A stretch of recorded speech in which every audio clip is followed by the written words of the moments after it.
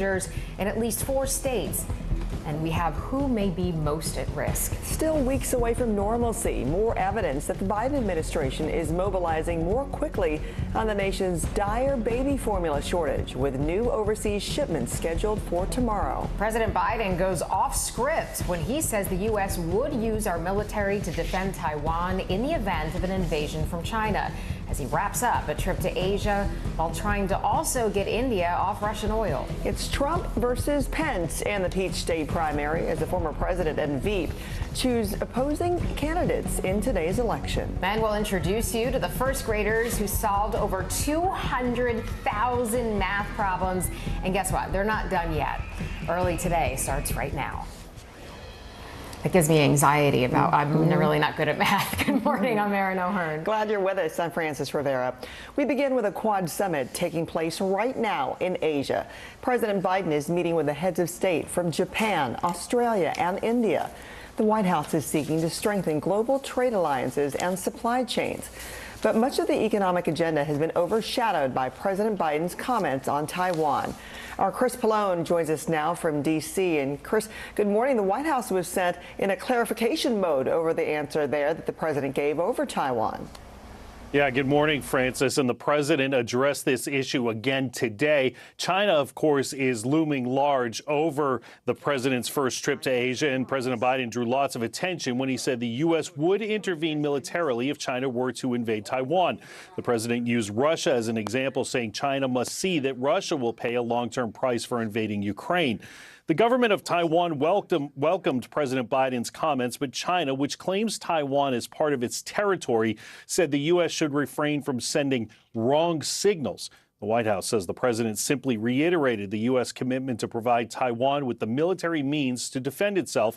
And this morning, President Biden insisted the long-standing U.S. policy of ambiguity on this issue is unchanged. Mr. President, is the policy of strategic ambiguity towards Taiwan dead? No. Can you explain? No. Our policy has not changed at all. I stated that when I made my statement yesterday. In his final day of meetings, President Biden met with India's prime minister. India has yet to denounce Russia's actions in Ukraine, and the president was expected to put pressure on India to do more. The president said that they discussed the war, but it's unclear whether he convinced Prime Minister Narendra Modi to distance India from Russia. President Biden is also meeting with Australia's Prime Minister Anthony Albanese today as he wraps up the Quad summit. A lot on the domestic agenda waiting for him when he gets home. Chris, thank you. Well, we turn now to the baby formula shortage. Outrage is growing over private sellers online who offer formula at more than 300% the normal store price. While price gouging can be against platforms' terms of service, it is not against federal law, nor many state laws. Regardless, lawmakers are increasingly raising the alarm, and New York City recently declared a state of emergency to crack down on that price gouging.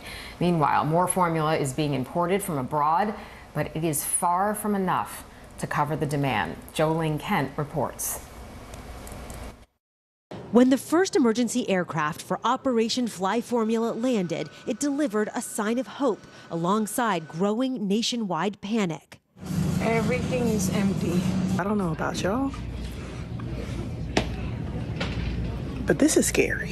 Aboard the C-17, more than 70,000 pounds of hypoallergenic formula, enough for 9,000 babies and 18,000 toddlers with cow's milk allergies. But just for 1 week, a drop in the bucket.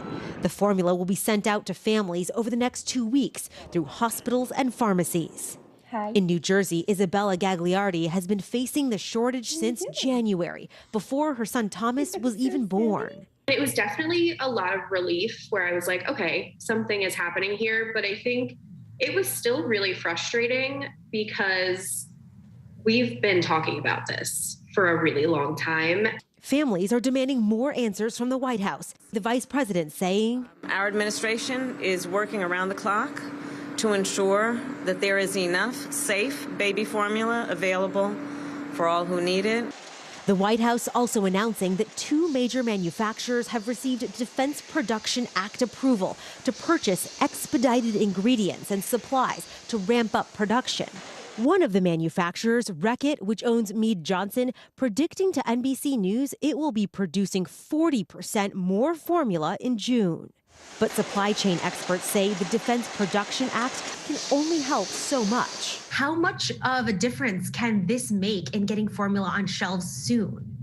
It really won't make too much of a difference. The problem is that the formula manufacturers don't have that extra capacity. So if a factory goes down and then you go to another factory and say, hey, look, we want more formula, they're not going to be able to produce as much as you're going to need. For now, Isabella is relying on her family and her mom group to get what her son needs. We take pictures of the formula shelves whenever we're there so other moms can see, like, Walmart in, wherever has this in stock. If you need it, you just shoot on over. And it's unfortunate that it's kind of fallen on the shoulders of mothers who've already had to do so much.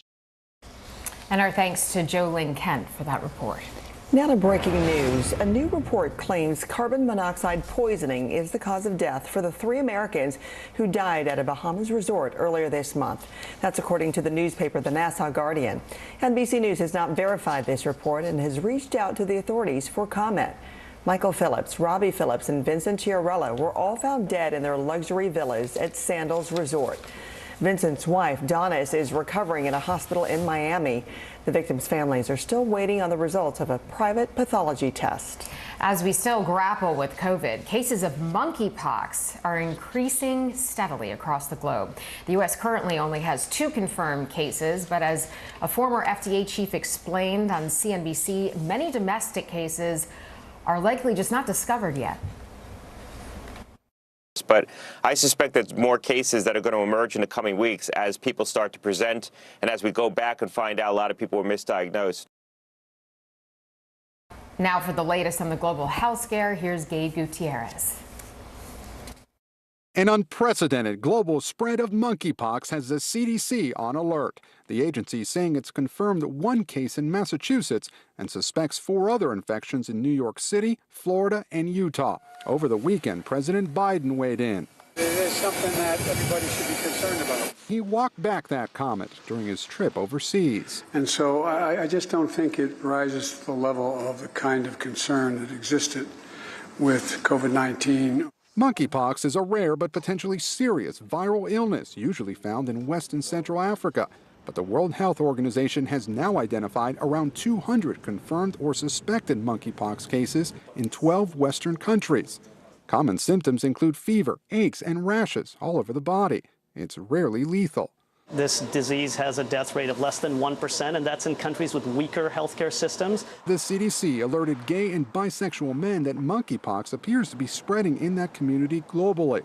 But public health experts stress that anyone can contract monkeypox through close personal contact, regardless of sexual orientation. It usually requires prolonged contact. So we're not talking minutes, but we're talking a long amount of time in direct contact with body fluids or lesions. And our thanks to Gabe Gutierrez for that report. Now to Ukraine, where Vladimir Putin's war on the country now enters its 90th day. In the first war crimes trial since the invasion began, a Russian soldier has been sentenced to life in prison for killing an unarmed 62-year-old civilian. The case will likely set the stage for Ukraine to prosecute more war crimes in the future as more allegations of atrocities committed by Russian forces come to light. And according to a UK defense report, Russia has likely lost as many soldiers in the last 3 months as the Soviet Union during its 9-year war in Afghanistan. More than 15,000 died in that time span. Ukrainian President Zelensky is saying Ukraine may be losing up to 100 soldiers a day as the Kremlin battles for the east rages on. NBC's Jay Gray has more from Lubny, Ukraine. Good morning, and the most intense fighting does continue to the east in the Donbas region, and specifically over the city of Severodonetsk. The governor in that region saying that Russian troops are using a scorched earth policy, destroying everything in their path with missiles fired from ships and submarines, with runs by Russian fighter planes over the area, tanks on the ground as well as howitzers. It has been a very bloody battle there, and many in the region are worried it's only going to get worse before it gets any better. That city, Severodonetsk, is the only one in the region that's still held by Ukraine forces, and so they continue to try and keep Russian troops out of the region. To this point, they've been able to do that. Let's talk a little bit about some help in that area, and it looks like it could be on the way. The Secretary of Defense Lloyd Austin saying that 20 countries have now agreed to a new security assistance plan. That's going to bring weapons and ammo into the region, something they desperately need right now as the fight continues. That's the latest from here in Ukraine. Now back to you. All right, Jay Grayforce. Jay, thank you. Well, tornadoes are wreaking havoc across the South. Residents of Chesney, South Carolina, recorded this tornado tearing through their town. The fire chief says no one was injured, but the area is covered now with debris and downed trees. And in Texas, Governor Greg Abbott has issued a state of emergency after a super tornado touched down in the northern part of the state.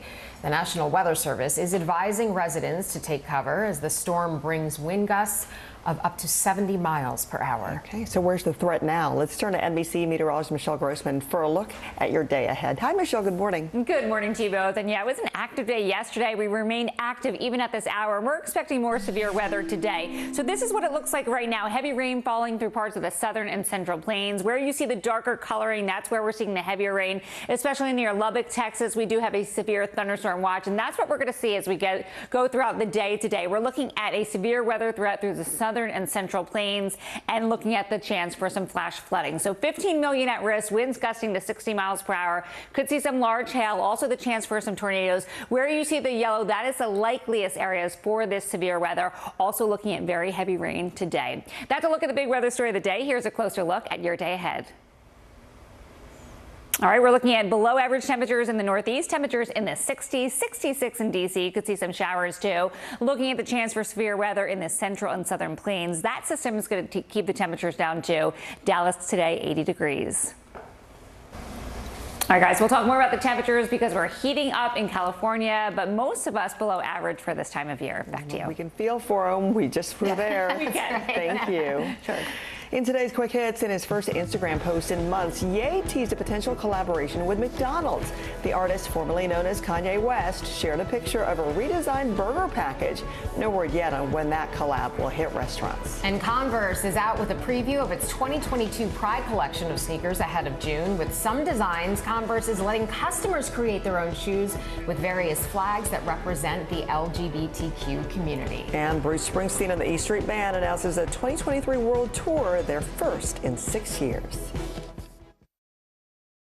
Still to come on the Channel 2 News. Well, the waters are certainly receding now. Still too close to call. Lester Holt reporting from Ground Zero, as it's being referred to. It is, in fact, a taste of freedom. The Haitian people know a little something about resiliency. What's the biggest risk right now? Some of the troops who have been proud. I want to welcome you to the first presidential debate. In fact, we've been told we can't go any farther. You are some resilient folks. Let me get a hint.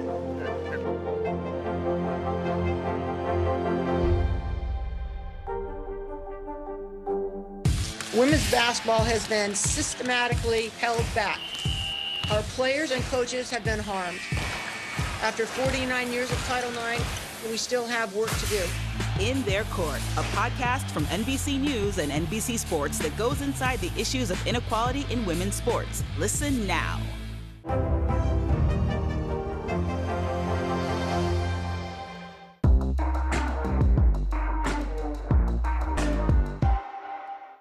Women's basketball has been systematically held back.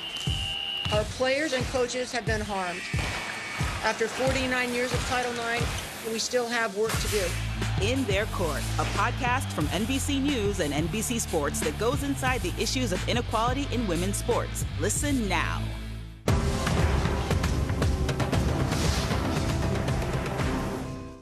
Women's basketball has been systematically held back. Our players and coaches have been harmed. After 49 years of Title IX, we still have work to do. In Their Court, a podcast from NBC News and NBC Sports that goes inside the issues of inequality in women's sports. Listen now.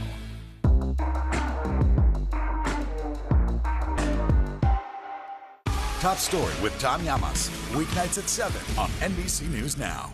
Hallie Jackson Now, weekdays at 5 on NBC News Now. New this morning, it's another big day on the road to the 2022 election with critical primaries in 4 states. But it's all eyes on Georgia, where incumbent Governor Brian Kemp and David Perdue are battling for the Republican spot on the ticket in November. The fight highlights the rift within the GOP, with former President Trump backing Perdue and his running mate rallying for the governor last night. It is great to be back in Georgia with so many patriots paving the way for a historic Republican victory 6 months from now. Mr. Trump held a dueling telephone rally for Perdue yesterday. According to the latest Fox News poll, Kemp has a commanding lead in the race with 60%. Perdue trails that lead by 28%. 2 years into the pandemic, Vice President Kamala Harris is helping frontline workers battle burnout. Our administration has invested more than $100 million to expand mental health resources, including funding for healthcare organizations, to create evidence-based programs around mental health and well-being for their employees. The VP toured a children's hospital in D.C. along with the Surgeon General. Dr. Vivek Murthy predicted an alarming shortage of 3 million low-wage health workers in the next 5 years. The so-called Don't Say Gay policies have become a hot-button topic, and now a new poll has found that a majority of Americans are divided on whether sexual orientation or gender identity discussions belong in the classroom.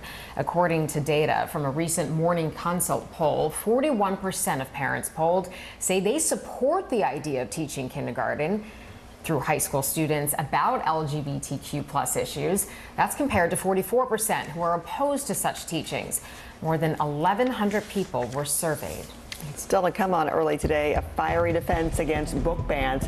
Why author Margaret Atwood is taking a flamethrower to her own book. And we'll have an electrifying new look at Thor: Love and Thunder. This is early today. What's it been, like 3-4 years? News is happening now. Look at what's making headlines around the world. We're coming on the air with breaking news. This is a significant moment. Whenever it happens, wherever you are, NBC News, streaming free now.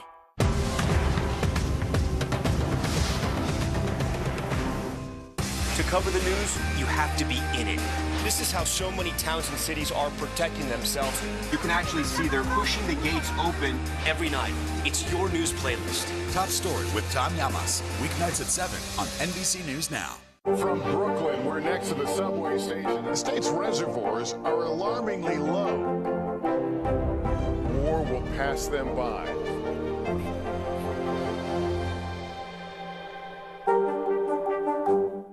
Good morning, everybody. Welcome to Today. Future's looking bright. You got a whole restart. How does that land with you? Is climate change and the environment one of your top priorities? Sounds so good. Love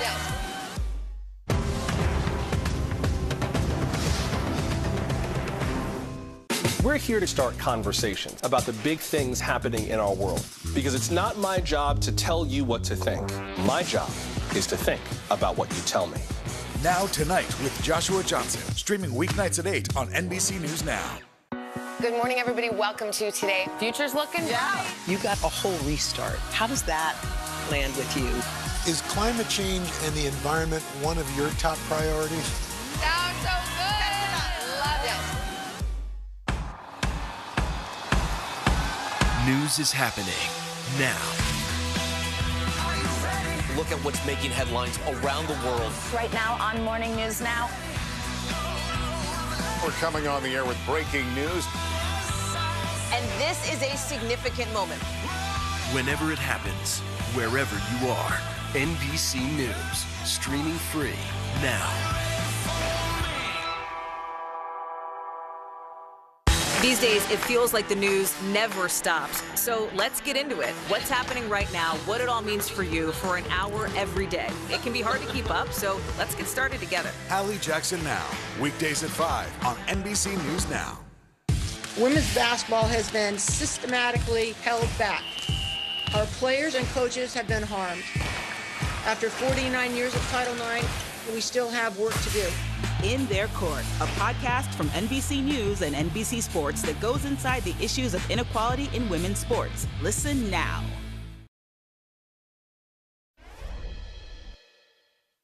The old ex-girlfriend.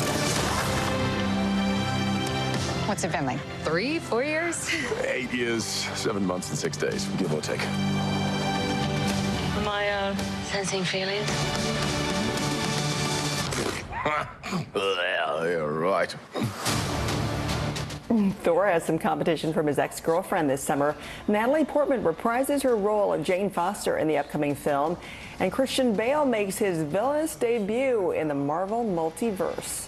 Thor: Love of Thunder smashes into theaters July 8th. Unrecognizable there, where author Margaret Atwood just tried and failed to burn one of her own books. Atwood aimed a flamethrower at her classic dystopian novel, The Handmaid's Tale. But this is a special unburnable copy created to raise funds for PEN America, which advocates for freedom of expression around the world. The book is up for auction at Sotheby's until June 7th. It is expected to fetch as much as $100,000. Dramatic video there for their fight against censorship. Yeah, very symbolic. All right, now to some fifth graders whose math skills multiplied all year long. All right, here we are, 25.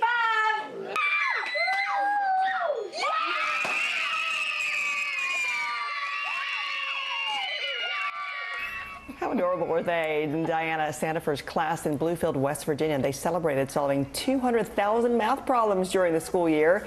The kids got to celebrate with their milestone there with the root beer floats. It's amazing that they were even able to count how many math problems they did, you know, and keep track. And in case you couldn't tell, they were pretty excited. Yeah. Well, Michelle's tracking a major West Coast warm-up next. And a shot of hope for parents waiting to get their kids under the age of 5 vaccinated against COVID.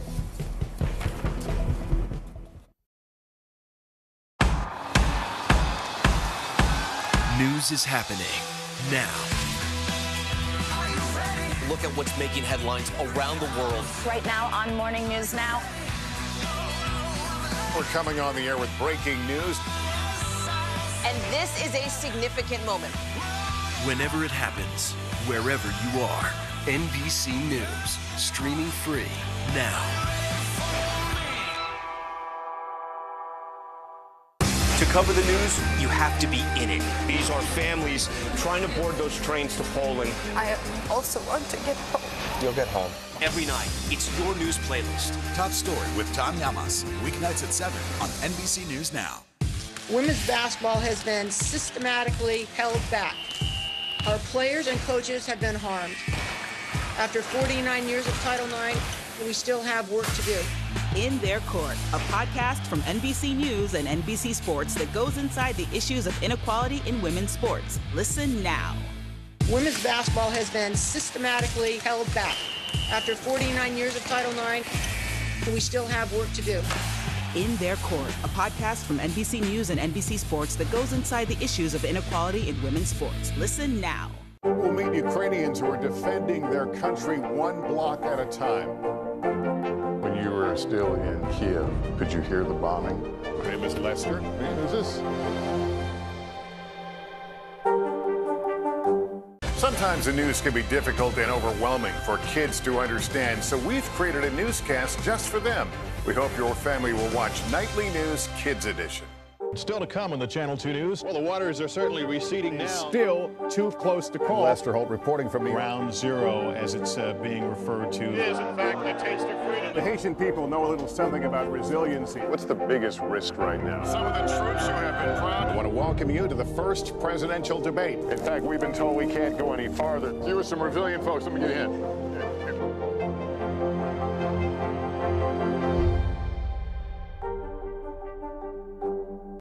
Top Story with Tom Llamas is your news playlist on NBC News Now. And now, you can listen to it as a podcast. Available anytime and anywhere. Now Tonight with Joshua Johnson. Streaming weeknights at 8 on NBC News Now. Welcome back on this Tuesday. Well, we're heating it up in interior parts of California. 7 million people impacted. We're going to see temperatures in the 90s, even the hundreds in some spots. So Chico today 99, Sacramento 100, Fresno 97. That's 12 degrees above what is typical for this time of year. In a huge contrast, we were looking at a spring chill in the middle of the country, 59 degrees in Omaha. We'll be right back. Hallie Jackson Now, weekdays at 5 on NBC News Now. Top Story with Tom Llamas is your news playlist on NBC News Now. And now, you can listen to it as a podcast, available anytime and anywhere. Women's basketball has been systematically held back. After 49 years of Title IX, we still have work to do. In Their Court, a podcast from NBC News and NBC Sports that goes inside the issues of inequality in women's sports. Listen now.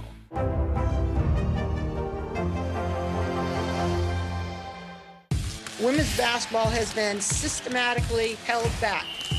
Our players and coaches have been harmed. After 49 years of Title IX, we still have work to do. In Their Court, a podcast from NBC News and NBC Sports that goes inside the issues of inequality in women's sports. Listen now. News is happening now. Look at what's making headlines around the world. Right now on Morning News Now. We're coming on the air with breaking news. And this is a significant moment. Whenever it happens, wherever you are, NBC News, streaming free now. We're here to start conversations about the big things happening in our world, because it's not my job to tell you what to think. My job is to think about what you tell me. Now Tonight with Joshua Johnson, streaming weeknights at 8 on NBC News Now.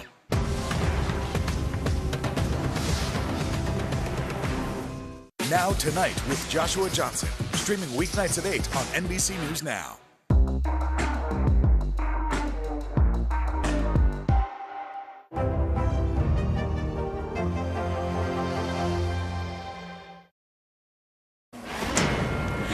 In today's top stories, the FBI reports so-called active shooter incidents were up more than 50% last year.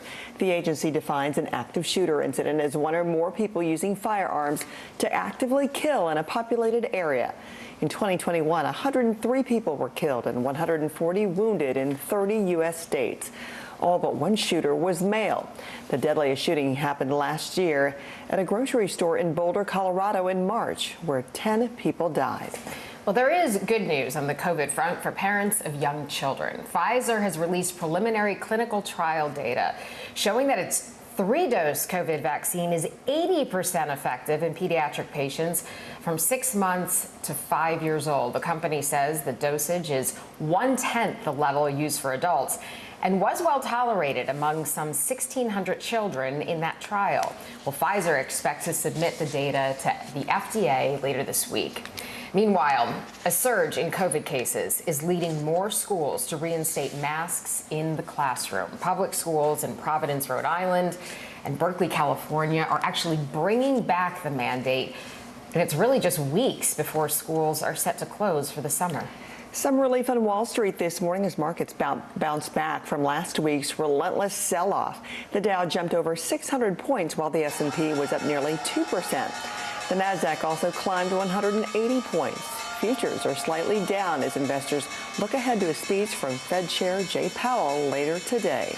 And the markets may be bouncing back, but a few billionaires saw some personal fortunes dwindle. According to Bloomberg's Billionaires Index, 50 of the richest people in the world have lost more than $500 billion this year due to the stock market. The list includes Jeff Bezos, Elon Musk, and the head of the French luxury group LVMH. As astronomical as that number may seem to us, and it is astronomical, their net worth still surpasses $100 billion, so I think they'll be okay. Yeah, the problems of the rich. Right, Major League Baseball suspended Yankees slugger Josh Donaldson for one game after he called White Sox star Tim Anderson Jackie in reference to Jackie Robinson during Saturday's game. Donaldson will be allowed to play while he appeals the suspension. In a statement, the MLB said the comment was made in poor judgment. White Sox manager Tony La Russa called Donaldson's remark racist, while Donaldson says he used the Jackie comment in the past with Anderson. Smells like teen spirit and sounds like $5 million. Kurt Cobain's iconic blue electric guitar sold for $4.5 million at a Julian's auction event. And we thank you for waking up with us here on Early Today. See you back here tomorrow.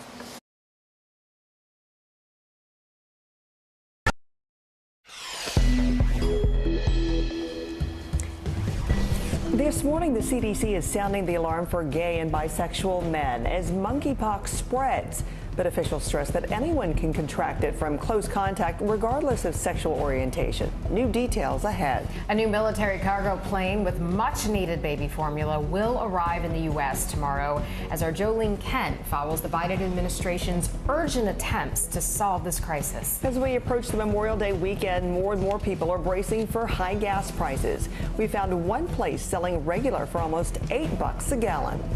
To the murder mystery involving a world-class cyclist who may have been killed as a part of an alleged love triangle. And it's Trump versus Pence in the Peach State primary as the former president and Veep choose opposite candidates in today's election. Early Today starts right now.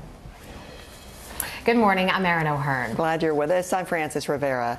Another military plane load of specialty baby formula from abroad is expected to land at Washington Dulles Airport tomorrow. The shipment will be then moved to Pennsylvania by road for further distribution.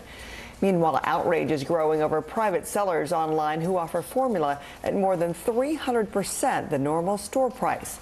New York City recently declared a state of emergency to crack down on price gouging. Our Jolene Kent has the latest on the crisis. When the first emergency aircraft for Operation Fly Formula landed, it delivered a sign of hope alongside growing nationwide panic. Everything is empty. I don't know about y'all, but this is scary. Aboard the C-17, more than 70,000 pounds of hypoallergenic formula, enough for 9,000 babies and 18,000 toddlers with cow's milk allergies. But just for 1 week, a drop in the bucket. The formula will be sent out to families over the next 2 weeks through hospitals and pharmacies. In New Jersey, Isabella Gagliardi has been facing the shortage since January, before her son Thomas was even born. It was definitely a lot of relief where I was like, okay, something is happening here. But I think it was still really frustrating because we've been talking about this for a really long time. Families are demanding more answers from the White House. The vice president saying, Our administration is working around the clock to ensure that there is enough safe baby formula available for all who need it. The White House also announcing that 2 major manufacturers have received Defense Production Act approval to purchase expedited ingredients and supplies to ramp up production. One of the manufacturers, Reckitt, which owns Mead Johnson, predicting to NBC News it will be producing 40% more formula in June. But supply chain experts say the Defense Production Act can only help so much. How much of a difference can this make in getting formula on shelves soon? It really won't make too much of a difference. The problem is that the formula manufacturers don't have that extra capacity. So if a factory goes down and then you go to another factory and say, hey, look, we want more formula, they're not going to be able to produce as much as you're going to need. For now, Isabella is relying on her family and her mom group to get what her son needs. We take pictures of the formula shelves whenever we're there so other moms can see, like, Walmart in, wherever has this in stock. If you need it, you just shoot on over. And it's unfortunate that it's kind of fallen on the shoulders of mothers who've already had to do so much. And our thanks to Jolene Kent for that report. Turning to the war in Ukraine, now ongoing for full 3 months. The Pentagon saying 20 countries have agreed to provide new security packages to Ukraine. They will include ammunition, coastal defense systems, and armored vehicles. This is the Russian offensive makes gains in the east of the country. Now to Richard Engel, who has the details from Ukraine. Out in Ukraine's far east, Russia's advance is gaining ground in a slow, destructive assault on the Donbass. Nothing seems to be off limits. Ukraine saying Russia just bombed this music school. Russia controls areas on 3 sides of the Donbass, a coal mining heartland, and is closing in on territory still held by Ukraine. At the center is Kramatorsk, where the main trauma hospital is receiving wounded, mostly from Russian artillery. Vera, 95 years old, was in her bedroom. What happened to you? It was very quiet, and suddenly there was an explosion. I don't understand how I stayed alive, she says. But reaching areas around Kramatorsk to evacuate refugees and the wounded is increasingly a challenge. This is as far as we've been able to get for now. Ukrainian security forces won't let us advance further down that road. And if you listen, you can hear why. There's an intense artillery battle underway between Ukrainian forces and Russian troops. And it's been going on like this for several hours. Amid the exchanges of fire, 2 Russian jets dropping flares for defense scream by at low altitude. Russia seems determined to take the east, even if it has to destroy it. Russia's first convicted war criminal, a young soldier, was handed a life sentence for killing a 62-year-old unarmed civilian. There are new signs of at least some internal opposition to President Putin's war. A top Russian diplomat in Switzerland resigned, saying he's never been so ashamed of his country's actions. Richard Engel, NBC News, Pokrovsk, Ukraine. Cases of monkeypox are increasing steadily across the globe. The U.S. currently has 2 confirmed cases, but as a former FBI chief explained on CNBC, many domestic cases are likely just not discovered yet. But I suspect that more cases that are going to emerge in the coming weeks as people start to present and as we go back and find out a lot of people were misdiagnosed. And now for the latest on the global health scare, here's Gabe Gutierrez. An unprecedented global spread of monkeypox has the CDC on alert. The agency saying it's confirmed 1 case in Massachusetts and suspects 4 other infections in New York City, Florida, and Utah. Over the weekend, President Biden weighed in. It is something that everybody should be concerned about. He walked back that comment during his trip overseas. And so I just don't think it rises to the level of the kind of concern that existed with COVID-19. Monkeypox is a rare but potentially serious viral illness usually found in West and Central Africa. But the World Health Organization has now identified around 200 confirmed or suspected monkeypox cases in 12 Western countries. Common symptoms include fever, aches, and rashes all over the body. It's rarely lethal. This disease has a death rate of less than 1%, and that's in countries with weaker healthcare systems. The CDC alerted gay and bisexual men that monkeypox appears to be spreading in that community globally. But public health experts stress that anyone can contract monkeypox through close personal contact, regardless of sexual orientation. It usually requires prolonged contact. So we're not talking minutes, but we're talking a long amount of time in direct contact with body fluids or lesions. And our thanks to Gabe Gutierrez for that report. Let's turn now to Japan, where President Biden is wrapping up his meeting with the Quad leaders. This morning, he attended a summit with the heads of state from Japan, Australia, and India. The White House is seeking to strengthen global trade alliances and supply chains. But much of the economic agenda has been overshadowed by President Biden's comments on Taiwan. Our Chris Pallone joins us now from D.C. And Chris, the White House has been here before. It is in clarification mode. But now over that answer that the president gave about Taiwan. Yeah, Aaron, good morning. And the president is discussing this topic again today. China, of course, looming large over the president's first trip to Asia. And President Biden drew lots of attention when he said the U.S. would intervene militarily if China were to invade Taiwan.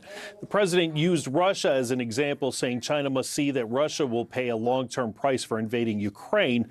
The government of Taiwan welcomed President Biden's comments, but China, which claims Taiwan is part of its own territory, said the U.S. should refrain from sending wrong signals. The White House says the president simply reiterated the U.S. commitment to provide Taiwan with the military means to defend itself.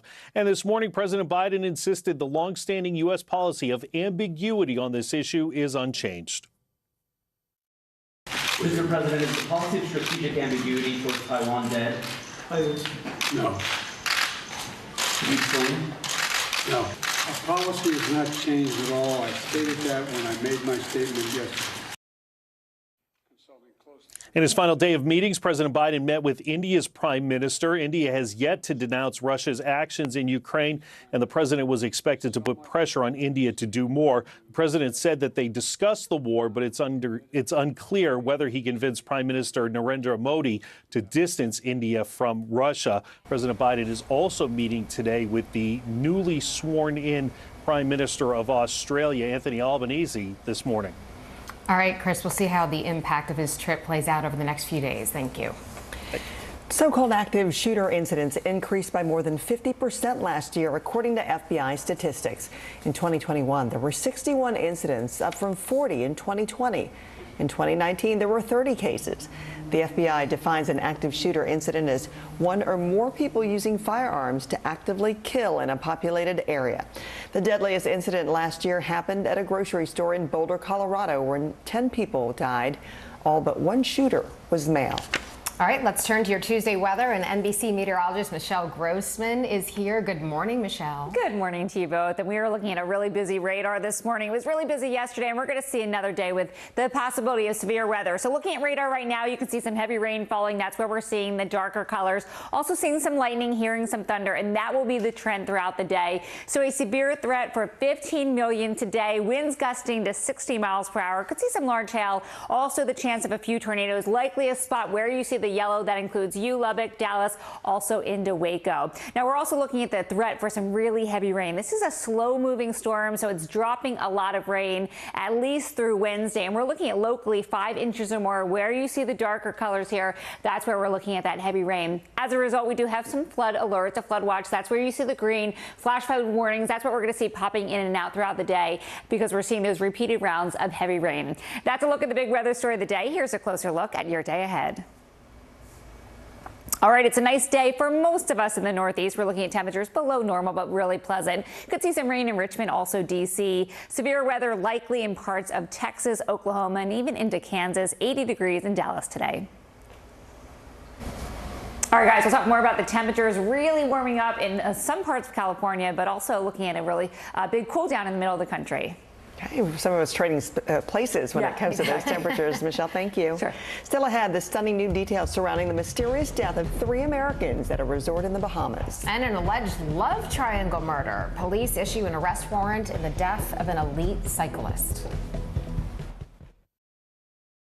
Sometimes the news can be difficult and overwhelming for kids to understand, so we've created a newscast just for them. We hope your family will watch Nightly News Kids Edition. When was the last time you made space to listen to somebody?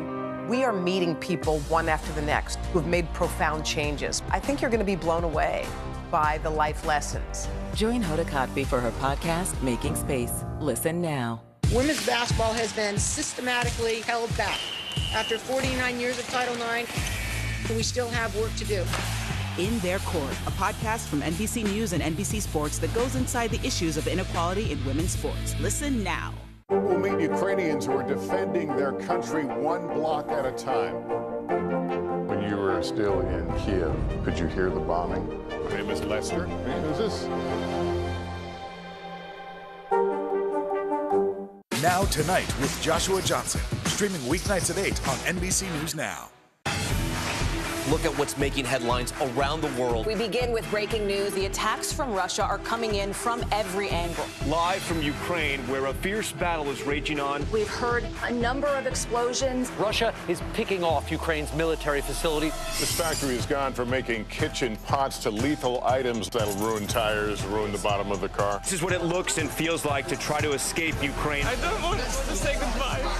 The battle for Congress and the fight for control of State House. In our special County to County series, we're checking out key battlegrounds. We are talking elections in a battleground state. What does President Biden need to do tonight? He needs to speak to heads and hearts. A lot to break down, Chuck, so let's dive right in. Official confirmation of Judge Ketanji Brown Jackson. Let's zoom out a bit to our changing climate. We have some stunning new findings about COVID-19.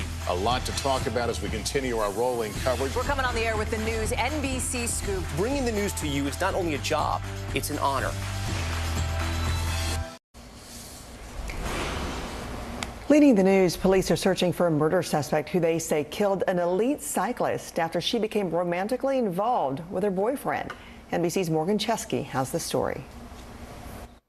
U.S. Marshals leading a coast-to-coast search for a murder suspect who hasn't been seen in more than a week. 35-year-old Caitlin Armstrong is accused of fatally shooting professional cyclist Anna Mariah Wilson. Police say on May 11th, officers found the 25-year-old's body at this Austin home with multiple gunshot wounds. There's some suspicious activity going on in there, so we definitely went with a suspicious death. In an affidavit obtained by our NBC affiliate KXAN, police say Wilson had met with the suspect's current boyfriend, Colin Strickland, the night she was killed.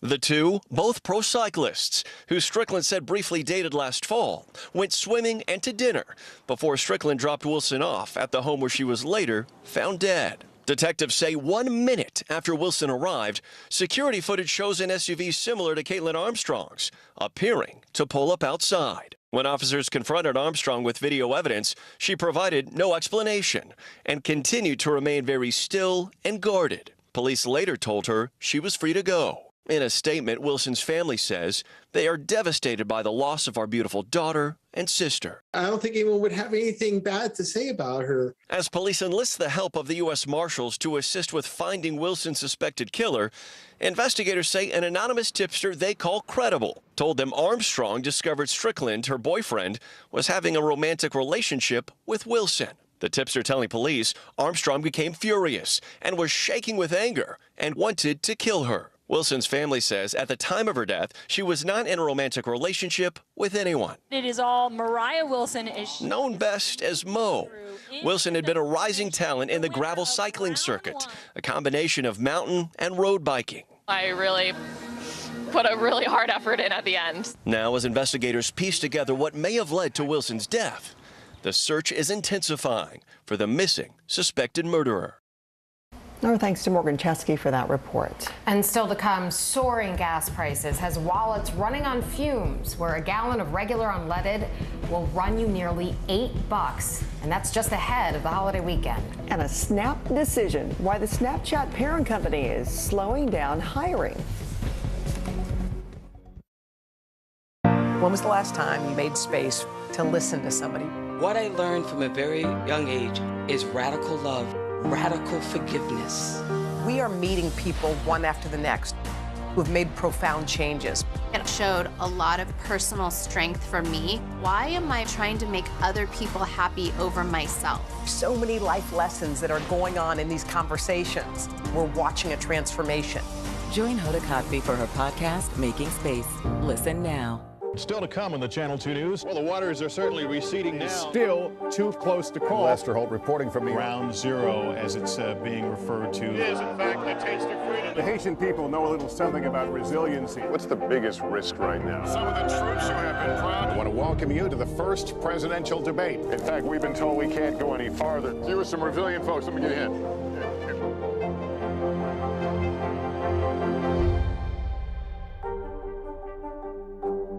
We're here to start conversations about the big things happening in our world, because it's not my job to tell you what to think. My job is to think about what you tell me. Now Tonight with Joshua Johnson, streaming weeknights at 8 on NBC News Now. The fire has grown leaps and bounds. You see behind me is typical. How you doing? Pretty bad. News is happening now. Look at what's making headlines around the world. We're coming on the air with breaking news. This is a significant moment. Whenever it happens, wherever you are, NBC News, streaming free now. This is a very different kind of program. We're here to start conversations about the big things happening in our world. Professor, I'm not asking you to predict the future, but what do we think that the new normal is going to be? Is part of this that everyone's rethinking their jobs during this pandemic and their relationship to their employers? What is your biggest tip for any parent who's concerned about this? It's not my job to tell you what to think. My job is to think about what you tell me. Now Tonight with Joshua Johnson, streaming weeknights at 8 on NBC News Now. When was the last time you made space to listen to somebody? We are meeting people one after the next who have made profound changes. I think you're going to be blown away by the life lessons. Join Hoda Kotb for her podcast, Making Space. Listen now. News is happening now. Look at what's making headlines around the world. We're coming on the air with breaking news. This is a significant moment. Whenever it happens, wherever you are, NBC News, streaming free now.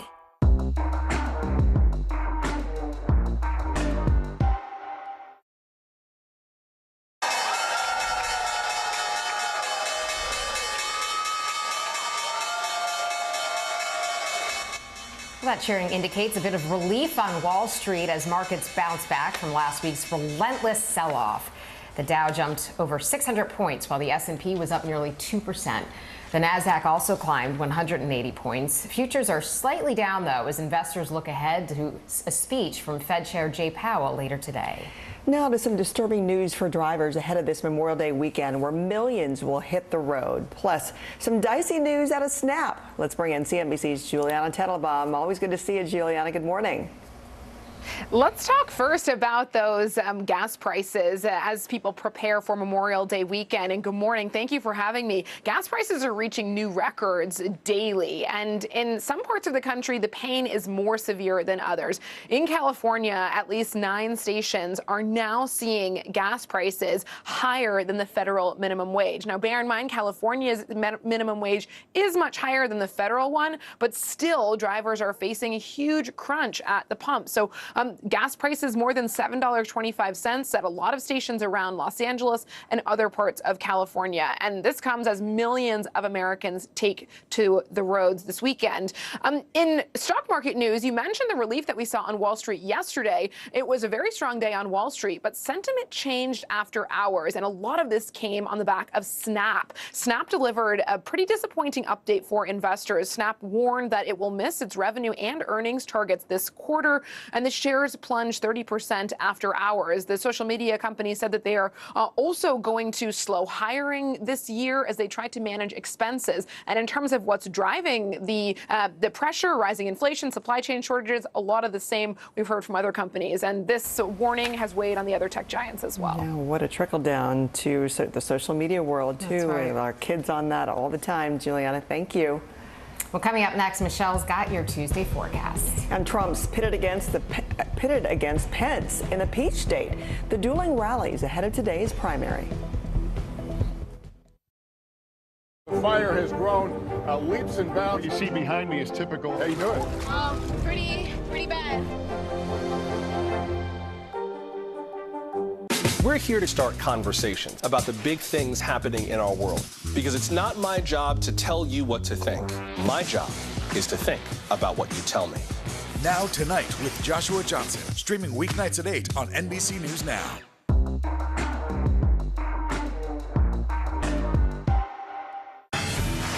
Look at what's making headlines around the world. We begin with breaking news. The attacks from Russia are coming in from every angle. Live from Ukraine, where a fierce battle is raging on. We've heard a number of explosions. Russia is picking off Ukraine's military facility. This factory has gone from making kitchen pots to lethal items that'll ruin tires, ruin the bottom of the car. This is what it looks and feels like to try to escape Ukraine. I don't want to say goodbye. The battle for Congress and the fight for control of State House. In our special County to County series, we're checking out key battlegrounds. We are talking elections in a battleground state. What does President Biden need to do tonight? He needs to speak to heads and hearts. A lot to break down, Chuck, so let's dive right in. Official confirmation of Judge Ketanji Brown Jackson. Let's zoom out a bit to our changing climate. We have some stunning new findings about COVID-19. A lot to talk about as we continue our rolling coverage. We're coming on the air with the news NBC Scoop. Bringing the news to you is not only a job, it's an honor. Still to come on the Channel 2 News. Well, the waters are certainly receding now. Still too close to call. Lester Holt reporting from Ground Zero, as it's being referred to. It is, in fact, a taste of freedom. The Haitian people know a little something about resiliency. What's the biggest risk right now? Some of the troops who have been proud. I want to welcome you to the first presidential debate. In fact, we've been told we can't go any farther. You with some resilient folks. Let me get a hint.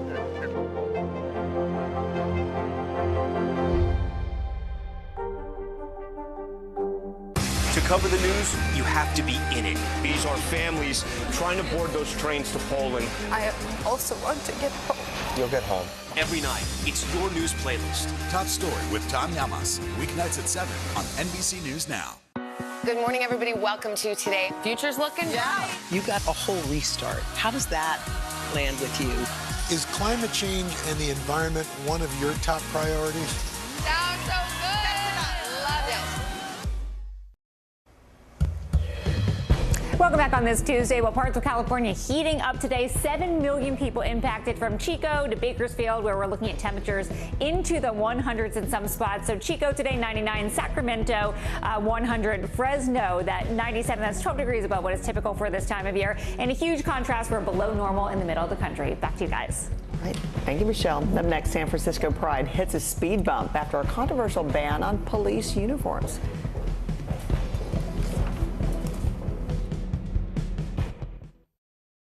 NBC News, streaming free now. Fire has grown leaps and bounds. What you see behind me is typical. How you doing? Pretty bad. News is happening now. Look at what's making headlines around the world. We're coming on the air with breaking news. This is a significant moment. Whenever it happens, wherever you are, NBC News, streaming free now. Sometimes the news can be difficult and overwhelming for kids to understand. Ukraine and Russia. Could you help me understand what's going on? So to help make sense of it, we've created a newscast just for them. We hope your family will watch Nightly News Kids Edition. Sometimes the news can be difficult and overwhelming for kids to understand, so we've created a newscast just for them. We hope your family will watch Nightly News Kids Edition. Top Story with Tom Llamas is your news playlist on NBC News Now. And now, you can listen to it as a podcast. Available anytime and anywhere. When was the last time you made space to listen to somebody? What I learned from a very young age is radical love, radical forgiveness. We are meeting people one after the next who have made profound changes. It showed a lot of personal strength for me. Why am I trying to make other people happy over myself? So many life lessons that are going on in these conversations. We're watching a transformation. Join Hoda Kotb for her podcast, Making Space. Listen now. From Brooklyn, we're next to the subway station. The state's reservoirs are alarmingly low. War will pass them by.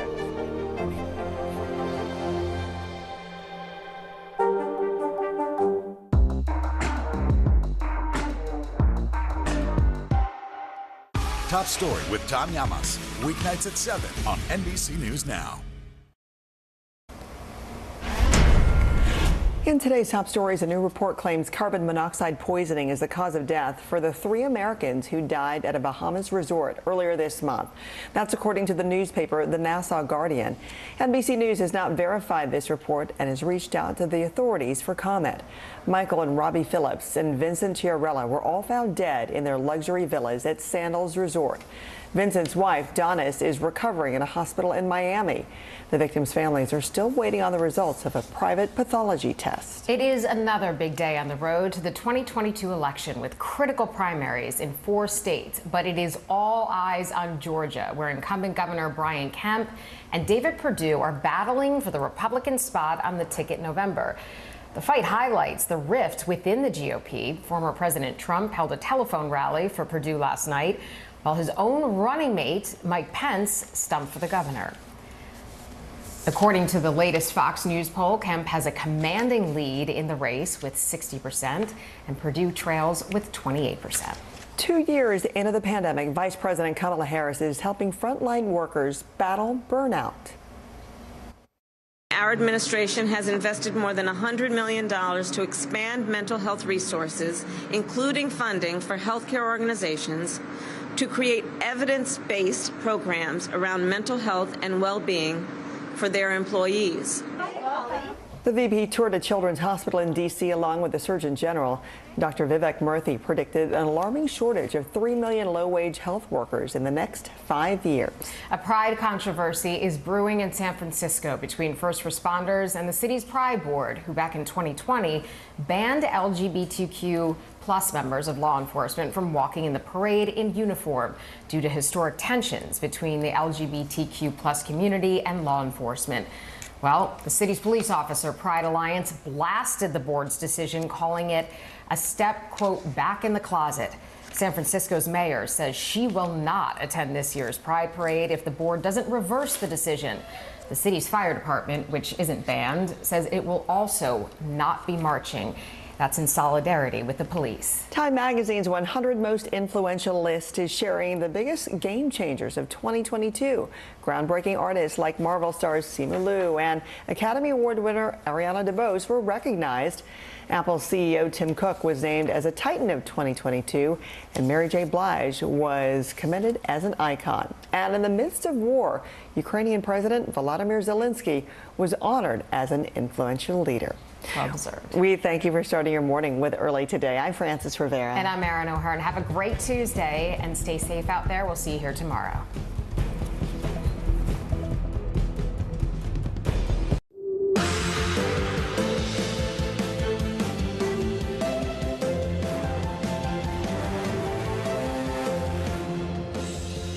Good morning, I'm Joe Fryer. Savannah is on assignment. Right now on Morning News Now, Georgia on my mind. The primary elections in the Peach State are taking center stage this morning as voters head out to the polls. What you need to know about the key races there and in other states across the country this morning. Doubling down, President Biden reiterating his message to defend Taiwan from any aggression by China. His promise for a military response drawing parallels to the situation in Ukraine. Mr. President, would you send troops to Taiwan if China invaded? Our policy has not changed at all. I stated that when I made my statement yesterday. We'll have the latest from Tokyo as the president wraps up his historic trip to Asia.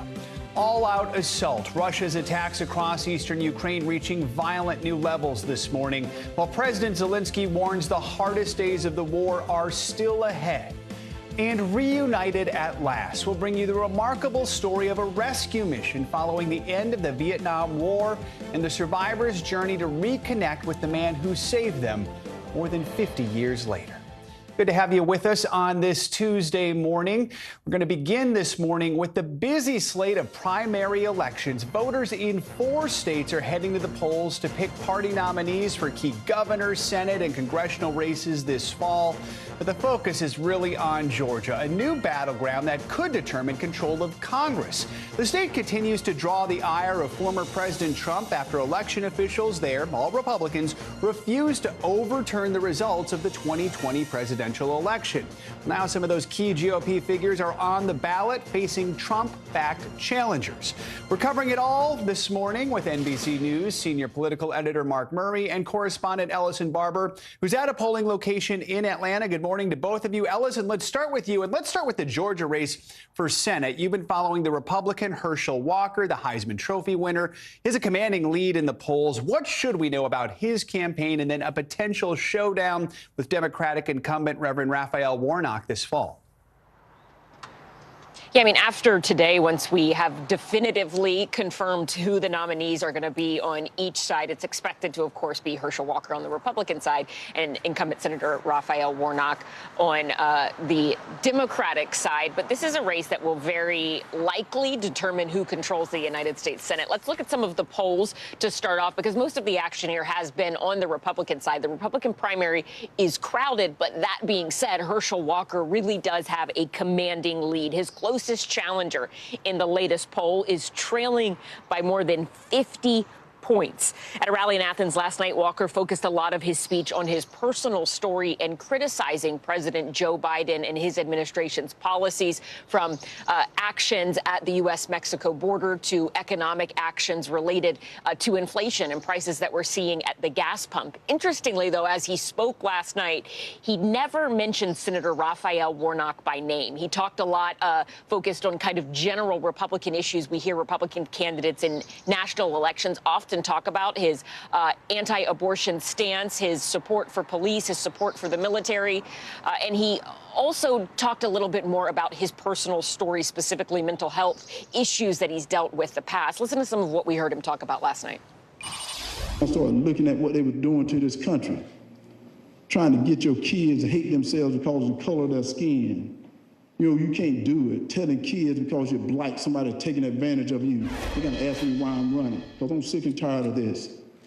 All these people talking this stuff, ask not what your country can do for you, but ask what you can do for your country. But yet they're not doing it. They're putting America second. America not second. When America leads, this whole world is okay. Right now, America is not leading.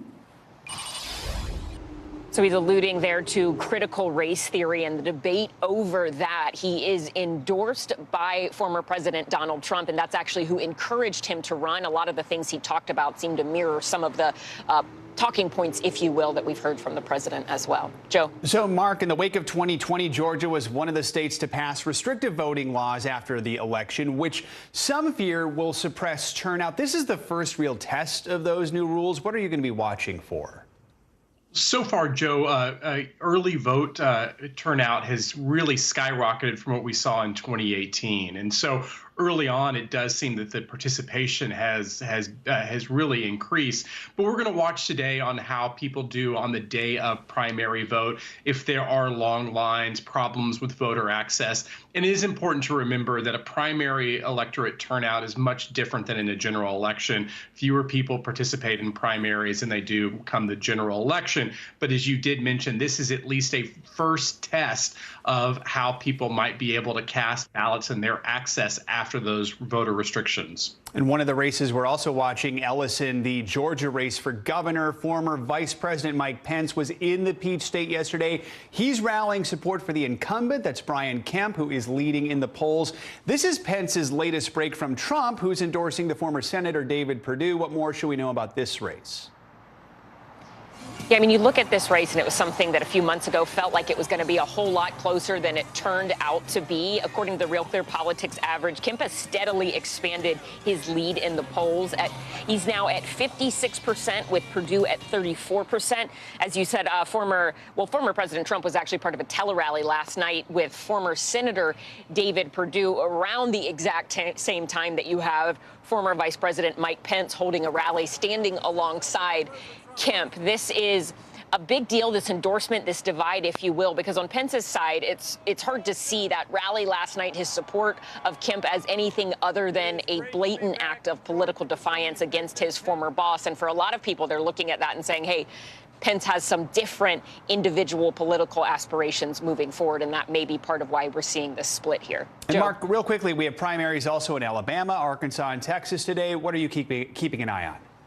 Yeah, Alabama Senate, where you have Richard Shelby retiring from the Senate, Mo Brooks, who had been endorsed by the former President Donald Trump, then that was rescinded, is in a three-way race that could be headed to a runoff. Joe, I'm also a native Texan. There are runoffs happening there, including a progressive versus incumbent, a Democratic member of Congress race, as well as an attorney general race where the end of the Bush political line and the legacy of the Bush family could very well be at the end of the line if you end up having George P. Bush lose the runoff for attorney general in Texas. Lots to watch. Ellison and Mark, thank you both so much. We're going to be covering it all day long. Hallie Jackson Now will broadcast live from Georgia for the primary election coverage starting at 5 p.m. Eastern. Then at 8 p.m. Eastern, Chuck Todd and Kristen Welker host in-depth coverage and analysis of election results in Alabama, Georgia, and more.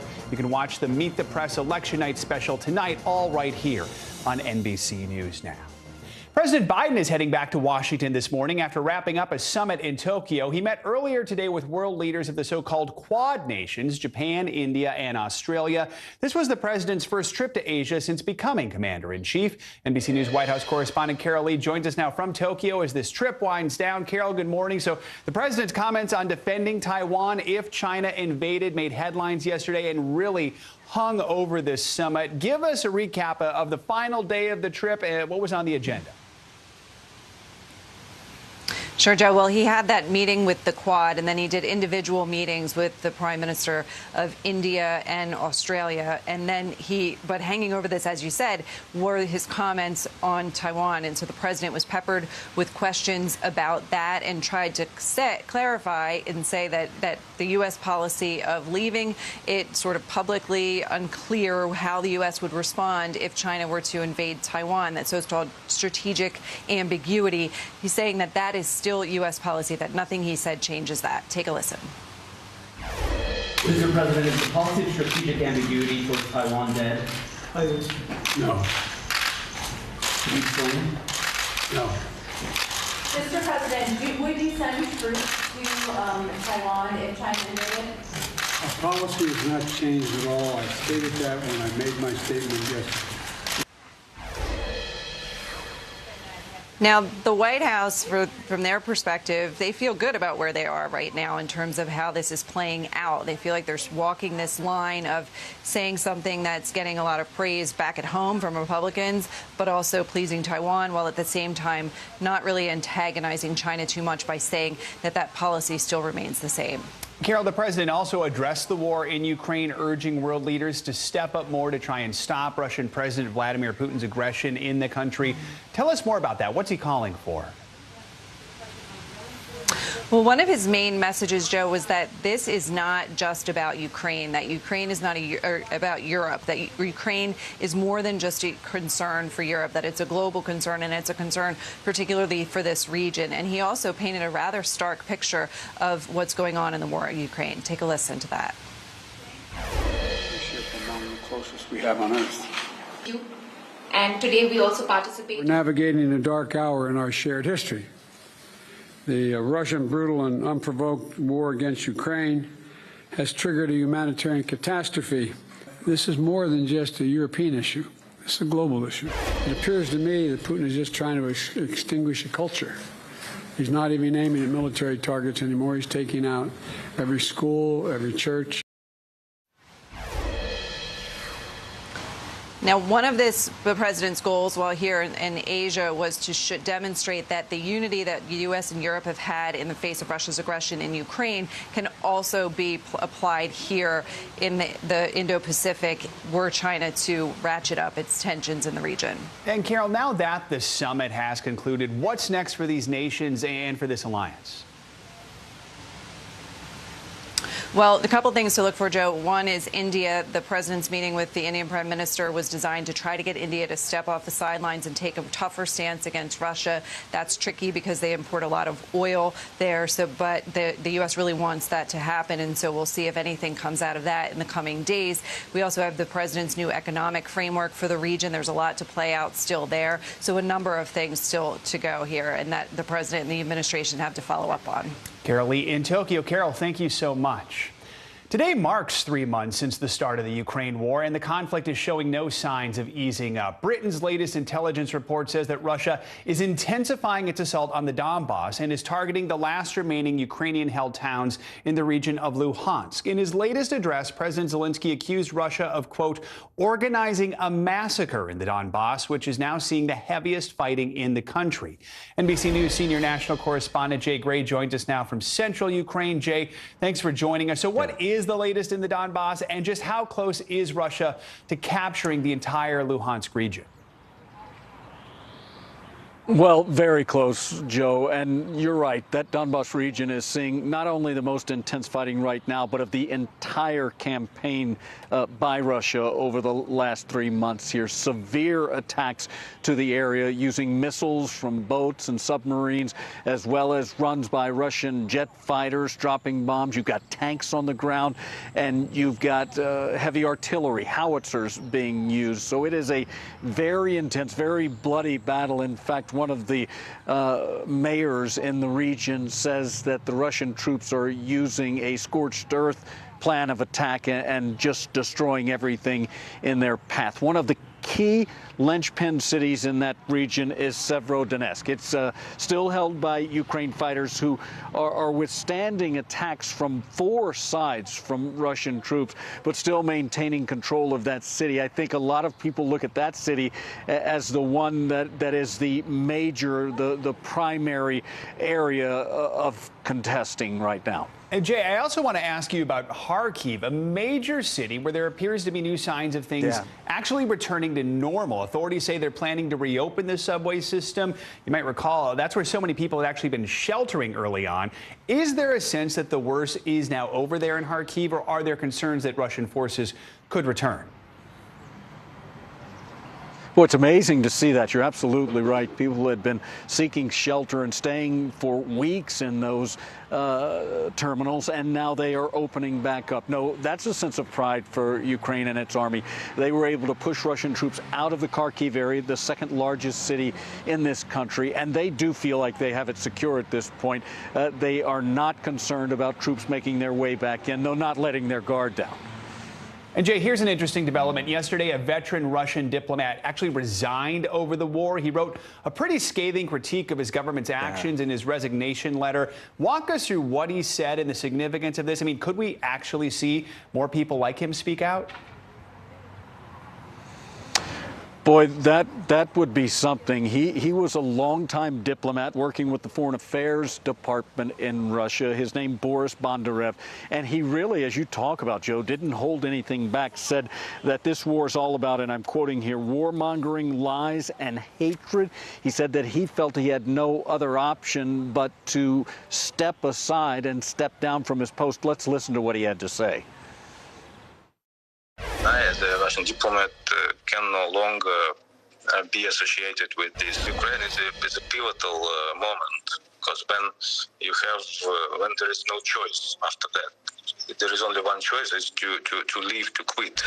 I think the message is that sometimes you must do something to be able then to look at the mirror. Yeah, and look, he wrote a scathing telegraph that he posted online. One of the things he said was that the Kremlin is willing to sacrifice as many lives as it takes in this war, Joe. Incredible to hear that. Jay Cray reporting from Ukraine. Jay, thank you so much. Let's bring in Lester Munson now for more on the war in Ukraine. He's a senior fellow at the National Security Institute and a principal in the international practice at the BGR Group. Good to have you with us again, Lester. Let's start with these comments made yesterday by the chairman of the Joint Chiefs of Staff, General Mark Milley. He said that we are still, quote, a ways away from sending U.S. troops back into Ukraine. Do you think the fact that our military leaders are considering this signals that parts of Ukraine, especially maybe around the capital of Kyiv, they're secure enough to reestablish a military presence in the country and more of a diplomatic presence? I think that's exactly right. We're also seeing really maybe the endemic phase of this war, where we're going to be shifting from crisis into kind of a long-term, ongoing, almost frozen conflict between Ukrainian forces and Russian forces, particularly in the east of Ukraine. So it's going to be more appropriate for U.S. forces to be there to protect the embassy, which is the traditional job of U.S. Marines, and perhaps also to train Ukrainian forces to be even more effective in the fight against Russia. Lester, I want to turn now to what we heard from one of Germany's economic ministers yesterday, telling reporters that an agreement to ban imports of Russian oil into the European Union could be reached within days. I mean, this is big. What kind of impact could this deal have? First, on Russia's economy, and if it is a big impact, does that influence Putin at all when it comes to the war? Well, let's be clear. The energy issue is the saving issue for Russia. The income that Russia gets for selling oil and gas is what is sustaining its war effort. That has to be addressed. It is good that the Europeans are moving towards a consensus on this. Frankly, I think they should have done this already. And we also need to see greater supply for countries that are net importers of energy. So it's not enough just to say, hey, we're not going to buy it anymore. You also have to go encourage other producers to produce more. So the U.S. and the Europeans should be engaged in more of a diplomatic outreach to the Middle East and to other places where they can really address this issue for the long term. Yeah, I mean, speaking of oil, we know President Biden was meeting with India's Prime Minister Modi this morning. Carol Lee was just talking a little bit about that, putting the pressure on him. India's continued to import Russian oil, has yet to denounce the Russian invasion in Ukraine. Do you think the president can put enough pressure on India to change its stance on Russia? And if that happened, would that have an impact? I think it's important to pull back a little bit here. The U.S. primary goal, first of all, the bilateral relationship with India is hugely important. And the primary goal for the U.S. in its relationship with India long term relates more to China than it does to Russia. So the Quad, which they had the meeting just recently in person in Tokyo, the purpose of that is really to galvanize those countries in the Indo-Pacific against China not against Russia per se. And so we do need to be a little bit careful. There's a lot of different priorities for the U.S. on the Eurasian landmass, and sorting those out is a tough job occasionally. India's in an interesting place where it's got this previous relationship with Russia, and it also wants to have a positive relationship with the West, which is increasingly true. So that's something that really needs to be managed on a daily basis. Lester Munson with a good global perspective there. Appreciate your analysis this morning. Thank you so much. And be sure to tune in to NBC News Now at 10:30 p.m. Eastern tonight for an in-depth look at Vladimir Putin's history and what drove him to this point, with Keir Simmons bringing us this special titled Putin's War. American families found a bit of relief this week as pallets of baby formula arrived from Europe. The shipment had enough formula to feed 9,000 babies and 18,000 toddlers for 1 week. But families are certainly not out of the woods yet. As of last night, 43% of formula supplies nationwide were still out of stock. Another military shipment is expected later this week, but true relief for parents may not come for several weeks. NBC News business and technology correspondent Jolene Kent has the latest. That emergency military aircraft carrying all of that formula has now been on the ground for more than 24 hours. And this has parents asking more questions about when additional formula will become available, putting even more pressure on the White House to deliver. When the first emergency aircraft for Operation Fly Formula landed, it delivered a sign of hope alongside growing nationwide panic. Everything is empty. I don't know about y'all, but this is scary. Aboard the C-17, more than 70,000 pounds of hypoallergenic formula, enough for 9,000 babies and 18,000 toddlers with cow's milk allergies. But just for 1 week, a drop in the bucket. The formula will be sent out to families over the next 2 weeks through hospitals and pharmacies. In New Jersey, Isabella Gagliardi has been facing the shortage since January, before her son Thomas was even born. It was definitely a lot of relief where I was like, okay, something is happening here. But I think it was still really frustrating because we've been talking about this for a really long time. Families are demanding more answers from the White House. Today, the vice president saying, Our administration is working around the clock to ensure that there is enough safe baby formula available for all who need it. The White House also announcing that 2 major manufacturers have received Defense Production Act approval to purchase expedited ingredients and supplies to ramp up production. One of the manufacturers, Reckitt, which owns Mead Johnson, predicting to NBC News it will be producing 40% more formula in June. But supply chain experts say the Defense Production Act can only help so much. How much of a difference can this make in getting formula on shelves soon? It really won't make too much of a difference. The problem is that the formula manufacturers don't have that extra capacity. So if a factory goes down and then you go to another factory and say, hey, look, we want more formula, they're not going to be able to produce as much as you're going to need. For now, Isabella is relying on her family and her mom group to get what her son needs. We take pictures of the formula shelves whenever we're there so other moms can see, like, Walmart in, wherever has this in stock. If you need it, you just shoot on over. And it's unfortunate that it's kind of fallen on the shoulders of mothers who've already had to do so much.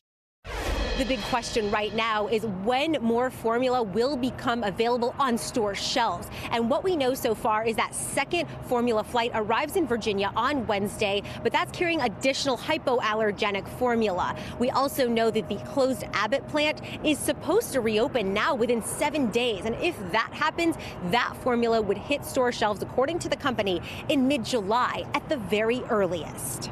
Thanks to Jolene Kent for that report. Time to get a check on your morning news now. Weather, Michelle Grossman is with us here this morning. Hey, Michelle, good to see you. Good to see you. And we are looking at a really active day. Yesterday was really busy. Once again today, we have lots of storms. We had a soaker yesterday. We even had some tornadoes in South Carolina. Lots of wind reports throughout the Carolinas and also the South. Active already this morning. You can see these darker colors here. That's where that heavy rain is falling. Even seeing some lightning, hearing some thunder. And this has been over the past few hours. This will be the trend as we go throughout the day. Look how long this stretch stretches here, at least this threat, from the southern plains all the way to parts of the Carolinas once again. This is a really slow-moving storm, so it's going to bring rounds of rain.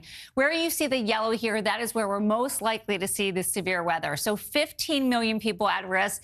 That includes Wichita Falls, Dallas, Shreveport, over to Lubbock. And we're looking at winds gusting to 60 miles per hour. Some large hail, also the chance once again for a few tornadoes. This will be a big concern over the next few days. The grounds are already so saturated. We're adding rain on top of that, and up to 5 inches in some spots. It's falling fast, and we could see 2 inches per hour in some spots. So again, where you see these darker colors, that corresponds with higher rainfall, so even up to 5 inches in some spots. As a result of the repeated rounds of heavy rain, we are looking at a flood threat. That's where you see the green. We do have flood warnings. They're going to be coming in and out as we go throughout the day. Remember, a flood warning is where we're actively seeing some flooding happen. Now, in a huge contrast, we're looking at a heat advisory in the interior parts of California. Look at these temperatures, Joe. 100 degrees in Sacramento. That is 18 degrees above average for this time of year. My goodness, 100 in Sacramento in May. Wow. Crazy, right? Either too much or too little rain right now. Exactly. Right. Thanks, Michelle. Appreciate it. See you next hour.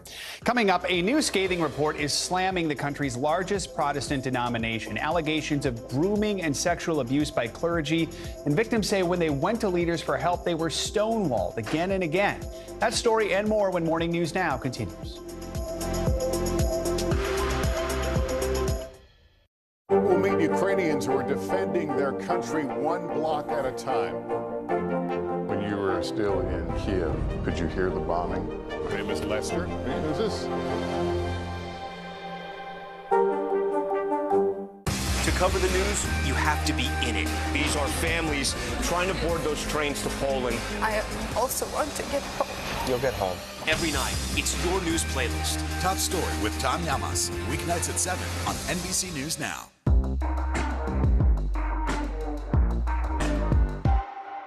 NBC News, streaming free now. Making Space, the inspirational podcast from Hoda Kotb. Listen now. Hallie Jackson Now. Weekdays at 5 on NBC News Now. We're here to start conversations about the big things happening in our world, because it's not my job to tell you what to think. My job is to think about what you tell me. Now Tonight with Joshua Johnson, streaming weeknights at 8 on NBC News Now. Top Story with Tom Llamas is your news playlist on NBC News Now. And now, you can listen to it as a podcast, available anytime and anywhere. Women's basketball has been systematically held back. Our players and coaches have been harmed. After 49 years of Title IX, we still have work to do. In Their Court, a podcast from NBC News and NBC Sports that goes inside the issues of inequality in women's sports. Listen now. News is happening now. Look at what's making headlines around the world. Whenever it happens, wherever you are, it's here now.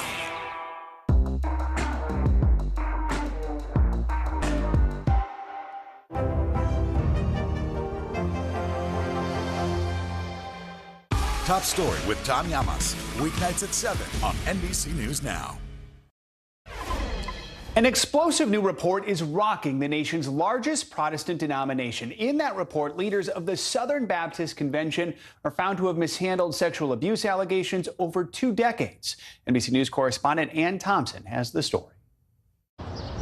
This is the reckoning Hannah Kate Williams wanted when she and others asked the Southern Baptist Convention for a third-party investigation of sexual abuse. Do you feel vindicated by the report? In a lot of ways, yes. She is suing the SBC for failing to take action against her father, who she says sexually abused her starting at age 8 as he studied to become a pastor. I was met with, well, you're an enemy of God. It was threats, harassments. I had to move from my home. The lengthy report details how survivors like Williams encountered resistance, stonewalling, and even outright hostility from some in SBC leadership starting in 2000. One leader claiming it is a satanic scheme to completely distract us from evangelism.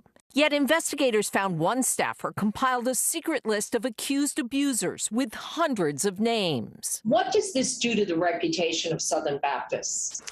You know, for a group that talks a lot about sexual morality, talks a lot about men protecting women and children, I think that this is obviously a very bad look, and it is clear hypocrisy. SBC President Ed Litton says Southern Baptists must resolve to change our culture and implement desperately needed reforms. The report recommends creating and maintaining an offender information system, providing a resource toolbox with protocols and training, and making a sincere apology to survivors.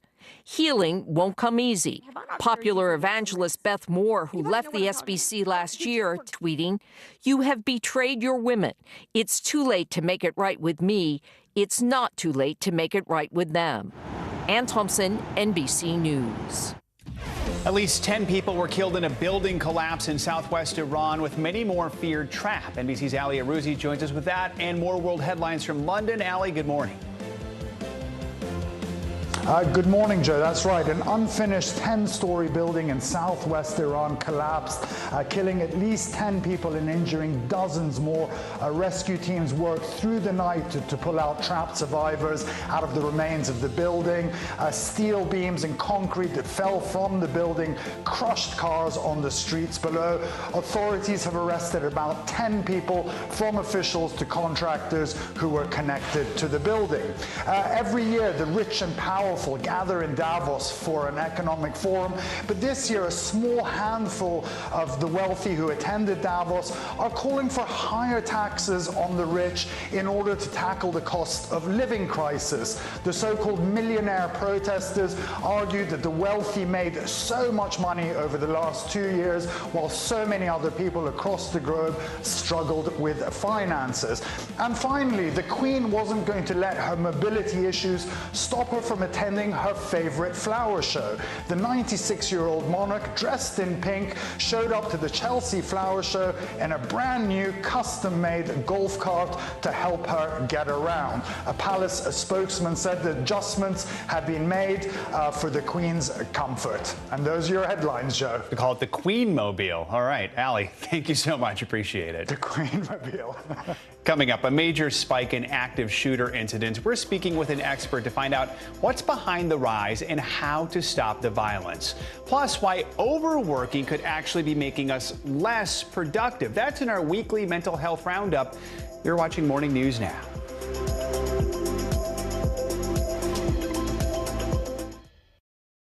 The fire has grown leaps and bounds. What you see behind me is typical. How you doing? Pretty bad. Women's basketball has been systematically held back. Our players and coaches have been harmed. After 49 years of Title IX, we still have work to do. In Their Court, a podcast from NBC News and NBC Sports that goes inside the issues of inequality in women's sports. Listen now. We're here to start conversations about the big things happening in our world, because it's not my job to tell you what to think. My job is to think about what you tell me. Now Tonight with Joshua Johnson, streaming weeknights at 8 on NBC News Now. Good morning, everybody. Welcome to Today. Future's looking bright. You got a whole restart. How does that land with you? Is climate change and the environment one of your top priorities? Sounds so good. Love it. Women's basketball has been systematically held back. After 49 years of Title IX, we still have work to do.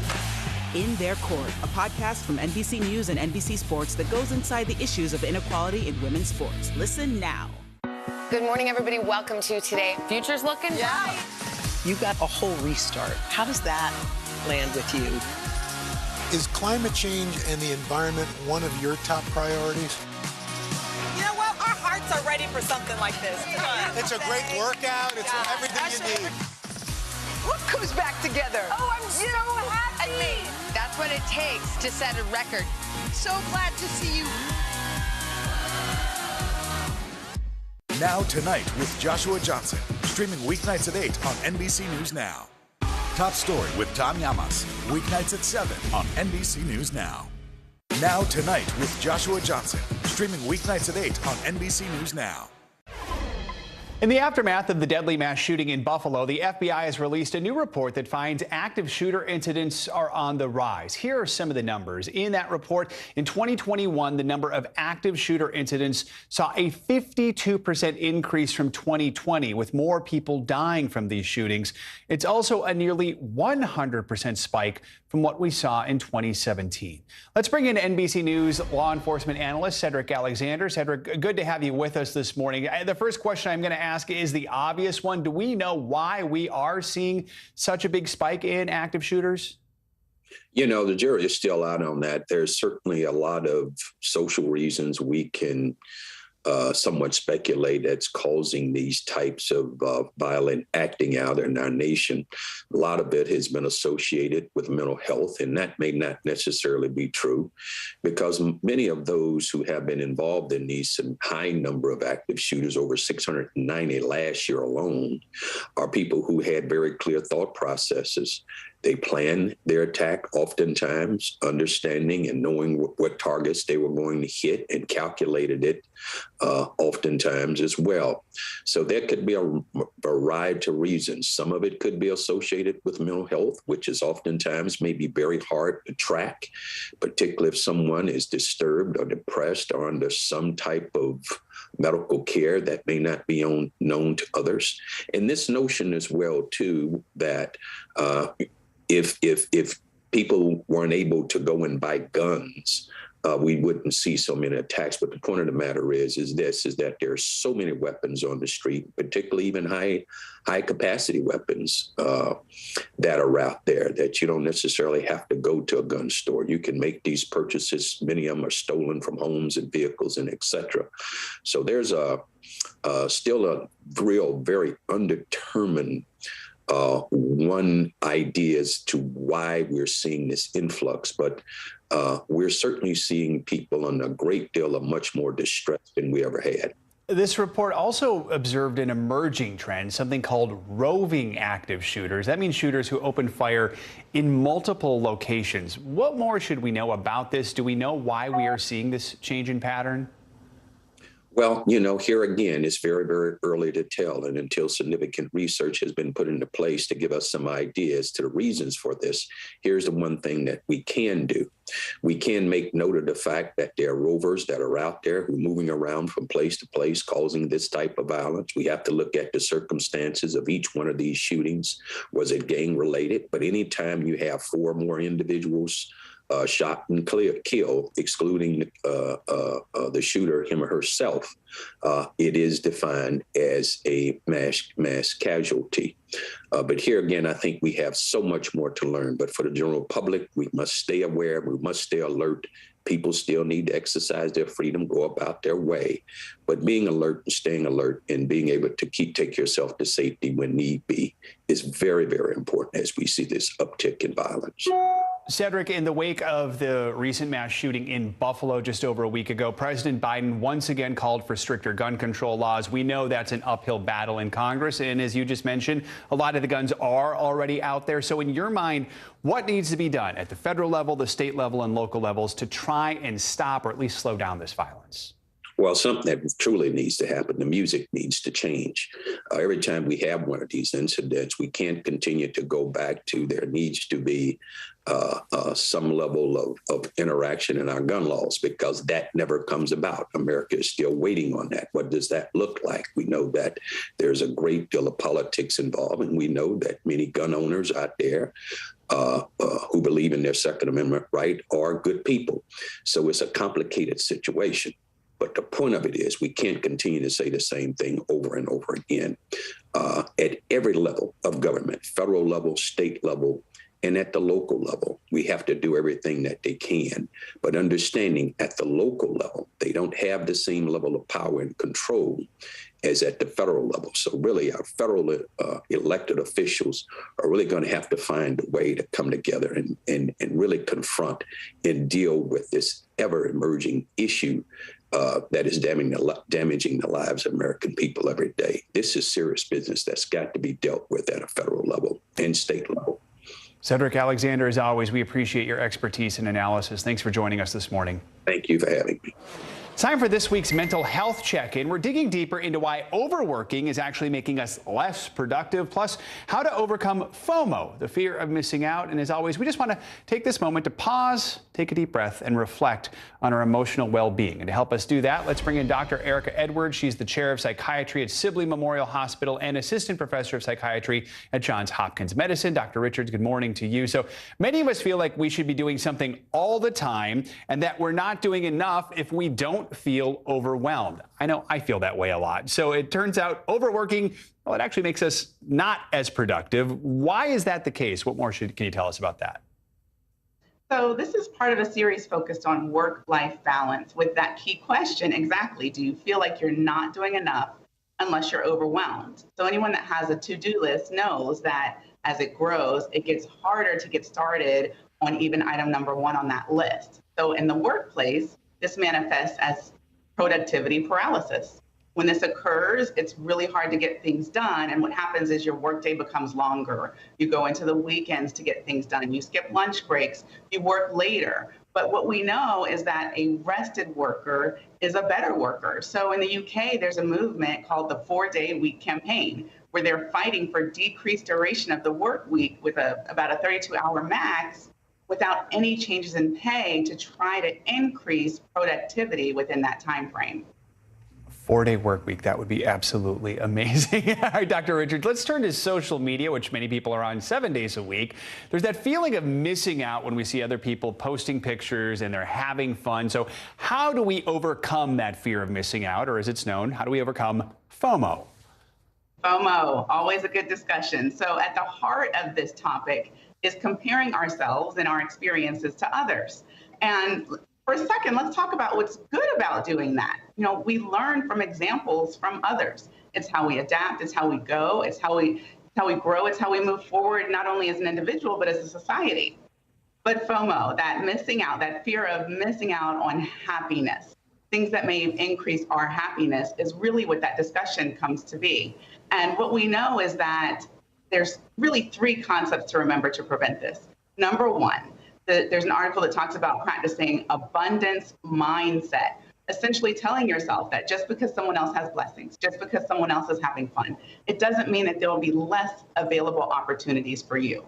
Number two, minimize your time on social media, especially when you're trying to decompress and take time for yourself, because that can be a trigger. And number three, really remember that when you're worried about missing out on what's happening over there, you're really missing out on what's happening right here with you. So mindfulness is very important to practice. That is all great advice. I'm going to remember all of that. Thank you for that. All right, let's talk about the impact that mental health conditions can have on others. So if you support a loved one who struggles with a mental health condition, whether it's anxiety, depression, bipolar disorder, anything that can make day-to-day life a little tougher, you might feel selfish to prioritize your own well-being. Help us understand why it is important to protect your own mental health while trying to help others too. This is a great article published in Essence magazine, and it really highlights the importance of setting boundaries and taking care of yourself. Let's talk numbers just for a second. Nearly 1 in 5 adults are living with a mental health diagnosis. So a lot of people out there are really supporting loved ones that are struggling with mental health illness. What should you remember? There's a great metaphor in the article that talks about if you see a loved one drowning, don't take off your life jacket and give it to them. What we know is that you're most helpful for others when you're healthy, when you're happy, and when you're rested. So taking that time for you is important. And the three things they want you to do really is find a community. And I'll highlight that one only. Find a community. You need really at least 2 different communities. One community that understands what you're going through, that is sharing a similar struggle of caring for a loved one with a mental illness. But you need a separate community that really has nothing to do with that allows you to take off that care provider hat and really spend time focusing on yourself and rejuvenating. Lots of important advice about taking better care of ourselves. Dr. Richards, thanks so much for joining us this morning. We really do appreciate it. Thanks for having me.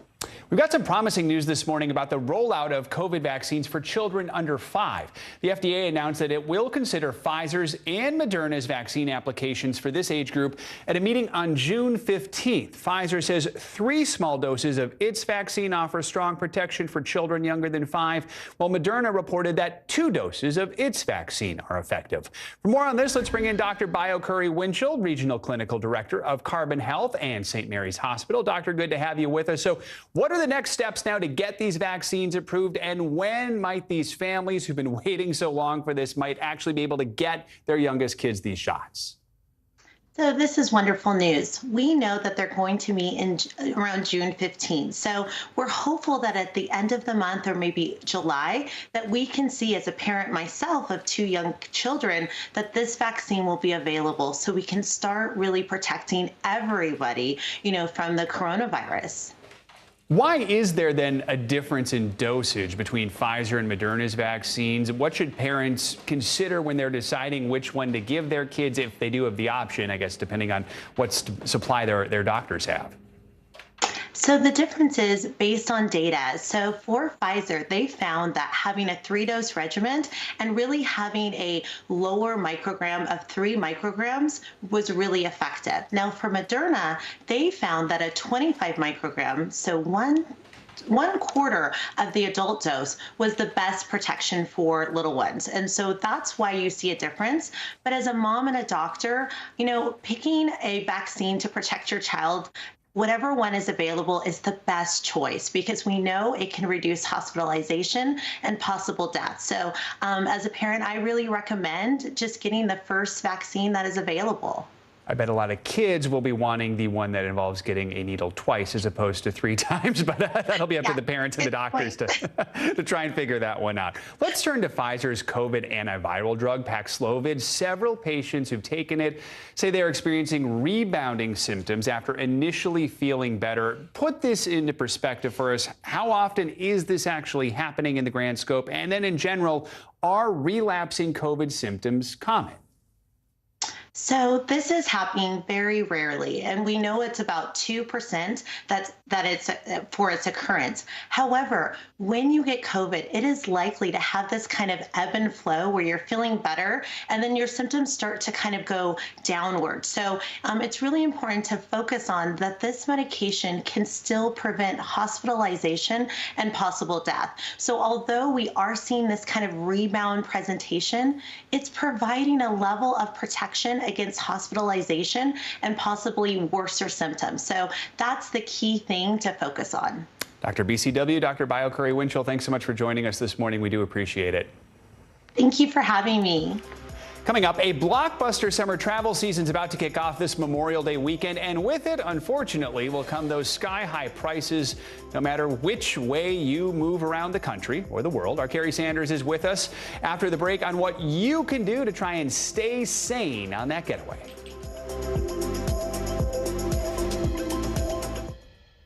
Women's basketball has been systematically held back. After 49 years of Title IX, we still have work to do. In Their Court, a podcast from NBC News and NBC Sports that goes inside the issues of inequality in women's sports. Listen now. To cover the news, you have to be in it. This is how so many towns and cities are protecting themselves. You can actually see they're pushing the gates open every night. It's your news playlist. Top Story with Tom Llamas, weeknights at 7 on NBC News Now. Still to come on the Channel 2 News. Well, the waters are certainly receding now. Still too close to call. Lester Holt reporting from the Ground Zero, as it's being referred to. It is, in fact, the taste of freedom. The Haitian people know a little something about resiliency. What's the biggest risk right now? Some of the troops who have been proud. I want to welcome you to the first presidential debate. In fact, we've been told we can't go any farther. You with some resilient folks, let me get a hint.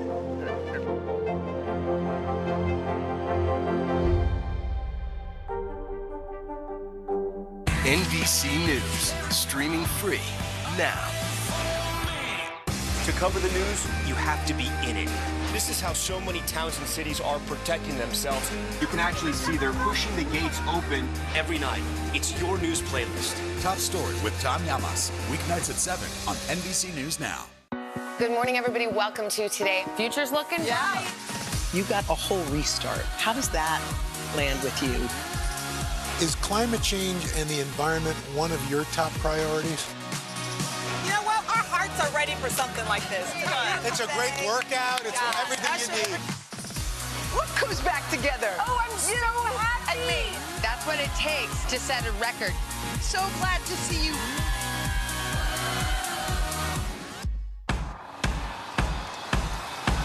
News is happening now.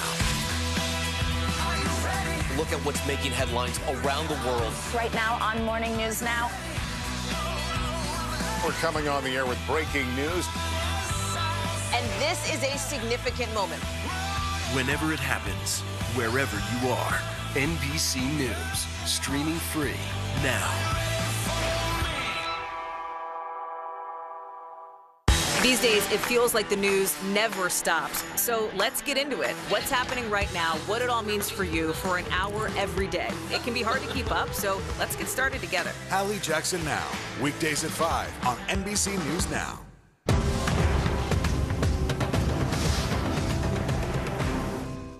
Good morning, everybody. Welcome to Today. Futures looking? Yeah. You got a whole restart. How does that land with you? Is climate change and the environment one of your top priorities? Sounds so good. Love it. NBC News, streaming free now. Welcome back. Memorial Day weekend is now just days away, which means we're closing in on the unofficial start of summer and a very busy travel season. NBC News senior national correspondent Kerry Sanders has more on what you need to know before you pack your bags. With Memorial Day just around the corner, the summer travel season is heating up and taking flight. Many already hoping to beat the major weekend surge. We needed a little time before everybody got crazy here, so. More than 39 million Americans are expected to hit the skies and the roads this holiday weekend, a more than 8% increase from last year, with travel volumes nearing pre-pandemic levels. Top destinations this year are beginning to return to pre-pandemic destinations. So your Orlandos, your Anaheims, places with big theme parks, London, Paris, Rome, Dublin. Even with soaring costs and rampant inflation, many are itching to get away. I'm just happy to be traveling. I'm just happy to be out. From the railway to the runway, many trains and flights for Memorial Day already sold out.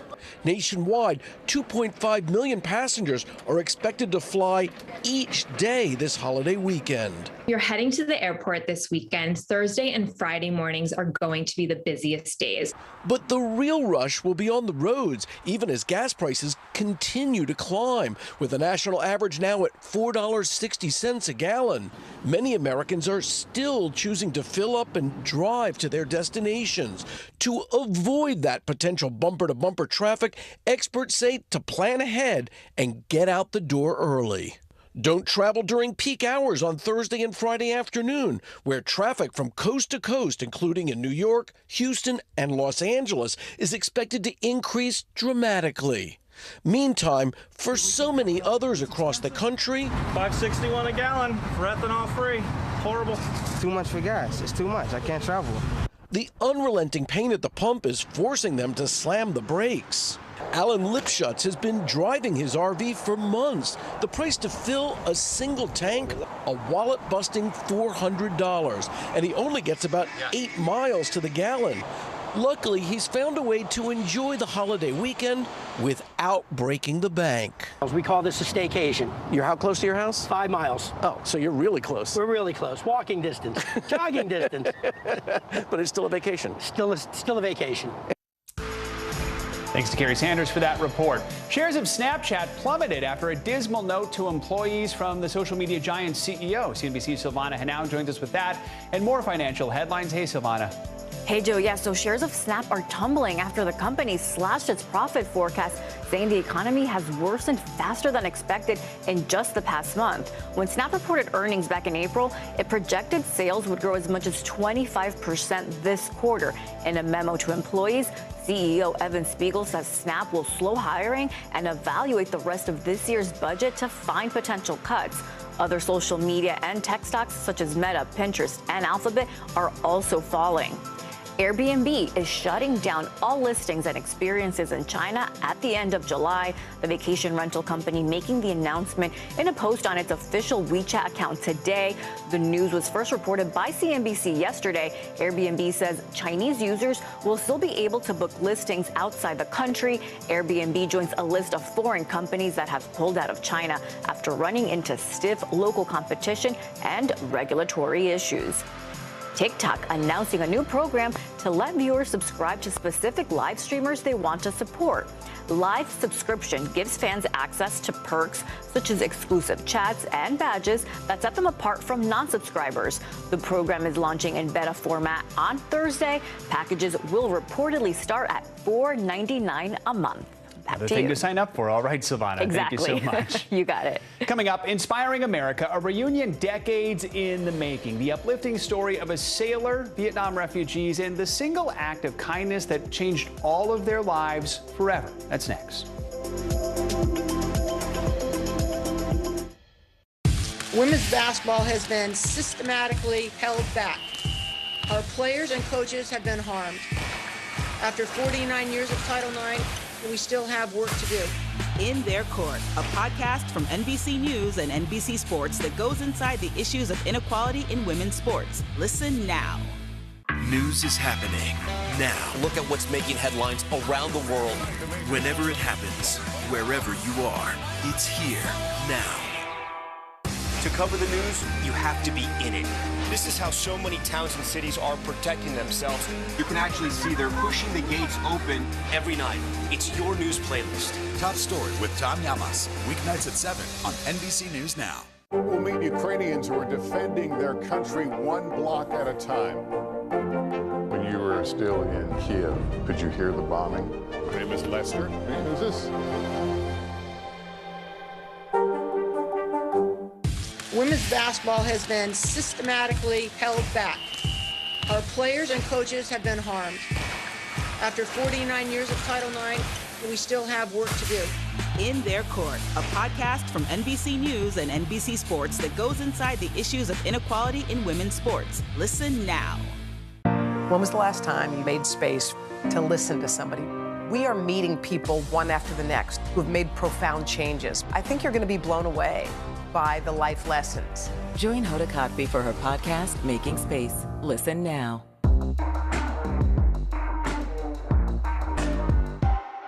To cover the news, you have to be in it. These are families trying to board those trains to Poland. I also want to get home. You'll get home. Every night, it's your news playlist. Top Story with Tom Yamas, weeknights at 7 on NBC News Now.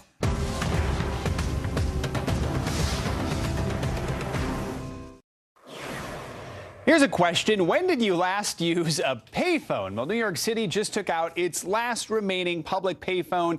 It's now out of service. It was removed from Times Square on Monday morning.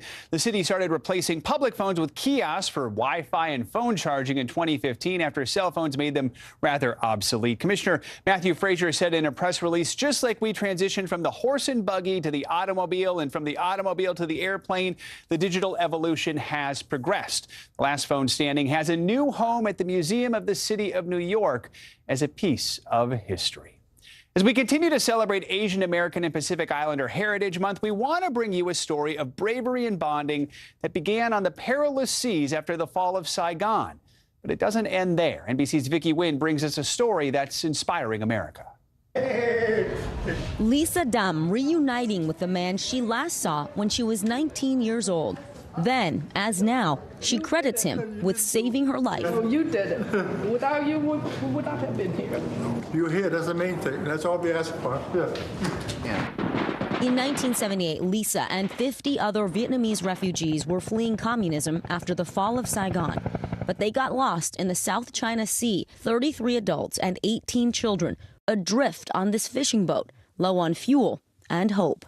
How dire was the situation? Many ships passed by and didn't rescue us. But death would not be their destiny, thanks to a man who was chief mate on this container ship, George Peterson. I'm the captain's right-hand man. He told me to go down on the boat, tell them they can have all the food and all the water, but we really can't take them up.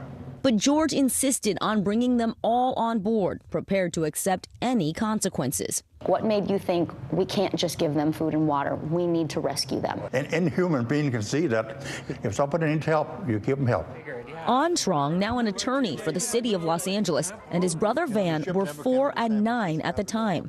But I do remember seeing for the first time huge men with blue eyes, big muscles, like literally carrying us, from the little boat up to the ship. That decision that he made changed everything for us.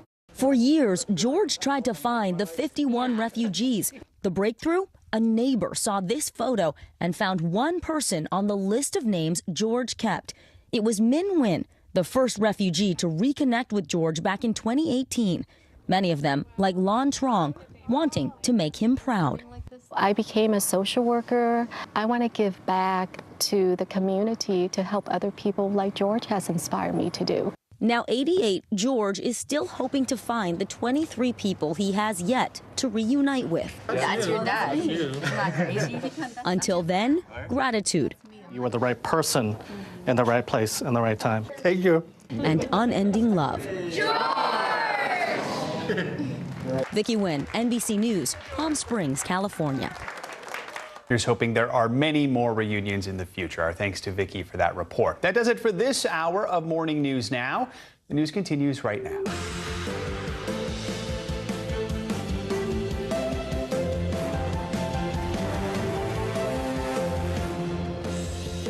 Good morning, I'm Joe Fryer. Savannah is on assignment. Right now on Morning News Now, battle down south. It's a litmus test not only for November, but for the influence of former President Trump and the candidates he has endorsed. Today, the political world is focused on the Peach State for a slew of high-stakes primaries, from the governorship to the Secretary of State. That's a race that could decide how the state's elections are run in the future. Plus, we'll head up north to Pennsylvania, where last week's primary is still undecided. It's most definitely going to a recount, but now it's also heading to court. We'll explain coming up. War of words, confusion, and consternation. As President Biden makes his way back to Washington from Asia this morning, it comes after comments he made about militarily defending Taiwan if China invaded. The remark drew expectedly harsh criticism from China. We'll have the latest for you as President Biden makes his way home, plus the unlikely senator standing with the president on those remarks.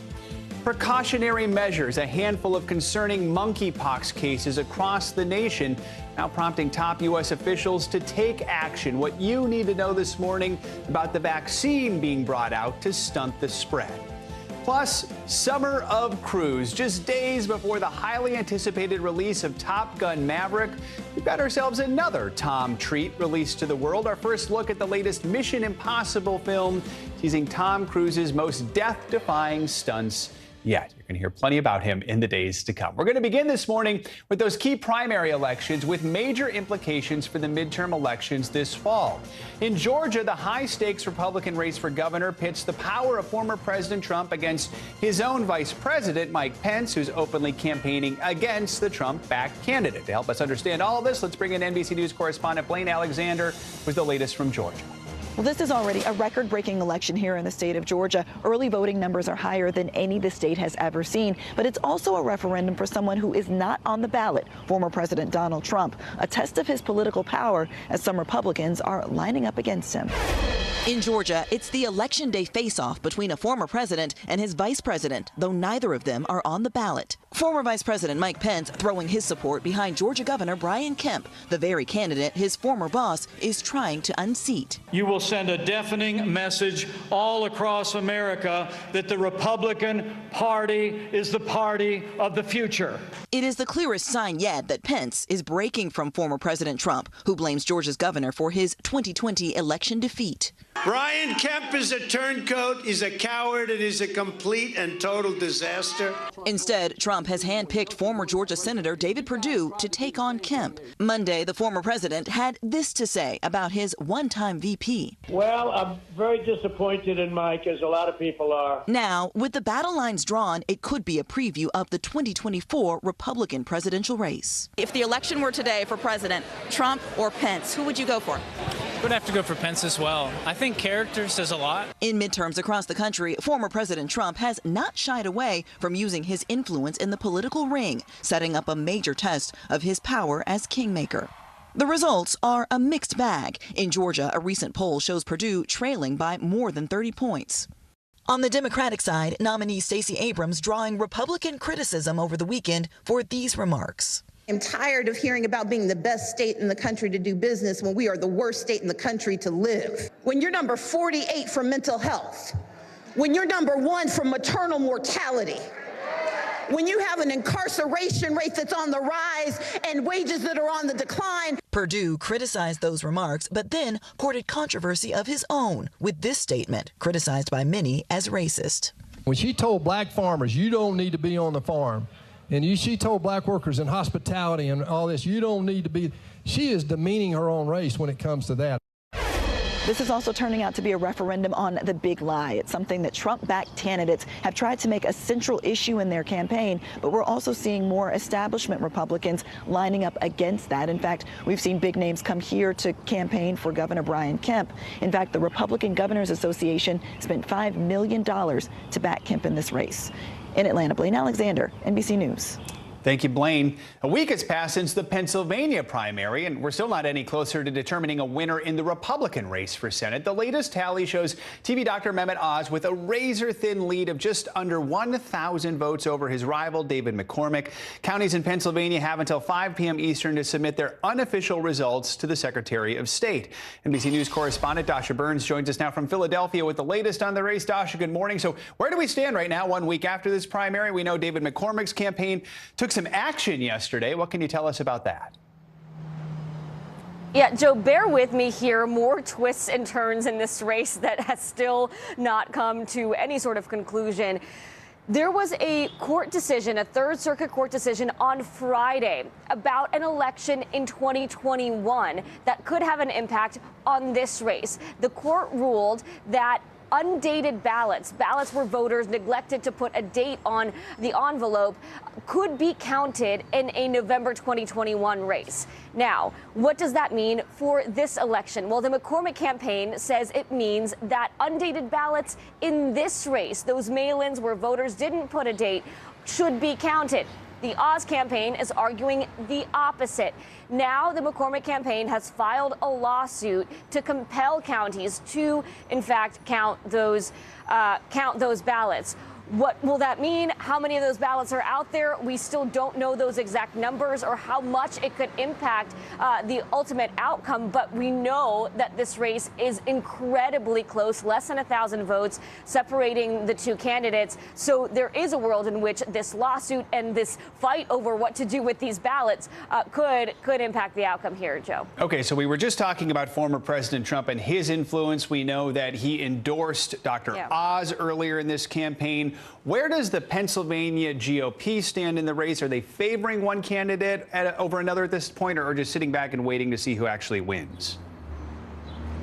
Well, so Trump endorsed Oz, and he's been saying that Oz should go ahead and claim victory here. The Oz campaign has not done so. The Pennsylvania GOP hasn't necessarily picked a favorite candidate, but they have sided with Oz on this battle over those undated ballots, saying that they should not be counted.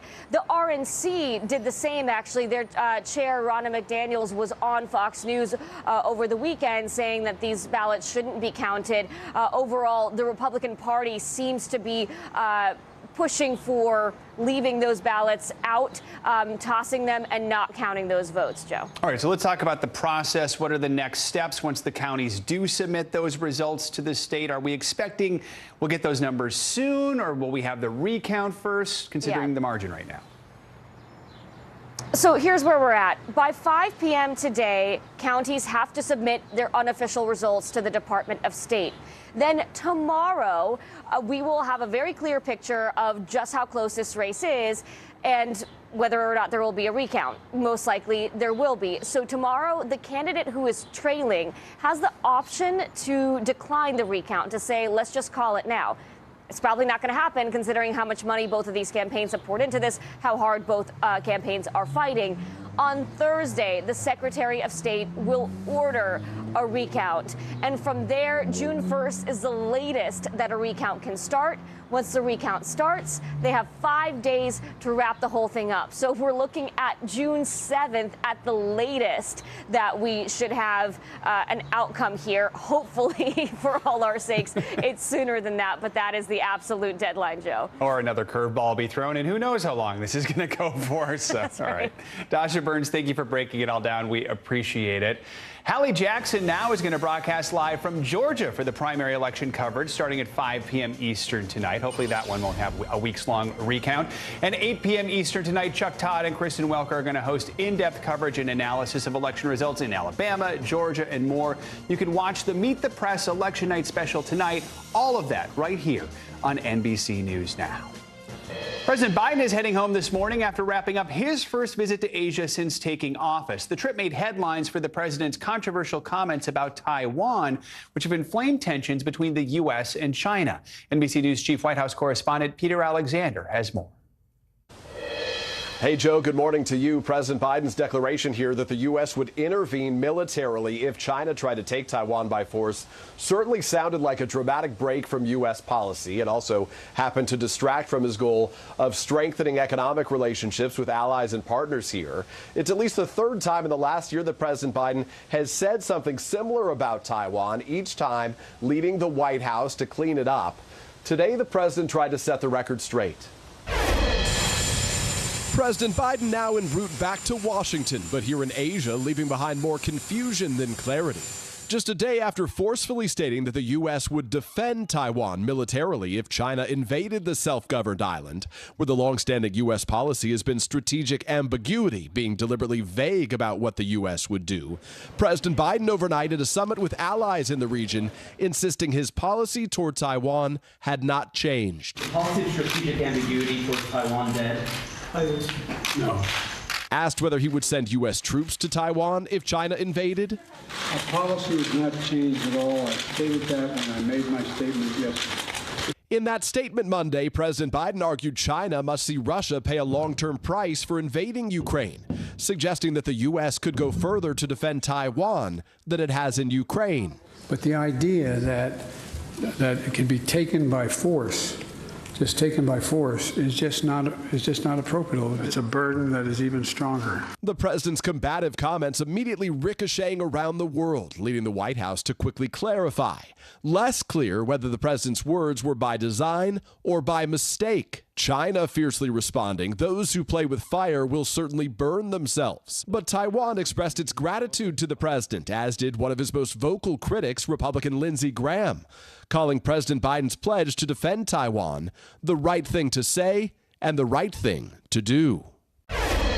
And here in Tokyo, a leading official with Japan's hardline ruling party welcomed the president's aggressive posture toward China, calling it, quote, the most brilliant gaffe. President Biden will arrive home in Washington tonight to a cascade of domestic challenges. But here in Asia, he left some striking words and their potential consequences in his wake. Joe? Peter, thank you. Now to the latest twists and turns in the Johnny Depp and Amber Heard defamation trial. NBC News correspondent Stephanie Gosk has more on what we can expect today as the court battle enters the final stretch. Hey there. Well, the surprises just keep coming in this trial. Yesterday, Amber Heard's team did not call Johnny Depp to the stand, which they said they were going to do. We're waiting to see if they call him up today. The trial is in its final days, with closing arguments set to take place on Friday, but there are fireworks still to come as both sides keep battling it out in that Virginia courtroom. Johnny Depp says Amber Heard severed his fingertip when she threw a vodka bottle at his hand back in 2015. Blood was just pouring out. But a hand surgeon testifying for Heard Monday telling the jury Depp's story doesn't add up. It's not consistent with what we see in the described injury pattern or in the clinical photographs. At the time, Depp was in Australia shooting Pirates of the Caribbean 5. Filming was delayed because of the injury. Heard insists Depp sliced his own finger in a drug and alcohol-fueled bender. Depp's lawyer pulling no punches in cross-examination. You can't definitively say what caused the injury to Mr. Depp's fingers. Yes or no? No. The testimony kicked off the final week of an unforgettable and unpredictable trial. Heard's legal team said they were going to call Johnny Depp back to the stand on Monday, a potential gamble, but then announced they'd changed the plan. Instead, a string of witnesses testified to help bolster Heard's case. A psychiatrist saying that Depp displayed classic warning signs of intimate partner violence, including a cycle of abuse followed by apology. He would apologize for letting this monster out, letting this anger out, almost routinely. Depp's lawyer pointing out that the doctor had never evaluated Depp himself. Depp's ex-girlfriend Kate Moss is expected to testify on his behalf by video after Heard referenced a rumor that Depp once pushed Moss down a flight of stairs. I just, in my head, instantly think of Kate Moss and the stairs, and I swung at him. Depp's lawyers seeming to celebrate the chance to call Moss to the stand in her former boyfriend's defense. As for that decision by Heard's legal team to reverse course and not call Johnny Depp to the stand, they put out a statement saying they need Depp like a fish needs a bicycle. Of course, Depp's own team could also put him back on the stand as a rebuttal witness. Back to you. All right, Stephanie, thank you. Let's bring in NBC News legal analyst Danny Cevallos for more on the trial. Danny, good morning. So 24 hours ago, we were talking about Johnny Depp taking the stand again. Amber Heard's legal team decided not to call him to the stand. Perhaps they were listening to you. Perhaps he could still take the stand. What do you think is going on here and what's behind the decision? It's like I said yesterday, during trial, you make a lot of game time decisions under pressure based on the information you have in front of you. And look, some may be right, some may be wrong, but I'm betting they balanced the benefit of calling Johnny Depp and confronting him with whatever evidence they have against the fact that if you give him more airtime up on that stand, that's more opportunity to sway the jury and explain away any problems, even on cross. I mean, he's been eccentric, but apparently persuasive, if social media is any indicator. We saw the video. We're seeing it actually right there and saw it in Stephanie Goss' report. Depp's lawyer seen in court basically celebrating when they heard Kate Moss's name mentioned. So now Moss is being brought to the stand on Wednesday. Help us understand this whole thing. Why is that happening and what could come out of it? Every trial lawyer will celebrate the moment the other side, quote, opens the door, and that's an evidentiary term, to something that the defense in this case, or excuse me, Johnny Depp's team in this case, wants to get into evidence. So basically, the Kate Moss allegations were kept out of this trial because they're too far removed from the issues in this trial. They were beneficial to Johnny Depp, apparently, because it seems like Kate Moss is going to support Johnny Depp.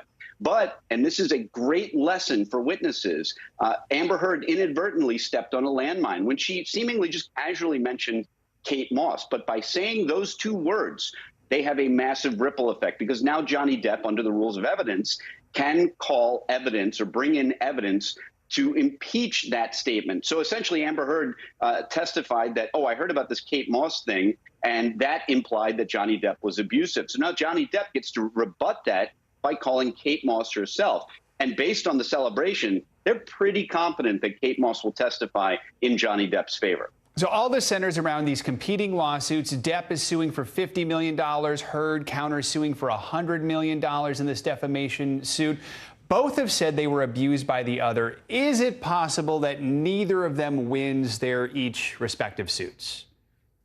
Here's the interesting thing. If the jury concludes that both were abusive, this is a mutually abusive relationship, then technically both sides could win. I mean, that doesn't seem likely at all. Far more likely, the jury could conclude that both sides are not credible and that they should neither benefit from their shenanigans. That's a possibility, too. Of course, the jury may find Johnny Depp completely credible and Amber Heard not, or vice versa. So there are a lot of options here. And reading the tea leaves of what a jury will do is an exercise in futility. We will only know, as much as I may make predictions from my soapbox, I will only ultimately know for sure when that verdict form comes out. So spell it out for us. What are the potential options here then for the jury? For the jury, they can find in favor of Johnny Depp. And remember, all they need is a preponderance of the evidence. That's more likely than not. It's the only standard of proof that can be expressed in mathematical terms. It's 51%, more likely than not, more than half.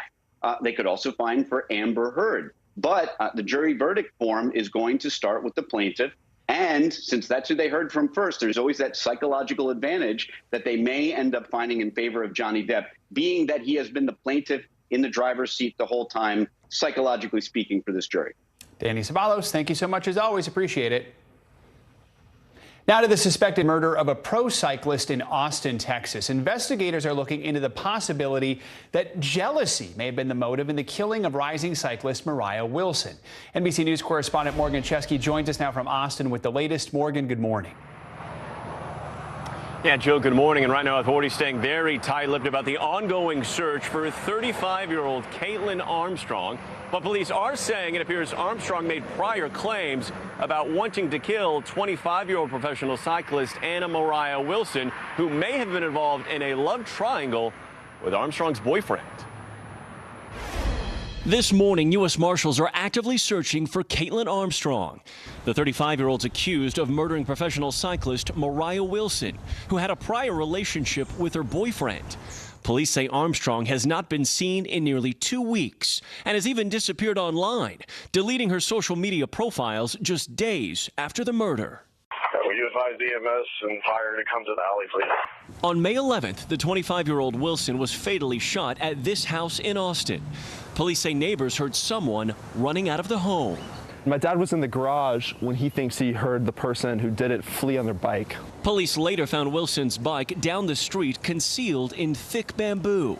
Investigators say the pro cyclist had just returned from meeting with Colin Strickland, a fellow cyclist and the boyfriend of the now missing murder suspect. Strickland, who has not been accused of any wrongdoing and has been cooperating with police, told authorities the two had gone swimming and out to dinner. In an affidavit, Strickland also told police he was in a romantic relationship with Wilson for a couple of weeks last October, while on a break from Armstrong, and the two were recently working together professionally. According to that same document, he admitted he lied to Armstrong about seeing Wilson the night that she was murdered. Strickland also told police he bought Armstrong a gun like this one several months ago. Days after the killing, a weapon was recovered and tested by investigators, who say the potential that the same firearm was involved in the murder is significant. Happy birthday to you. Stunned by the sudden loss of one of their own, fellow cyclists are paying tribute to Wilson, honoring her with the hashtag #RideLikeMo, as friends remember Anna Mariah Wilson as a bright shining star. And this morning, Strickland has not returned our request for comment. But on Friday, in a statement to the Austin American-Statesman, Strickland said that he was reeling over grief from Mo Wilson's death and the facts that continue to emerge from this ongoing investigation. Joe? Morgan Chesky, thank you so much. Time to get a check on your morning news now. Weather Michelle Grossman is back with us. I see a lot of stuff on the map there. Lots of stuff. I know. I kind of look behind me. I'm like, there is a lot of stuff back there. Yeah, we're busy once again. We were busy yesterday, busy again today. Let's start with the severe weather because we have a threat for severe weather really stretching from the southern plains all the way to the Carolinas. Also, a big story this week will be the heavy rain. We're looking at 5 inches or more in some spots. It's a really slow moving system, so it's dumping a lot of rain. To the west, we're looking at heat building in the Sacramento Valley, some spots 90s, 100. So we do have a heat advisory there. Still really dry in the southwest. And as we look into the northeast, we're pleasant. We're looking at some sunshine, but temperatures well below normal. And that's the same story in the middle of the country. So this is what we're looking at, our active week of stuff. As Joe said, we're looking at rounds of rain, soaking sections of the mid-Atlantic, showers and storms for the plains, much of Texas. That happened yesterday. It's going to happen again today. We'll see that again tomorrow. And then for tomorrow, that severe risk for eastern Texas and the Gulf Coast. We could see some hail, some damaging winds. Also, the chance of some tornadoes, heavy rain, areas of flooding possible. Most likely, we're going to see some flash flooding today. We're already seeing that in some spots even early this morning. So as we go out throughout Thursday, that front still moving ever so slowly, moving towards the east coast, and that rain risk does increase for east of the Mississippi. That's going to set us up for some rain by Friday. But look at all this rain on the map here. The legend here showing you that the darker colors are kind of pointing to that heavier rainfall. So 4 or 5 inches in some spots. This is already so saturated, so any rain on top of that is going to cause some problems. Now, we're cooler than average, not in California, in the interior parts of California, but in the midsection into the mid-Atlantic. We're looking at temperatures 20 to 30 degrees below what is typical for this time of year. Remember last week, the week before, we were 20 to 30 degrees above. So we've really kind of switched around. The jet stream dipped so far to the south, that's allowing that cooler air from Canada to come in. And we're looking at temperatures mainly in the 50s and 60s. That's sort of a spring chill. Dodge City are 26 degrees below what is typical for this time of year. We keep that cool air in place. Tomorrow, we're looking at temperatures again in the 50s, 60s, some 70s too. But Minneapolis, you're 18 degrees below average at 55, 59 in Green Bay, and just 62 in Garden City. Then as we go throughout the late week, we're already starting to think about the unofficial start to the summer, the Memorial Day weekend. We're looking good in D.C. in terms of the temperatures. 81 on Friday, 79 on Saturday, but we are looking at a system that could bring us some rain in the Northeast. I'll show you that in just a sec. Today's forecast, so heavy rain, severe threat in parts of the plains, below average temperatures for many of us, especially in the midsection. And then as we near Friday, this is sort of what we don't want to see when we start out our Memorial Day weekend. We're looking at lots of rain in the eastern part of the nation. So Detroit, New York City, Newark, Philadelphia, D.C., you could see some air travel being a little bit slower and some trouble. Charlotte, we're looking at some showers and storms as well. Then as we're on the roadways from Cleveland to Boston, I-90, I-85, Atlanta to Richmond, Jacksonville to New York City could see some slower spots as well. So periods of rain, rounds of rain from New England all the way down to parts of the Southeast. We're hoping to push this out later on Friday. Some models indicating it's going to linger a little bit longer, but the middle of the country looking good. A warm breeze. Hot and humid once again in the southern plains, but don't we kind of want that? To kick off the summer, we're looking at lots of sunshine in the southwest, 104. That kind of stands out in Arizona. By Saturday, it's cloudy and cool in the Pacific Northwest. A few showers lingering in New England. Again, some models kicking out of here early, some keeping it in on Saturday. We're going to watch that really closely for you over the next several days. A pleasant day, though, in the southeast, the southern plains, even though it will be a little bit warmer.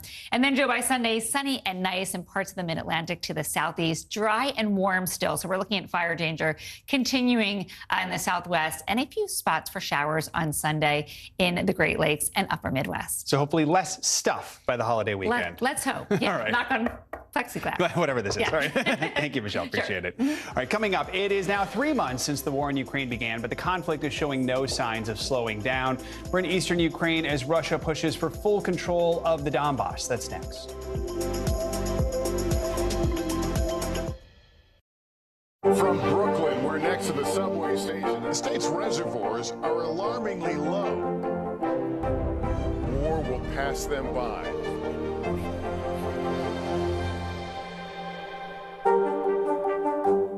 Top Story with Tom Llamas, weeknights at 7 on NBC News Now. Women's basketball has been systematically held back. After 49 years of Title IX, we still have work to do. In Their Court, a podcast from NBC News and NBC Sports that goes inside the issues of inequality in women's sports. Listen now. Women's basketball has been systematically held back. Our players and coaches have been harmed. After 49 years of Title IX, we still have work to do. In Their Court, a podcast from NBC News and NBC Sports that goes inside the issues of inequality in women's sports. Listen now. Live from Ukraine, from Mayfield, Kentucky, from Waukesha, Wisconsin. To cover the news, you have to be in it. This is how so many towns and cities are protecting themselves. You can actually see they're pushing the gates open. I also want to get home. You'll get home. You'll get home. Do you remember any tornado as bad as this one? You look at this and you're thinking, we're not going to have power for weeks, if not months. Exactly. Every night, it's your news playlist. Top Story with Tom Llamas, weeknights at 7 on NBC News Now. Look at what's making headlines around the world. We begin with breaking news. The attacks from Russia are coming in from every angle. Live from Ukraine, where a fierce battle is raging on. We've heard a number of explosions. Russia is picking off Ukraine's military facility. This factory has gone from making kitchen pots to lethal items that'll ruin tires, ruin the bottom of the car. This is what it looks and feels like to try to escape Ukraine. I don't want us to say goodbye. The battle for Congress and the fight for control of State House. In our special County to County series, we're checking out key battlegrounds. We are talking elections in a battleground state. What does President Biden need to do tonight? He needs to speak to heads and hearts. A lot to break down, Chuck, so let's dive right in. Official confirmation of Judge Ketanji Brown Jackson. Let's zoom out a bit to our changing climate. We have some stunning new findings about COVID-19. A lot to talk about as we continue our rolling coverage. We're coming on the air with the news NBC Scoop. Bringing the news to you is not only a job, it's an honor. To cover the news, you have to be in it. This is how so many towns and cities are protecting themselves. You can actually see they're pushing the gates open every night. It's your news playlist. Top Story with Tom Llamas, weeknights at 7 on NBC News Now. News is happening now. Look at what's making headlines around the world. Whenever it happens, wherever you are, it's here now. Hallie Jackson Now, weekdays at 5 on NBC News Now.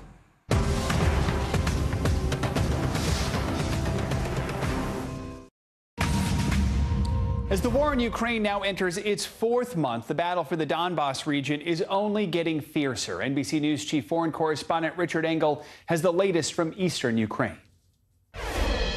It was exactly 3 months ago, on February 24th, that Russia launched its invasion of this country. And now the fight is squarely focused on this part of eastern Ukraine, the Donbas region. And this is now an artillery war with both the Ukrainian military and the Russian military trading artillery fire.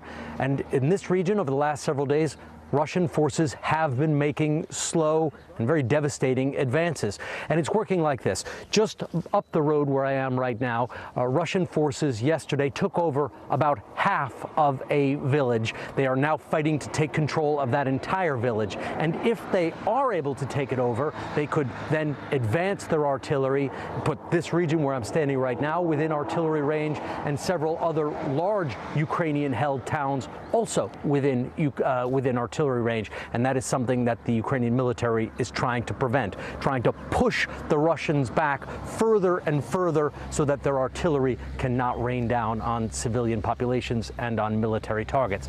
According to Ukrainians, Russia now controls about 20% of this country, including the occupied Crimean Peninsula. And there are numerous reports, growing evidence, that in areas under Russian control, there are atrocities being committed by Russian soldiers. In fact, there are about 1,300 different Ukrainian investigations underway right now into possible war crimes. And it's hard to know how much of this is filtering back into Russia, back into the Russian population, but at least in some diplomatic circles, it is having an impact, with a veteran Russian diplomat, the longtime ambassador to the UN in Switzerland, resigning, saying he has never been so embarrassed of his country's actions. Richard Engel, NBC News, Slavyansk. Let's bring in Elizabeth Shackelford. She is a senior fellow on U.S. foreign policy at the Chicago Council on Global Affairs. Elizabeth, good to have you with us. So we're now 3 months into this war. What's your assessment of what we've seen so far for Russia, for Ukraine? I mean, do you think 3 months ago anyone would have guessed that we'd be where we are right now? I mean, certainly at the outset of the war, nobody expected this would be where we are 3 months in. But I would say after the very rough start that Russia had, we had a pretty good sense that this is going to be a long, dragged out war by that point. So where we are now, I think what's been most surprising to me is how Russia has had to repeatedly scale back its aims and its objectives, which is a great sign for Ukraine. But at this stage, if they are able to find a place where they can dig in, most likely in the Donbas region, then it could drag on for a long time. And then at that point, it's going to be a question of, time is on whose side, and, the supplies are on whose side. Ukraine has been asking the West for more advanced weapons. Yesterday, defense leaders from around the world, they met to discuss just that. Let's take a listen to what Defense Secretary Lloyd Austin had to say. Many countries are donating critically needed artillery ammunition, coastal defense systems, and tanks and other armored vehicles. Others came forward with new commitments for training Ukraine's forces and sustaining its military systems.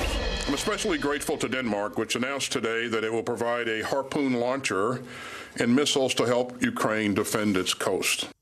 So as we heard right there, Denmark is sending Harpoon. These are anti-ship missiles amid this ongoing Russian blockade in the Black Sea. That's impacting Ukraine's food exports. Do you think it's right for the West to be sending these sorts of advanced weapons? Do you fear at all it's going to escalate things further? Well, I think that we've been very calibrated all along in trying to determine what needs to be done and at which stage. And the fact that we have been expanding and increasing the types of weaponry and the amount of assistance that's been provided all along is this just an indication that the West is determined not to allow Russia to militarily defeat Ukraine. At this stage, I think the global food crisis is massive, and it's going to be a horrific thing for the entire world to endure. And this is an understanding that you've got to be able to retain that ability to get grain out. So I think that that's really a reflection of that larger global concern. But I believe that as you watch this scaling up of assistance, it's really just an indication that the West is watching what Ukraine needs to maintain its fight. It's not going to get involved directly militarily, but this is an indication that they want to ensure that Ukraine has what it needs to ensure that it can defend itself continually. And Ukraine, of course, considered the breadbasket of Europe. I want to talk to you about diplomacy as well. Russia's foreign minister says that his country would consider reestablishing ties with the West, but right now Moscow is focused on developing relations with China. Do you think China is willing to deepen those ties? And if so, how worried should the U.S. be about that? Well, China's walking quite a tightrope here. China wants to maintain a kind of support for Russia openly and publicly, but it also, most importantly, does not want to lose its economic ties to the West, which are far more important to China than its ties with Russia. So at this stage, I think what we really do need to keep an eye out for is if China gets to the point where it's basically actively evading Western sanctions against Russia and helping Russia to overcome that. I mean, right now, China's looking at issues like, buying more Russian oil for its strategic reserves. That's something that still hasn't been, fully embargoed by the West yet. But if you do pay attention to the bigger picture here, President Biden was speaking with the Quad just earlier this week, made some comments that I imagine put China a little bit more on alert. And so they're going to continue to walk that balance, keep their economic ties open to the West, but continue to ensure that they're not kind of bowing down to a Western decision that, Russia is going to be opposed by the entire world. Do you think comments like the one President Biden made this week pushes China closer to Russia or farther from Russia? I would say it pushes China closer to ensuring that Russia can continue its position of opposing the West. But I don't think that China is ready to throw in the towel against its economic ties with the West. Those are the most important things for China at this time. But it does certainly. I would imagine that it basically makes China want to ensure that it's going to keep poking at the West in terms of its assistance to Russia. We need to pay attention to whether or not China starts assisting them with military assistance and that type of thing. Those are the things that I would be watching out for now. Elizabeth Shackelford, thanks so much for your analysis this morning. We appreciate it. And to our viewers, make sure you tune in tonight for a special in-depth look at Vladimir Putin's history and what drove him to this point.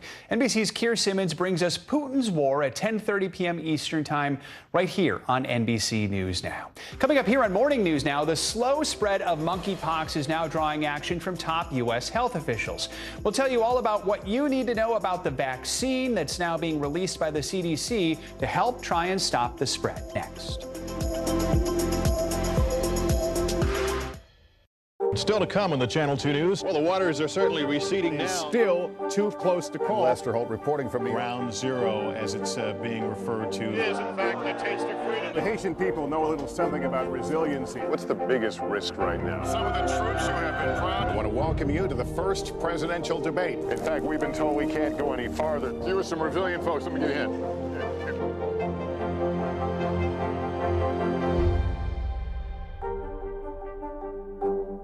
To cover the news, you have to be in it. This is how so many towns and cities are protecting themselves. You can actually see they're pushing the gates open every night. It's your news playlist. Top Story with Tom Llamas. Weeknights at 7 on NBC News Now. Hallie Jackson Now. Weekdays at 5 on NBC News Now. Look at what's making headlines around the world. We begin with breaking news. The attacks from Russia are coming in from every angle. Live from Ukraine, where a fierce battle is raging on. We've heard a number of explosions. Russia is picking off Ukraine's military facilities. This factory has gone from making kitchen pots to lethal items that'll ruin tires, ruin the bottom of the car. This is what it looks and feels like to try to escape Ukraine. I don't want to say goodbye.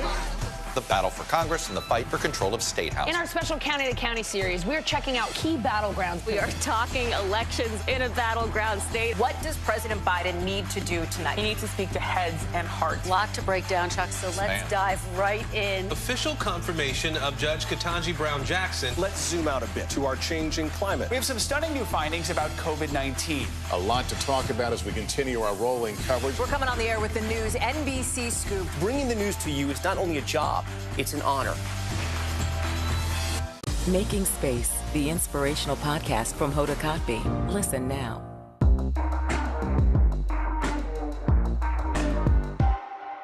Still to come on the Channel 2 News. Well, the waters are certainly receding now. Still too close to call. Lester Holt reporting from New York. Ground zero, as it's being referred to. It is, in fact, the taste of freedom. The Haitian people know a little something about resiliency. What's the biggest risk right now? Some of the troops who have been proud. I want to welcome you to the first presidential debate. In fact, we've been told we can't go any farther. You with some resilient folks. Let me get a hint.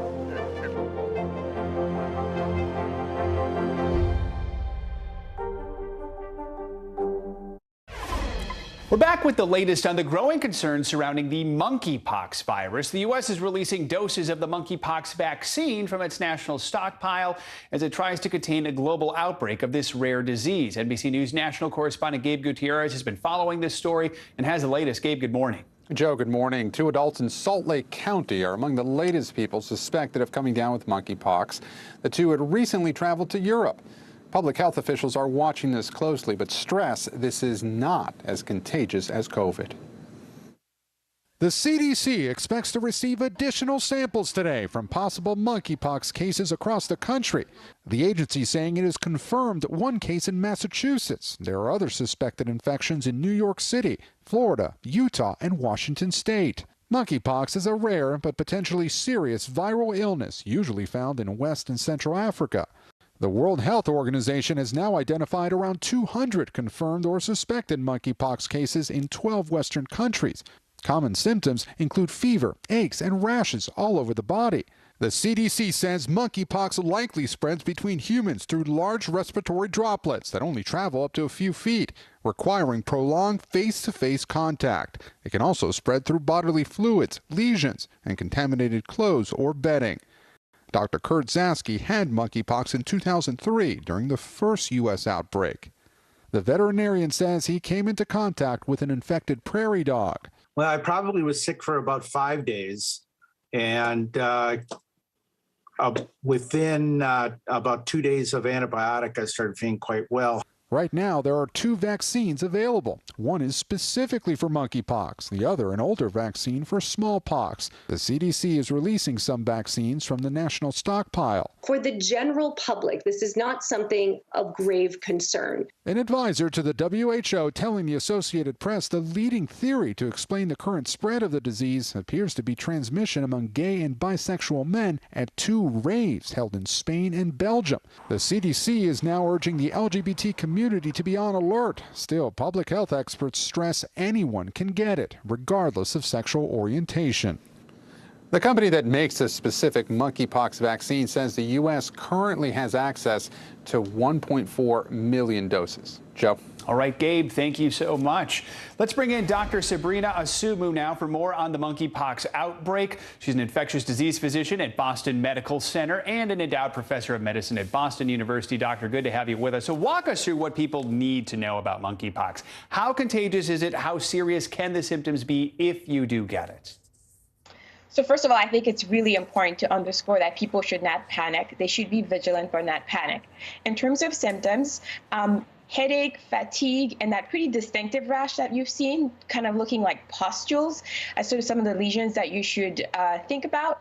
And in terms of who should be worried, so it should be someone who's either been in close contact with someone who's been infected with monkeypox, or someone who either has gone traveled to a country and been in close contact with someone. So again, not a worry for the general public, but definitely be vigilant if you develop any symptoms. So let's talk about these vaccines. Do you think releasing a portion of our vaccine stockpile is a good protective way right now to try and keep things under control here in the U.S.? I think it's very important to get ahead, and we're fortunate enough to have a vaccine that we can give as post-exposure prophylaxis. So people who've been in contact with someone who has monkeypox, we can certainly do something. But also, this is an important time when we need to go back to our basic public health measures, identifying cases, isolating them, and managing them so that it doesn't spread more widely. And Dr. while we have you, we want to talk a little bit about the coronavirus now. We know the FDA is scheduled to meet on Pfizer and Moderna's vaccine candidates for kids under 5. This is something we've been waiting a long time for. In your mind, how important is this? Yeah, no, this is really great news. Parents who are under 5, including myself, we've been really waiting for this vaccine, because one thing that's really important is that although children are less likely to get severe disease from COVID, as we've seen during the Omicron waves, they do get COVID, they could get hospitalized from COVID. And so having an additional vaccine that could help us prevent them from getting sick, it's going to be very important. We know that one of these shots is 2 doses, one is 3 doses for kids under 5. For parents that are wondering, what am I supposed to do in this situation? What's your advice to parents? Yeah, my advice is let's wait for our public health officials. Let's wait for the FDA to review the data. Let's wait for the CDC, and they will make some really good recommendations so that we can feel very confident about our next approach. All right, Dr. Sabrina Asumu, thank you so much for joining us. We appreciate it. Coming up, the summer travel season is shaping up to be the biggest in years as the pandemic takes a backseat to just getting out there. We're going to bring you the latest travel trends for a nation strapped with financial fears over COVID concerns.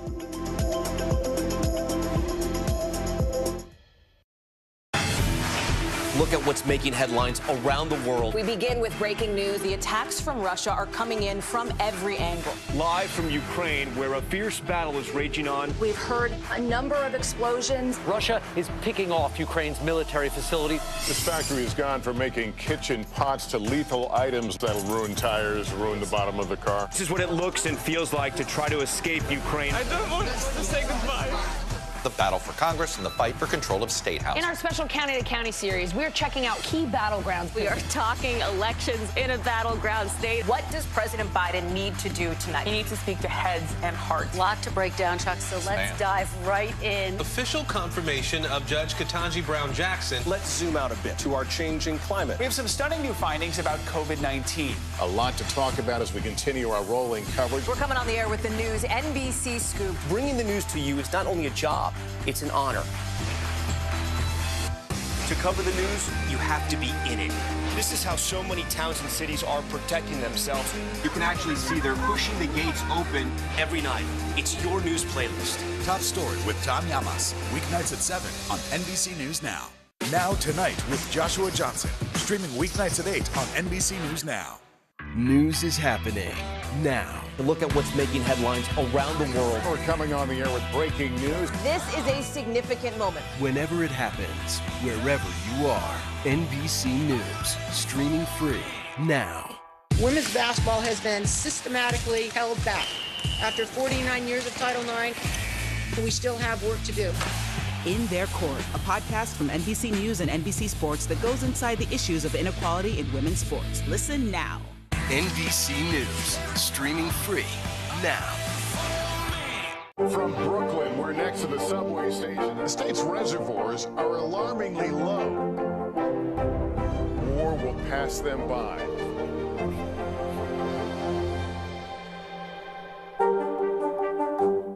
These days, it feels like the news never stops. So let's get into it. What's happening right now, what it all means for you for an hour every day. It can be hard to keep up, so let's get started together. Hallie Jackson Now, weekdays at 5 on NBC News Now. To cover the news, you have to be in it. These are families trying to board those trains to Poland. I also want to get home. You'll get home. Every night, it's your news playlist. Top Story with Tom Llamas, weeknights at 7 on NBC News Now. Women's basketball has been systematically held back. After 49 years of Title IX, we still have work to do. In Their Court, a podcast from NBC News and NBC Sports that goes inside the issues of inequality in women's sports. Listen now.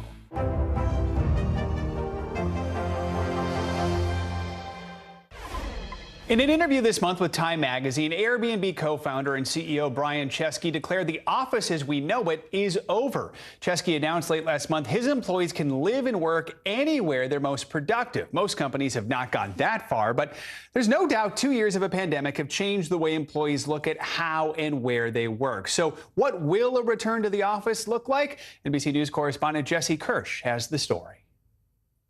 After more than 2 years in a COVID fog, some of America's biggest employers have made it clear they want their employees back in the office. Problem is, the feeling isn't exactly mutual, despite the push from some employers for in-person connection. There's nothing that replaces that face-to-face. In the Chicago area, Bear Construction recently brought its roughly 200 employees back in the office full-time. Cue the commute. We're in an office. Isn't that annoying? Not at all. I love it here. Bear Senior VP Dennis Hill says there's some flexibility and thinks his team was ready. Either way, for this firm, working in person was irreplaceable. Did you consider letting people work fully remote forever? Actually, no, we really didn't. It just doesn't fit with what we do. A vacant and empty, desolate city of Chicago doesn't help what we do for a living. But so far, Bear appears to be an anomaly. A February Chicago return survey found only about 9% of companies expected employees in the office 5 days a week. A similar scene in the Big Apple. Just 8% of Manhattan office workers are fully back in the office, according to a recent survey from the Partnership for New York City. The longer we've been waiting to come back to the office, the harder it's going to be. The partnership's president and CEO, Catherine Wild, says many employers want more workers in the office. But she says now those employees have the power, apparently not driven by COVID concerns, instead focusing on remote work flexibility and street safety in the big city. A CEO who employs thousands of people in New York said to me, if I tell my workers they have to be back in the office 5 days a week, they will all quit. Embracing the latest recruiting arms race, Airbnb now says most of its employees can work wherever they want in the country. No pay cuts for cost of living. We want access to the best talent. And by allowing employees to work remotely, we can really hire from anywhere across the United States and also have access to more diversity in doing so. Did you feel like they were more productive than they were before COVID? I think we've performed better during this period, and not just due to external factors. I think internally, we've managed to run the company more smoothly. Co-founder Nathan Blacharczyk admits this is an experiment that may not work for every company. But even some in-person loyalists want more ways to stand out. Bear already has a bar and welcomes dogs, but now they're adding a rooftop patio in downtown Chicago. You're still working on the deck, and You're already trying to figure out whatever the next thing you have to. Can't be stagnant. You have to keep going. You have to try to find the next new edge that we can to attract employees to our company. Our thanks to Jesse Kirsch for that report. Airbnb is still making time for some in-person interaction. The company's co-founder says some workers are wanting to move away from the open floor plan to a more quiet and private space. And of course, COVID continues to upend return to office plans. Citing a memo, Bloomberg says that Apple is not moving forward with its latest phase of return to office because of rising cases. Memorial Day weekend, as you probably know, is quickly approaching. That means we're going to be kicking off the start of travel season. But before you book that trip, we have a preview of this summer's travel trends. Deloitte Travel Report just released its outlook, and it looks like more people will be going on that much-needed vacation this year. According to the report, 28% of travelers plan to spend more than in 2019. That's up 6% compared to how many people planned to spend more last year. CNBC correspondent Seema Modi has more on this. Seema, good morning to you. So it seems like people are starting to venture out. Many have already been venturing, but more are getting back to traveling in larger numbers since the pandemic began. We're seeing higher airfare. We're seeing higher lodging rates. Gas prices, of course, are up as we head into summer. Is that impacting people's travel plans? Well, this is such an interesting question. The economy, the stock market may be cooling down, but that's not stopping Americans from booking trips this summer. That new survey that you just mentioned from Deloitte finding that travelers will take an average of 2 trips this summer. That doesn't mean Americans aren't feeling the pinch, though. Financial concerns have replaced COVID as the top reason among those who are not planning to travel and instead stay home this summer. And with gas prices continuing to rise, fewer Americans will hit the road this summer.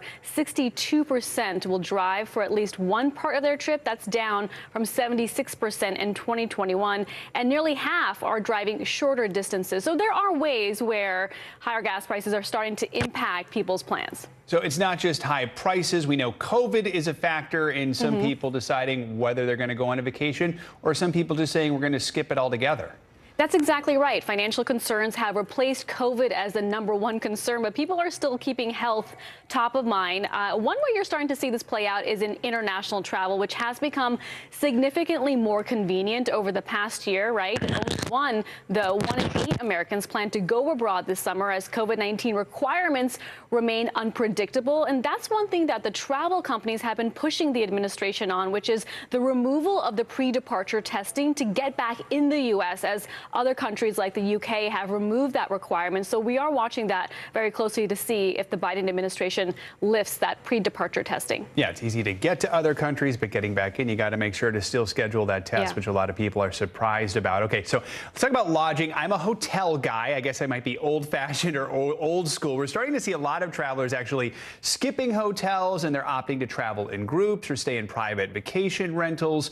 Talk more about this. What's the outlook for that market as we're heading into this travel season? Well, you're certainly not old-fashioned. There are a lot of people who prefer the hotel and like those points that you get. Private rental adoption, though, continues to grow. Among 20% of those surveyed, they plan to stay in private vacation rentals. So you think Airbnb, Vrbo, which is owned by Expedia. 1 in 7 will use this lodging type for the first time this year. So what is clear is that some of the habits that we saw during the height of the pandemic, homes over hotels, that trend is not going away.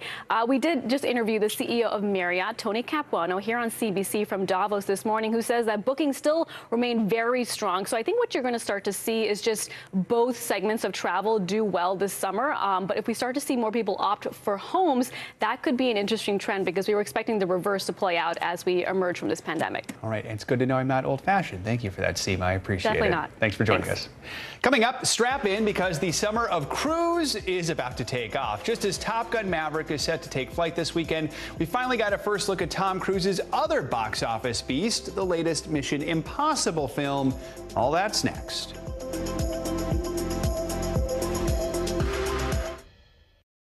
Women's basketball has been systematically held back. After 49 years of Title IX, we still have work to do. In Their Court, a podcast from NBC News and NBC Sports that goes inside the issues of inequality in women's sports. Listen now.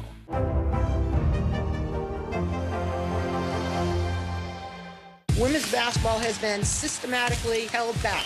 After 49 years of Title IX, we still have work to do. In Their Court, a podcast from NBC News and NBC Sports that goes inside the issues of inequality in women's sports. Listen now. Look at what's making headlines around the world. We begin with breaking news. The attacks from Russia are coming in from every angle. Live from Ukraine, where a fierce battle is raging on. We've heard a number of explosions. Russia is picking off Ukraine's military facilities. This factory has gone from making kitchen pots to lethal items that'll ruin tires, ruin the bottom of the car. This is what it looks and feels like to try to escape Ukraine. I don't want to say goodbye. The battle for Congress and the fight for control of State House. In our special County to County series, we're checking out key battlegrounds. We are talking elections in a battleground state. What does President Biden need to do tonight? He needs to speak to heads and hearts. A lot to break down, Chuck, so let's dive right in. Official confirmation of Judge Ketanji Brown Jackson. Let's zoom out a bit to our changing climate. We have some stunning new findings about COVID-19. A lot to talk about as we continue our rolling coverage. We're coming on the air with the news NBC Scoop. Bringing the news to you is not only a job, it's an honor. Top Story with Tom Llamas is your news playlist on NBC News Now. And now, you can listen to it as a podcast. Available anytime and anywhere.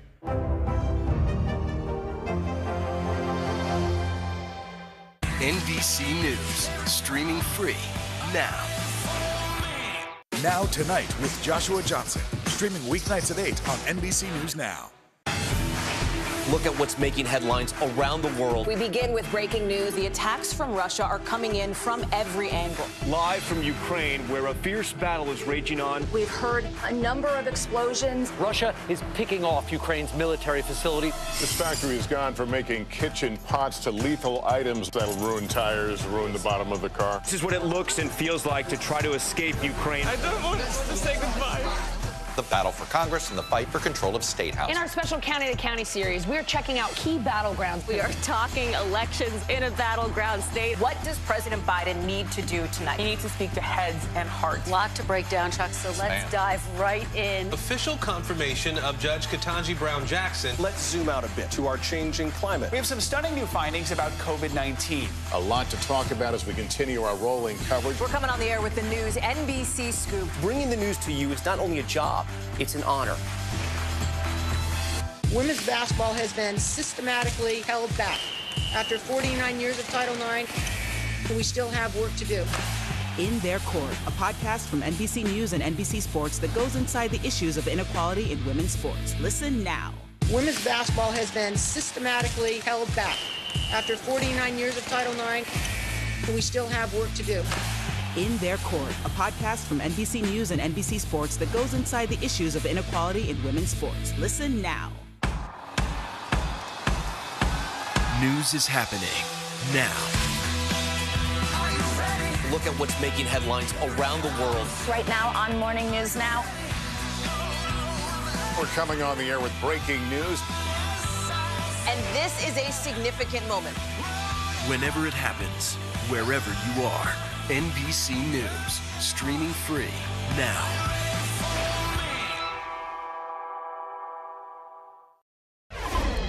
After 2 years of pandemic delays, Tom Cruise's eagerly anticipated new sequel, Top Gun: Maverick, is finally set to hit theaters this holiday weekend. The film was originally supposed to open in 2020, but couldn't hit the theaters because of the pandemic, and Cruise refused to release it on a streaming platform, insisting the only way to watch this larger-than-life movie was on the big screen.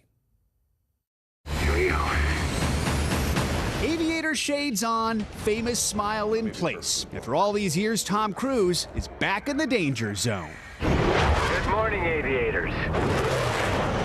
This is your captain speaking. Reprising his role as Maverick. Speed for speed. Hotshot fighter pilot he first played back in 1986. I'm not a teacher. I just want to manage expectations. In an era dominated by comic book franchises, Cruise stands apart as one of the few truly global movie stars whose name can run above the title. He is like the guy who is, at the top of the list of movie theater owners. 36 years later, and here we are. It's surreal. Critics say Maverick lives up to the hype with strong performances from co-stars like Jennifer Connelly as Cruise's love interest. Those are your pilots. But for fans, the aerial sequences are the real draw, filmed in actual jets, not digital simulations. You're seeing people doing extraordinary things, and you know that they're really doing it. There's 5Gs. Actors went through 3 months of grueling aviation training to handle the strain of flying in real jets. Miles Teller plays the son of Maverick's old partner, Goose. When Tom hears that something's impossible or it can't be done, that's when he gets to work. At nearly 60 years old, Cruise is not slowing down. He's still doing most of his own stunts and putting in countless hours to promote his films. Even going viral overnight, terrifying James Corden in a fighter jet ride. When you dump out of the airplane, here's your ring. So are you joking? Even though it won't be out until 2023, the trailer for the next Mission Impossible has already set the internet on fire. The latest Tom Cruise big screen summer spectaculars hoping to soar at the box office. I flew with the Thunderbirds once. It is not easy. Now, recently, Tom Cruise has been dubbed Hollywood's last action hero. When the original Top Gun was made in the 80s, studios could count on stars like Sylvester Stallone or Arnold Schwarzenegger for a big opening. Well, today, almost all the big box office hits are superhero franchises, so it's less about the actor, more about the character. Theater owners and producers have their fingers crossed that this latest Top Gun film will help lure adults back to the movies again. That does it for this hour of Morning News Now. The news continues right now.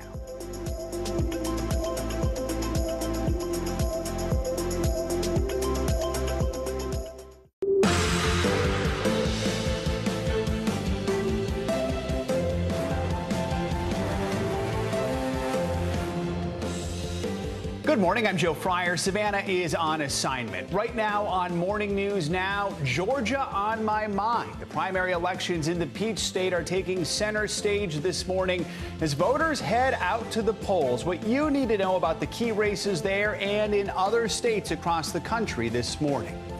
Doubling down, President Biden reiterating his message to defend Taiwan from any aggression by China. His promise for a military response drawing parallels to the situation in Ukraine. Mr. President, would you send troops to Taiwan if China invaded? Our policy has not changed at all. I stated that when I made my statement yesterday. We'll have the latest from Tokyo as the president wraps up his historic trip to Asia.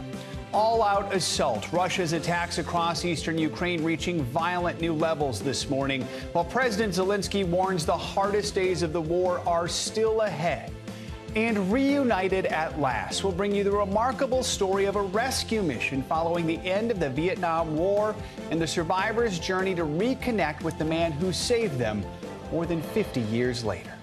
Good to have you with us on this Tuesday morning.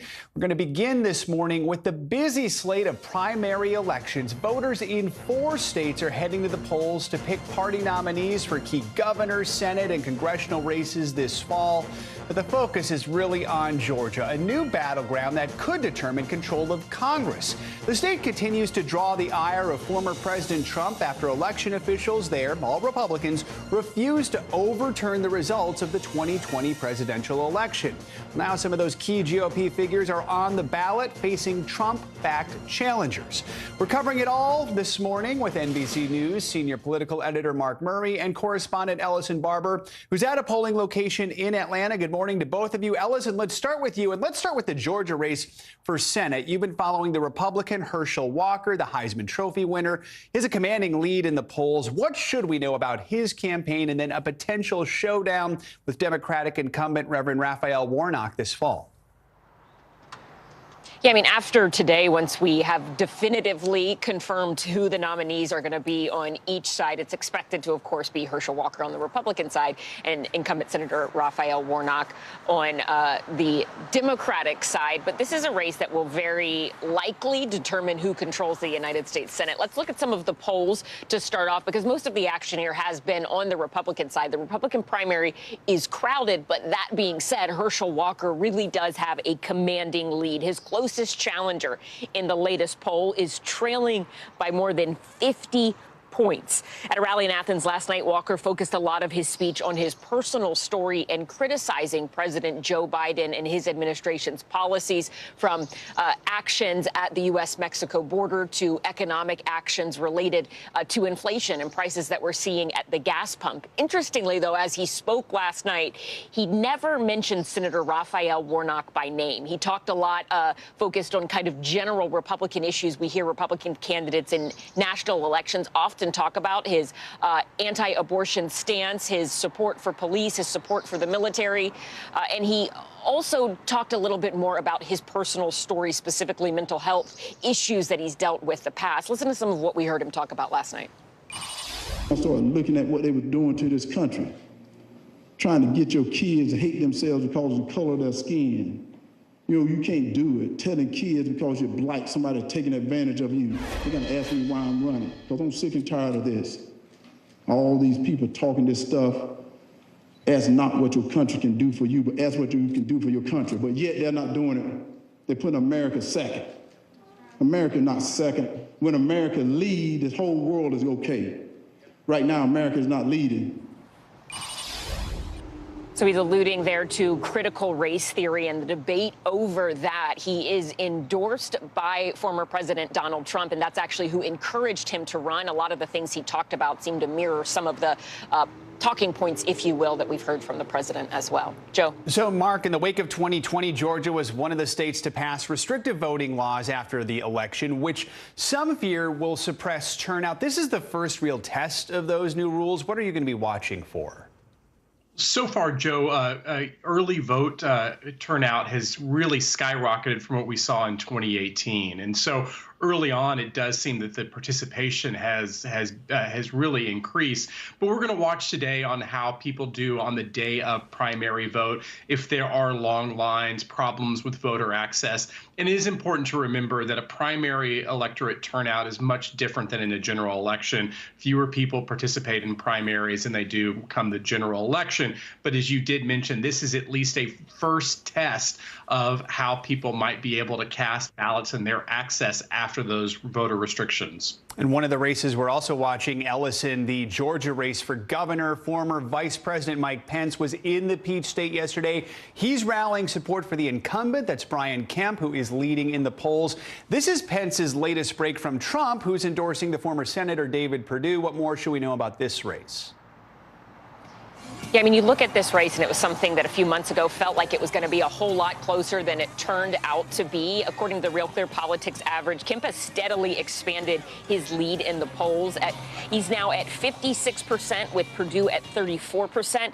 As you said, former President Trump was actually part of a tele-rally last night with former Senator David Perdue around the exact same time that you have former Vice President Mike Pence holding a rally, standing alongside Kemp. This is a big deal, this endorsement, this divide, if you will, because on Pence's side, it's hard to see that rally last night, his support of Kemp, as anything other than a blatant act of political defiance against his former boss. And for a lot of people, they're looking at that and saying, hey, Pence has some different individual political aspirations moving forward, and that may be part of why we're seeing this split here. And Joe? Mark, real quickly, we have primaries also in Alabama, Arkansas, and Texas today. What are you keeping an eye on?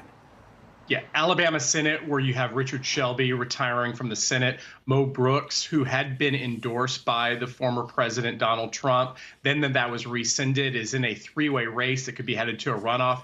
Joe, I'm also a native Texan. There are runoffs happening there, including a progressive versus incumbent, a Democratic member of Congress race, as well as an attorney general race where the end of the Bush political line and the legacy of the Bush family could very well be at the end of the line if you end up having George P. Bush lose the runoff for attorney general in Texas. Lots to watch. Ellison and Mark, thank you both so much. We're going to be covering it all day long. Hallie Jackson now will broadcast live from Georgia for the primary election coverage starting at 5 p.m. Eastern. Then at 8 p.m. Eastern, Chuck Todd and Kristen Welker host in-depth coverage and analysis of election results in Alabama, Georgia, and more.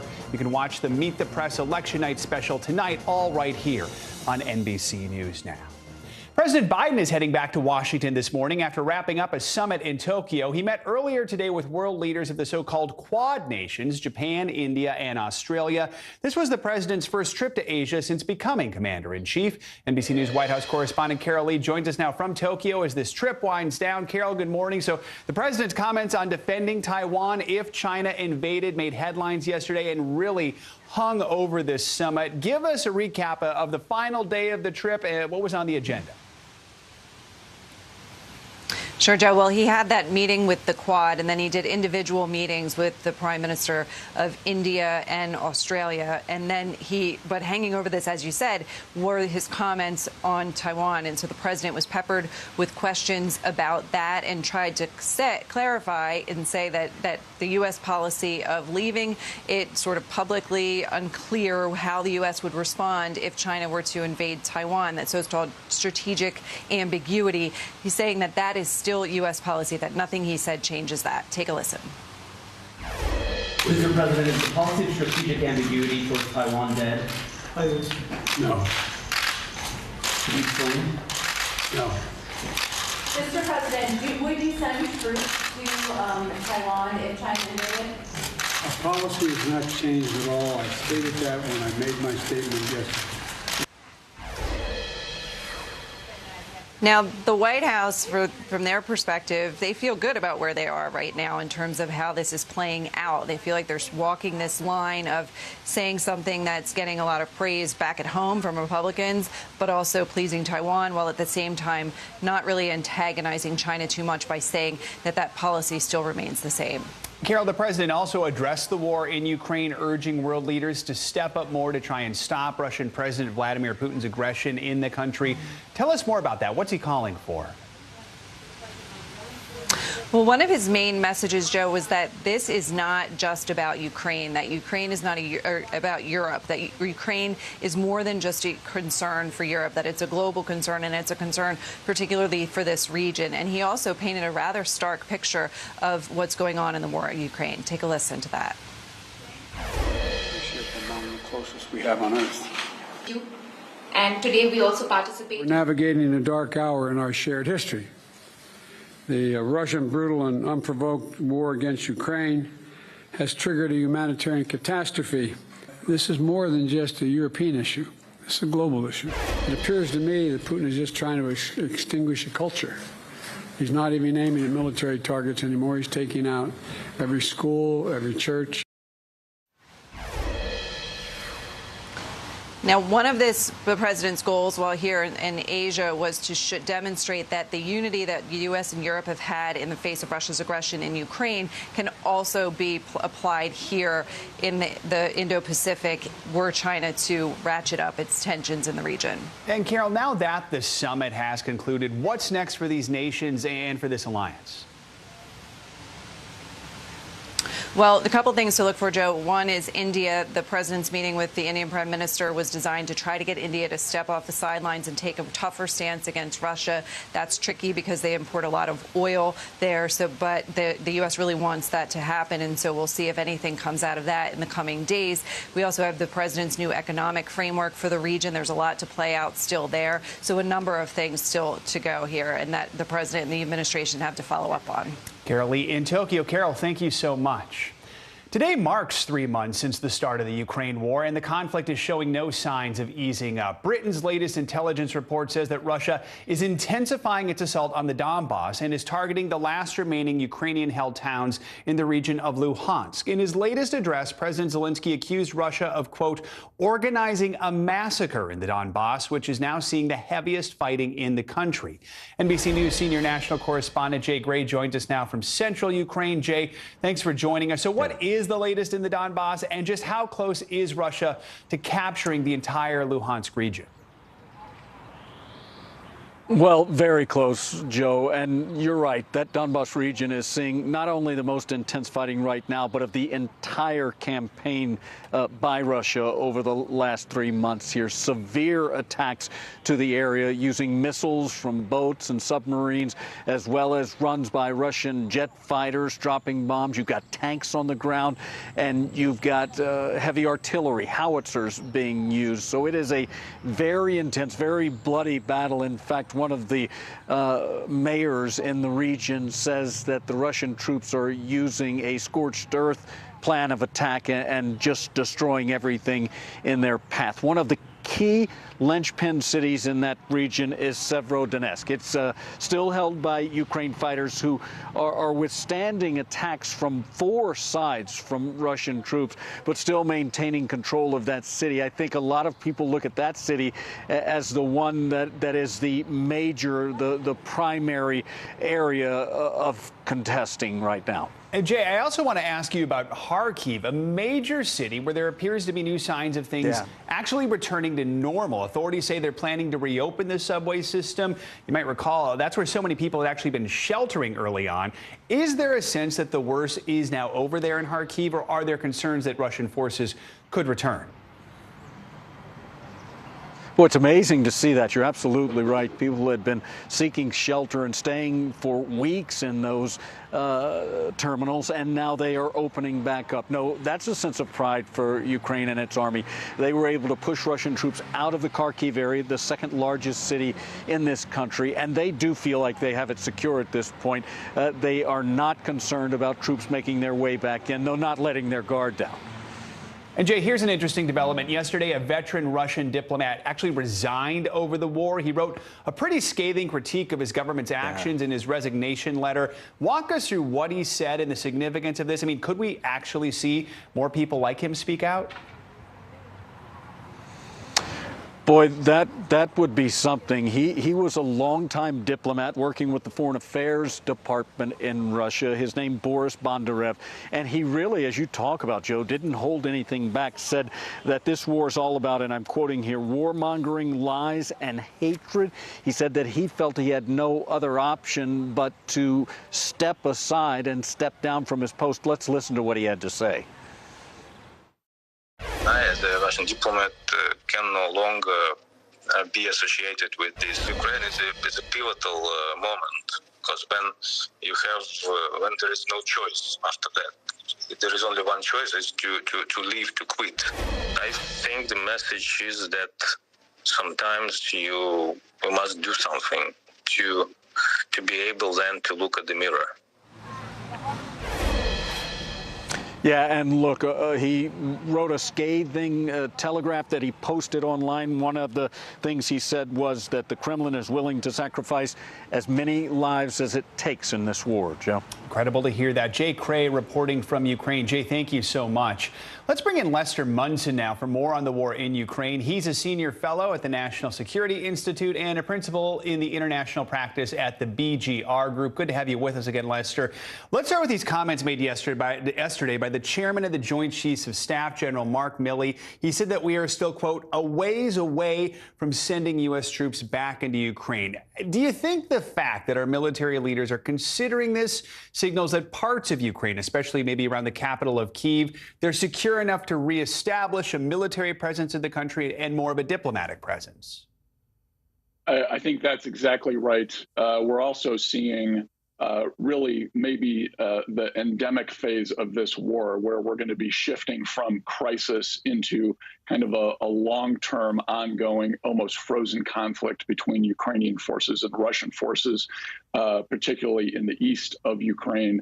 So it's going to be more appropriate for U.S. forces to be there to protect the embassy, which is the traditional job of U.S. Marines, and perhaps also to train Ukrainian forces to be even more effective in the fight against Russia. Lester, I want to turn now to what we heard from one of Germany's economic ministers yesterday, telling reporters that an agreement to ban imports of Russian oil into the European Union could be reached within days. I mean, this is big. What kind of impact could this deal have? First, on Russia's economy, and if it is a big impact, does that influence Putin at all when it comes to the war?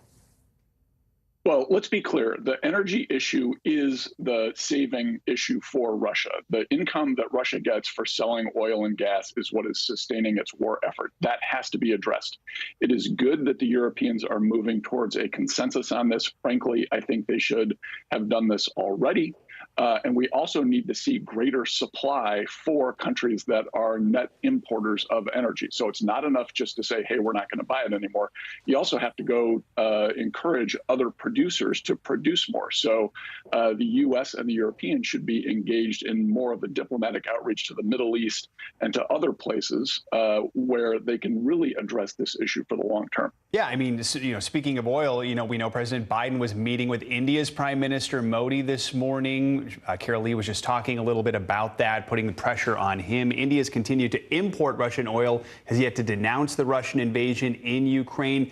Do you think the president can put enough pressure on India to change its stance on Russia? And if that happened, would that have an impact? I think it's important to pull back a little bit here. The U.S. primary goal, first of all, the bilateral relationship with India is hugely important.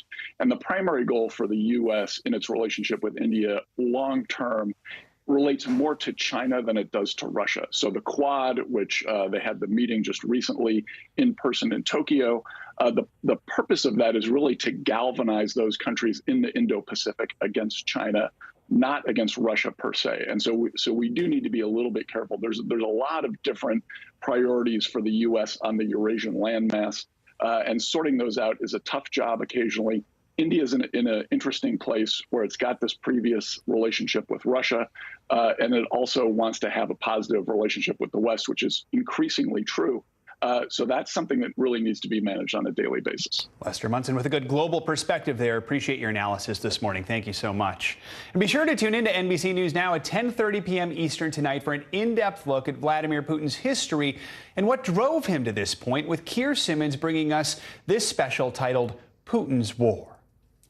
American families found a bit of relief this week as pallets of baby formula arrived from Europe. The shipment had enough formula to feed 9,000 babies and 18,000 toddlers for 1 week. But families are certainly not out of the woods yet. As of last night, 43% of formula supplies nationwide were still out of stock. Another military shipment is expected later this week, but true relief for parents may not come for several weeks. NBC News business and technology correspondent Jolene Kent has the latest.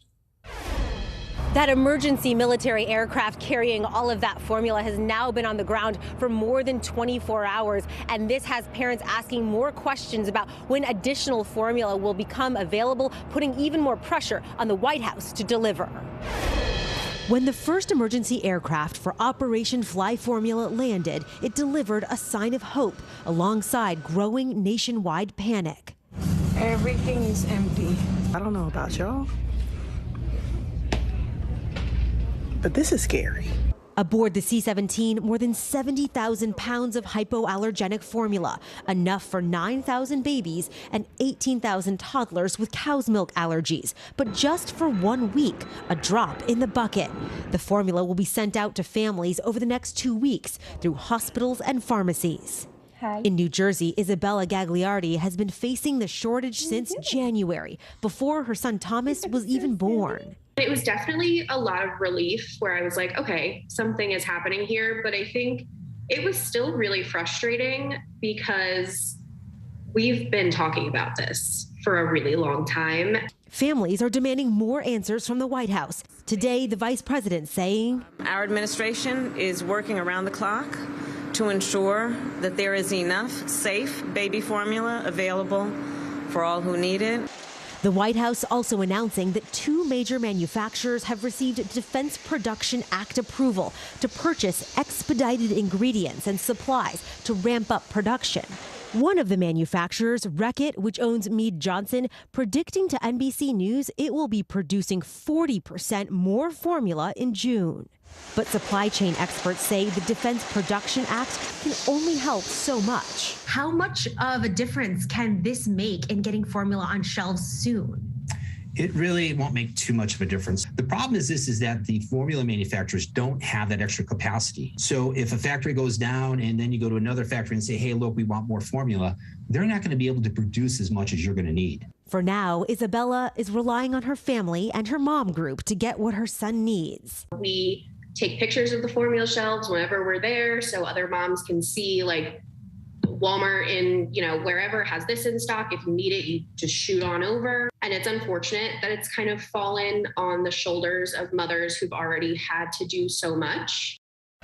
The big question right now is when more formula will become available on store shelves. And what we know so far is that second formula flight arrives in Virginia on Wednesday, but that's carrying additional hypoallergenic formula. We also know that the closed Abbott plant is supposed to reopen now within 7 days. And if that happens, that formula would hit store shelves, according to the company, in mid-July at the very earliest.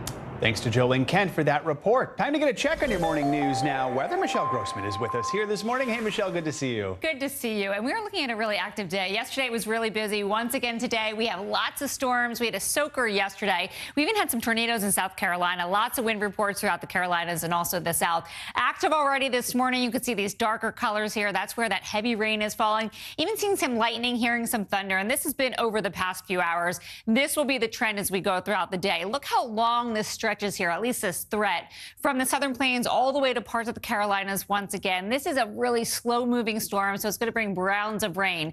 Where you see the yellow here, that is where we're most likely to see this severe weather. So 15 million people at risk. That includes Wichita Falls, Dallas, Shreveport, over to Lubbock. And we're looking at winds gusting to 60 miles per hour. Some large hail, also the chance once again for a few tornadoes. This will be a big concern over the next few days. The grounds are already so saturated. We're adding rain on top of that. And up to 5 inches in some spots. It's falling fast, and we could see 2 inches per hour in some spots. So again, where you see these darker colors, that corresponds with higher rainfall, so even up to 5 inches in some spots.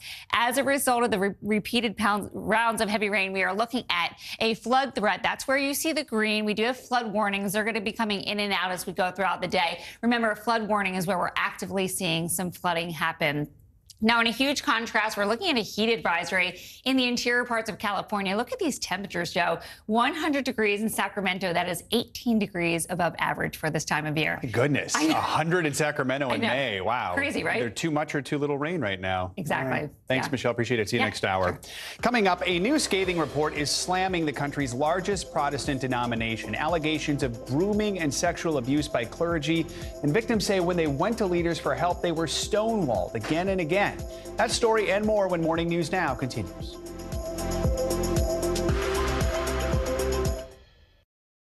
These days, it feels like the news never stops. So let's get into it. What's happening right now, what it all means for you for an hour every day. It can be hard to keep up, so let's get started together. Hallie Jackson Now, weekdays at 5 on NBC News Now.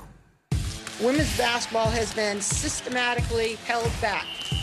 Our players and coaches have been harmed.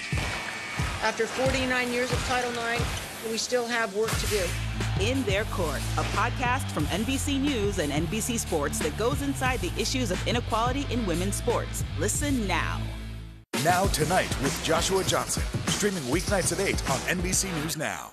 Sometimes the news can be difficult and overwhelming for kids to understand. Ukraine and Russia. Could you help me understand what's going on? So to help make sense of it, we've created a newscast just for them. We hope your family will watch Nightly News Kids Edition.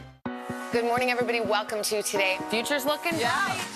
You got a whole restart. How does that land with you? Is climate change and the environment one of your top priorities?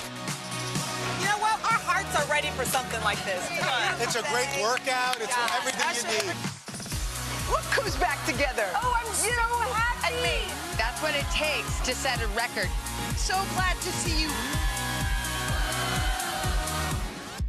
Hallie Jackson Now, weekdays at 5 on NBC News Now. When was the last time you made space to listen to somebody?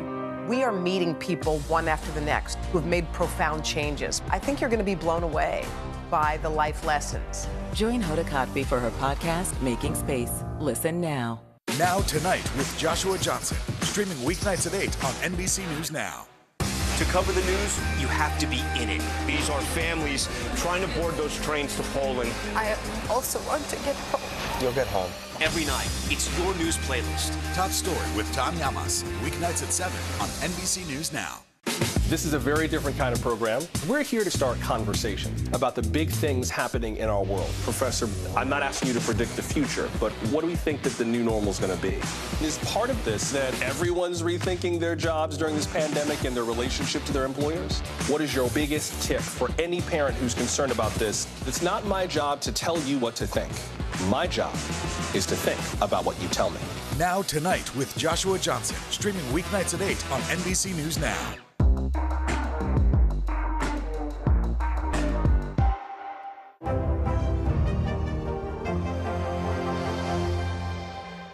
News is happening now. Look at what's making headlines around the world. Whenever it happens, wherever you are, it's here now. Making Space, the inspirational podcast from Hoda Kotb. Listen now. An explosive new report is rocking the nation's largest Protestant denomination. In that report, leaders of the Southern Baptist Convention are found to have mishandled sexual abuse allegations over 2 decades. NBC News correspondent Ann Thompson has the story. This is the reckoning Hannah Kate Williams wanted when she and others asked the Southern Baptist Convention for a third-party investigation of sexual abuse. Do you feel vindicated by the report? In a lot of ways, yes. She is suing the SBC for failing to take action against her father, who she says sexually abused her starting at age 8 as he studied to become a pastor. I was met with, well, you're an enemy of God. It was threats, harassments. I had to move from my home. The lengthy report details how survivors like Williams encountered resistance, stonewalling, and even outright hostility from some in SBC leadership starting in 2000. One leader claiming it is a satanic scheme to completely distract us from evangelism. Yet investigators found one staffer compiled a secret list of accused abusers with hundreds of names. What does this do to the reputation of Southern Baptists? You know, for a group that talks a lot about sexual morality, talks a lot about men protecting women and children, I think that this is obviously a very bad look, and it is clear hypocrisy. SBC President Ed Litton says Southern Baptists must resolve to change our culture and implement desperately needed reforms. The report recommends creating and maintaining an offender information system, providing a resource toolbox with protocols and training, and making a sincere apology to survivors. Healing won't come easy. Popular evangelist Beth Moore, who left the SBC last year, tweeting, "You have betrayed your women. It's too late to make it right with me. It's not too late to make it right with them." Ann Thompson, NBC News. At least 10 people were killed in a building collapse in southwest Iran, with many more feared trapped. NBC's Ali Arouzi joins us with that and more world headlines from London. Ali, good morning. Good morning, Joe. That's right. An unfinished 10-story building in southwest Iran collapsed, killing at least 10 people and injuring dozens more. Rescue teams worked through the night to pull out trapped survivors out of the remains of the building. Steel beams and concrete that fell from the building crushed cars on the streets below. Authorities have arrested about 10 people, from officials to contractors who were connected to the building. Every year, the rich and powerful gather in Davos for an economic forum, but this year a small handful of the wealthy who attended Davos are calling for higher taxes on the rich in order to tackle the cost of living crisis. The so-called millionaire protesters argued that the wealthy made so much money over the last 2 years, while so many other people across the globe struggled with finances. And finally, the Queen wasn't going to let her mobility issues stop her from attending her favorite flower show. The 96-year-old monarch, dressed in pink, showed up to the Chelsea flower show in a brand new custom-made golf cart to help her get around. A palace spokesman said that adjustments had been made for the Queen's comfort. And those are your headlines, Joe. We call it the Queen Mobile. All right, Ali, thank you so much. Appreciate it. The Queen Mobile. Coming up, a major spike in active shooter incidents. We're speaking with an expert to find out what's behind the rise and how to stop the violence. Plus, why overworking could actually be making us less productive. That's in our weekly mental health roundup. You're watching Morning News Now.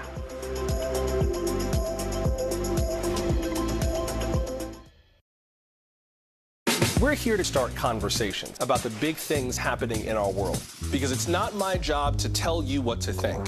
My job is to think about what you tell me. Now Tonight with Joshua Johnson, streaming weeknights at 8 on NBC News Now. Women's basketball has been systematically held back. After 49 years of Title IX, we still have work to do. In Their Court, a podcast from NBC News and NBC Sports that goes inside the issues of inequality in women's sports. Listen now. To cover the news, you have to be in it. This is how so many towns and cities are protecting themselves. You can actually see they're pushing the gates open every night. It's your news playlist. Top Story with Tom Llamas, weeknights at 7 on NBC News Now. Good morning, everybody. Welcome to Today. Future's looking bright. You got a whole restart. How does that land with you? Is climate change and the environment one of your top priorities? You know what? Our hearts are ready for something like this. Come on. It's a great workout. It's everything you need. What comes back together? Oh, I'm so happy. And me. That's what it takes to set a record. So glad to see you. Women's basketball has been systematically held back. Our players and coaches have been harmed. After 49 years of Title IX, we still have work to do. In Their Court, a podcast from NBC News and NBC Sports that goes inside the issues of inequality in women's sports. Listen now. Good morning, everybody. Welcome to Today. Future's looking bright. You got a whole restart. How does that land with you? Is climate change and the environment one of your top priorities? Sounds so good. Love it. Hallie Jackson Now, weekdays at 5 on NBC News Now.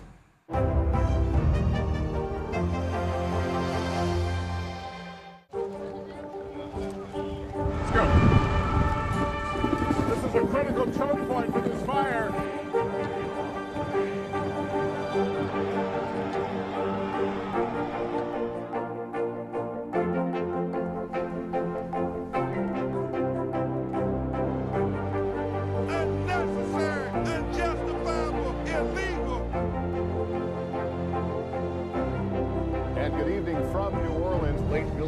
celebration, witnessing the massive crowds. I admire you both. Nice to really spend some time with you. Appreciate it.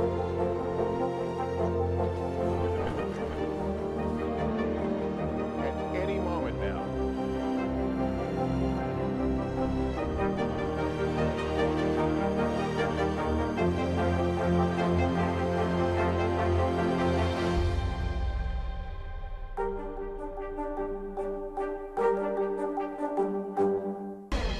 In the aftermath of the deadly mass shooting in Buffalo, the FBI has released a new report that finds active shooter incidents are on the rise. Here are some of the numbers. In that report, in 2021, the number of active shooter incidents saw a 52% increase from 2020, with more people dying from these shootings. It's also a nearly 100% spike from what we saw in 2017. Let's bring in NBC News law enforcement analyst Cedric Alexander. Cedric, good to have you with us this morning. The first question I'm going to ask is the obvious one. Do we know why we are seeing such a big spike in active shooters? You know, the jury is still out on that. There's certainly a lot of social reasons we can somewhat speculate that's causing these types of violent acting out in our nation.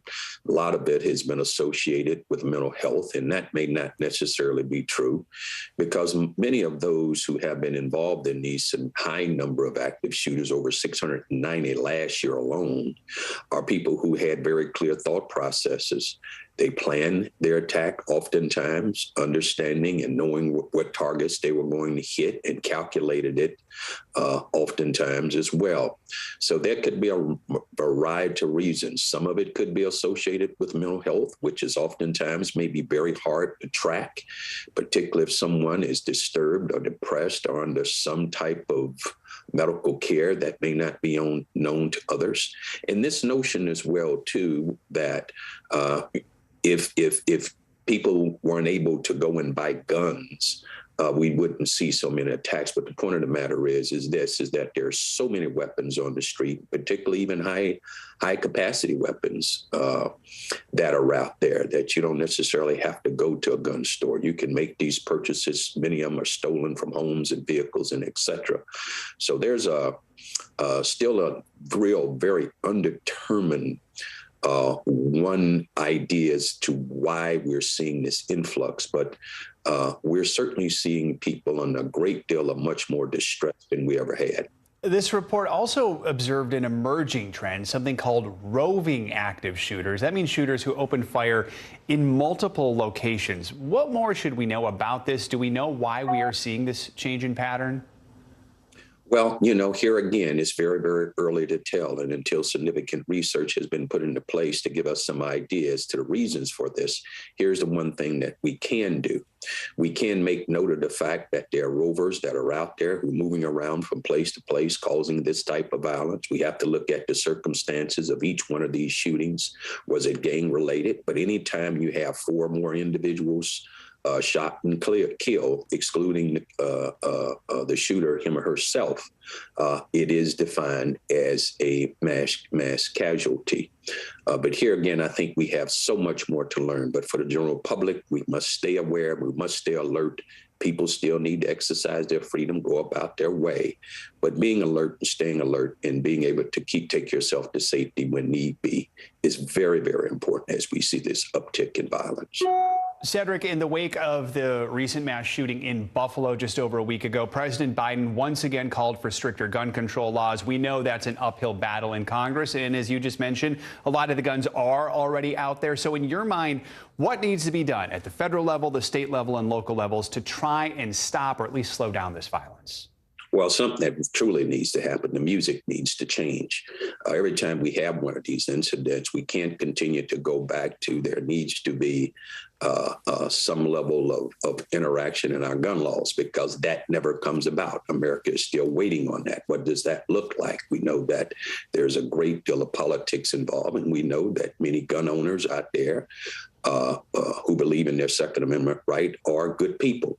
So it's a complicated situation. But the point of it is we can't continue to say the same thing over and over again. At every level of government, federal level, state level, and at the local level. We have to do everything that they can, but understanding at the local level, they don't have the same level of power and control as at the federal level. So really our federal elected officials are really going to have to find a way to come together and really confront and deal with this ever emerging issue that is damaging the lives of American people every day. This is serious business that's got to be dealt with at a federal level and state level. Cedric Alexander, as always, we appreciate your expertise and analysis. Thanks for joining us this morning. Thank you for having me. Time for this week's mental health check-in. We're digging deeper into why overworking is actually making us less productive, plus how to overcome FOMO, the fear of missing out. And as always, we just want to take this moment to pause, take a deep breath, and reflect on our emotional well-being. And to help us do that, let's bring in Dr. Erica Edwards. She's the chair of psychiatry at Sibley Memorial Hospital and assistant professor of psychiatry at Johns Hopkins Medicine. Dr. Richards, good morning to you. So many of us feel like we should be doing something all the time and that we're not doing enough if we don't feel overwhelmed. I know I feel that way a lot. So it turns out overworking, well, it actually makes us not as productive. Why is that the case? What more can you tell us about that? So this is part of a series focused on work-life balance with that key question, exactly, do you feel like you're not doing enough unless you're overwhelmed? So anyone that has a to-do list knows that as it grows, it gets harder to get started on even item number one on that list. So in the workplace, this manifests as productivity paralysis. When this occurs, it's really hard to get things done. And what happens is your workday becomes longer. You go into the weekends to get things done. You skip lunch breaks. You work later. But what we know is that a rested worker is a better worker. So in the UK, there's a movement called the 4-Day Week campaign, where they're fighting for decreased duration of the work week with about a 32-hour max, without any changes in pay, to try to increase productivity within that time frame. 4-day work week, that would be absolutely amazing. All right, Dr. Richards, let's turn to social media, which many people are on 7 days a week. There's that feeling of missing out when we see other people posting pictures and they're having fun. So how do we overcome that fear of missing out, or as it's known, how do we overcome FOMO? FOMO, always a good discussion. So at the heart of this topic is comparing ourselves and our experiences to others. And for a second, let's talk about what's good about doing that. You know, we learn from examples from others. It's how we adapt, it's how we go, it's how we grow, it's how we move forward, not only as an individual, but as a society. But FOMO, that missing out, that fear of missing out on happiness, things that may increase our happiness, is really what that discussion comes to be.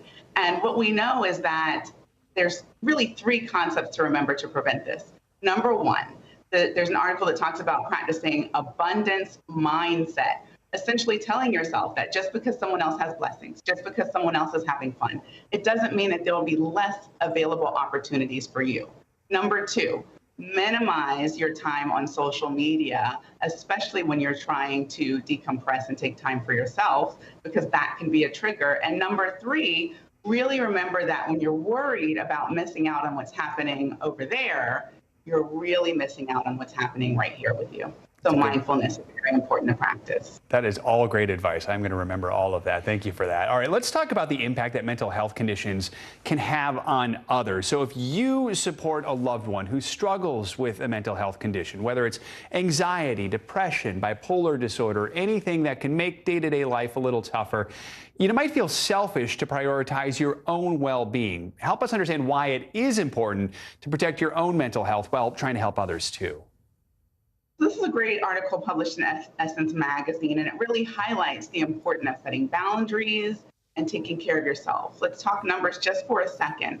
Nearly 1 in 5 adults are living with a mental health diagnosis.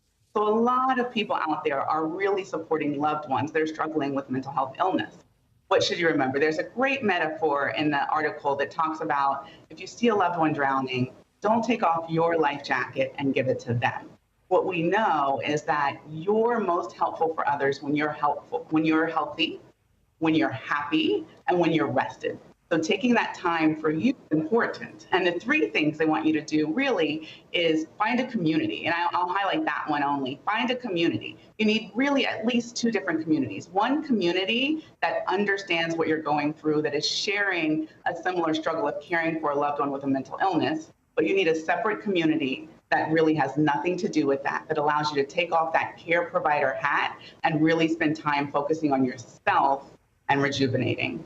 Lots of important advice about taking better care of ourselves. Dr. Richards, thanks so much for joining us this morning. We really do appreciate it. Thanks for having me. We've got some promising news this morning about the rollout of COVID vaccines for children under 5. The FDA announced that it will consider Pfizer's and Moderna's vaccine applications for this age group at a meeting on June 15th. Pfizer says 3 small doses of its vaccine offer strong protection for children younger than 5, while Moderna reported that 2 doses of its vaccine are effective. For more on this, let's bring in Dr. Bio-Curry Winchell, Regional Clinical Director of Carbon Health and St. Mary's Hospital. Doctor, good to have you with us. So what are the next steps now to get these vaccines approved, and when might these families who've been waiting so long for this might actually be able to get their youngest kids these shots? So this is wonderful news. We know that they're going to meet in around June 15th. So we're hopeful that at the end of the month or maybe July that we can see, as a parent myself of 2 young children, that this vaccine will be available so we can start really protecting everybody, from the coronavirus. Why is there then a difference in dosage between Pfizer and Moderna's vaccines? What should parents consider when they're deciding which one to give their kids, if they do have the option, I guess, depending on what supply their doctors have? So the difference is based on data. So for Pfizer, they found that having a 3-dose regimen and really having a lower microgram of 3 micrograms was really effective. Now for Moderna, they found that a 25 microgram, so one quarter of the adult dose, was the best protection for little ones. And so that's why you see a difference. But as a mom and a doctor, picking a vaccine to protect your child, whatever one is available, is the best choice because we know it can reduce hospitalization and possible death. So as a parent, I really recommend just getting the first vaccine that is available. I bet a lot of kids will be wanting the one that involves getting a needle twice as opposed to 3 times, but that'll be up to the parents and the doctors to try and figure that one out. Let's turn to Pfizer's COVID antiviral drug, Paxlovid. Several patients who've taken it say they're experiencing rebounding symptoms after initially feeling better. Put this into perspective for us. How often is this actually happening in the grand scope? And then in general, are relapsing COVID symptoms common?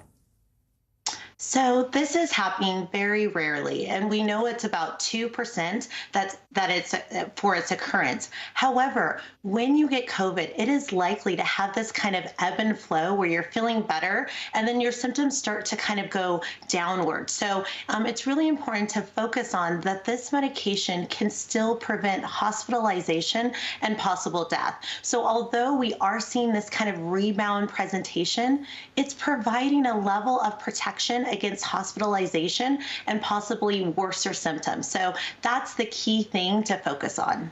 Dr. BCW, Dr. Bio-Curry Winchell, thanks so much for joining us this morning. We do appreciate it. Thank you for having me. Coming up, a blockbuster summer travel season's about to kick off this Memorial Day weekend, and with it, unfortunately, will come those sky-high prices no matter which way you move around the country or the world. Our Carrie Sanders is with us after the break on what you can do to try and stay sane on that getaway.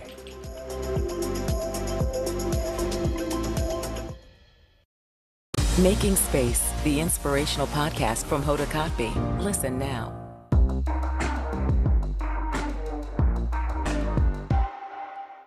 Good morning, everybody. Welcome to Today. Future's looking bright. You got a whole restart. How does that land with you? Is climate change and the environment one of your top priorities? You know what? Our hearts are ready for something like this. It's a great workout. It's everything you need. What comes back together? Oh, I'm so happy. And me. That's what it takes to set a record. So glad to see you. News is happening now. Look at what's making headlines around the world. We're coming on the air with breaking news. This is a significant moment. Whenever it happens, wherever you are, NBC News, streaming free now. Let's go. This is a critical choke point for this fire.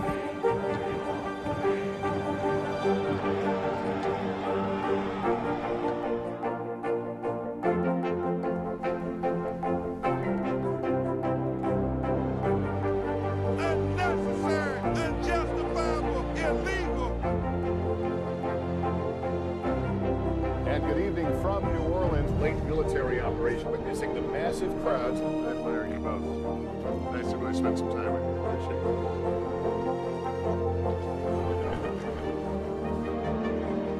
At any moment now.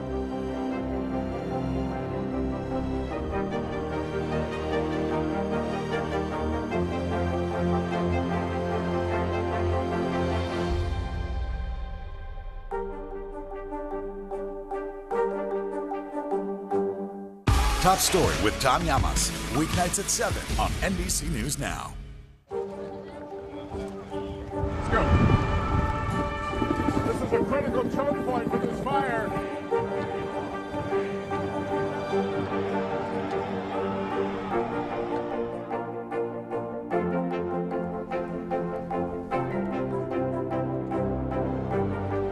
Unnecessary, unjustifiable, illegal. And good evening from New Orleans. Late military operation witnessing the massive crowds. I admire you both. Nice to really spend some time with you. Appreciate it.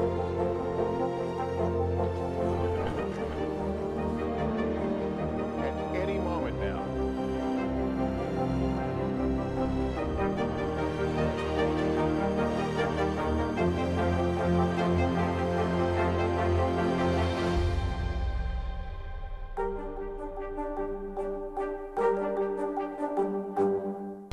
Welcome back. Memorial Day weekend is now just days away, which means we're closing in on the unofficial start of summer and a very busy travel season.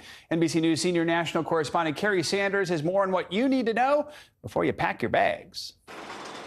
With Memorial Day just around the corner, the summer travel season is heating up and taking flight.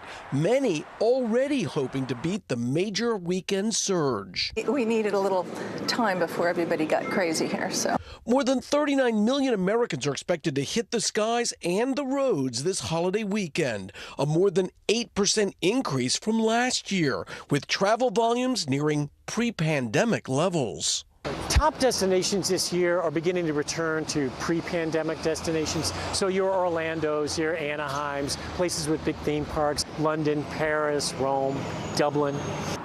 Even with soaring costs and rampant inflation, many are itching to get away. I'm just happy to be traveling. I'm just happy to be out. From the railway to the runway, many trains and flights for Memorial Day already sold out.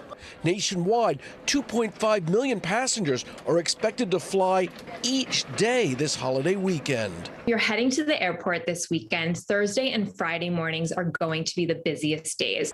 But the real rush will be on the roads, even as gas prices continue to climb, with the national average now at $4.60 a gallon. Many Americans are still choosing to fill up and drive to their destinations. To avoid that potential bumper-to-bumper traffic, experts say to plan ahead and get out the door early. Don't travel during peak hours on Thursday and Friday afternoon, where traffic from coast to coast, including in New York, Houston, and Los Angeles, is expected to increase dramatically. Meantime, for so many others across the country, $5.61 a gallon for ethanol free. Horrible. Too much for gas. It's too much. I can't travel. The unrelenting pain at the pump is forcing them to slam the brakes. Alan Lipschutz has been driving his RV for months. The price to fill a single tank, a wallet-busting $400, and he only gets about 8 miles to the gallon. Luckily, he's found a way to enjoy the holiday weekend without breaking the bank. We call this a staycation. You're how close to your house? 5 miles. Oh, so you're really close. We're really close. Walking distance, jogging distance. But it's still a vacation. Still a vacation. Thanks to Kerry Sanders for that report. Shares of Snapchat plummeted after a dismal note to employees from the social media giant's CEO. CNBC's Silvana Henao joins us with that and more financial headlines. Hey, Silvana. Hey, Joe. Yeah, so shares of Snap are tumbling after the company slashed its profit forecast, saying the economy has worsened faster than expected in just the past month. When Snap reported earnings back in April, it projected sales would grow as much as 25% this quarter. In a memo to employees, CEO Evan Spiegel says Snap will slow hiring and evaluate the rest of this year's budget to find potential cuts. Other social media and tech stocks such as Meta, Pinterest, and Alphabet are also falling. Airbnb is shutting down all listings and experiences in China at the end of July. The vacation rental company making the announcement in a post on its official WeChat account today. The news was first reported by CNBC yesterday. Airbnb says Chinese users will still be able to book listings outside the country. Airbnb joins a list of foreign companies that have pulled out of China after running into stiff local competition and regulatory issues. TikTok announcing a new program to let viewers subscribe to specific live streamers they want to support. Live subscription gives fans access to perks such as exclusive chats and badges that set them apart from non-subscribers. The program is launching in beta format on Thursday.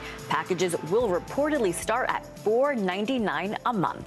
Another thing to sign up for. All right, Silvana. Exactly. Thank you so much. You got it. Coming up, Inspiring America, a reunion decades in the making. The uplifting story of a sailor, Vietnam refugees, and the single act of kindness that changed all of their lives forever. That's next.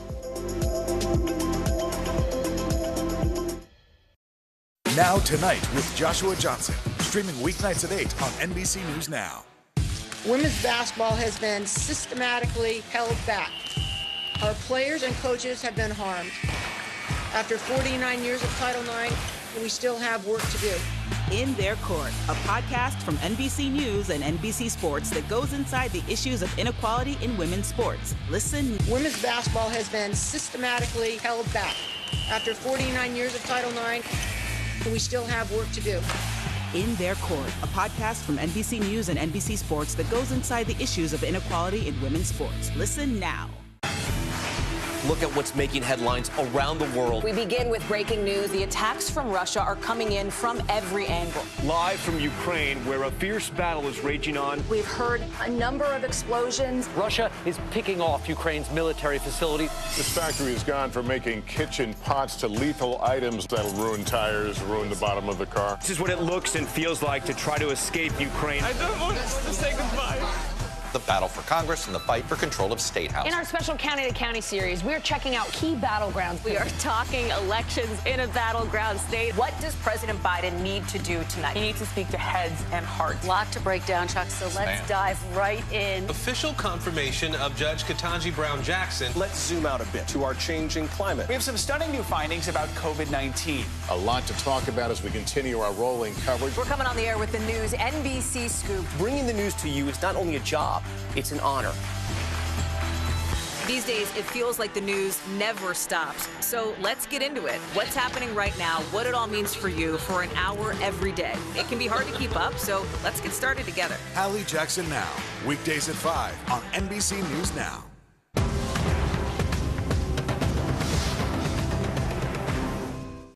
What would you like to see from the federal government to keep Buffalo safe? If there is legislation brought to you to ban contraception, would you sign it? What should be focused on that could reduce inflation and avoid a recession? If it's Sunday, it's Meet the Press.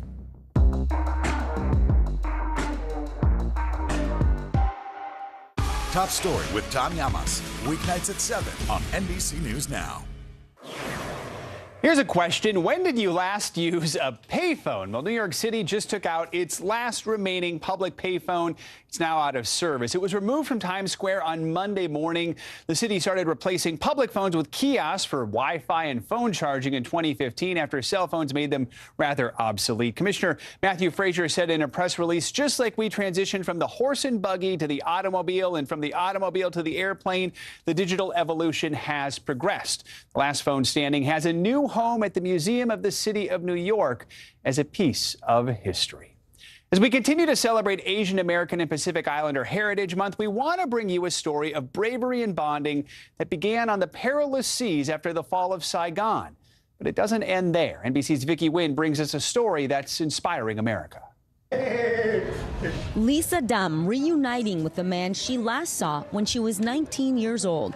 Then, as now, she credits him with saving her life. You did it. Without you, we would not have been here. You're here. That's the main thing. That's all we ask for. Yeah. In 1978, Lisa and 50 other Vietnamese refugees were fleeing communism after the fall of Saigon. But they got lost in the South China Sea, 33 adults and 18 children, adrift on this fishing boat, low on fuel and hope. How dire was the situation? Many ships passed by and didn't rescue us. But death would not be their destiny, thanks to a man who was chief mate on this container ship, George Peterson. I'm the captain's right-hand man. He told me to go down on the boat, tell them they can have all the food and all the water, but we really can't take them up. But George insisted on bringing them all on board, prepared to accept any consequences. What made you think we can't just give them food and water? We need to rescue them. Any human being can see that if somebody needs help, you give them help. Armstrong, now an attorney for the city of Los Angeles, and his brother Van were 4 and 9 at the time. But I do remember seeing for the first time huge men with blue eyes, big muscles, like literally carrying us, from the little boat up to the ship. That decision that he made changed everything for us. For years, George tried to find the 51 refugees. The breakthrough? A neighbor saw this photo and found one person on the list of names George kept. It was Min Nguyen, the first refugee to reconnect with George back in 2018. Many of them, like Lon Trong, wanting to make him proud. I became a social worker. I want to give back to the community to help other people like George has inspired me to do. Now 88, George is still hoping to find the 23 people he has yet to reunite with. That's your dad. Isn't that crazy? Until then, gratitude. You were the right person in the right place and the right time. Thank you. And unending love. Vicki Nguyen, NBC News, Palm Springs, California. Here's hoping there are many more reunions in the future. Our thanks to Vicki for that report. That does it for this hour of Morning News Now. The news continues right now.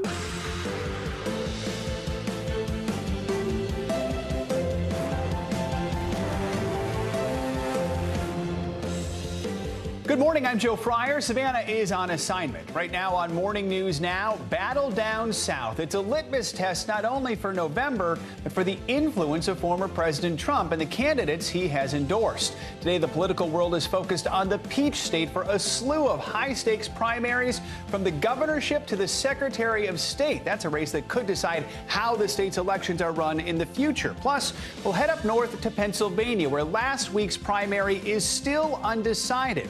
It's most definitely going to a recount, but now it's also heading to court. We'll explain coming up. War of words, confusion and consternation. As President Biden makes his way back to Washington from Asia this morning, it comes after comments he made about militarily defending Taiwan if China invaded. The remark drew expectedly harsh criticism from China. We'll have the latest for you as President Biden makes his way home, plus the unlikely senator standing with the president on those remarks. Precautionary measures, a handful of concerning monkeypox cases across the nation, now prompting top U.S. officials to take action. What you need to know this morning about the vaccine being brought out to stunt the spread.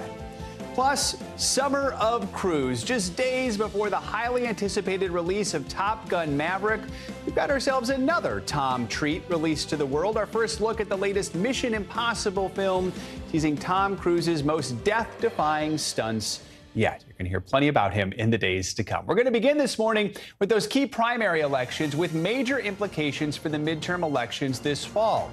In Georgia, the high-stakes Republican race for governor pits the power of former President Trump against his own vice president, Mike Pence, who's openly campaigning against the Trump-backed candidate. To help us understand all of this, let's bring in NBC News correspondent Blaine Alexander with the latest from Georgia. Well, this is already a record-breaking election here in the state of Georgia. Early voting numbers are higher than any the state has ever seen. But it's also a referendum for someone who is not on the ballot, former President Donald Trump, a test of his political power as some Republicans are lining up against him. In Georgia, it's the Election Day face-off between a former president and his vice president, though neither of them are on the ballot. Former Vice President Mike Pence throwing his support behind Georgia Governor Brian Kemp, the very candidate his former boss is trying to unseat. You will send a deafening message all across America that the Republican Party is the party of the future. It is the clearest sign yet that Pence is breaking from former President Trump, who blames Georgia's governor for his 2020 election defeat. Brian Kemp is a turncoat, he's a coward, and he's a complete and total disaster.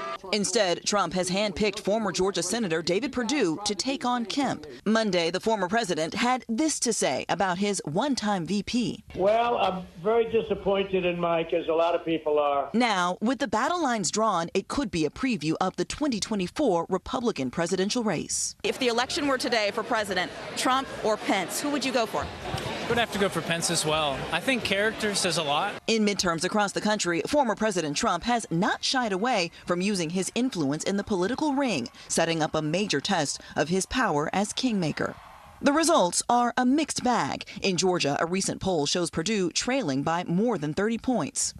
On the Democratic side, nominee Stacey Abrams drawing Republican criticism over the weekend for these remarks. I'm tired of hearing about being the best state in the country to do business when we are the worst state in the country to live. When you're number 48 for mental health, when you're number 1 for maternal mortality, when you have an incarceration rate that's on the rise and wages that are on the decline. Perdue criticized those remarks, but then courted controversy of his own with this statement, criticized by many as racist.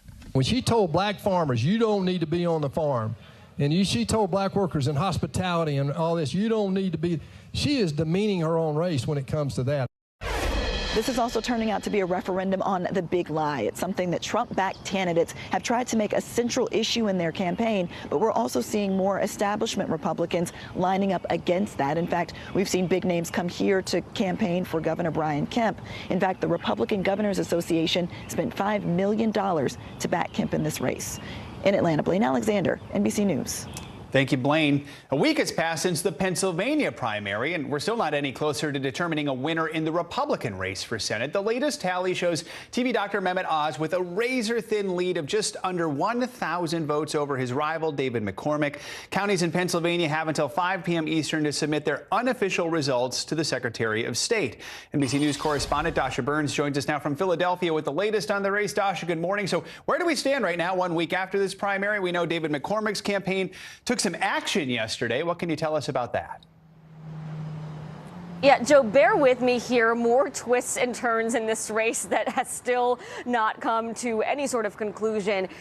There was a court decision, a Third Circuit court decision on Friday about an election in 2021 that could have an impact on this race. The court ruled that undated ballots where voters neglected to put a date on the envelope, could be counted in a November 2021 race. Now, what does that mean for this election? Well, the McCormick campaign says it means that undated ballots in this race, those mail-ins where voters didn't put a date, should be counted.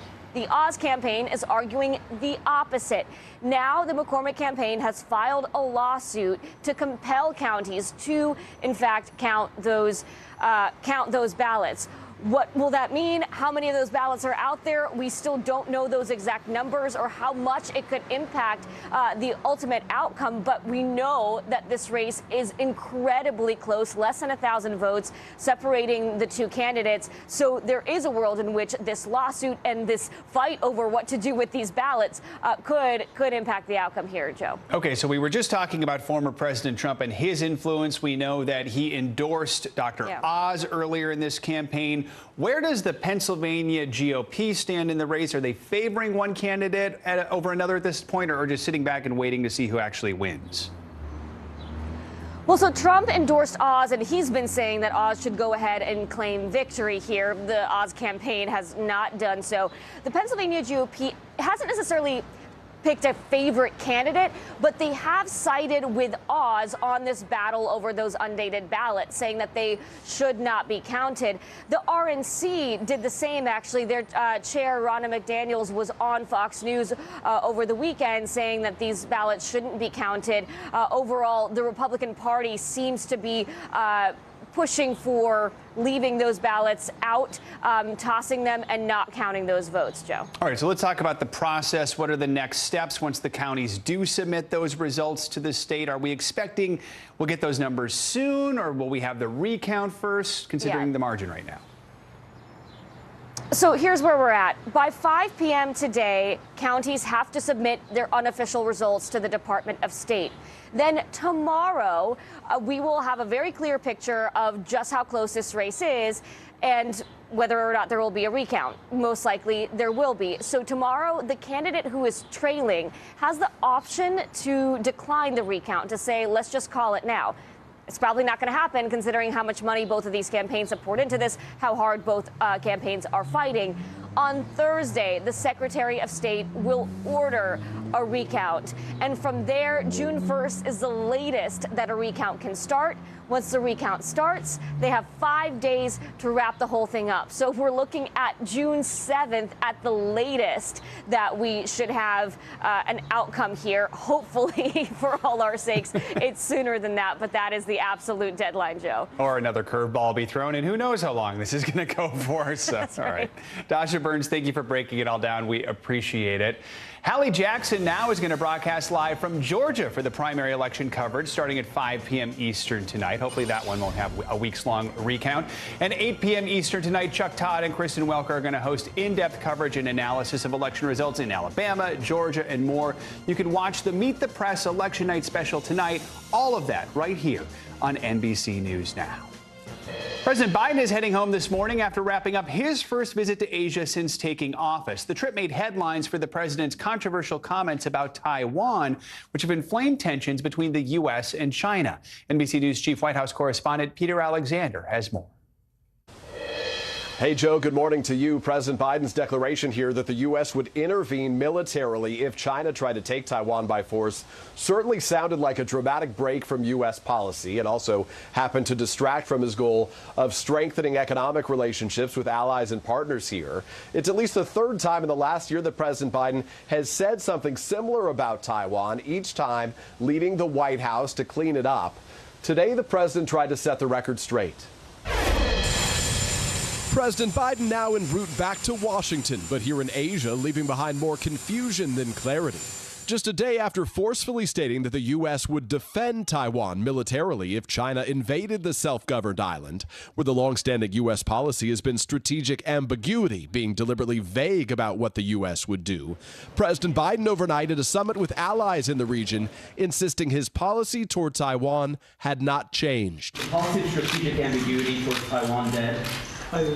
No. Asked whether he would send U.S. troops to Taiwan if China invaded. Our policy has not changed at all. I stated that when I made my statement yesterday. In that statement Monday, President Biden argued China must see Russia pay a long-term price for invading Ukraine, suggesting that the U.S. could go further to defend Taiwan than it has in Ukraine. But the idea that it can be taken by force, just taken by force, is just not appropriate. It's a burden that is even stronger. The president's combative comments immediately ricocheting around the world, leading the White House to quickly clarify. Less clear whether the president's words were by design or by mistake. China fiercely responding, those who play with fire will certainly burn themselves. But Taiwan expressed its gratitude to the president, as did one of his most vocal critics, Republican Lindsey Graham, calling President Biden's pledge to defend Taiwan the right thing to say and the right thing to do. And here in Tokyo, a leading official with Japan's hardline ruling party welcomed the president's aggressive posture toward China, calling it, quote, the most brilliant gaffe. President Biden will arrive home in Washington tonight to a cascade of domestic challenges. But here in Asia, he left some striking words and their potential consequences in his wake. Joe? Peter, thank you. Now to the latest twists and turns in the Johnny Depp and Amber Heard defamation trial. NBC News correspondent Stephanie Gosk has more on what we can expect today as the court battle enters the final stretch. Hey there. Well, the surprises just keep coming in this trial. Yesterday, Amber Heard's team did not call Johnny Depp to the stand, which they said they were going to do. We're waiting to see if they call him up today. The trial is in its final days, with closing arguments set to take place on Friday, but there are fireworks still to come as both sides keep battling it out in that Virginia courtroom. Johnny Depp says Amber Heard severed his fingertip when she threw a vodka bottle at his hand back in 2015. Blood was just pouring out. But a hand surgeon testifying for Heard Monday telling the jury Depp's story doesn't add up. It's not consistent with what we see in the described injury pattern or in the clinical photographs. At the time, Depp was in Australia shooting Pirates of the Caribbean 5. Filming was delayed because of the injury. Heard insists Depp sliced his own finger in a drug and alcohol-fueled bender. Depp's lawyer pulling no punches in cross-examination. You can't definitively say what caused the injury to Mr. Depp's fingers. Yes or no? No. The testimony kicked off the final week of an unforgettable and unpredictable trial.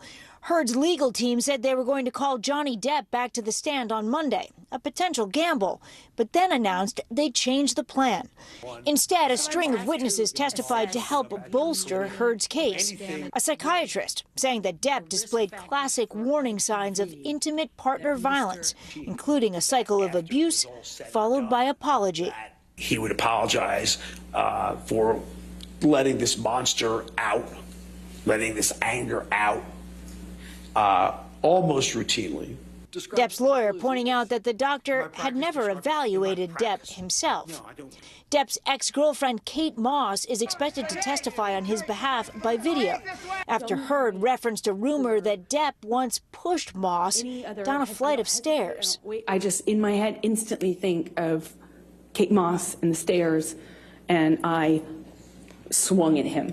Depp's lawyers seeming to celebrate the chance to call Moss to the stand in her former boyfriend's defense. As for that decision by Heard's legal team to reverse course and not call Johnny Depp to the stand, they put out a statement saying they need Depp like a fish needs a bicycle. Of course, Depp's own team could also put him back on the stand as a rebuttal witness. Back to you. All right, Stephanie, thank you. Let's bring in NBC News legal analyst Danny Cevallos for more on the trial. Danny, good morning. So 24 hours ago, we were talking about Johnny Depp taking the stand again. Amber Heard's legal team decided not to call him to the stand. Perhaps they were listening to you. Perhaps he could still take the stand. What do you think is going on here, and what's behind the decision? It's like I said yesterday, during trial, you make a lot of game time decisions under pressure based on the information you have in front of you. And look, some may be right, some may be wrong, but I'm betting they balanced the benefit of calling Johnny Depp and confronting him with whatever evidence they have against the fact that if you give him more airtime up on that stand, that's more opportunity to sway the jury and explain away any problems, even on cross. I mean, he's been eccentric, but apparently persuasive, if social media is any indicator. We saw the video. We're seeing it actually right there, and saw it in Stephanie Goss' report. Depp's lawyer seen in court basically celebrating when they heard Kate Moss's name mentioned. So now Moss is being brought to the stand on Wednesday. Help us understand this whole thing. Why is that happening, and what could come out of it?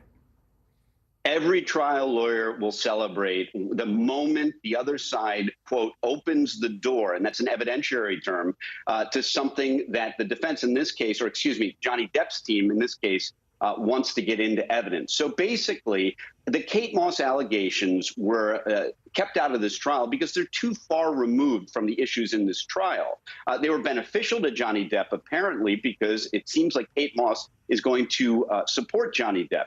But, and this is a great lesson for witnesses, Amber Heard inadvertently stepped on a landmine when she seemingly just casually mentioned Kate Moss. But by saying those two words, they have a massive ripple effect, because now Johnny Depp, under the rules of evidence, can call evidence or bring in evidence to impeach that statement. So essentially, Amber Heard testified that, oh, I heard about this Kate Moss thing, and that implied that Johnny Depp was abusive. So now Johnny Depp gets to rebut that by calling Kate Moss herself. And based on the celebration, they're pretty confident that Kate Moss will testify in Johnny Depp's favor. So all this centers around these competing lawsuits. Depp is suing for $50 million. Heard counter suing for $100 million in this defamation suit. Both have said they were abused by the other. Is it possible that neither of them wins their each respective suits? Here's the interesting thing. If the jury concludes that both were abusive, this is a mutually abusive relationship, then technically both sides could win. I mean, that doesn't seem likely at all. Far more likely, the jury could conclude that both sides are not credible and that they should neither benefit from their shenanigans. That's a possibility, too. Of course, the jury may find Johnny Depp completely credible and Amber Heard not, or vice versa. So there are a lot of options here. And reading the tea leaves of what a jury will do is an exercise in futility. We will only know, as much as I may make predictions from my soapbox, I will only ultimately know for sure when that verdict form comes out. So spell it out for us. What are the potential options here then for the jury? For the jury, they can find in favor of Johnny Depp. And remember, all they need is a preponderance of the evidence. That's more likely than not. It's the only standard of proof that can be expressed in mathematical terms. It's 51%, more likely than not, more than half. They could also find for Amber Heard. But the jury verdict form is going to start with the plaintiff. And since that's who they heard from first, there's always that psychological advantage that they may end up finding in favor of Johnny Depp, being that he has been the plaintiff in the driver's seat the whole time, psychologically speaking, for this jury. Danny Ceballos, thank you so much as always. Appreciate it. Now to the suspected murder of a pro cyclist in Austin, Texas. Investigators are looking into the possibility that jealousy may have been the motive in the killing of rising cyclist Moriah Wilson. NBC News correspondent Morgan Chesky joins us now from Austin with the latest. Morgan, good morning. Yeah, Joe, good morning. And right now, authorities staying very tight-lipped about the ongoing search for 35-year-old Caitlin Armstrong. But police are saying it appears Armstrong made prior claims about wanting to kill 25-year-old professional cyclist Anna Moriah Wilson, who may have been involved in a love triangle with Armstrong's boyfriend. This morning, U.S. Marshals are actively searching for Caitlin Armstrong. The 35-year-old's accused of murdering professional cyclist Moriah Wilson, who had a prior relationship with her boyfriend. Police say Armstrong has not been seen in nearly 2 weeks and has even disappeared online, deleting her social media profiles just days after the murder. Will you advise EMS and fire to come to the alley, please? On May 11th, the 25-year-old Wilson was fatally shot at this house in Austin. Police say neighbors heard someone running out of the home. My dad was in the garage when he thinks he heard the person who did it flee on their bike. Police later found Wilson's bike down the street, concealed in thick bamboo. Investigators say the pro cyclist had just returned from meeting with Colin Strickland, a fellow cyclist and the boyfriend of the now missing murder suspect. Strickland, who has not been accused of any wrongdoing and has been cooperating with police, told authorities the two had gone swimming and out to dinner. In an affidavit, Strickland also told police he was in a romantic relationship with Wilson for a couple of weeks last October, while on a break from Armstrong, and the two were recently working together professionally. According to that same document, he admitted he lied to Armstrong about seeing Wilson the night that she was murdered. Strickland also told police he bought Armstrong a gun like this one several months ago. Days after the killing, a weapon was recovered and tested by investigators, who say the potential that the same firearm was involved in the murder is significant. Happy birthday to you. Stunned by the sudden loss of one of their own, fellow cyclists are paying tribute to Wilson, honoring her with the hashtag #RideLikeMo, as friends remember Anna Moriah Wilson as a bright shining star. And this morning, Strickland has not returned our request for comment. But on Friday, in a statement to the Austin American-Statesman, Strickland said that he was reeling over grief from Mo Wilson's death and the facts that continue to emerge from this ongoing investigation. Joe? Morgan Chesky, thank you so much. Time to get a check on your morning news now. Weather Michelle Grossman is back with us. I see a lot of stuff on the map there. Lots of stuff. I know. I kind of look behind me like there is a lot of stuff back there. Yeah, we're busy once again. We were busy yesterday, busy again today. Let's start with the severe weather because we have a threat for severe weather really stretching from the southern plains all the way to the Carolinas. Also, a big story this week will be the heavy rain. We're looking at 5 inches or more in some spots. It's a really slow moving system, so it's dumping a lot of rain. To the west, we're looking at heat keep building in the Sacramento Valley. Some spots 90s, 100. So we do have a heat advisory there. Still really dry in the southwest. And as we look into the northeast, we're pleasant. We're looking at some sunshine, but temperatures well below normal. And that's the same story in the middle of the country. So this is what we're looking at, our active week of stuff. As Joe said, we're looking at rounds of rain, soaking sections of the mid-Atlantic, showers and storms for the plains, much of Texas. That happened yesterday. It's going to happen again today. We'll see that again tomorrow. And then for tomorrow, that severe risk for eastern Texas and the Gulf Coast. We could see some hail, some damaging winds. Also, the chance of some tornadoes, heavy rain, areas of flooding possible. Most likely, we're going to see some flash flooding today. We're already seeing that in some spots even early this morning. So as we go out throughout Thursday, that front still moving ever so slowly, moving towards the East Coast. And that rain risk does increase for east of the Mississippi. That's going to set us up for some rain by Friday. But look at all this rain on the map here. The legend here showing you that the darker colors are kind of pointing to that heavier rainfall. So 4 or 5 inches in some spots. This is already so saturated, so any rain on top of that is going to cause some problems. Now, we're cooler than average, not in California, in the interior parts of California, but in the midsection into the mid-Atlantic. We're looking at temperatures 20 to 30 degrees below what is typical for this time of year. Remember last week, the week before, we were 20 to 30 degrees above. So we've really kind of switched around. The jet stream dipped so far to the south, that's allowing that cooler air from Canada to come in.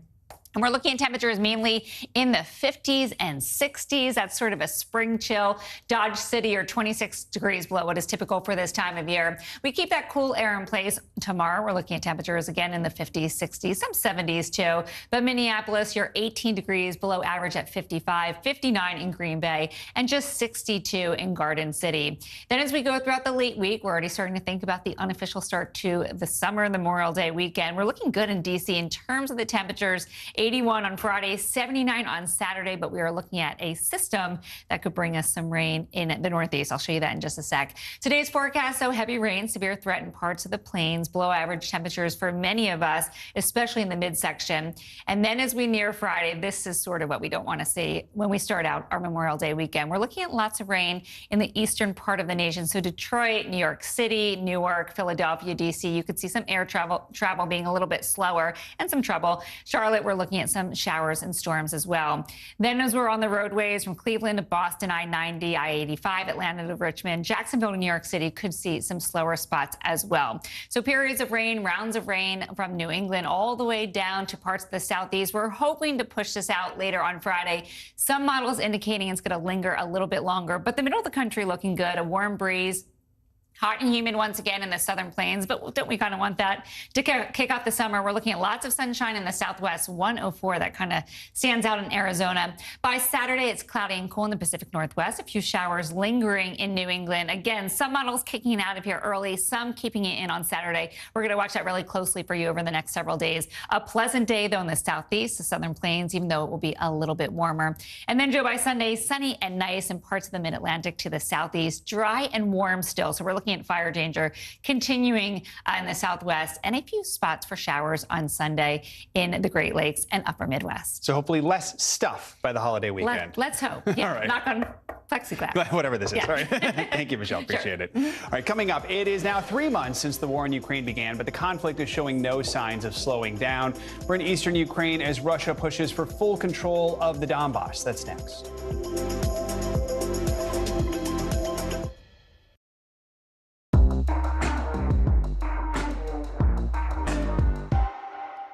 These days, it feels like the news never stops. So let's get into it. What's happening right now, what it all means for you for an hour every day. It can be hard to keep up, so let's get started together. Hallie Jackson Now, weekdays at 5 on NBC News Now.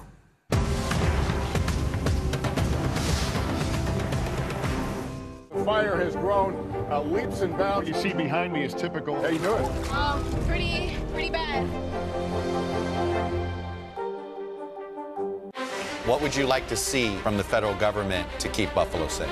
If there is legislation brought to you to ban contraception, would you sign it? What should be focused on that could reduce inflation and avoid a recession? If it's Sunday, it's Meet the Press. Sometimes the news can be difficult and overwhelming for kids to understand. Ukraine and Russia. Could you help me understand what's going on? So to help make sense of it, we've created a newscast just for them. We hope your family will watch Nightly News Kids Edition. Top Story with Tom Llamas is your news playlist on NBC News Now. And now, you can listen to it as a podcast. Available anytime and anywhere. The fire has grown leaps and bounds. You see behind me is typical. How you doing? Pretty bad. What would you like to see from the federal government to keep Buffalo safe? If there is legislation brought to you to ban contraception, would you sign it? What should be focused on that could reduce inflation and avoid a recession? If it's Sunday, it's Meet the Press. Let's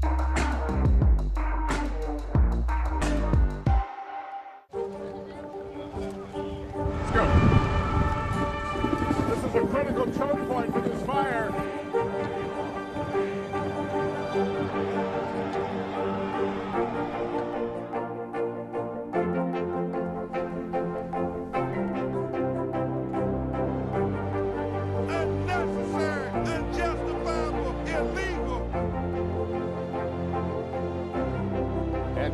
From New Orleans, late military operation, witnessing the massive crowds. I admire you both. Nice to really spend some time with you. Appreciate it.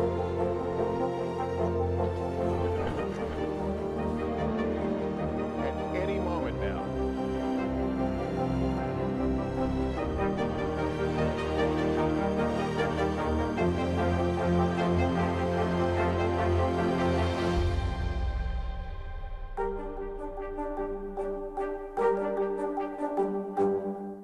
Good morning, everybody. Welcome to Today. Future's looking bright. You got a whole restart. How does that land with you?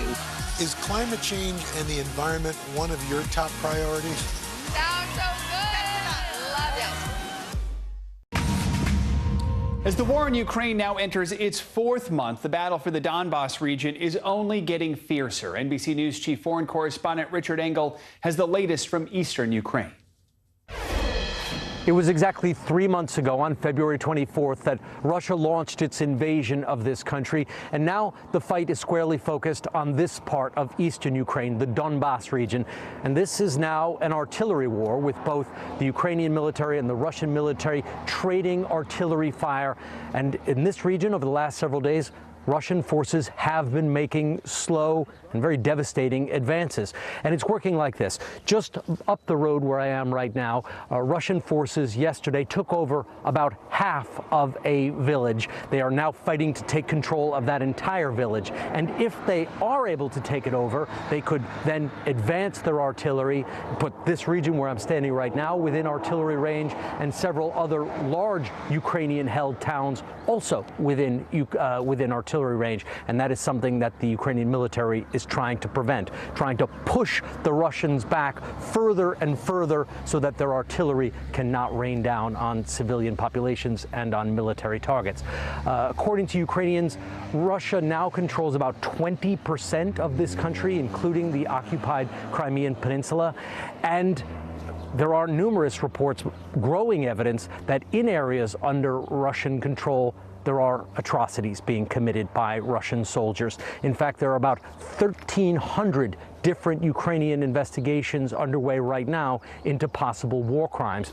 And it's hard to know how much of this is filtering back into Russia, back into the Russian population, but at least in some diplomatic circles, it is having an impact, with a veteran Russian diplomat, the longtime ambassador to the UN in Switzerland, resigning, saying he has never been so embarrassed of his country's actions. Richard Engel, NBC News, Slavyansk. Let's bring in Elizabeth Shackelford. She is a senior fellow on U.S. foreign policy at the Chicago Council on Global Affairs. Elizabeth, good to have you with us. So we're now 3 months into this war. What's your assessment of what we've seen so far for Russia, for Ukraine? I mean, do you think 3 months ago anyone would have guessed that we'd be where we are right now? I mean, certainly at the outset of the war, nobody expected this would be where we are 3 months in. But I would say after the very rough start that Russia had, we had a pretty good sense that this is going to be a long, dragged out war by that point. So where we are now, I think what's been most surprising to me is how Russia has had to repeatedly scale back its aims and its objectives, which is a great sign for Ukraine. But at this stage, if they are able to find a place where they can dig in, most likely in the Donbas region, then it could drag on for a long time. And And then at that point, it's going to be a question of, time is on whose side, and, the supplies are on whose side. Ukraine has been asking the West for more advanced weapons. Yesterday, defense leaders from around the world, they met to discuss just that. Let's take a listen to what Defense Secretary Lloyd Austin had to say. Many countries are donating critically needed artillery ammunition, coastal defense systems, and tanks and other armored vehicles. Others came forward with new commitments for training Ukraine's forces and sustaining its military systems. I'm especially grateful to Denmark, which announced today that it will provide a Harpoon launcher and missiles to help Ukraine defend its coast. So as we heard right there, Denmark is sending Harpoon. These are anti-ship missiles amid this ongoing Russian blockade in the Black Sea. That's impacting Ukraine's food exports. Do you think it's right for the West to be sending these sorts of advanced weapons? Do you fear at all it's going to escalate things further?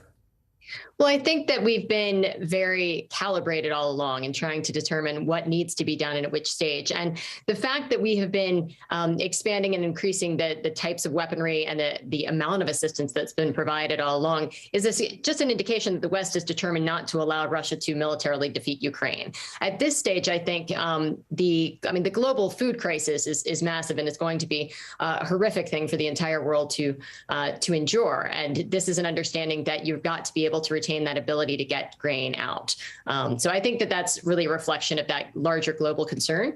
But I believe that as you watch this scaling up of assistance, it's really just an indication that the West is watching what Ukraine needs to maintain its fight. It's not going to get involved directly militarily, but this is an indication that they want to ensure that Ukraine has what it needs to ensure that it can defend itself continually. And Ukraine, of course, considered the breadbasket of Europe. I want to talk to you about diplomacy as well. Russia's foreign minister says that his country would consider reestablishing ties with the West, but right now Moscow is focused on developing relations with China. Do you think China is willing to deepen those ties? And if so, how worried should the U.S. be about that?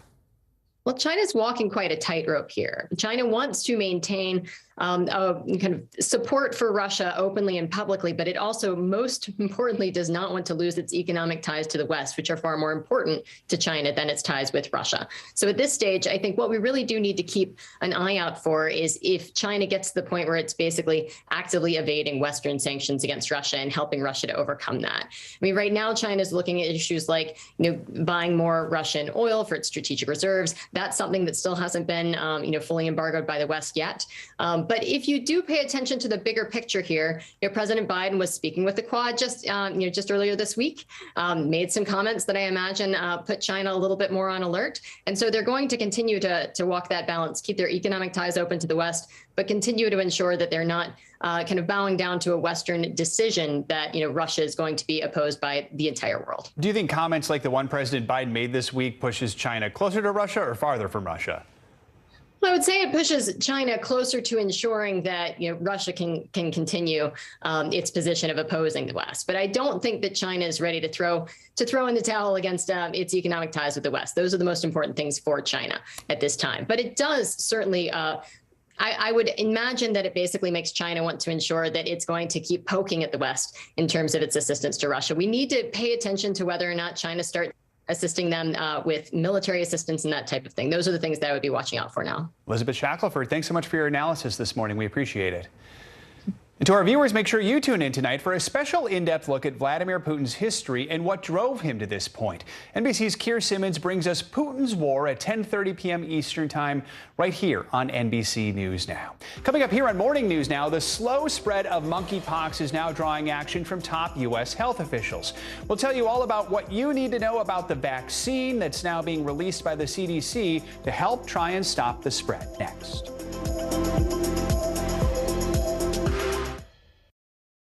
These days, it feels like the news never stops. So let's get into it. What's happening right now, what it all means for you for an hour every day. It can be hard to keep up, so let's get started together. Hallie Jackson Now, weekdays at 5 on NBC News Now. We'll meet Ukrainians who are defending their country one block at a time. When you were still in Kiev, could you hear the bombing? My name is Lester. Who's this? Sometimes the news can be difficult and overwhelming for kids to understand, so we've created a newscast just for them. We hope your family will watch Nightly News Kids Edition. Good morning, everybody. Welcome to Today. Future's looking bright. You got a whole restart. How does that land with you?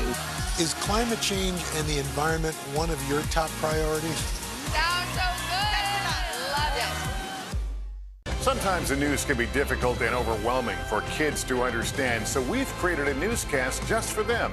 We hope your family will watch Nightly News Kids Edition.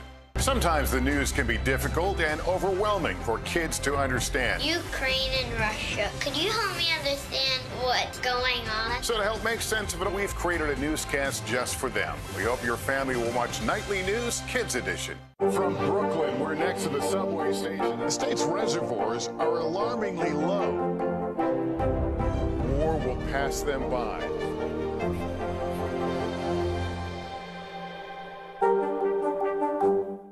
Women's basketball has been systematically held back. Our players and coaches have been harmed. After 49 years of Title IX, we still have work to do. In Their Court, a podcast from NBC News and NBC Sports that goes inside the issues of inequality in women's sports. Listen now.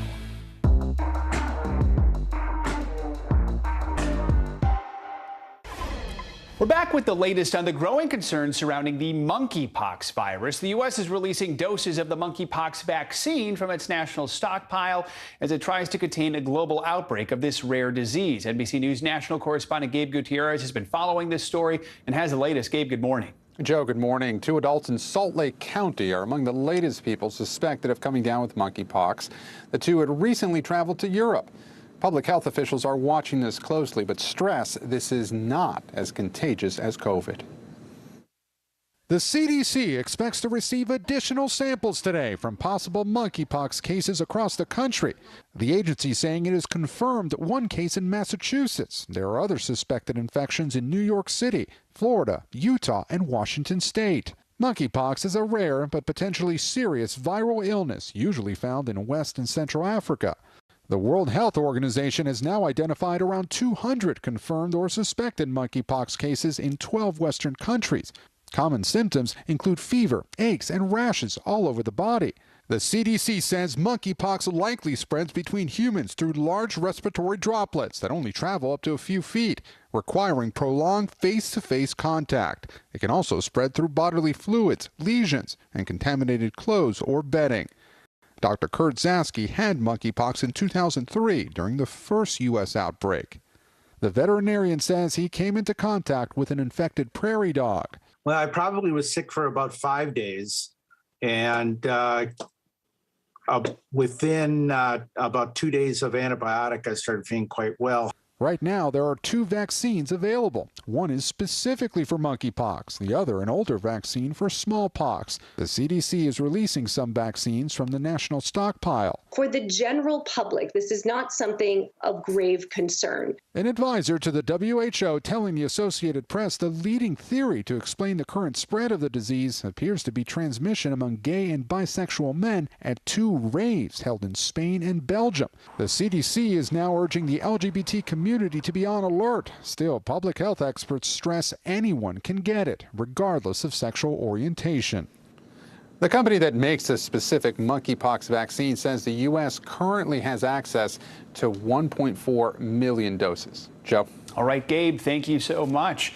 Let's bring in Dr. Sabrina Asumu now for more on the monkeypox outbreak. She's an infectious disease physician at Boston Medical Center and an endowed professor of medicine at Boston University. Doctor, good to have you with us. So walk us through what people need to know about monkeypox. How contagious is it? How serious can the symptoms be if you do get it? So first of all, I think it's really important to underscore that people should not panic. They should be vigilant but not panic. In terms of symptoms, headache, fatigue, and that pretty distinctive rash that you've seen, kind of looking like pustules, as sort of some of the lesions that you should think about. And in terms of who should be worried, so it should be someone who's either been in close contact with someone who's been infected with monkeypox, or someone who either has gone traveled to a country and been in close contact with someone. So again, not a worry for the general public, but definitely be vigilant if you develop any symptoms. So let's talk about these vaccines. Do you think releasing a portion of our vaccine stockpile is a good protective way right now to try and keep things under control here in the U.S.? I think it's very important to get ahead, and we're fortunate enough to have a vaccine that we can give as post-exposure prophylaxis. So people who've been in contact with someone who has monkeypox, we can certainly do something. But also, this is an important time when we need to go back to our basic public health measures, identifying cases, isolating them, and managing them so that it doesn't spread more widely. And Doctor, while we have you, we want to talk a little bit about the coronavirus now. We know the FDA is scheduled to meet on Pfizer and Moderna's vaccine candidates for kids under 5. This is something we've been waiting a long time for. In your mind, how important is this?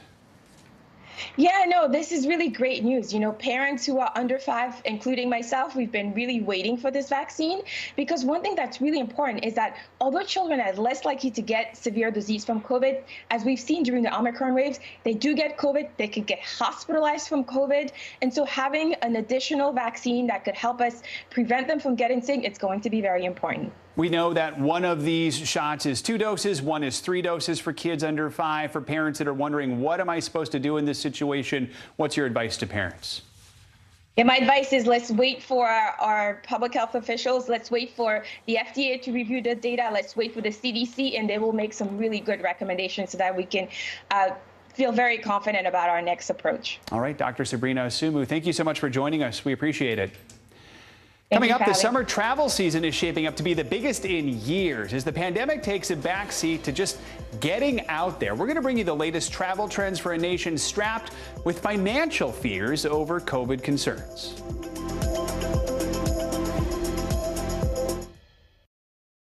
News is happening now. Look at what's making headlines around the world. Whenever it happens, wherever you are, it's here now. We'll meet Ukrainians who are defending their country one block at a time. When you were still in Kiev, could you hear the bombing? My name is Lester. Who's this?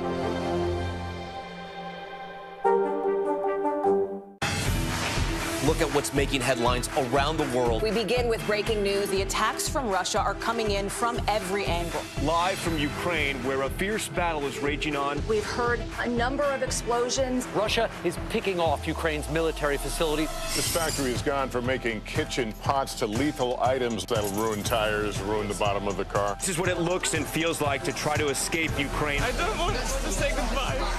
The battle for Congress and the fight for control of State House. In our special County to County series, we're checking out key battlegrounds. We are talking elections in a battleground state. What does President Biden need to do tonight? He needs to speak to heads and hearts. A lot to break down, Chuck, so let's dive right in. Official confirmation of Judge Ketanji Brown Jackson. Let's zoom out a bit to our changing climate. We have some stunning new findings about COVID-19. A lot to talk about as we continue our rolling coverage. We're coming on the air with the news NBC Scoop. Bringing the news to you is not only a job, it's an honor. Top Story with Tom Llamas, weeknights at 7 on NBC News Now. When was the last time you made space to listen to somebody? What I learned from a very young age is radical love, radical forgiveness. We are meeting people one after the next who've made profound changes. It showed a lot of personal strength for me. Why am I trying to make other people happy over myself? So many life lessons that are going on in these conversations. We're watching a transformation. Join Hoda Kotb for her podcast, Making Space. Listen now.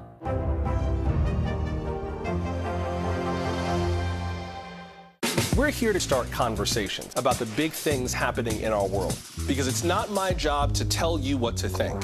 My job is to think about what you tell me. Now Tonight with Joshua Johnson, streaming weeknights at 8 on NBC News Now. Good morning, everybody. Welcome to Today. Future's looking bright. You got a whole restart. How does that land with you? Is climate change and the environment one of your top priorities? You know what? Our hearts are ready for something like this. It's a great workout. It's everything you need. What comes back together? Oh, I'm so happy. That's what it takes to set a record. So glad to see you. Hallie Jackson Now, weekdays at 5 on NBC News Now.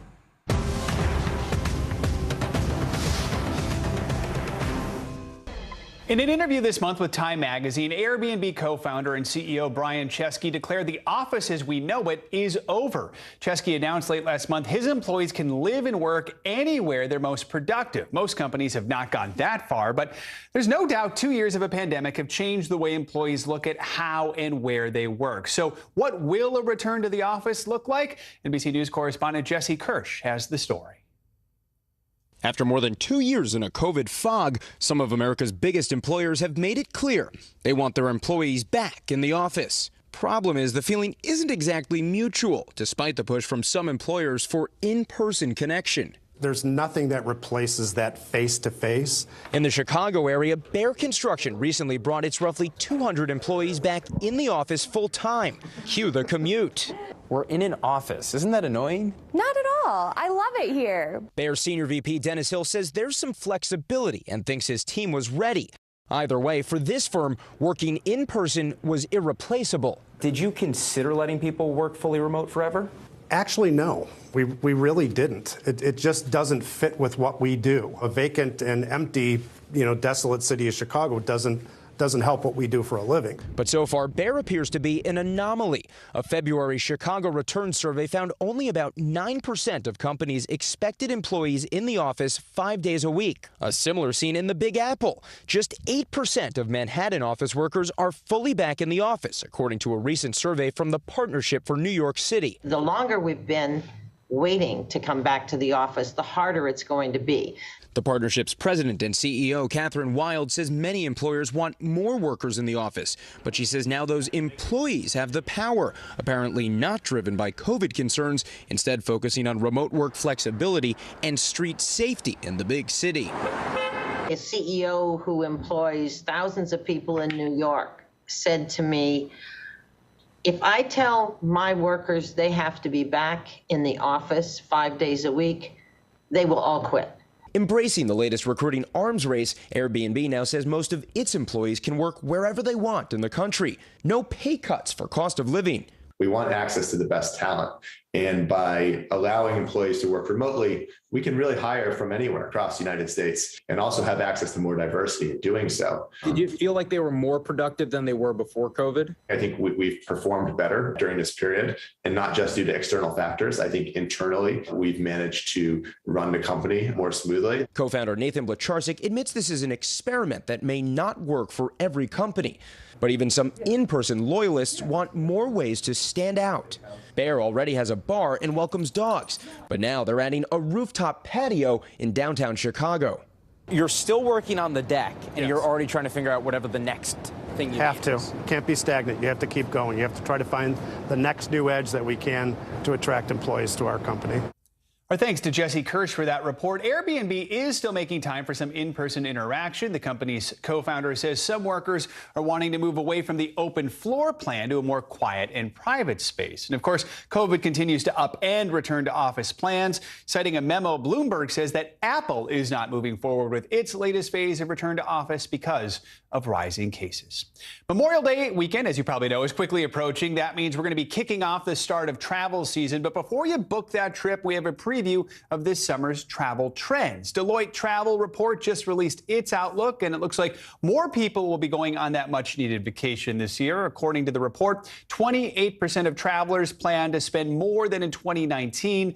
That's up 6% compared to how many people planned to spend more last year. CNBC correspondent Seema Modi has more on this. Seema, good morning to you. So it seems like people are starting to venture out. Many have already been venturing, but more are getting back to traveling in larger numbers since the pandemic began. We're seeing higher airfare. We're seeing higher lodging rates. Gas prices, of course, are up as we head into summer. Is that impacting people's travel plans? Well, this is such an interesting question. The economy, the stock market may be cooling down, but that's not stopping Americans from booking trips this summer. That new survey that you just mentioned from Deloitte finding that travelers will take an average of 2 trips this summer. That doesn't mean Americans aren't feeling the pinch, though. Financial concerns have replaced COVID as the top reason among those who are not planning to travel and instead stay home this summer. And with gas prices continuing to rise, fewer Americans will hit the road this summer. 62% will drive for at least one part of their trip. That's down from 76% in 2021. And nearly half are driving shorter distances. So there are ways where higher gas prices are starting to impact people's plans. So it's not just high prices. We know COVID is a factor in some people deciding whether they're going to go on a vacation, or some people just saying we're going to skip it altogether. That's exactly right. Financial concerns have replaced COVID as the #1 concern, but people are still keeping health top of mind. One way you're starting to see this play out is in international travel, which has become significantly more convenient over the past year, right? Only one in 8 Americans plan to go abroad this summer as COVID-19 requirements remain unpredictable. And that's one thing that the travel companies have been pushing the administration on, which is the removal of the pre-departure testing to get back in the U.S. as other countries like the UK have removed that requirement. So we are watching that very closely to see if the Biden administration lifts that pre-departure testing. Yeah, it's easy to get to other countries, but getting back in, you got to make sure to still schedule that test, which a lot of people are surprised about. Okay, so let's talk about lodging. I'm a hotel guy. I guess I might be old-fashioned or old school. We're starting to see a lot of travelers actually skipping hotels, and they're opting to travel in groups or stay in private vacation rentals. Talk more about this. What's the outlook for that market as we're heading into this travel season? Well, you're certainly not old-fashioned. There are a lot of people who prefer the hotel and like those points that you get. Private rental adoption, though, continues to grow. Among 20% of those surveyed, they plan to stay in private vacation rentals. So you think Airbnb, Vrbo, which is owned by Expedia. 1 in 7 will use this lodging type for the first time this year. So what is clear is that some of the habits that we saw during the height of the pandemic, homes over hotels, that trend is not going away. We did just interview the CEO of Marriott, Tony Capuano, here on CBC from Davos this morning, who says that bookings still remain very strong. So I think what you're going to start to see is just both segments of travel do well this summer. But if we start to see more people opt for homes, that could be an interesting trend, because we were expecting the reverse to play out as we emerge from this pandemic. All right. And it's good to know I'm not old-fashioned. Thank you for that, Seema. I appreciate Definitely it. not. Thanks for joining us. Coming up, strap in, because the summer of cruise is about to take off. Just as Top Gun Maverick is set to take flight this weekend, we finally got a first look at Tom Cruise's other box office beast, the latest Mission Impossible film. All that's next.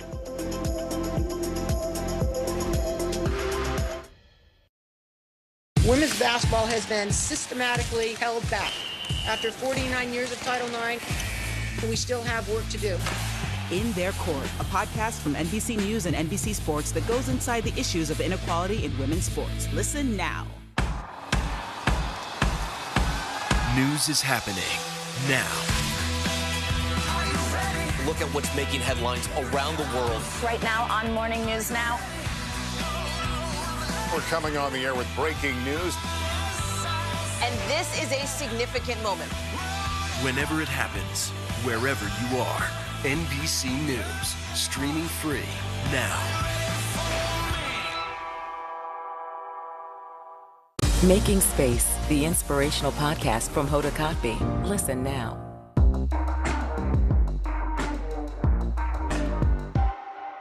From Brooklyn, we're next to the subway station. The state's reservoirs are alarmingly low. War will pass them by.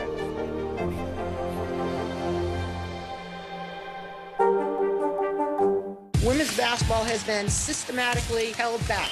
After 49 years of Title IX, we still have work to do. In Their Court, a podcast from NBC News and NBC Sports that goes inside the issues of inequality in women's sports. Listen now. From Brooklyn, we're next to the subway station. The state's reservoirs are alarmingly low. War will pass them by.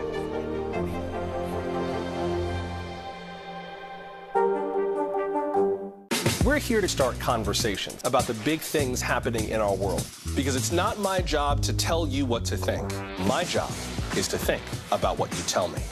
Now Tonight with Joshua Johnson, streaming weeknights at 8 on NBC News Now.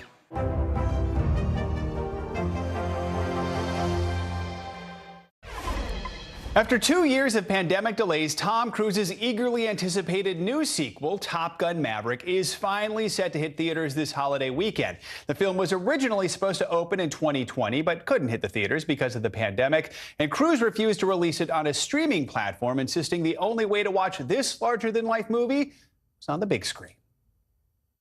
Here we go. Aviator shades on, famous smile in place. After all these years, Tom Cruise is back in the danger zone. Good morning, aviators. This is your captain speaking. Reprising his role as Maverick. Speed for speed. Hotshot fighter pilot he first played back in 1986. I'm not a teacher. Just want to manage expectations. In an era dominated by comic book franchises, Cruise stands apart as one of the few truly global movie stars whose name can run above the title. He is like the guy who is, at the top of the list of movie theater owners. 36 years later, and here we are. It's surreal. Critics say Maverick lives up to the hype with strong performances from co-stars like Jennifer Connelly as Cruise's love interest. Those are your pilots. But for fans, the aerial sequences are the real draw, filmed in actual jets, not digital simulations. You're seeing people doing extraordinary things, and you know that they're really doing it. There's 5Gs. Actors went through 3 months of grueling aviation training to handle the strain of flying in real jets.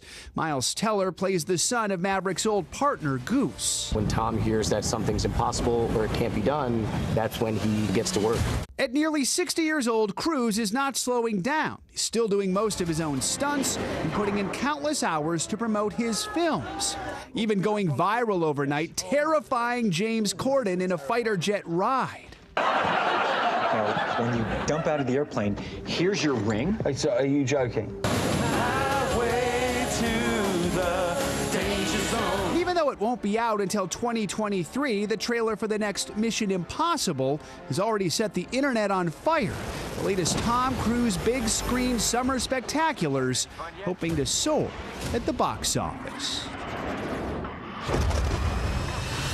I flew with the Thunderbirds once. It is not easy. Now, recently, Tom Cruise has been dubbed Hollywood's last action hero. When the original Top Gun was made in the 80s, studios could count on stars like Sylvester Stallone or Arnold Schwarzenegger for a big opening. Well, today, almost all the big box office hits are superhero franchises, so it's less about the actor, more about the character. Theater owners and producers have their fingers crossed that this latest Top Gun film will help lure adults back to the movies again. That does it for this hour of Morning News Now. The news continues right now.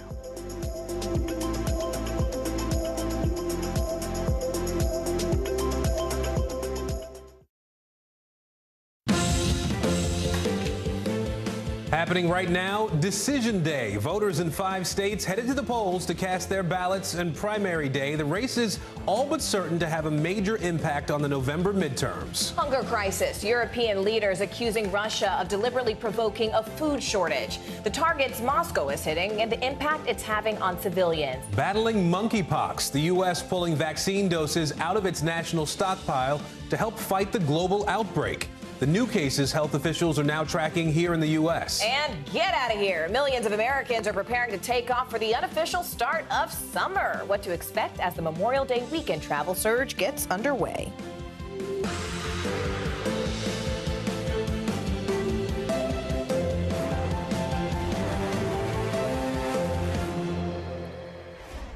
Hi there, everyone. Happy Tuesday. Thank you so much for joining us. I'm Morgan Radford. And good Tuesday, everybody. I'm Aaron Gilchrist. It is primary day in America. Voters at the polls at this hour in 5 states. You see them on the screen there. Georgia, Alabama, Arkansas, Minnesota, and Texas. And in Georgia, we are following 2 races that could have major impact on the November midterms. Former University of Georgia football player Herschel Walker is looking to take the Republican Senate nomination. Now, if he wins, he'll face off against incumbent Democratic Senator Raphael Warnock. Warnock narrowly won his Senate seat back in 2020, giving Democrats control of Congress. But we are also closely watching the Republican race for governor. Former Senator David Perdue is looking to oust current Governor Brian Kemp. Perdue has earned the endorsement of former President Donald Trump, but is lagging in the polls as well as in fundraising. Our political team has it all covered for you at this hour. Ellison Barber following the Senate race. Noah Pransky looking into the potential impact of voter turnout. We'll begin with Blaine Alexander. She is covering the race for governor for us today. So, Blaine, I want to start with the Republicans here if we can. The former Senator David Perdue lagging behind Governor Brian Kemp in the polls right now, despite the endorsement from the former president, Donald Trump. What's the word on the street from voters now about this race? Well, you know, Aaron, I really think that this race is just as notable for the name that's not on the ballot as for the two that are. And of course, we're talking about the former president. This really is going to be a major test of his political power, his ability to come in and influence a race and influence the outcome. As you said, David Perdue is lagging far behind. He's the one who was endorsed by the former president. But this is also a referendum on 2020. As much as it is the 2022 election, it's a referendum on 2020 and the big lie. And that's something that Perdue has based his entire campaign on. Now, when I've talked to supporters from both sides, including a number of Kemp supporters at his closing rally last night, they really talk about there's really a difference in how they view the 2020 results. Perdue supporters all say across the board there are still questions. They still wonder what happened. But Kemp supporters say, yes, they supported President Trump, but they're ready to move on. They're ready to move on from 2020, and it doesn't have any bearing on how they're voting this time around. All right, Blaine, let's talk about the Democrats here for a moment, if we can. Stacey Abrams, who ran for governor, narrowly lost back in 2018. She's looking to win again this year, but we know she's running into some controversy after some comments she made about Georgia. What did she say, and how are voters reacting? Yeah, you know, I actually just spoke with Stacey Abrams, and she called it an inelegant way of making a point that she has made all along and will continue to make all along. These are remarks that were made at a Democratic fundraiser over the weekend, where she essentially, the thing that Republicans are pointing at, where she essentially said that Georgia is the worst state in the nation to live. Here's what she said in full context, and here's how she explained it afterwards. Take a look. I am tired of hearing about being the best state in the country to do business when we are the worst state in the country to live.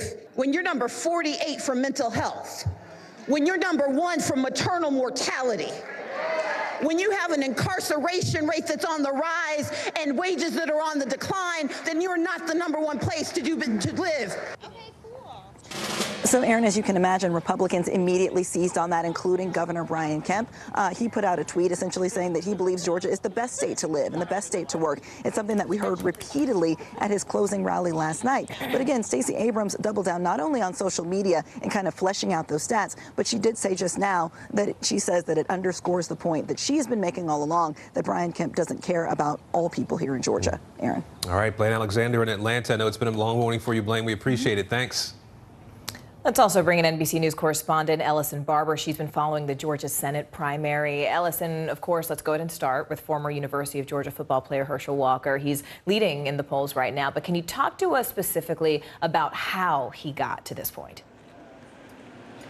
Hey, Morgan. Yeah, we're moving around a lot right now because we expect Herschel Walker to arrive at this polling location any minute and make his way down kind of through this pathway to cast his vote on Election Day. You talked about leading in the polls here. The Republican primary in the Senate race is a pretty crowded field, but when you look at the polls, Herschel Walker has a substantial lead. The most recent polling we have, he was 58 points ahead of his closest competitor. We were in Athens, Georgia last night, where he held his final rally of the primary season, and he spent a lot of time talking about his personal story and also criticizing President Joe Biden and his policies. Interestingly enough, one name that he did not mention at that rally was incumbent Senator Raphael Warnock, who he is expected to face after we make it through today if the polls hold, as we've seen so far. And we do expect Herschel Walker to most likely be the Republican nominee at the end of the day. He talked about a lot of what have become traditional issues for Republicans today. He talked about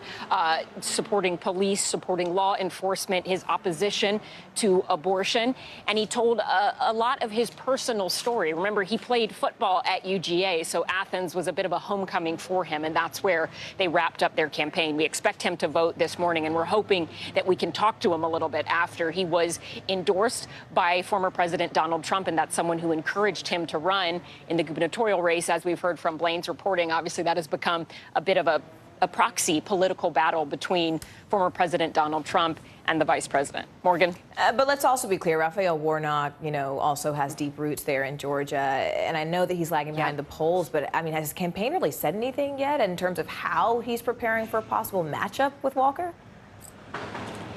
Yeah, I mean, you have two likely candidates in Warnock and Walker who are very well known in this state. And most people, when I've spoken to voters, most people, politics aside, will say that they generally have a positive view of both of them.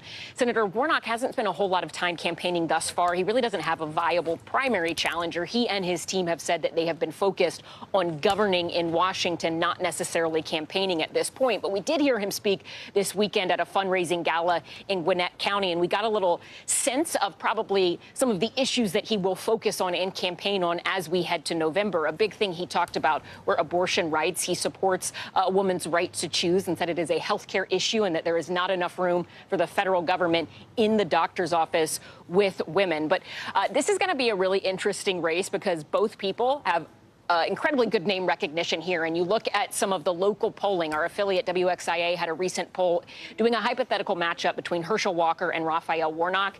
Warnock was about 5% above Herschel Walker in that poll. But again, this is going to be one to watch because like last time Warnock was on the ballot, we expect this to be a race that will likely determine who controls the United States Senate. Morgan? All eyes are on Georgia. Ellison Barber for us there. Ellison, thank you. Now, you may remember that Georgia Republicans passed a sweeping election law last year following 2 big Senate wins by Democrats. Opponents of that law say it makes voting harder with stronger rules for early voting and absentee ballots. The question now, how will that law affect this year's elections? NBC LX senior political editor Noah Pransky has been talking to voters about that very question. He's joining us now from Atlanta as well. So, Noah, what are voters telling you? Well, you tend to hear a lot of arguments of absolutes from the folks coming out and voting in these partisan primaries. Either that law last year was an absolute infringement upon voting rights, or it was absolutely necessary to keep the integrity of these elections. So we wanted to dig in and investigate exactly where on that spectrum the actual law would impact. We started out building the White House, but now we have occupied the White House. God is working this out. This is what Sunday before Election Day looks like in churches all over Georgia. And when services end, that's it. No souls to the polls here. People coming out of church, they can march to the polls. It's a beautiful day today, and they need to be out voting. The tradition of voting after church is a dying one in Georgia, partially a victim of last year's controversial state voting law that, among other things, allowed counties to end Sunday early voting. A lot of people work during the week, so the weekends is real important for a lot of people. Other new restrictions include fewer drop boxes here in Metro Atlanta, fewer hours to actually access them, even in the middle of the day, and fewer chances to correct an honest mistake if you went to the wrong precinct on Election Day. Studies have shown that more conveniences translates to better voter turnout. But a reduction in conveniences hasn't exactly gotten in the way of record early turnout this year. Heading into primary day, nearly 1 million Georgians, most of them over the age of 50, had already cast ballots, 2.5 times more than the number who voted through the same period in the last midterms. So, have any votes been suppressed? I think most people that could vote have voted. What we're not thinking about are certain demographics that might be excluded from that interpretation. Jerica Richardson is a county commissioner in Cobb County, one of the purplest Atlanta suburbs. She's concerned about potential voters who don't have cars, who don't have the ability to walk inside an elections office, or who don't have the ability to take off work on any given day. Elections are won on margins, but it is about the right itself and making sure that there are free and fair elections. Some voters say this year's elections will only be free and fair because Democrats are using last year's voting law as motivation to turn out, no matter how easy or hard it may be. People should not make it difficult for us to vote. While others are thankful state leaders passed their election security bill, even though every recount and court case and forensic audit found no substantial fraud in the 2020 election. I'm not sure about what laws were passed. I just know that this is much better. Walking that tightrope between voters' 2 different realities is a tricky one for election officials like Cobb County's Janine Eveler. Oh, we don't get political at all. That's just kind of our focus. Just conducting elections according to what the legislature and the law is in place. Another part of the 2021 bill that's raised a lot of concern across the state, a provision that allows politicians to remove local election officials if they don't like the job they're doing. It's a provision that's been used at least 6 times statewide since that law went into effect. Aaron. All right, Noah Pransky for us in Atlanta today. Noah, thank you. And you can see more of Noah's on-the-ground reporting on today's primaries at NBCLX.com. And be sure to tune in to NBC News Now's special coverage of tonight's primary results. Join Chuck Todd and Kristen Welker for in-depth coverage and analysis. Our Meet the Press Election Night special starts at 8 p.m. Eastern right here on NBC News Now. Switching gears here for a moment, today marks 3 months since Russia invaded Ukraine, and we may never know the true amount of civilian loss, both in life and in infrastructure. There's a renewed sense of normalcy, though, in one of Ukraine's largest cities. Kharkiv's metro is starting to run once again, and this was after stations have been used as shelters for weeks now. The mayor says that people who relocated to the metro for safety reasons will not be forced to leave. NBC News global reporter Dan DeLuce is following developments from Washington. But let's go ahead and begin inside Ukraine with NBC's Jay Gray. Jay, you have been there for so long, and Ukrainian defense officials say that Russia is now just obliterating the Donetsk and Luhansk regions. What do we know about this latest round of attacks today? Well, it's intensified, Morgan, and they are seeing shelling not only on the ground from tank units as well as heavy artillery, but from missiles off of ships and submarines in the ocean, and then bombing runs by Russian war jets. So it is a very intense battle, and most of it focused in the area of Severodonetsk, one of the few cities left in that region that is still controlled by Ukraine forces. They've been attacked from 4 sides, but fighters there still able to maintain the city for now. Jay, I also know that just kind of looking at the big picture, and as we mentioned, how long that you've even been there watching things shift and change. Today marks 3 months since Russia's invasion of Ukraine. What's the message, big picture, from Ukrainian President Zelensky as his country is marking this sobering milestone as he continues to fight? Yeah, I think we've heard 2 things from the president over the last couple of days. First of all, just the intensity of the Russian attack right now. He says that they are inflicting casualties and destroying as much infrastructure as they can, to scorch earth effort by Russian troops, according to some in the administration. But we're also hearing the president tell people to maintain the faith and the energy and to help as much as they can in this war effort. He doesn't want people to lose sight. You talked about the subway coming back in Kharkiv. He doesn't want people to think things are normal right now, because they are not in his country. And he's urging those who aren't on the front lines to continue to support those who are. All right, NBC's Jay Gray for us. Jay, thank you so much for your reporting. A longtime Russian diplomat has quit over his country's invasion of Ukraine. He says he's ashamed, and he calls Putin's war on Ukraine a crime. NBC News global security reporter Dan DeLuce joining us now from Washington. So, Dan, who is this diplomat, and how does he explain his resignation? Aaron, his name is Boris Bondarev, and he was posted to Russia's mission to the UN office in Geneva since 2019. He's been a diplomat for 20 years, and he says he's ashamed of the invasion of Ukraine. He wrote an email to other foreign diplomats saying he felt compelled to quit. He said, quote, "Those who conceived this war want only one thing: to remain in power forever, live in pompous, tasteless palaces, sail on yachts comparable in tonnage and cost to the entire Russian Navy, enjoying unlimited power and complete impunity." And in an interview with the Associated Press, he said he felt he had no choice, and it was only a matter of deciding the timing of his resignation. Here's what he had to say. Ukraine is a pivotal moment, because when there is no choice after that, there is only one choice: is to leave, to quit. Yeah, the question is when and how, and but it's not to quit or not to quit. That's not the question for me. I think the message is that sometimes you must do something to be able then to look at the mirror, you know. So, Aaron, you heard him there saying basically he couldn't live with himself and that he had to quit. All right, Dan DeLuce for us in Washington today. Dan, thank you. And join us tonight for a special in-depth report. Keir Simmons takes a look at Vladimir Putin's history and what led him to declare war on Ukraine. You can watch Putin's War at 10:30 p.m. Eastern here on NBC News Now.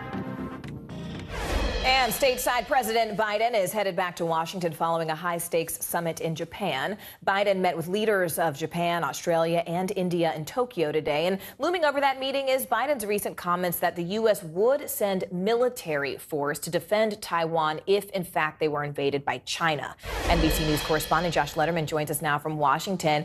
Josh, these were some big words. What came out of the meeting today in Tokyo?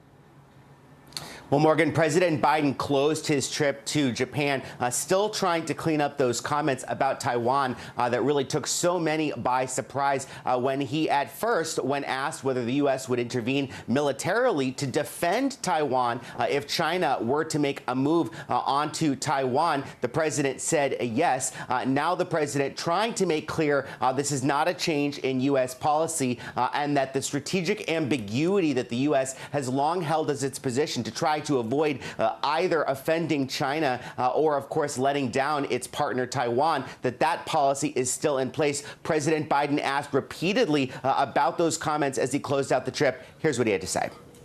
Mr. President, is the policy of strategic ambiguity towards Taiwan dead? No. Can you explain? No. Mr. President, would you send troops to Taiwan if China invaded? Our policy has not changed at all. I stated that when I made my statement yesterday. So the real question, Morgan, is how is China going to respond in their comments so far? The Chinese Foreign Ministry has obviously not been pleased about this, but I think there's a real question over whether China wants to escalate now, actually make this into a conflict with the U.S., or simply let it go. Morgan? Another topic, though, Josh, at today's summit was India's refusal thus far, we should say, to take a firm stance against Russia's aggression in Ukraine. We've heard a lot of back and forth about their use of Russian oil. I mean, did the Quad leaders sort of make any ground with Prime Minister Modi? Did they shift his thinking at all? Well, at least publicly, the leaders are trying to avoid pressuring or criticizing India for its failure to really condemn Russia. We know that President Biden, in his comments with those Quad leaders, said this is a dark hour, not only for Europe, but that this is a conflict that really has ramifications for the rest of the world. The clear theme there, the need for countries like India to step up with condemnation, with cutting off Russian oil, which they are still buying from the Russians. But President Biden was asked whether he was pushing President Modi to stop buying oil, to be tougher on Russia. The president did not answer that question, trying to keep any disagreements with that ally behind closed doors, Morgan. All right, NBC's Josh Letterman from Washington. Josh, as always, thank you.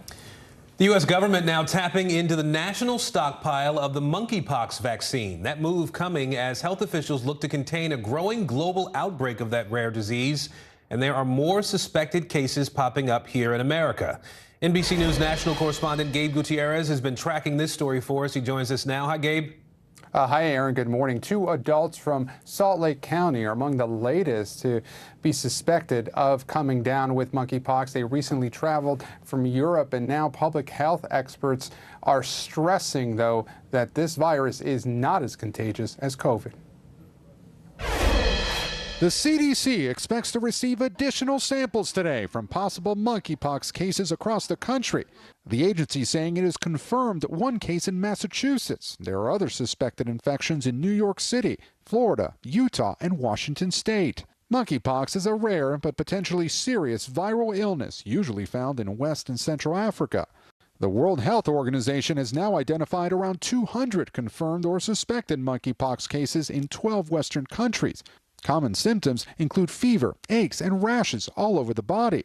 The CDC says monkeypox likely spreads between humans through large respiratory droplets that only travel up to a few feet, requiring prolonged face-to-face contact. It can also spread through bodily fluids, lesions, and contaminated clothes or bedding. Dr. Kurt Zaski had monkeypox in 2003 during the first U.S. outbreak. The veterinarian says he came into contact with an infected prairie dog. Well, I probably was sick for about 5 days, and within about 2 days of antibiotic, I started feeling quite well. Right now, there are 2 vaccines available. One is specifically for monkeypox, the other an older vaccine for smallpox. The CDC is releasing some vaccines from the national stockpile. For the general public, this is not something of grave concern. An advisor to the WHO telling the Associated Press the leading theory to explain the current spread of the disease appears to be transmission among gay and bisexual men at 2 raves held in Spain and Belgium. The CDC is now urging the LGBT community to be on alert. Still, public health experts stress anyone can get it, regardless of sexual orientation. The company that makes the specific monkeypox vaccine says the U.S. currently has access to about 1.4 million doses. Aaron? All right, Gabe Gutierrez for us today. Gabe, thanks. Now to that high-profile defamation trial involving actor Johnny Depp and his ex-wife Amber Heard. Heard's defense team has finally rested, and Depp claims that Heard defamed him in a 2018 Washington Post op-ed where she discusses being a victim of domestic abuse. Now, Heard never mentioned Depp by name in that op-ed, but Depp is suing for $50 million, and Heard is countersuing for $100 million. NBC News correspondent Maura Barrett is following this trial for us. Maura, what happened in court today? I mean, this has just been a wild ride for people who've been following this trial. It's been an absolute roller coaster, right, Morgan? We were expecting to see Johnny Depp on the stand yesterday. That did not happen because Amber Heard's team decided not to call him. And then first thing this morning, as you said, they rested their case. So that means that Johnny Depp's team was able to start calling their rebuttal witnesses today. We first heard from Walter Hamada. He is the president of Warner Brothers Pictures on DC-based film. So that would apply to the Aquaman features that Amber Heard was in. And one of the things he worked to explain was whether or not Heard actually lost any money because of alleged defamation from Johnny Depp. I want you to hear a little bit of his testimony today. What role, if any, did Ms. Heard's dispute with Johnny Depp have in Warner Brothers' delay picking up Ms. Heard's option for Aquaman 2? There was none from our end. At any point in time, was Warner Brothers considering paying Ms. Heard more money for Aquaman 2 than is set forth in the option contract you previously identified? No, as I said, we were determined to hold our actors to their option agreements. Would Warner Brothers have paid Ms. Heard more money on Aquaman 2 if it had picked up her option earlier? No. So pretty cut and dry there, Morgan. Hamada explaining that there was no effect based on what Johnny Depp said about Amber Heard that would have affected her employment on that film, even though that's what Heard's team had argued in her countersuit. Right now on the stand is Richard Marks. He's an expert Hollywood lawyer, and he's going into the details about how actors' negotiations or contracts are negotiated from film to film. So we expect to hear more details on that today. Now, while we expect to hear from that lawyer more, is there any indication that we might actually see Depp back on the stand this week? There is a chance of that, Morgan, and that could come as early as today or potentially tomorrow. We hear from sources close to Johnny Depp's team, and this is something that would be called by his team, not Heard, since they already rested their case. And this is something that they would do if they needed his extra rebuttal compared to what we heard from Heard's team earlier in the week. We also expect potentially to see Kate Moss testify. She's obviously Johnny Depp's ex-girlfriend and longtime friend, and this is in response to a claim Amber Heard made earlier in the trial in the 6-week-long saga about how Johnny Depp had, allegedly pushed her down the stairs at one point during their relationship. So those are the two high-profile people that we're looking to hear from this week in the closing arguments. All right, Maura Barrett filling us in on the latest. Maura, thank you. A new report is exposing leaders of the Southern Baptist Church for covering up sex abuse allegations and keeping a secret database of offenders. Now, the nearly 300-page study includes some shocking details about specific abuse cases. It also shines a light on how church leaders resisted action for decades. NBC News correspondent Ann Thompson is joining us now with that story. Hi, Ann. Hi, Aaron. This report looked at allegations of abuse over 2 decades, starting in about 2002, and it is very reminiscent of what we saw in the Catholic Church. This is the reckoning Hannah Kate Williams wanted when she and others asked the Southern Baptist Convention for a third-party investigation of sexual abuse. Do you feel vindicated by the report? In a lot of ways, yes. She is suing the SBC for failing to take action against her father, who she says sexually abused her starting at age 8 as he studied to become a pastor. I was met with, well, you're an enemy of God. It was threats, harassments. I had to move from my home. The lengthy report details how survivors like Williams encountered resistance, stonewalling, and even outright hostility from some in SBC leadership starting in 2000. One leader claiming it is a satanic scheme to completely distract us from evangelism. Yet investigators found one staffer compiled a secret list of accused abusers with hundreds of names. What does this do to the reputation of Southern Baptists? You know, for a group that talks a lot about sexual morality, talks a lot about men protecting women and children, I think that this is obviously a very bad look, and it is clear hypocrisy. SBC President Ed Litton says Southern Baptists must resolve to change our culture and implement desperately needed reforms. The report recommends creating and maintaining an offender information system, providing a resource toolbox with protocols and training, and making a sincere apology to survivors. Healing won't come easy. Popular evangelist Beth Moore, who left the SBC last year, tweeting, "You have betrayed your women. It's too late to make it right with me. It's not too late to make it right with them." Now, there is no comment this morning from the Southern Baptist Convention on the lawsuit filed by Hannah Kate Williams, and we have also tried to reach out to her father, and we have been unsuccessful. Aaron? All right, Ann Thompson with us today. Ann, thank you. A heated runoff in the largest South Texas district becomes an abortion rights battleground. Still ahead, why voters say this could be the tipping point in voting out the only pro-life Democrat in Congress. Stay with us.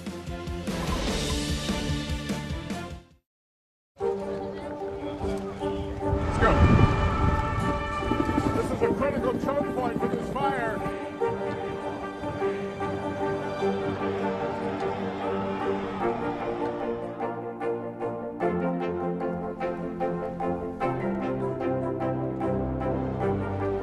Unnecessary, unjustifiable, illegal.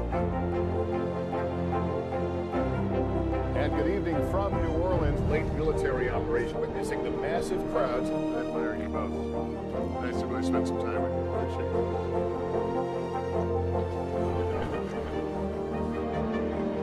At any moment now.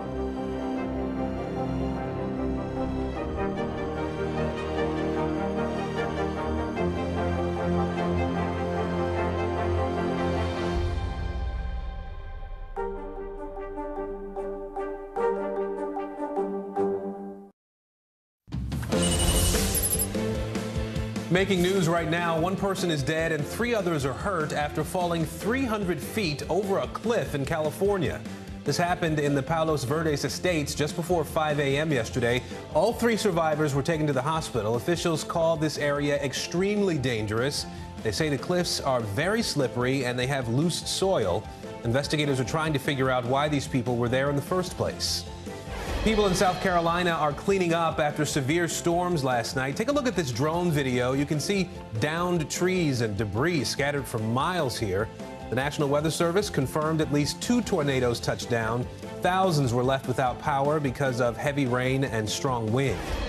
And New York City has finally hung up its last public payphone. City officials removed this phone from a midtown street. Phone booths were pretty common across the city for a long time. But, you know, cell phones, so there's that. This payphone will be on display at the Museum of the City of New York in an exhibit looking into life in NYC before computers. You ever seen one of those? Ever used one of those? Never used a payphone? I mean, like old in the day, maybe when I was a Way kid? back, yeah, as a kid. Yeah, I don't know, maybe? I don't know, okay. Bottom of the hour now, and the big story is Decision 2022. 5 states holding primaries today. In Texas, a closely watched Democratic runoff is pitting incumbent Congressman Henry Cuellar against progressive challenger Jessica Cisneros. Now, this is the second time the two are facing off in just 3 months. A battle is also underway between the GOP Senate contenders in Pennsylvania, Dr. Mehmet Oz and David McCormick. Now, that race remains too close to call, and that's a whole week later. We're going to check in on Pennsylvania with Dasha Burns in just a moment. But first, let's go ahead to Texas, where we find Garrett Hake, who's in Laredo. Garrett, first, just sort of walk us through the key issues in this Texas Democratic runoff. A lot of people have been looking to Texas, wondering if it's sort of a bellwether for things to come as voters head to the polls today. What are we looking at? Well, Morgan, this race is unusual because we're in kind of its third year here. You've got progressive Jessica Cisneros, who first challenged her former boss, Henry Cuellar, in a primary last cycle. She is running against him again from the left. And so the issues are many of those that we have seen in some of these progressive on moderate races. There's a heavy focus on health care. In this border district, there's also a particular focus on immigration, border security, what to do about Title 42. And just within the last few weeks, the issue of abortion rights has really popped here. Since that draft Supreme Court opinion came out, we've seen the issue of abortion rights really rise in salience, in part because Henry Cuellar is the last remaining self-described pro-life Democrat in Congress. He was the only person to vote against the Women's Health Protection Act, and it's an issue that Cisneros and her supporters have been trying to capitalize on, as she is more supportive of abortion rights, but she's talking about it in perhaps a more careful way than you might see other progressives in other parts of the country discuss the issue. Here's a little bit of what she told me this morning when I asked about how that issue is playing here. What sense do you get about how much abortion will be in people's minds when they go in and vote today? I think it very much is an issue because, I mean, maybe here, like, you know, the sentiment is like, well, you know, maybe I wouldn't, you know, choose to get an abortion, but I don't feel comfortable making that decision for someone else. And the conversations we've been having here has been like teaching folks like, well, if you believe that, that is you being pro-choice, right? And unfortunately, Henry Cuellar has a very extreme position where he's forcing people, or the government is going to be forcing people and taking away that decision. But it's interesting because Cuellar doesn't cede that point that somehow his position is extreme. Cuellar argues that his position is exactly in line with a community like this one, a heavily Catholic, heavily Latino community. And here's how he defended the way he looks at the abortion issue when I had a chance to interview him a few weeks ago. Listen. We should not purify people and say you have to be 100% like me to look like you and I. That's wrong. And that's not healthy for the country. Look, that's only one issue. And again, I got 2 girls, and I voted for Planned Parenthood funding, even though they say I haven't. And I've supported women's health. But sometimes we might have differences on religion for religious belief. But I tell you, that's one issue. So, guys, make no mistake, this is an issue that gave an enormous boost for Jessica Cisneros when it first started, a huge boost in enthusiasm and attention in fundraising. But how it is going to play out with voters and the actual nuances on policy here are going to be a bit tougher to read until we start seeing those results come in tonight. Yeah, Garrett, I do want to talk about nuances because a lot of attention has been focused on the number of those mail-in ballots early that have been rejected, right? The percentage of those ballots that haven't gone through, haven't been said to comply with the new laws that have recently passed. So how are organizers on the ground really trying to counter that with their Get Out the Vote efforts? What are they doing to balance that out? Well, the mail-in balloting has been a huge challenge here in Texas. We saw it start with this new election law in the primary, an overwhelmingly high percentage in the low double digits, but usually it's about 1 or 2% of mail ballots are thrown out. In this case, we had something like 13% of mail ballots getting thrown out across the state. Organizers are trying to educate around that to make sure that people, particularly if they voted early, were aware of the new signature requirements on their ballots, that they saw the changes to the envelopes and they were able to fill them out. These are all people who would have been eligible to vote. You have to be eligible to even apply for the mail ballot. So it's just a matter of filling them out directly. And in a district like this one in Laredo, city of about 300,000 people, this district hasn't had a congressional runoff in living memory. And so for a lot of folks, it's just a simple reminder. You may have voted in the primary in March, but you're not done. There's another primary. There is this runoff happening now in May. And so knocking on doors, the advertisements, the mailers, all that is hugely important. Just to remind folks, there's another step in this process down here that they don't usually see. All right, NBC's Garrett. Hey, Garrett, thank you. So here we are a full week after Pennsylvania voters cast their primary ballots, and a key Senate race is still up in the air. A razor-thin margin separates the two Republican contenders, celebrity doctor Mehmet Oz and former hedge fund CEO David McCormick. Today is the deadline for counties to wrap up the counting and to send their unofficial results to the Secretary of State. NBC News Now correspondent Dasha Burns has been following this race. She joins us again from Philadelphia. So, Dasha, we know mail-in ballots have become a pretty hot topic in this contest, right? How are they factoring into the race right now? Yeah, Aaron, again from Philadelphia. That's right. I am still here. We still don't have an outcome, and we're not expecting one anytime soon. All right, bear with me here because this gets a little wonky, but because this race is just so tight, all of this could matter, right? We are heading to recount territory. We're not there yet, but we are already in the courts with this primary. The McCormick campaign filed a lawsuit yesterday having to do with undated ballots. Those are mail-in ballots where voters forgot to put or neglected to put the date on the envelope, right? This is where it gets a little bit complicated. Their lawsuit is based on a court ruling from a federal court that came out on Friday. That ruling has to do with an election from last fall, November 2021. The ruling said that in that election, counties need to count the undated ballots. They said those are valid, they should be counted. Now, the McCormick campaign is arguing that those same rules should apply in this election. Their legal counsel is saying that mail-in ballots should not be disqualified simply because the voters failed to handwrite a date on the exterior mailing envelope of their ballots. Now, the Oz team is arguing the opposite. They're saying that those ballots should be tossed. The RNC arguing the same thing, the Republican National Committee, and the Secretary of State just issued guidance this morning to counties telling them that they're advising they segregate those ballots, meaning put them to the side, separate them from the rest of the pile, and wait to see where this legal battle ultimately lands, Aaron. A battle for sure. You're right. It is. There's a lot of moving parts, it seems there. You mentioned the RNC. What about the state Republican Party? Yeah. Is the Pennsylvania Republican Party weighing in on this at all, given how tight this race is? Yeah, they are. They are siding with the Oz campaign. They're not necessarily saying we endorse Oz or we support Oz more than we support McCormick. They say they'll support whatever candidate comes out on top here. But they are siding with the Oz campaign when it comes to this issue of the undated ballots. They believe that those ballots should be thrown out. And you guys, this is a battle for every last vote. With how razor thin this is, all of this could matter. Just a reminder, today at 5 p.m. is a deadline for counties to submit their unofficial results. Tomorrow, the candidate who is trailing could decide to decline a recount. That's probably not going to happen given the battle that we're seeing here. And Thursday is when the Secretary of State will order the recount. The recount will be happening likely simultaneously as this lawsuit over undated ballots. So we'll see where we're at in the coming days here, guys. And maybe you should look for an apartment in Philadelphia at this point, Dasha. Dasha Burns for us in Philly today. Dasha, thank you. The House January 6th committee is moving ahead full steam, and it's already conducted more than 1,000 depositions. It's received 136,000 documents, and it's even following up on nearly 500 different tips. But it may have hit a snag in the courts in its latest quest for documents. NBC News reporter Julia Jester joins us now from Capitol Hill. Julia, great to see you. First off, sort of what is the potential roadblock the committee is facing right now, and how might it actually impact the committee's public hearings? They're already slated for next month.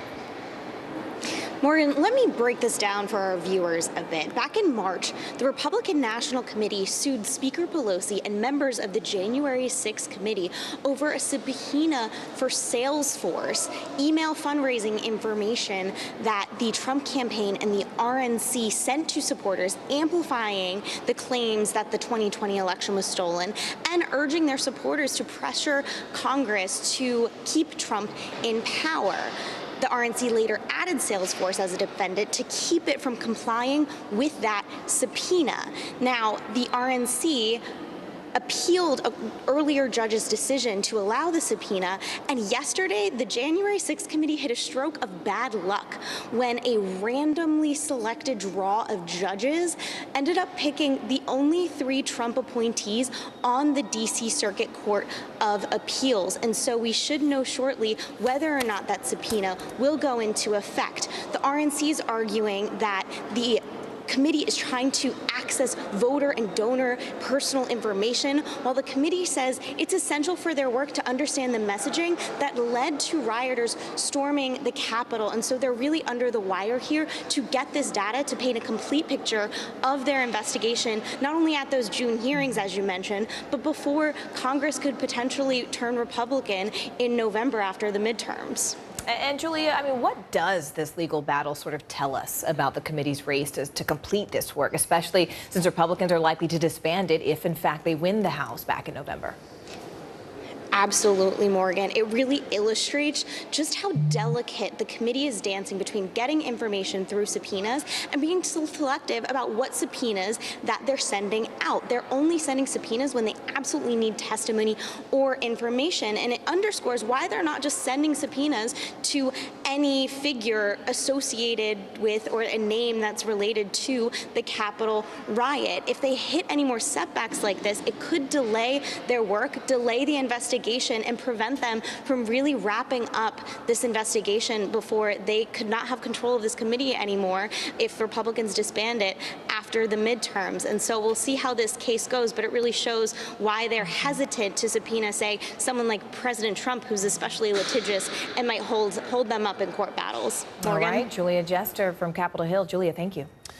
North Carolina Congressman Madison Cawthorn lost his primary bid last week, but that is not ending the questions surrounding his behavior. The House Ethics Committee now investigating him over allegations involving cryptocurrency as well as a relationship with a staffer. NBC News Capitol Hill correspondent Ali Rafa joining us now to walk us through this. So, Ali, let's do that. Walk us through the allegations here the Ethics Committee is looking into and what it all means. Yeah, Aaron, this is just the latest layer in a series of controversies about this 26-year-old GOP congressman from North Carolina, Madison Cawthorn. Yesterday, we heard from the House Ethics Committee, this committee evenly divided between 5 Democrats, 5 Republicans, that the committee is going to look into whether Cawthorn, quote, improperly promoted a cryptocurrency in which he may have had undisclosed financial interest and engaged in an improper relationship with an individual employed on his congressional staff. The committee emphasized in this statement that it hasn't accused Cawthorn of any wrongdoing, just that it's looking into these matters. But this comes after a super PAC and a bid to oust him from his primary seat that we saw he lost last week, accused him in a complaint with the committee of improperly promoting this cryptocurrency while Cawthorn had and still has investments in this cryptocurrency. This is something that North Carolina Senator Tom Tillis himself has advocated looking into by the House Ethics Committee. The other complaint about this staffer is that Cawthorn provided free housing and travel for this staffer, both of which would violate House rules, Aaron. So, Ali, Cawthorn, we know, isn't the only member that the committee is investigating right now. Tell us about that. Yeah, so the committee is also investigating 2 other GOP congressmen. One is Congressman Jackson of Texas and Congressman Mooney of West Virginia. In Jackson's case, the committee is looking into whether he used campaign funds for private events at this private club in Amarillo, Texas. His office is saying that those funds were strictly used for campaign events, for reserved campaign events. And so the committee is looking into whether that is indeed true. In Rooney's case, the committee is looking into a slew of allegations, one of which is whether he used staffers to run personal errands for him and his family, whether he accepted a free trip to Aruba, whether he used, again, campaign funds for non-campaign reasons, which would be a violation of FEC rules. So there's a lot more to come out of these investigations of 3 sitting lawmakers, Aaron. All right, Ali Rafa for us on the Hill today. Ali, thank you. Well, those paper paychecks may be a thing of the past. That's right. Coming up next, the surge in salaries being paid in cryptocurrency and the new warning that comes along with it. Stay with us. Good morning, everybody. Welcome to Today. Future's looking bright. You got a whole restart. How does that land with you? Is climate change and the environment one of your top priorities? You know what? Our hearts are ready for something like this. Come on. It's a great workout. It's everything you need. Look who's back together. Oh, I'm so happy. And me. That's what it takes to set a record. So glad to see you. Still to come on the Channel 2 News. Well, the waters are certainly receding now. Still too close to call. Lester Holt reporting from the Ground zero, as it's being referred to. It is, in fact, the taste of freedom. The Haitian people know a little something about resiliency. What's the biggest risk right now? Some of the troops who have been proud. I want to welcome you to the first presidential debate. In fact, we've been told we can't go any farther. You with some resilient folks, let me give you a hint.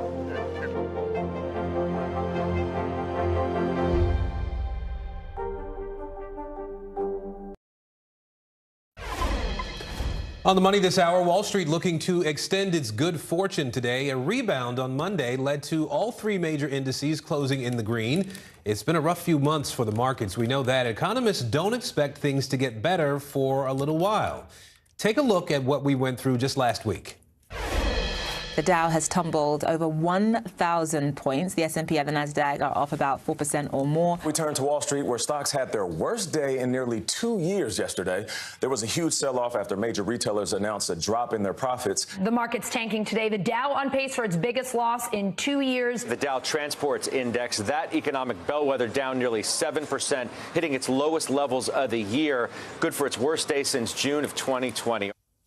So, yeah, not a fun week there. Here to help us make sense of it all is CNBC's Bertha Coombs. Bertha, how are things looking today? Let's talk about that after this rebound on Monday. We're back deep in the red this morning. We got some disappointing economic data. We've got some manufacturing, some services data that showed that sales are slower, costs are higher, and then we got a horrible new home sales number, down 16.6%. That's the worst number in nearly a decade in terms of decline, because people are just having trouble finding a home they can afford and then getting a mortgage because mortgage rates have gone up so much. You know, part of the uncertainty has to do with the possibility of the economy falling into a recession, right? We've been talking about that for the last couple of months here. How close are we actually to that possibility as you look at the numbers right now?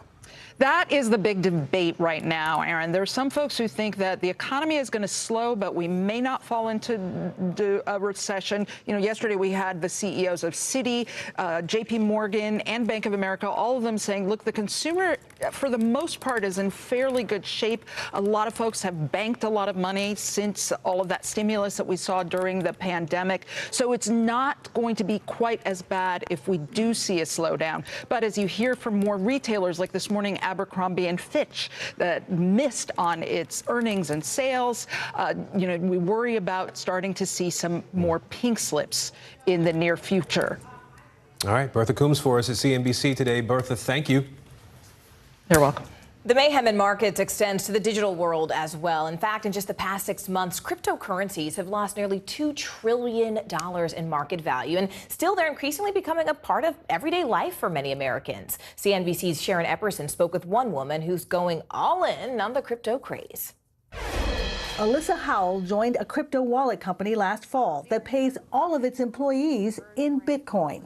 It has been a very steep learning curve for me. She never owned digital currencies before this job. Now Howell is paid in Bitcoin on the first of every month, based on her salary in U.S. dollars. If Bitcoin is $50,000 and I make $25,000 per month, I'll receive half of a Bitcoin.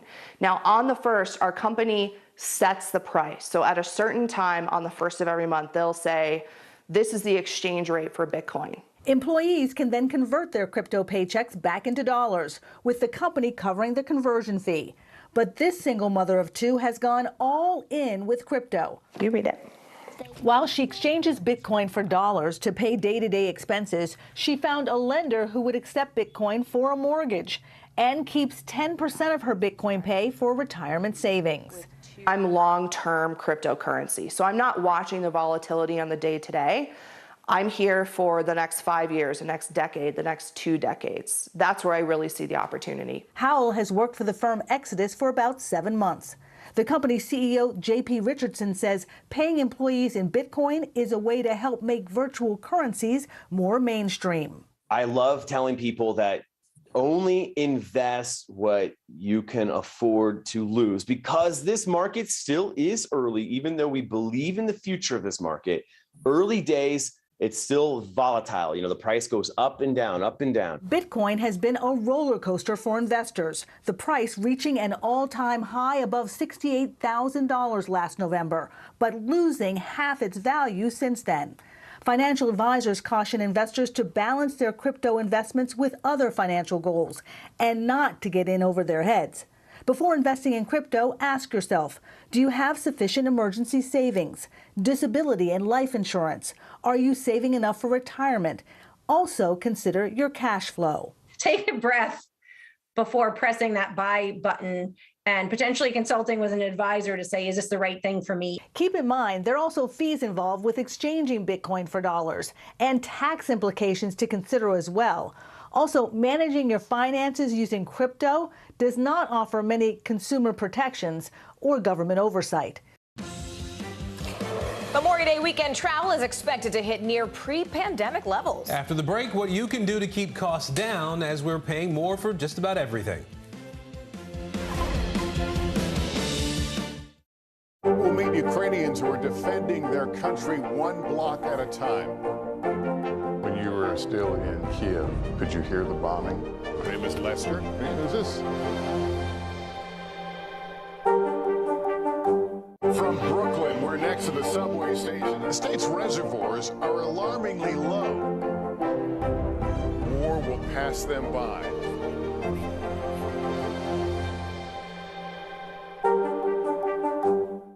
Good morning, everybody. Welcome to Today. Futures looking bright. You got a whole restart. How does that land with you? Is climate change and the environment one of your top priorities? Sounds so good. Love it. We'll meet Ukrainians who are defending their country one block at a time. When you were still in Kiev, could you hear the bombing? My name is Lester. Who's this? Still to come on the Channel 2 News. Well, the waters are certainly receding now. Still too close to call. Lester Holt reporting from the Ground Zero, as it's being referred to. It is, in fact, a taste of freedom. The Haitian people know a little something about resiliency. What's the biggest risk right now? Some of the troops who have been proud. I want to welcome you to the first presidential debate. In fact, we've been told we can't go any farther. You with some resilient folks. Let me get a hint.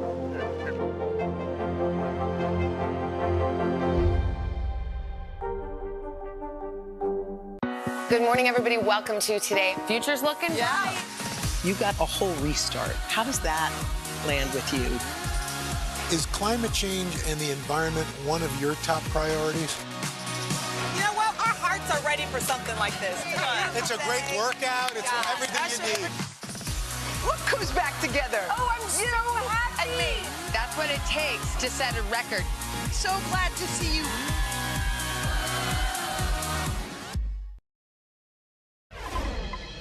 All right, so this summer, it's going to be a hot one, but we're not just talking about the temperature. We're also talking about travel, because more Americans are planning a trip this summer, even though financial concerns are now the topping health concerns for the first time since the pandemic started. CNBC Global Markets reporter Seema Modi is joining us now with the latest travel trends. Seema, thanks for being here. First off, how are we sort of seeing inflation impact Americans' travel spending? Because, you know, first it was the health, now it's finances, and people are either way wanting to get out of the house. No, it's a great question. 6 in 10 Americans, Morgan, plan to travel this summer. That is up from 5 in 10 last summer. So the interest is there. Travelers are also willing to spend more. When you look at higher income households, of those who do plan to get on a plane, 50% are upgrading to either business or first class.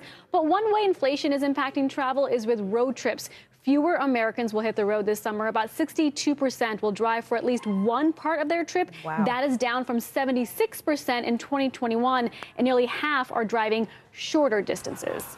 And Seema, I mean, when it comes to sort of lodging, where people stay, what are the numbers showing? Where are Americans choosing to lay their heads? So, Morgan, hotels still primarily the selection of where people want to stay. However, we are continuing to see a strong rebound in interest in private home rentals. So the race is getting tighter between Airbnbs and the Marriotts of the world. The survey from Deloitte shows among the 20% of travelers planning to stay in a vacation rental, 1 in 7 will use this lodging type for the first time this summer. So that trend continues. And finally, Seema, I mean, I do want to ask you a little bit about these travel-related stocks. Sure. I mean, a wild week in the markets is sort of an understatement. So what do you see these travel-related stocks specifically doing right now? What are you watching for? This has been a tough one, Morgan, because despite a strong outlook on summer travel, the CEO of Marriott saying this morning bookings are holding up. Travel-related stocks are down this month, and they're down today significantly. The cruise lines are faring the worst, down about 7 to 8%. We're talking Carnival, Royal Caribbean. This is what makes this market so challenging, that even good consumer stories are being overlooked by the market because there are still some serious concerns about the health of the economy, the future, where we head from here, and if the economy really starts to slow down, how that starts to impact bookings. And again, bookings are holding up. I follow the data every week, but the minute we start to see some weakness, if we do, that is what people are concerned about. All right, Seema, thank you so much for joining us. We appreciate it. Well, Memorial Day weekend is now just a couple of days away, which means we are closing in on the unofficial start of summer. A lot of people planning to spend time away from home this year, as we just talked about. So now is really the time to get ready for a very busy travel season ahead. NBC's Carrie Sanders has what you need to know before you pack your bags. If your bags are packed and you're ready to go, whether it's by jet plane or maybe in a car, there's a big bet just getting out. You're going to see a lot of these. The RV Industry Association reports that there's been an 18% increase in sales year over year just because people want to get out. And that's happening despite the fact that the price of gas is up and there is inflation. So just like if you're going to go to an airplane for a ride, you need to make a reservation because this is such a big weekend for camping. You probably also need to have a reservation for a campsite. With Memorial Day just around the corner, the summer travel season is heating up and taking flight. Many already hoping to beat the major weekend surge. We needed a little time before everybody got crazy here, so. More than 39 million Americans are expected to hit the skies and the roads this holiday weekend, a more than 8% increase from last year, with travel volumes nearing pre-pandemic levels. Top destinations this year are beginning to return to pre-pandemic destinations. So your Orlandos, your Anaheims, places with big theme parks, London, Paris, Rome, Dublin. Even with soaring costs and rampant inflation, many are itching to get away. I'm just happy to be traveling. I'm just happy to be out. From the railway to the runway, many trains and flights for Memorial Day already sold out.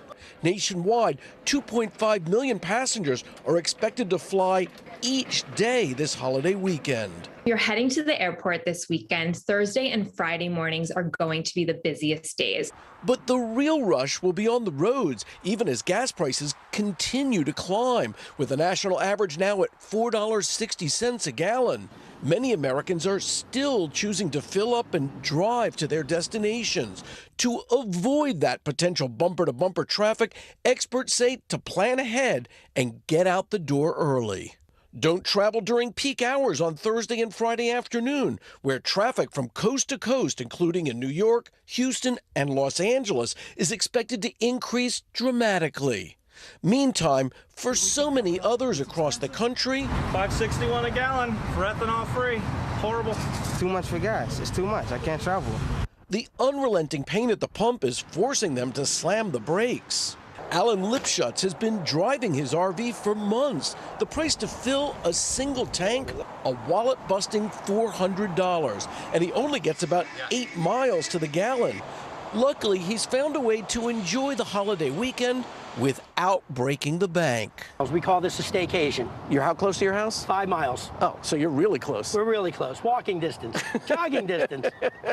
But it's still a vacation. Still a vacation. Alan's somewhat kidding around there. He's going to be on the road, he said, in about a week or so. So, look, if you're getting on the road and you have a car, a few tips. You probably know them, but nice to remind yourself of them. You want to make sure your gas is full before you leave. Check the oil. And here's one thing that a lot of people know, but they don't stop to do. You want to check the air pressure in your tires, especially with the price of gas, because if you have the proper inflation in your tire, you can get up to 10% better gas mileage. And right now, saving every penny matters. Right now on NBC News Now, pole position. Voters in 5 states casting their primary ballots. The key race is being decided today and just how they could become midterm game changers. Global confusion. President Biden headed back from his trip to Asia after causing a stir with his remarks on China and Taiwan. How the White House is trying to clarify his comments. And courtroom surprise. Amber Heard's attorneys decide against calling Johnny Depp to the stand, at least for now. The unexpected move in a trial that's still full of twists and turns. And crisis of crime. The nation seeing a surge in violence on public transportation. What one expert says could be to blame.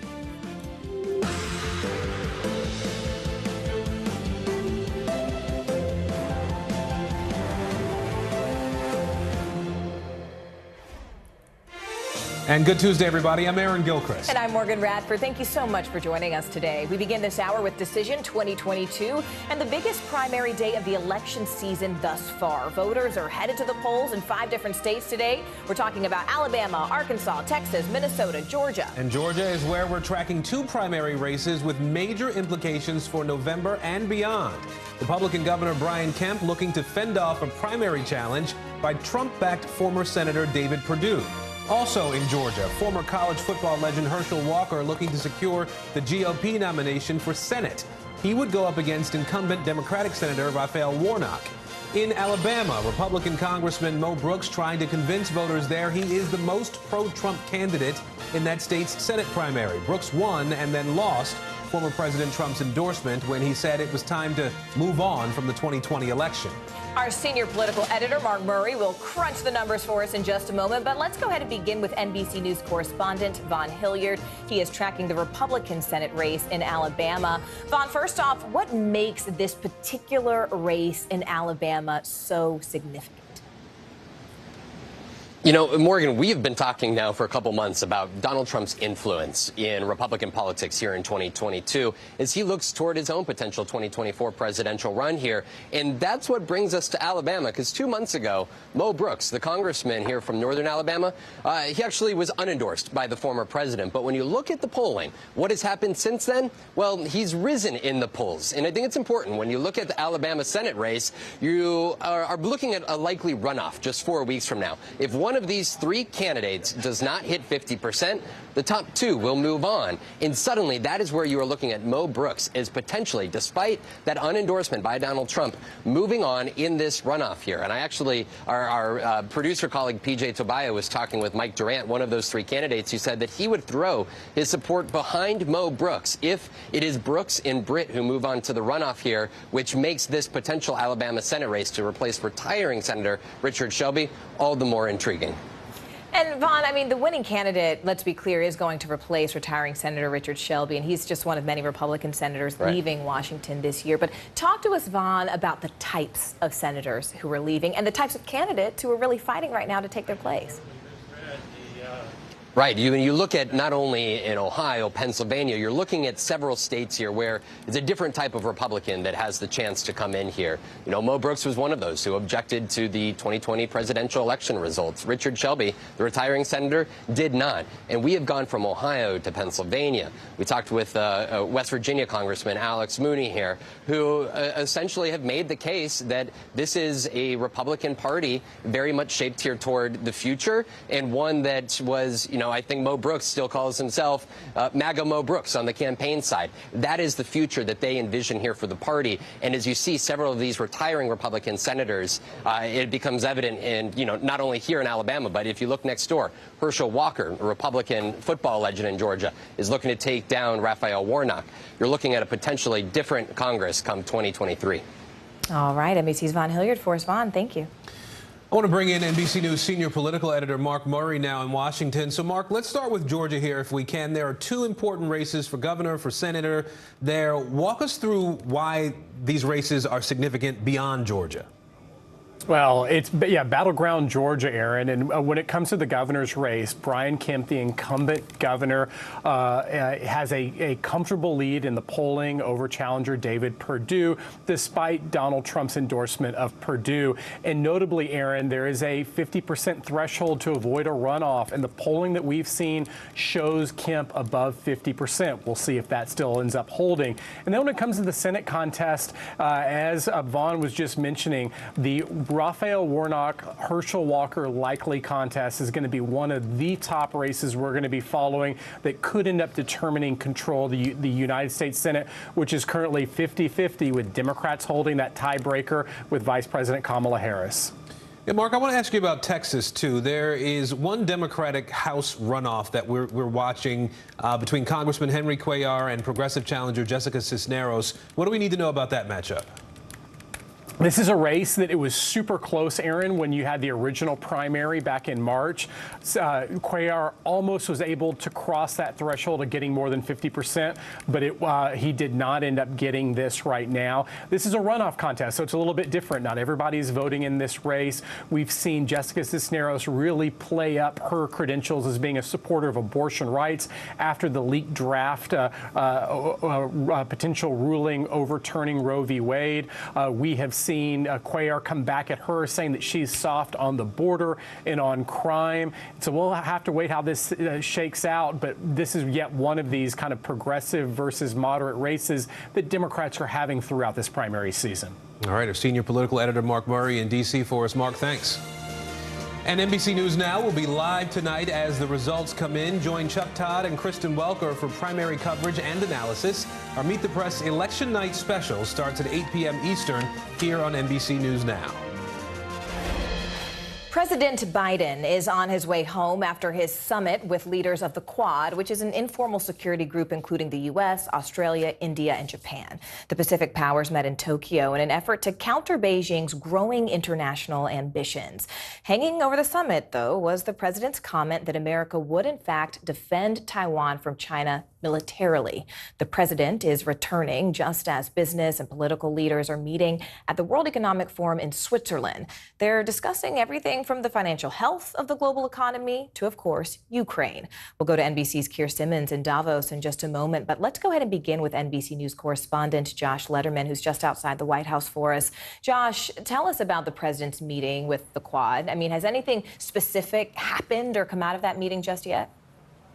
Well, the big takeaway, according to the White House, Morgan, is this new U.S. Indo-Pacific economic framework that the White House is launching along with 12 nations in the region, really to try to create an economic counterweight to China to allow U.S. and its allies to set rules for the road for things like the digital economy, clean manufacturing, as well as trade policies that would help these countries to be able to really form an alternative to China setting the rules for international trade. But of course, the elephant in the room for this summit was the war in Ukraine, which is really the predominant foreign policy issues that so many countries around the world are watching. Here's what President Biden had to say about what he called a dark hour. We're navigating a dark hour in our shared history. The Russian brutal and unprovoked war against Ukraine has triggered a humanitarian catastrophe. This is more than just a European issue. It's a global issue. The fact is that if you turn on the television, you'll see what Russia's doing now. It appears to me that Putin is just trying to extinguish a culture. He's not even aiming at military targets anymore. He's taking out every school, every church, every natural history museum, as if to try to obliterate the Ukrainian culture. Now, the president didn't call out any country by name, but a lot of this was directed toward India, Morgan, one of the countries participating in that Quad meeting that has declined to condemn President Putin and has continued to buy Russian oil. These other nations hoping that India will feel the pressure to step up and really try to cut off Russia and be a more significant partner in efforts to isolate Moscow on the global stage. And Josh, we do have to address, President Biden facing questions over the comments he made regarding Taiwan, saying that he would, in fact, use military force to defend the island if China invaded. That comment, as you can imagine, has triggered some pretty significant backlash. What more are we hearing about that today? Well, the White House has tried to downplay the significance of President Biden making those comments, saying he was not setting a new policy. And indeed, just before President Biden left Japan, coming back to Washington, we also heard him once again weigh in on this as he was asked over and over again by reporters about what seemed like a change in policy, saying the U.S. Would intervene, and what seemed like an end to that strategic ambiguity policy that the U.S. has stood behind for so long. President Biden responding to reporters' questions, saying strategic ambiguity is still the policy, that despite him saying the U.S. Would intervene militarily, the U.S. is not setting any new policy, still respects the infamous one China policy that guards U.S.-Taiwan relations. So the White House doing a little bit of cleanup, even if they don't want to call it that, Morgan. All right, NBC's Josh Letterman from the White House. Josh, thank you. Well, economic leaders from around the world are meeting in Davos, Switzerland this week. It is home of the World Economic Forum, where business tycoons and state leaders get together to talk about money and politics. NBC News senior international correspondent Keir Simmons is joining us now from Davos. So, Keir, what are the main topics of discussion at the summit this year? Well, Ukraine, frankly, Aaron. I mean, clearly at a conference like this, with some of the most powerful leaders in the world in business and in politics, there are a lot of conversations, but every conversation is tinged with what Josh was talking about there, the situation in Ukraine and the implications for the world. Because I think as it plays out over time, what people here and around the world are realizing is that there are tremors that will be felt in every corner of the globe. Just for example, the question of food supply, the fact that Russia and Ukraine supplies 30% of the world's wheat. There are real implications of that. Just take a listen to the president of the European Commission, Ursula von der Leyen, talking about trying to frame briefly all of the issues that the Ukraine crisis is creating. We are witnessing how Russia is weaponizing its energy supplies. And indeed, this is having global repercussions. Unfortunately, we're seeing the same pattern emerging in food security. This is using hunger and grain to wield power. Ukraine must win this war. And Putin's aggression must be a strategic failure. And Aaron, we began this week with President Zelensky speaking to a room full of delegates from this conference. But just to give you a picture, and I think this is a picture of how the global picture has changed.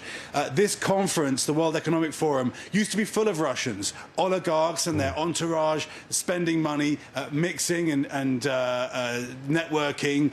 There are none here now. And by the way, there are very few people from China, the Chinese government either, or Chinese companies. A different issue there, of course, the COVID issue. But you're just seeing a microcosm here in Davos of how the global picture, geopolitics, is changing in such a short period of time.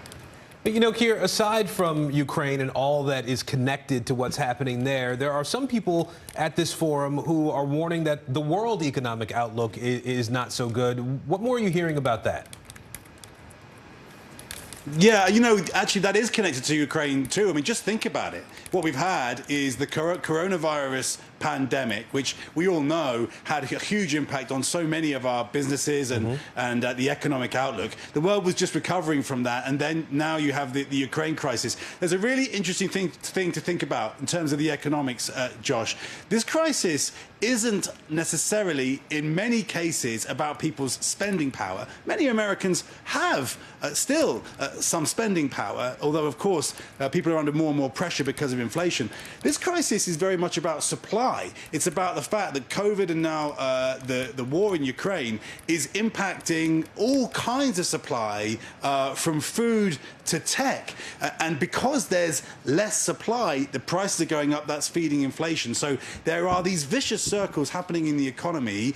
The banks around the world, including the Fed, putting up interest rates to try and control inflation. Right. But people are very worried looking forward. They are worried, for example, about the Chinese economy because the Chinese economy, because of those COVID lockdowns, many people are reporting is facing huge headwinds. And these days, of course, the Chinese economy is a big part of the global economy. So, yeah, there are people here who are very, very worried right now. All right, Keir Simmons for us in Switzerland today. Keir, thanks. Today marks 3 months since the start of Russia's invasion of Ukraine, and the offensive has played out slowly, with Ukrainian fighters doing all that they can to withstand a larger army. The capital of Kyiv has remained in Ukrainian control, and we've become all too familiar with these images out of Mariupol if you look at the screen right now. And we're also learning about tragic discoveries. An advisor to the city's mayor says 200 bodies were found in the basement of an apartment building. NBC News has yet to verify that report. Courtney Kuby, however, is at the Pentagon with the latest that we do know about possible military aid. But let's go ahead and begin inside Ukraine with NBC News chief foreign correspondent Richard Engel. Richard, it's a pleasure to see you. I mean, we know that just 3 months ago, Russia's offensive was pretty widespread. Now, 90 days later, when we look at the big picture and sort of the evolution of this invasion, where is the focus of that fighting right now? So it's 90 days, it feels like 10 years. So much has changed in this country, so much has changed in the region. So this war began. It wasn't much of a surprise, although it took many Ukrainians by surprise, with Russia's decision to invade this country, and not just invade a part of this country, but Vladimir Putin attempted to take over all of Ukraine, to collapse the government, to strike at the capital, Kyiv, which Russian reports and numerous investigations and accounts from detainees have all verified that Russia was quite convinced that it would capture this entire country in just a matter of days. And that's what U.S. intelligence officials, NATO officials were all predicting. It never happened. Instead, Russian troops were driven back from Kyiv. They were driven back from Kharkiv. And now the center of the war is squarely here in the Donbass region. This is a region not very far from the Russian border. It is the coal mining heartland of Ukraine.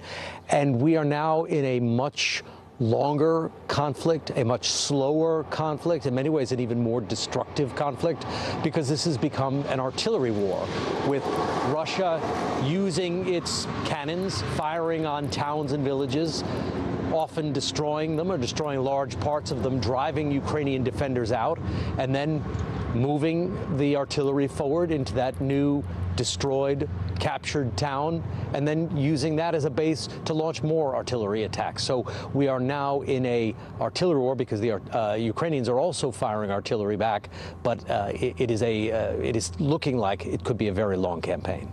All right, NBC's Richard Engel in Ukraine for us. Richard, thank you so much. I want to bring in NBC News Pentagon correspondent Courtney Kuby now. Courtney, we know the world has pledged military support to Ukraine. Can you break down a little bit for us the types of weapons that are being sent right now? So just yesterday, literally across the hall from where I am standing right now, there was what the Pentagon calls a meeting of the Ukraine contact group. And this was something where Secretary of Defense Lloyd Austin and Chairman of the Joint Chiefs General Mark Milley met with a number of different nations. And they literally talked through what each country could provide. So President Zelensky and the Ukrainian government have been very clear about the kinds of things that they need right now. We just heard Richard talk about artillery. He's right. This is an artillery conflict right now, what we're seeing in the Donbass. The U.S. has been flooding artillery in, and literally more than 200,000 rounds, artillery rounds, into Ukraine. That is just from the United States. Other countries are providing more.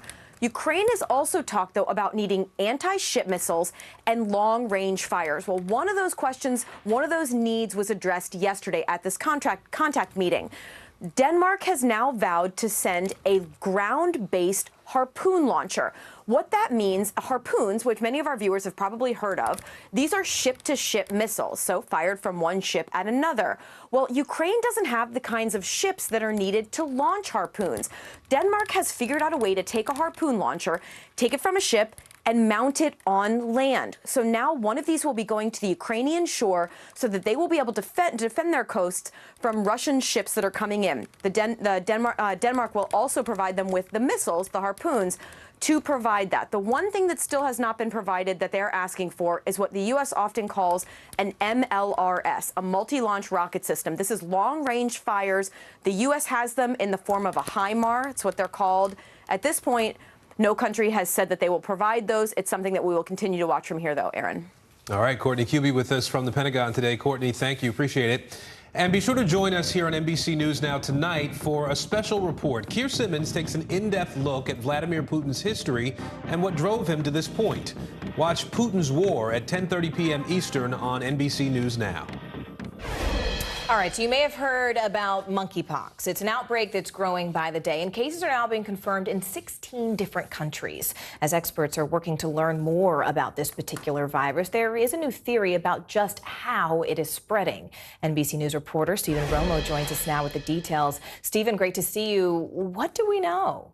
Yeah, great to see you, Morgan. There's a lot of new developments just over the past few days on monkeypox. Also, people asking a lot of questions about it. We got a lot of answers from the CDC to try to clear some of that up. Tonight, a leading theory on what started this latest monkeypox outbreak and a steadily growing number of cases worldwide. The former head of the WHO's Emergencies Department, Dr. David Heyman, saying sexual contact at 2 raves, one in Spain and another in Belgium, likely amplified the initial spread in communities of gay and bisexual men. What do you think about that theory? Is that plausible? When you look at the way that this is spreading through populations of men who have sex with men, you wonder, were there certain events that were pivotal in the virus getting access to that population? It's worth noting that monkeypox normally doesn't spread through sexual contact. When people have sexual contact with each other, it's an intimate, close environment where respiratory secretions, skin-to-skin contact occur, and the virus can exploit those types of situations and transmit. Now, at least 15 countries have confirmed monkeypox cases. With the CDC reporting today, the U.S. has 1 confirmed case in Massachusetts and 4 suspected cases in New York, Florida, and Utah. President Biden raising the alarm over the weekend. It is something that everybody should be concerned about. And later softening his position. I just don't think it rises to the level of the kind of concern that existed with COVID-19 and the smallpox vaccine works for it. Leading the administration to provide context on the president's comments. The president is really ensuring we stay vigilant. Adding that the risk to the general public is low. It's not a new disease. It's spreading in new ways, in new places, and quite suddenly. But we have vaccines and we have treatments. In an attempt to curb the spread, the CDC is trying to educate the LGBTQIA community on monkeypox. I don't think at the present time there is sufficient evidence of spread occurring so rapidly that we want to shut down any events or recommend that things be postponed. The CDC also emphasizing most patients recover on their own in 2 to 4 weeks. Now, of course, there are lots of questions remain about exactly how to protect against monkeypox, particularly for people who have already come in contact with people who may have been exposed. But the CDC and local health agencies are reaching out to people who may have had that exposure. Morgan? I mean, Stephen, do we know, though, if the smallpox vaccine is, in fact, already being used to sort of stop its spread? That's one of the interesting things about monkeypox is that it's not a new virus. There was actually an outbreak in the United States back in 2003, and they did something called ring vaccination, where they would contact the people who had connections with people who were confirmed monkeypox cases and vaccinate those people, and that did seem to stop the spread. So we know that U.S. health officials are starting to release some smallpox vaccine so that the people who are connected to these current suspected cases can have that protection as well. All right, NBC Stephen Romo. Stephen, thank you. Thanks. The defense team for Amber Heard has rested its case in Johnny Depp's $50 million defamation trial against her. Depp claims his ex-wife defamed him in a 2018 Washington Post op-ed where she discusses being a victim of domestic abuse. Heard never mentioned Depp by name in that op-ed.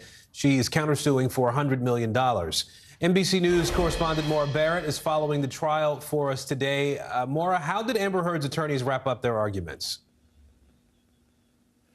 Well, Aaron, there was a lot of anticipation about whether Amber Heard's team was going to call Johnny Depp back to the stand yesterday as they wrapped up their interviews, and that ultimately did not happen. Yesterday mainly focused on testimony from a psychiatrist who talked about the potential of intimate partner violence between Amber Heard and Johnny Depp, and then also a hand surgeon and a doctor who talked about an injury that Johnny Depp sustained back in Australia in 2015, in which he alleged to have been hit hit with a liquor bottle that broke his hand. The doctor yesterday said that didn't seem to him about how that injury was sustained. And so there's a lot of speculation over how he got this hand injury and then whether or not he assaulted Amber Heard using the cast following the surgery. And so this morning we waited to see if Heard's team would bring Johnny Depp up. They decided not to. They ultimately rested their case. And then Johnny Depp's team put a motion forward to dismiss Heard's countersuit, the one for $100 million. That was ultimately denied this morning, Aaron.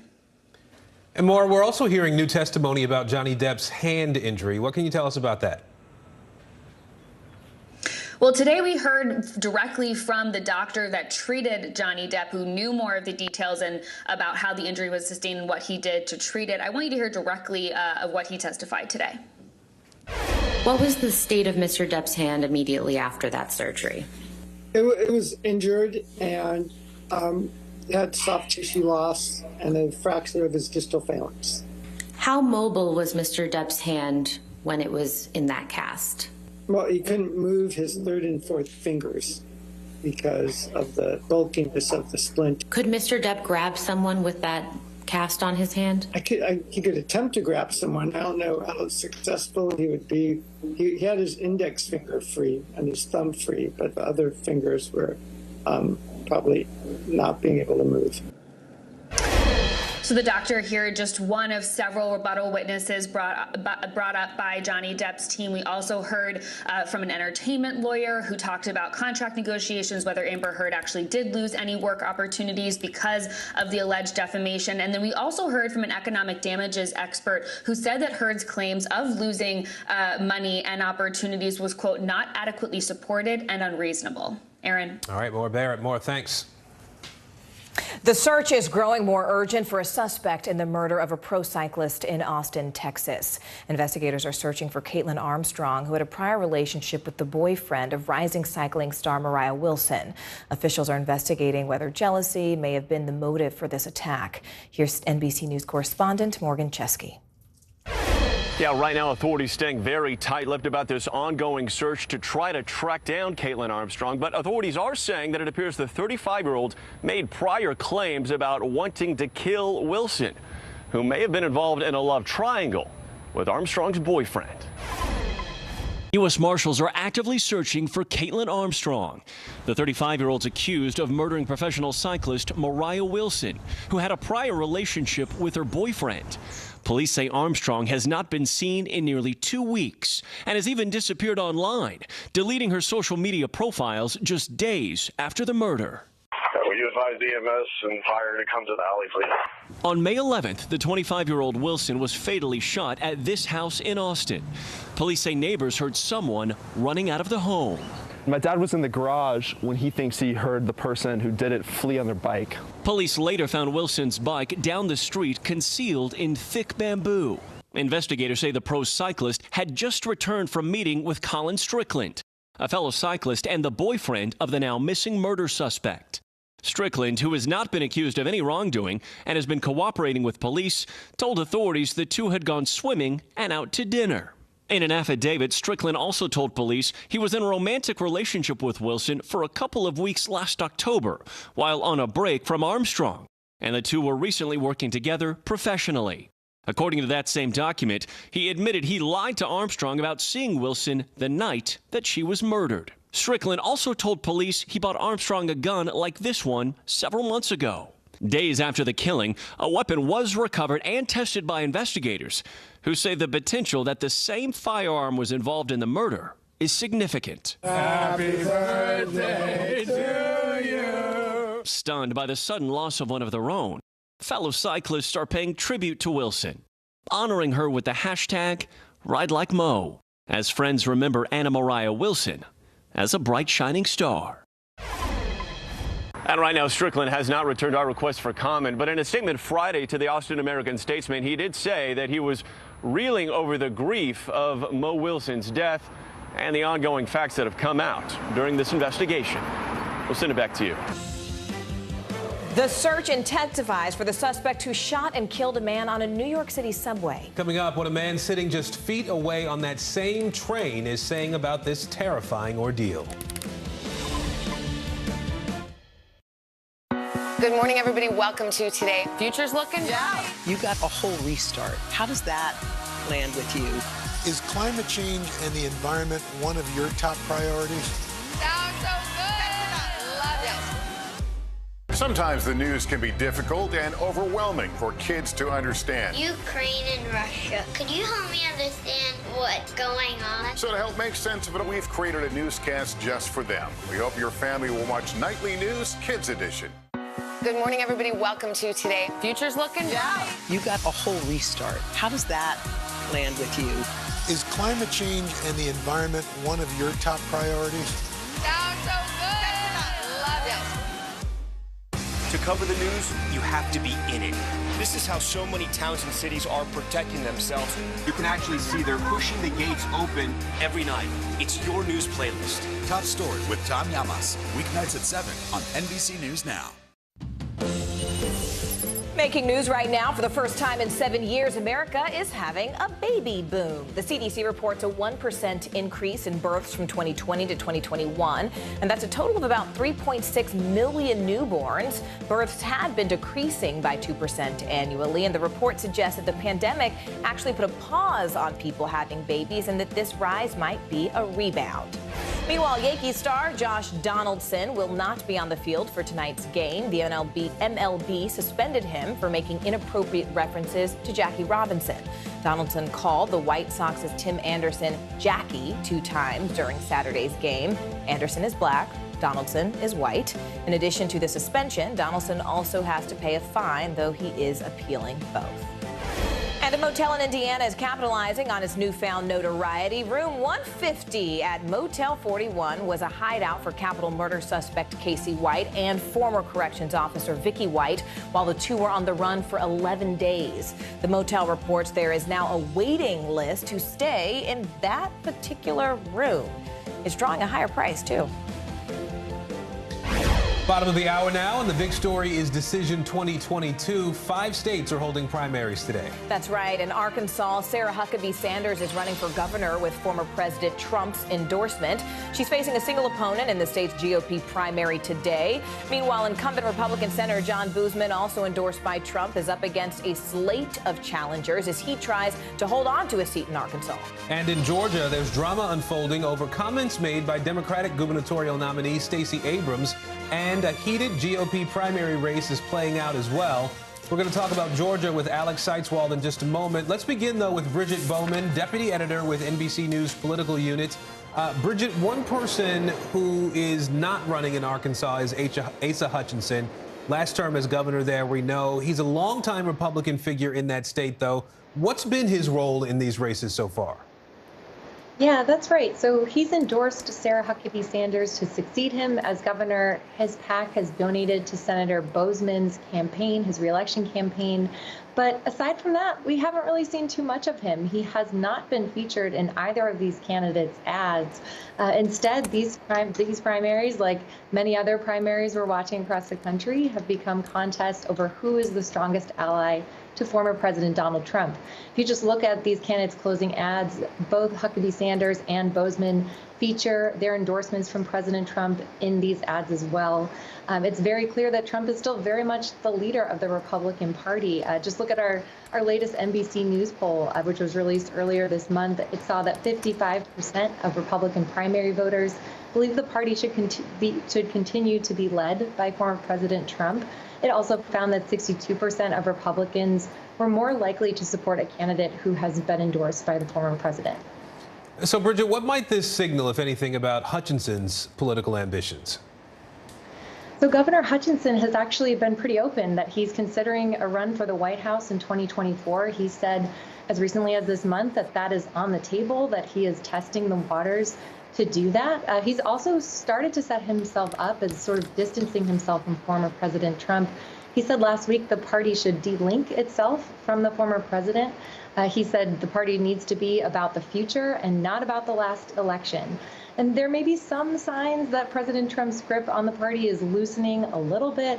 In a couple of our recent NBC News polls, we've seen a greater percentage of Republicans say they identify more with the party than as Trump supporters.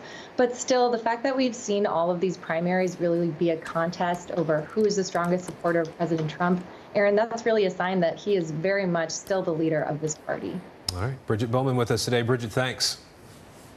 While the Republican gubernatorial primary in Georgia is a must-watch race today, the de facto Democratic nominee for governor there, Stacey Abrams, sparked some criticism from the right over remarks that she made on Saturday. Take a listen. I am tired of hearing about being the best state in the country to do business when we are the worst state in the country to live. Now, somebody's going to try to PolitiFact me on this, so let me contextualize.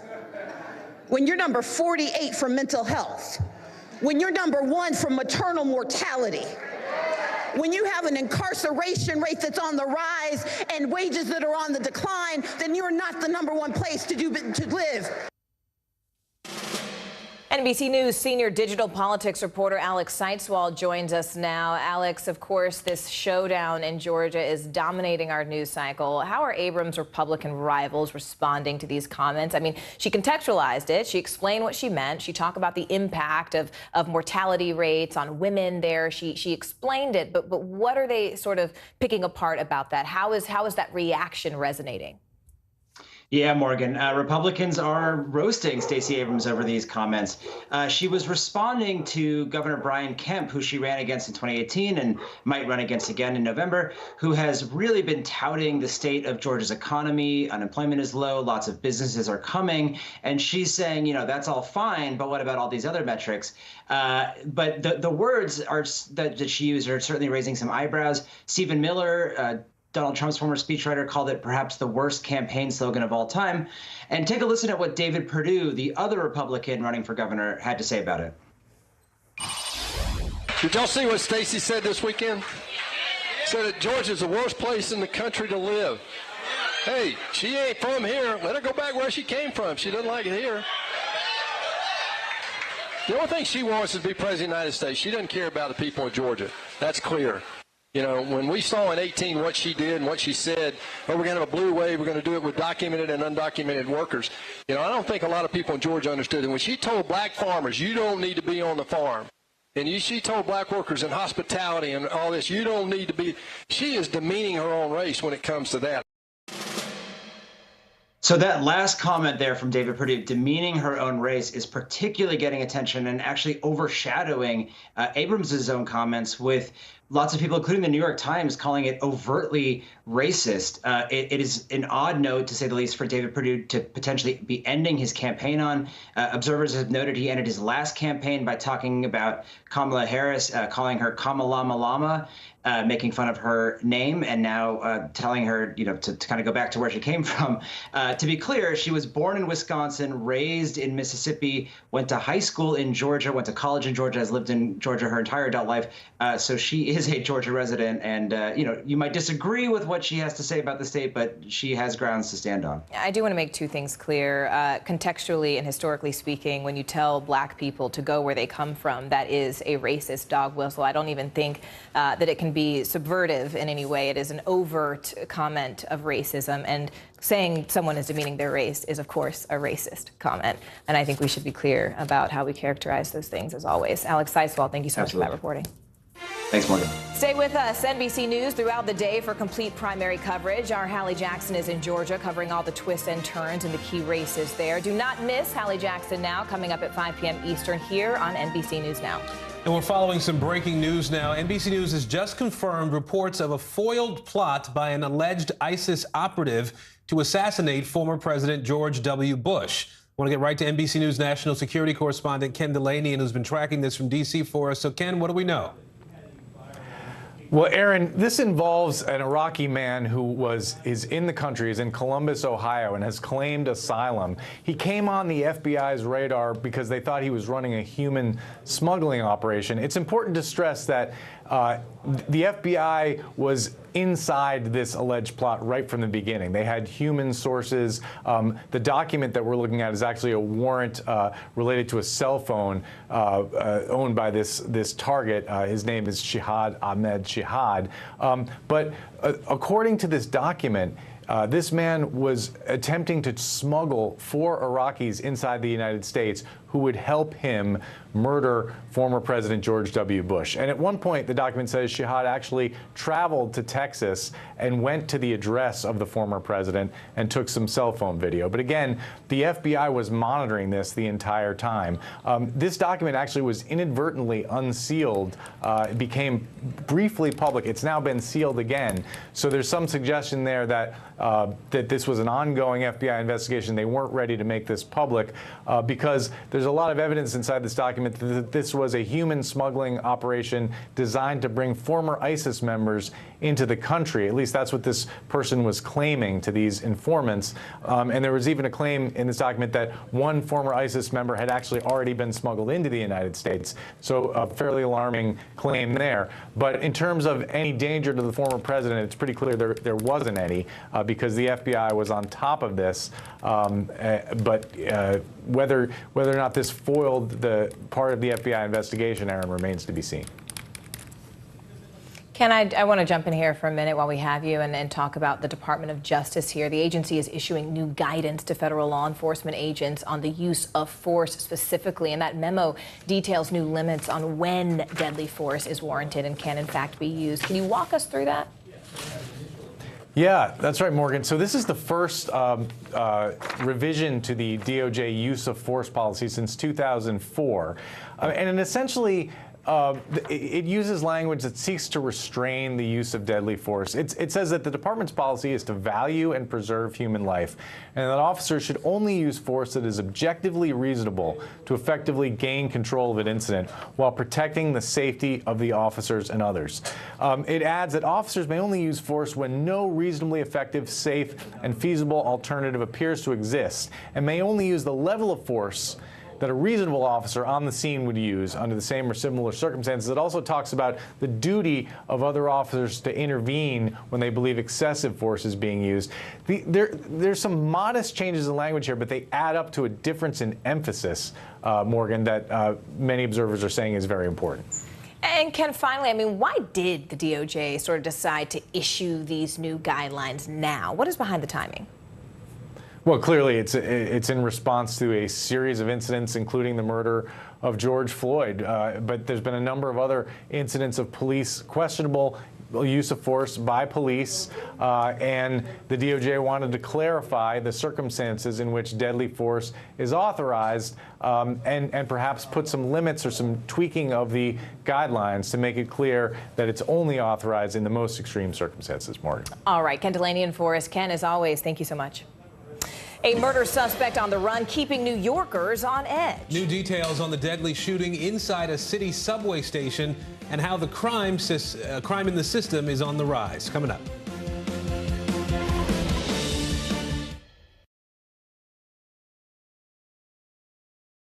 Women's basketball has been systematically held back. Our players and coaches have been harmed. After 49 years of Title IX, we still have work to do. In Their Court, a podcast from NBC News and NBC Sports that goes inside the issues of inequality in women's sports. Listen now. News is happening now. Look at what's making headlines around the world. Whenever it happens, wherever you are, it's here now. Good morning, everybody. Welcome to Today. Future's looking bright. You got a whole restart. How does that land with you? Is climate change and the environment one of your top priorities? You know what? Our hearts are ready for something like this. It's a great workout. It's everything you need. Look who's back together. Oh, I'm so happy. And me. That's what it takes to set a record. So glad to see you. Live from Ukraine, from Mayfield, Kentucky, from Waukesha, Wisconsin. To cover the news, you have to be in it. This is how so many towns and cities are protecting themselves. You can actually see they're pushing the gates open. I also want to get home. You'll get home. You'll get home. Do you remember any tornado as bad as this one? You look at this and you're thinking, we're not going to have power for weeks, if not months. Exactly. Every night, it's your news playlist. Top Story with Tom Llamas, weeknights at 7 on NBC News Now. What would you like to see from the federal government to keep Buffalo safe? If there is legislation brought to you to ban contraception, would you sign it? What should be focused on that could reduce inflation and avoid a recession? If it's Sunday, it's Meet the Press. To cover the news, you have to be in it. This is how so many towns and cities are protecting themselves. You can actually see they're pushing the gates open every night. It's your news playlist. Top Story with Tom Llamas, weeknights at 7 on NBC News Now. From Brooklyn, we're next to the subway station. The state's reservoirs are alarmingly low. War will pass them by.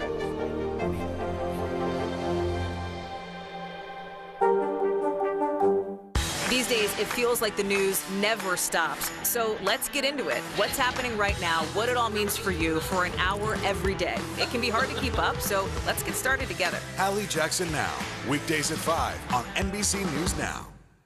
When was the last time you made space to listen to somebody? We are meeting people one after the next who've made profound changes. I think you're going to be blown away by the life lessons. Join Hoda Kotb for her podcast, Making Space. Listen now. The fire has grown leaps and bounds. What you see behind me is typical. How you doing? Pretty bad. Making Space, the inspirational podcast from Hoda Kotb. Listen now. New York City police are still trying to track down the gunman who shot and killed a subway rider over the weekend. The unprovoked shooting left 48-year-old Daniel Enriquez dead. It's the latest in a string of violent episodes on subways this year. This comes just 6 weeks after Frank James opened fire on a crowded Brooklyn train. As Jessica Cunnington reports from our NBC station, riders are very much on edge. Andrew Abdullah is wanted. Law enforcement sources confirmed to News 4 he is the suspect in Sunday's random deadly shooting on the Q train. He's always pushing us to be better and better. Griselda Vile's big brother, Daniel Enriquez, went to brunch every Sunday, and that's what he was doing when he found himself in the same train car as the suspect, who police say out of nowhere shot him in the chest. He's now like a character, and like he's a number, but he's also like every family's worst nightmare. A nightmare Daniel's family is living in the city they love. He worked at Goldman Sachs, spoke multiple languages, played guitar, and lived in Park Slope for 18 years. Dmitry Glavinsky was in that same train car Sunday and says it's going to take a long time to get the images of the shooting out of his head. Pure panic as he and others were still stuck in the train with the suspect as they headed to the next stop. 10 to 12, 15 people ran towards my side of the car. The rest ran to the other side, trying to huddle. Mumbled to himself. He was saying some stuff, but we couldn't make it out while he was pacing around the car. So it felt threatening, but he wasn't taking his gun out. Sources tell News 4 then Abdullah walked out of the Canal Street station and handed the gun to a homeless man before getting away. They say he has 11 prior arrests, only adding to his sister's pain. She says there must be reform, government and law enforcement working together. Repeating the statement that the city is safe, that the subways are safe. You can't fool New Yorkers. You can't. Transit crime is up more than 60% year to year. Mayor Eric Adams says he knows that fear exists, especially after the Brooklyn mass subway shooting just 6 weeks ago. But he continues to push New Yorkers to get back on the rails, sending more officers into the system. And he now wants to test and implement scanning technology. Not metal detectors, but technology that could identify a gun. And I want to bring that, move it around in the subway system so that we can identify guns. File says their large Mexican family is now trying to face this and plan Daniel's funeral. We want to celebrate that it wasn't all in vain. Now, transit crime is not just a problem in New York City. Across the country, more cities are reporting increases in crime on public transportation. And that surge is threatening an already fragile economic recovery. Here's CNBC's Andrea Day. America's biggest cities experiencing a major surge in transit crime. You don't feel safe. No one does. Coast to coast, violent attacks caught on camera. From a daytime stabbing in L.A. to an elderly man sucker punched in New York. The subway system and our bus system, they are the lifeblood of our city. Authorities in major metro areas already moving to increase security and police presence. But this group of citizens says that's not enough. There have been a lot of recent attacks on people on the Red Line train right here in Chicago. Tio Hardiman is the executive director of Violence Interrupters. This group of unarmed volunteers patrol the trains in a hard-hit neighborhood. If we were to notice that someone is in the process of harming somebody, our violence interrupters are disciplined and trained on how to de-escalate a situation without the use of violence.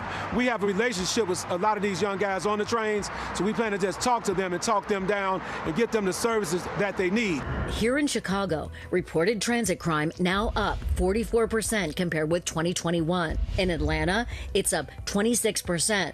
And as we mentioned in New York City, over 62%. For transit, I think safety is the #1 issue. Chris Herman, a criminal justice expert and professor at John Jay College, points to low ridership itself as part of the problem. While New York City subway use is on the rise, it's still down roughly 40% when compared with pre-pandemic norms. As we see more people riding the subways, eventually the potential or motivated offenders, they're going to be deterred from victimizing people because they're going to have that thought that there's more potential good Samaritans that are going to intervene. Back in Chicago, Tio says more commuters alone won't address the biggest problem he's seeing out here on the rails. You have a lot of people with mental health issues. You can see it in their faces. You have a lot of people that are homeless. The passengers are really, a lot of them are very paranoid and scared for their lives. Coming up, the devastating consequences of flooding. The natural disasters' impact on continents from South America to Africa coming up next. Let's go. This is a critical choke point for this fire.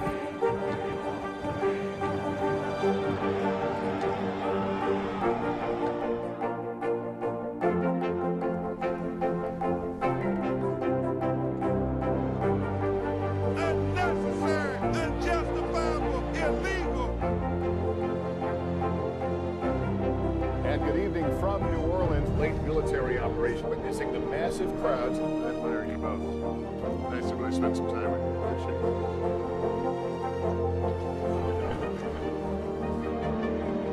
At any moment now.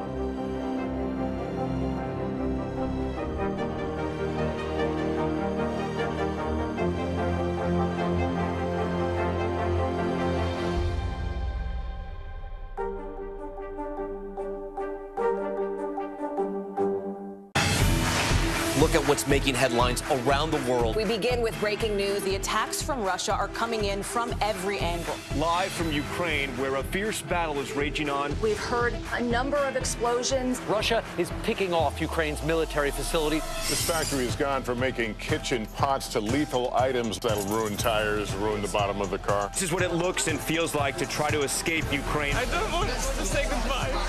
The battle for Congress and the fight for control of State House. In our special County to County series, we're checking out key battlegrounds. We are talking elections in a battleground state. What does President Biden need to do tonight? He needs to speak to heads and hearts. A lot to break down, Chuck, so let's dive right in. Official confirmation of Judge Ketanji Brown Jackson. Let's zoom out a bit to our changing climate. We have some stunning new findings about COVID-19. A lot to talk about as we continue our rolling coverage. We're coming on the air with the news NBC Scoop. Bringing the news to you is not only a job, it's an honor.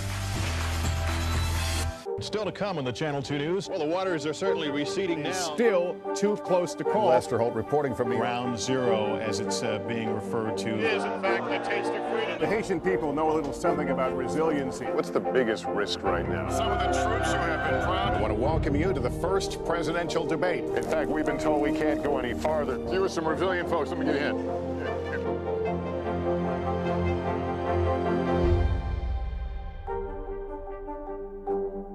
Good morning, everybody. Welcome to Today. Futures looking bright. You got a whole restart. How does that land with you? Is climate change and the environment one of your top priorities?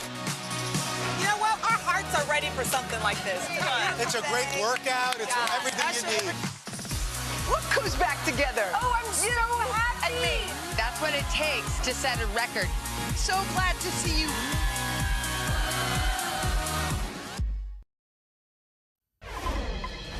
A sandstorm blankets parts of the Middle East and another COVID vaccine shot for some people in Sweden. Let's go around the world in 60 seconds.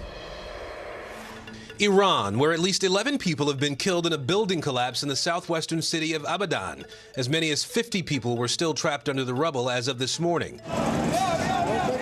Authorities are investigating the collapse and have detained 10 people, including the current and former mayors of the city.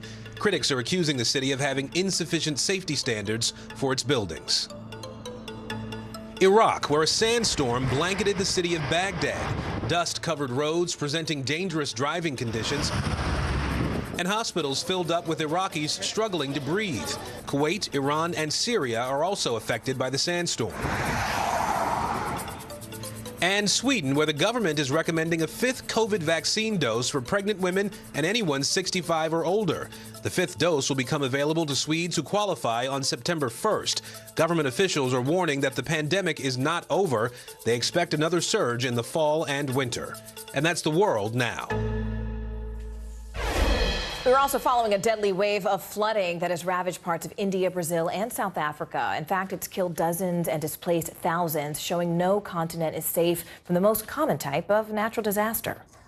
Oh my goodness. Tornadoes, earthquakes, droughts, and wildfires. There are many kinds of natural disasters, but only one is the most common and widespread: flooding.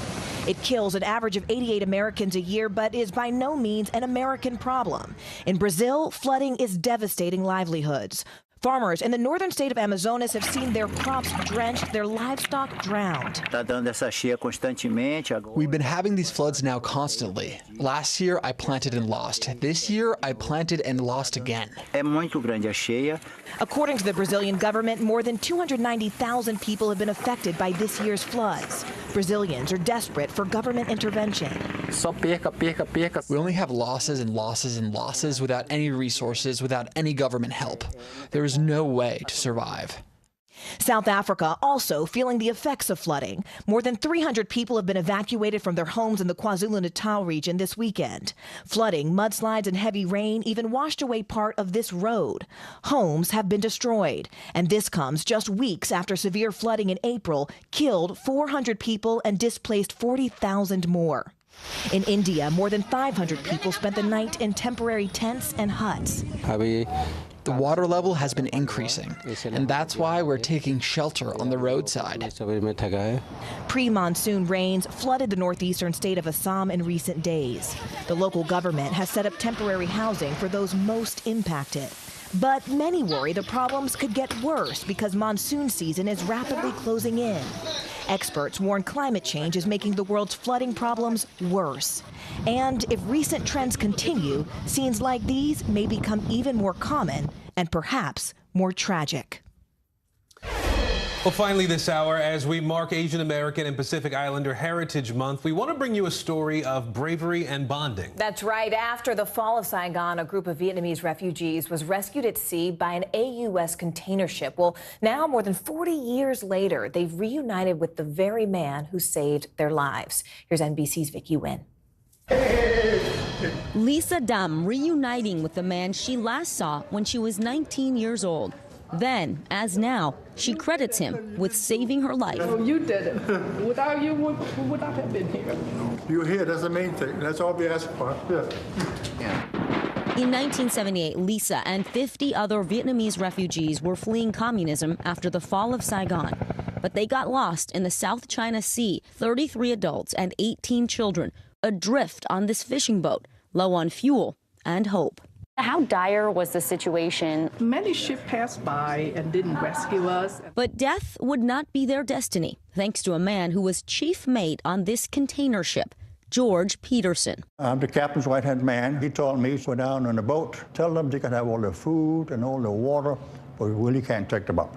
But George insisted on bringing them all on board, prepared to accept any consequences. What made you think we can't just give them food and water? We need to rescue them. Any human being can see that if somebody needs help, you give them help.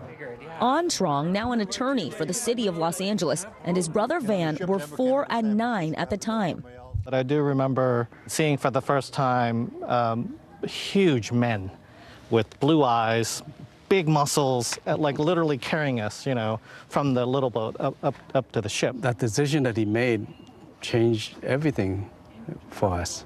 For years, George tried to find the 51 refugees. The breakthrough? A neighbor saw this photo and found one person on the list of names George kept. It was Min Nguyen, the first refugee to reconnect with George back in 2018. Many of them, like Lan Trong, wanting to make him proud.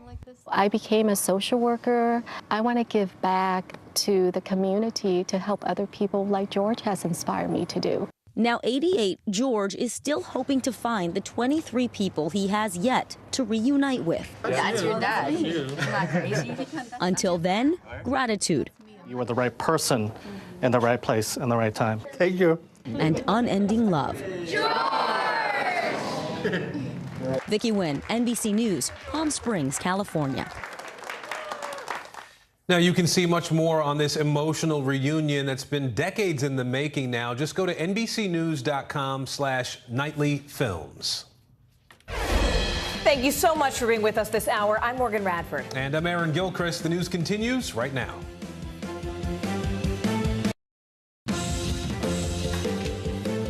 Happening right now, Decision Day. Voters in 5 states headed to the polls to cast their ballots, and primary day. The race is all but certain to have a major impact on the November midterms. Hunger crisis. European leaders accusing Russia of deliberately provoking a food shortage. The targets Moscow is hitting and the impact it's having on civilians. Battling monkeypox. The U.S. pulling vaccine doses out of its national stockpile to help fight the global outbreak. The new cases health officials are now tracking here in the U.S. And get out of here. Millions of Americans are preparing to take off for the unofficial start of summer. What to expect as the Memorial Day weekend travel surge gets underway.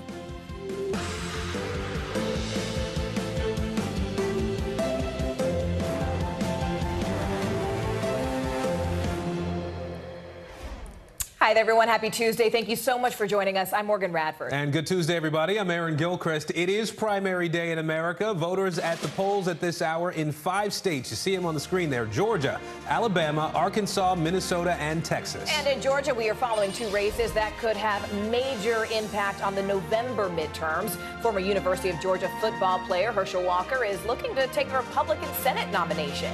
Now, if he wins, he'll face off against incumbent Democratic Senator Raphael Warnock. Warnock narrowly won his Senate seat back in 2020, giving Democrats control of Congress. But we are also closely watching the Republican race for governor. Former Senator David Perdue is looking to oust current Governor Brian Kemp. Perdue has earned the endorsement of former President Donald Trump, but is lagging in the polls as well as in fundraising. Our political team has it all covered for you at this hour. Allison Barber following the Senate race. Noah Pransky looking into the potential impact of voter turnout. We'll begin with Blaine Alexander. She is covering the race for governor for us today. So, Blaine, I want to start with the Republicans here if we can. The former Senator David Perdue lagging behind Governor Brian Kemp in the polls right now, despite the endorsement from the former president, Donald Trump. What's the word on the street from voters now about this race? Well, you know, Aaron, I really think that this race is just as notable for the name that's not on the ballot as for the 2 that are. And of course, we're talking about the former president. This really is going to be the major test, a major test of his political power, his ability to come in and influence a race and influence the outcome. As you said, David Perdue is lagging far behind. He's the one who was endorsed by the former president. But this is also a referendum on 2020. As much as it is the 2022 election, it's a referendum on 2020 and the big lie. And that's something that Perdue has based his entire campaign on. Now, when I've talked to supporters from both sides, including a number of Kemp supporters at his closing rally last night, they really talk about there's really a difference in how they view the 2020 results. Perdue supporters all say across the board there are still questions. They still wonder what happened. But Kemp supporters say, yes, they supported President Trump, but they're ready to move on. They're ready to move on from 2020, and it doesn't have any bearing on how they're voting this time around. All right, Blaine, let's talk about the Democrats here for a moment, if we can. Stacey Abrams, who ran for governor, narrowly lost back in 2018. She's looking to win again this year, but we know she's running into some controversy after some comments she made about Georgia. What did she say, and how are voters reacting? Yeah, you know, I actually just spoke with Stacey Abrams, and she called it an inelegant way of making a point that she has made all along and will continue to make all along.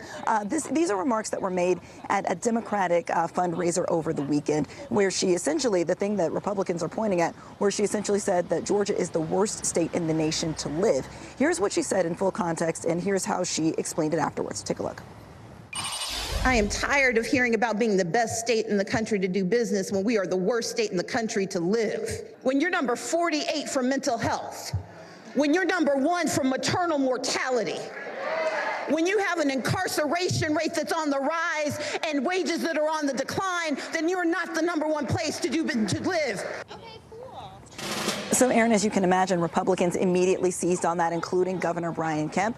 He put out a tweet essentially saying that he believes Georgia is the best state to live and the best state to work. It's something that we heard repeatedly at his closing rally last night. But again, Stacey Abrams doubled down not only on social media and kind of fleshing out those stats, but she did say just now that she says that it underscores the point that she has been making all along, that Brian Kemp doesn't care about all people here in Georgia. Aaron. All right, Blaine Alexander in Atlanta. I know it's been a long morning for you, Blaine. We appreciate it. Thanks. Let's also bring in NBC News correspondent Ellison Barber. She's been following the Georgia Senate primary. Ellison, of course, let's go ahead and start with former University of Georgia football player Herschel Walker. He's leading in the polls right now, but can you talk to us specifically about how he got to this point? Hey, Morgan, yeah, we're moving around a lot right now because we expect Herschel Walker to arrive at this polling location any minute and make his way down kind of through this pathway to cast his vote on Election Day. You talked about leading in the polls here. The Republican primary in the Senate race is a pretty crowded field, but when you look at the polls, Herschel Walker has a substantial lead. The most recent polling we have, he was 58 points ahead of his closest competitor. We were in Athens, Georgia last night, where he held his final rally of the primary season, and he spent a lot of time talking about his personal story and also criticizing President Joe Biden and his policies. Interestingly enough, one name that he did not mention at that rally was incumbent Senator Raphael Warnock, who he is expected to face after we make it through today if the polls hold as we've seen so far. And we do expect Herschel Walker to most likely be the Republican nominee at the end of the day. He talked about a lot of what have become traditional issues for Republicans today. He talked about supporting police, supporting law enforcement, his opposition to abortion, and he told a lot of his personal story. Remember, he played football at UGA, so Athens was a bit of a homecoming for him, and that's where they wrapped up their campaign. We expect him to vote this morning, and we're hoping that we can talk to him a little bit after. He was endorsed by former President Donald Trump, and that's someone who encouraged him to run in the gubernatorial race. As we've heard from Blaine's reporting, obviously that has become a bit of a proxy political battle between former President Donald Trump and the vice president. Morgan? But let's also be clear, Raphael Warnock, also has deep roots there in Georgia. And I know that he's lagging behind the polls, but I mean, has his campaign really said anything yet in terms of how he's preparing for a possible matchup with Walker? Yeah, I mean, you have two likely candidates in Warnock and Walker who are very well known in this state. And most people, when I've spoken to voters, most people, politics aside, will say that they generally have a positive view of both of them.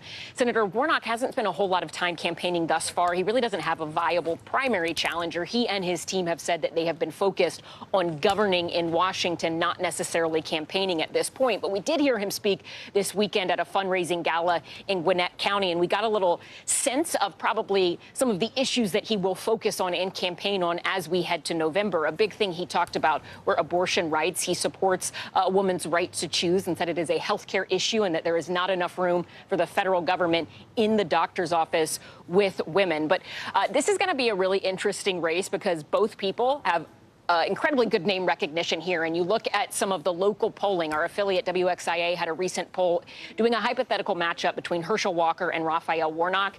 Warnock was about 5% above Herschel Walker in that poll. But again, this is going to be one to watch because like last time Warnock was on the ballot, we expect this to be a race that will likely determine who controls the United States Senate. Morgan? All eyes are on Georgia. Ellison Barber for us there. Ellison, thank you. Now, you may remember that Georgia Republicans passed a sweeping election law last year following two big Senate wins by Democrats. Opponents of that law say it makes voting harder with stronger rules for early voting and absentee ballots. The question now, how will that law affect this year's elections? NBC LX senior political editor Noah Pransky has been talking to voters about that very question. He's joining us now from Atlanta as well. So, Noah, what are voters telling you? Well, you tend to hear a lot of arguments of absolutes from the folks coming out and voting in these partisan primaries. Either that law last year was an absolute infringement upon voting rights, or it was absolutely necessary to keep the integrity of these elections. So we wanted to dig in and investigate exactly where on that spectrum the actual law would impact. We started out building the White House, but now we have occupied the White House. God is working this out. This is what Sunday before Election Day looks like in churches all over Georgia. And when services end, that's it. No souls to the polls here. People coming out of church, they can march to the polls. It's a beautiful day today, and they need to be out voting. The tradition of voting after church is a dying one in Georgia, partially a victim of last year's controversial state voting law that, among other things, allowed counties to end Sunday early voting. A lot of people work during the week, so the weekends is real important for a lot of people. Other new restrictions include fewer drop boxes here in Metro Atlanta, fewer hours to actually access them, even in the middle of the day, and fewer chances to correct an honest mistake if you went to the wrong precinct on Election Day. Studies have shown that more conveniences translates to better voter turnout.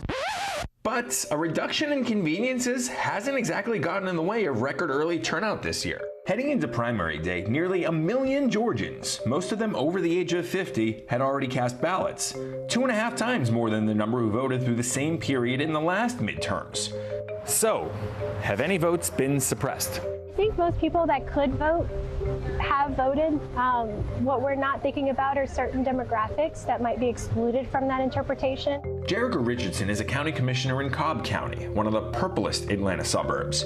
She's concerned about potential voters who don't have cars, who don't have the ability to walk inside an elections office, or who don't have the ability to take off work on any given day. Elections are won on margins, but it is about the right itself and making sure that there are free and fair elections. Some voters say this year's elections will only be free and fair because Democrats are using last year's voting law as motivation to turn out, no matter how easy or hard it may be. People should not make it difficult for us to vote.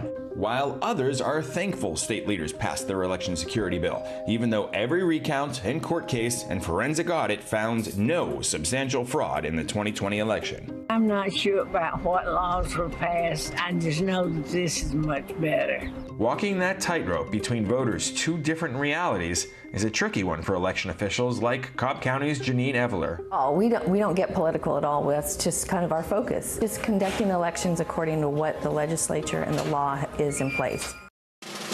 Another part of the 2021 bill that's raised a lot of concern across the state, a provision that allows politicians to remove local election officials if they don't like the job they're doing. It's a provision that's been used at least 6 times statewide since that law went into effect. Aaron. All right, Noah Pransky for us in Atlanta today. Noah, thank you. And you can see more of Noah's on-the-ground reporting on today's primaries at NBCLX.com. And be sure to tune in to NBC News Now's special coverage of tonight's primary results. Join Chuck Todd and Kristen Welker for in-depth coverage and analysis. Our Meet the Press Election Night special starts at 8 p.m. Eastern right here on NBC News Now. Switching gears here for a moment, today marks 3 months since Russia invaded Ukraine, and we may never know the true amount of civilian loss, both in life and in infrastructure. There's a renewed sense of normalcy, though, in one of Ukraine's largest cities. Kharkiv's metro is starting to run once again, and this was after stations have been used as shelters for weeks now. The mayor says that people who relocated to the metro for safety reasons will not be forced to leave. NBC News global reporter Dan DeLuce is following developments from Washington, but let's go ahead and begin inside Ukraine with NBC's Jay Gray. Jay, you have been there for so long, and Ukrainian defense officials say that Russia is now just obliterating the Donetsk and Luhansk regions. What do we know about this latest round of attacks today? Well, it's intensified, Morgan, and they are seeing shelling not only on the ground from tank units as well as heavy artillery, but from missiles off of ships and submarines in the ocean, and then bombing runs by Russian war jets. So it is a very intense battle, and most of it focused in the area of Severodonetsk, one of the few cities left in that region that is still controlled by Ukraine forces. They've been attacked from 4 sides, but fighters there still able to maintain the city for now. Jay, I also know that just kind of looking at the big picture, and as we mentioned, how long that you've even been there watching things shift and change. Today marks 3 months since Russia's invasion of Ukraine. What's the message, big picture, from Ukrainian President Zelensky as his country is marking this sobering milestone as he continues to fight? Yeah, I think we've heard 2 things from the president over the last couple of days. First of all, just the intensity of the Russian attack right now. He says that they are inflicting casualties and destroying as much infrastructure as they can, to scorch earth effort by Russian troops, according to some in the administration. But we're also hearing the president tell people to maintain the faith and the energy and to help as much as they can in this war effort. He doesn't want people to lose sight. You talked about the subway coming back in Kyiv. He doesn't want people to think things are normal right now, because they are not in his country. And he's urging those who aren't on the front lines to continue to support those who are. All right, NBC's Jay Gray for us. Jay, thank you so much for your reporting. A longtime Russian diplomat has quit over his country's invasion of Ukraine. He says he's ashamed, and he calls Putin's war on Ukraine a crime. NBC News global security reporter Dan DeLuce joining us now from Washington. So, Dan, who is this diplomat, and how does he explain his resignation? Aaron, his name is Boris Bondarev, and he was posted to Russia's mission to the UN office in Geneva since 2019. He's been a diplomat for 20 years, and he says he's ashamed of the invasion of Ukraine. He wrote an email to other foreign diplomats saying he felt compelled to quit. He said, quote, "Those who conceived this war want only one thing: to remain in power forever, live in pompous, tasteless palaces, sail on yachts comparable in tonnage and cost to the entire Russian Navy, enjoying unlimited power and complete impunity." And in an interview with the Associated Press, he said he felt he had no choice, and it was only a matter of deciding the timing of his resignation. Here's what he had to say. Ukraine is a pivotal moment, because when there is no choice after that, there is only one choice: is to leave, to quit. Yeah, the question is when and how, and well, but it's not to quit or not to quit. That's not the question for me. I think the message is that sometimes you must do something to be able then to look at the mirror, you know. So, Aaron, you heard him there saying basically he couldn't live with himself and that he had to quit. All right, Dan DeLuce for us in Washington today. Dan, thank you. And join us tonight for a special in-depth report. Keir Simmons takes a look at Vladimir Putin's history and what led him to declare war on Ukraine. You can watch Putin's War at 10:30 p.m. Eastern here on NBC News Now. And stateside President Biden is headed back to Washington following a high-stakes summit in Japan. Biden met with leaders of Japan, Australia, and India in Tokyo today. And looming over that meeting is Biden's recent comments that the U.S. would send military force to defend Taiwan if, in fact, they were invaded by China. NBC News correspondent Josh Letterman joins us now from Washington. Josh, these were some big words. What came out of the meeting today in Tokyo? Well, Morgan, President Biden closed his trip to Japan, still trying to clean up those comments about Taiwan that really took so many by surprise when he at first, when asked whether the U.S. would intervene militarily to defend Taiwan if China were to make a move onto Taiwan, the president said yes.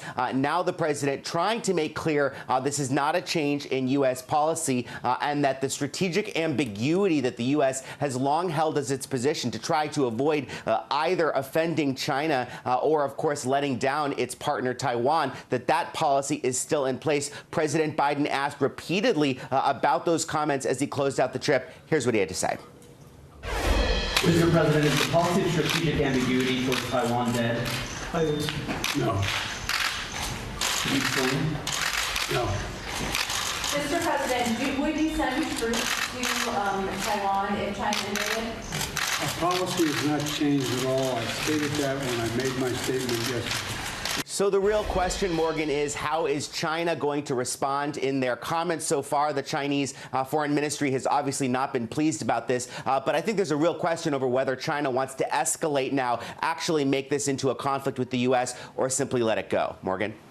Another topic, though, Josh, at today's summit was India's refusal thus far, we should say, to take a firm stance against Russia's aggression in Ukraine. We've heard a lot of back and forth about their use of Russian oil. I mean, did the Quad leaders sort of make any ground with Prime Minister Modi? Did they shift his thinking at all?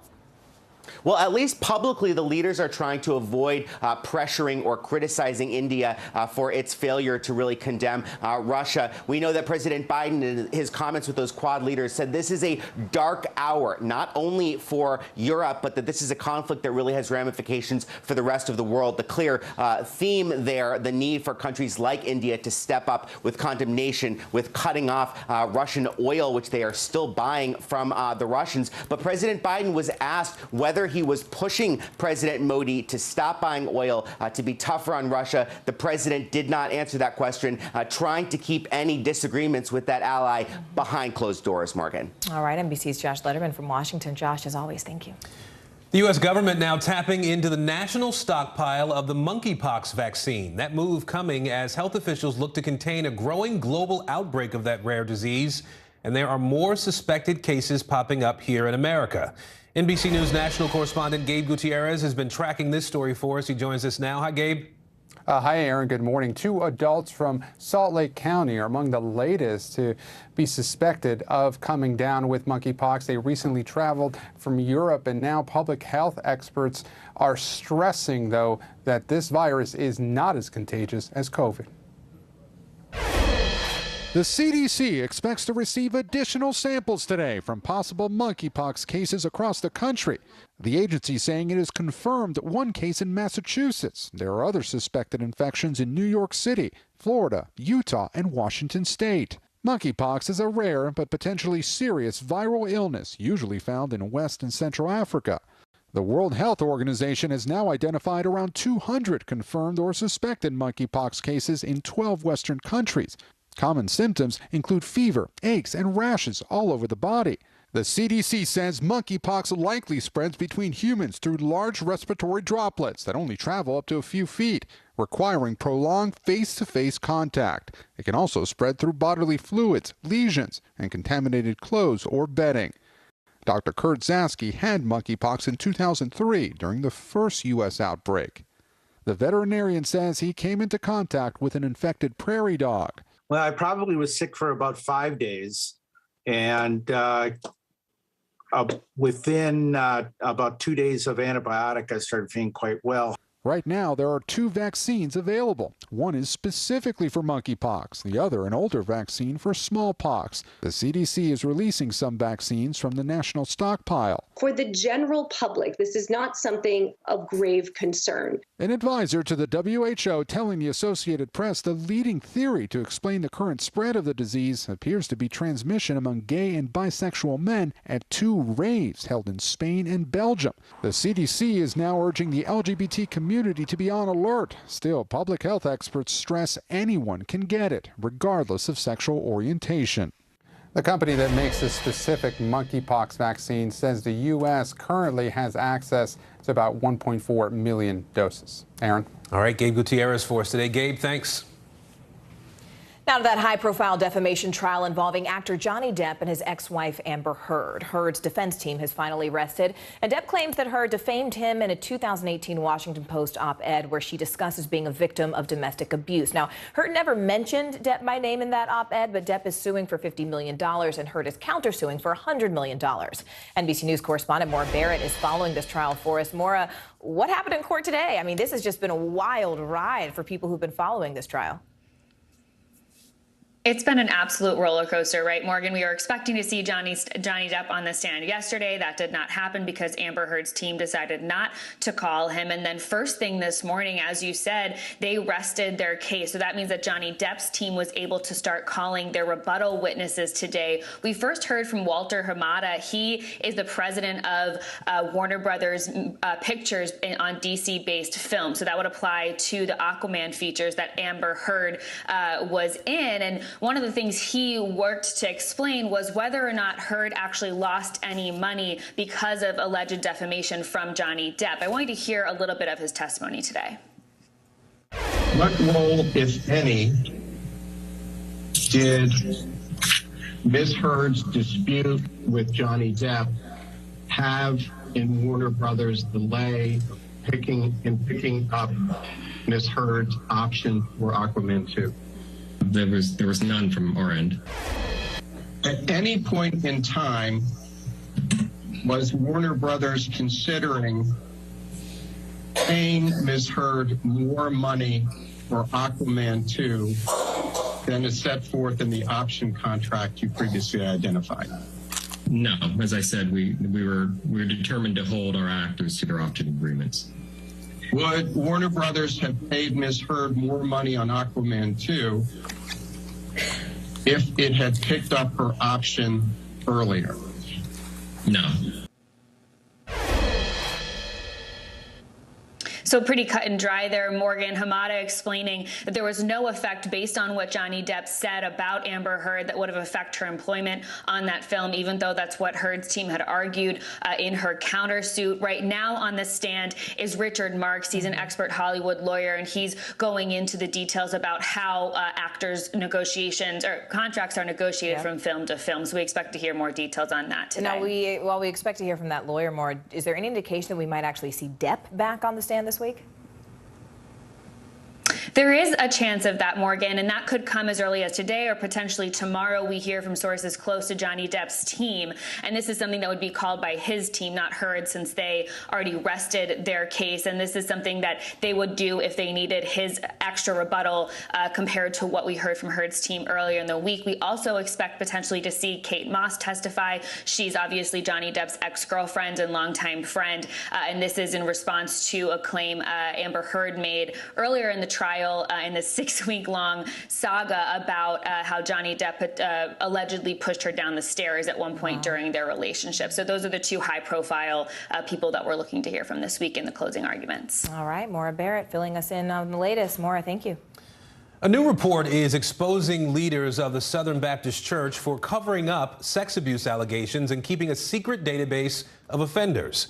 Now, the nearly 300-page study includes some shocking details about specific abuse cases. It also shines a light on how church leaders resisted action for decades.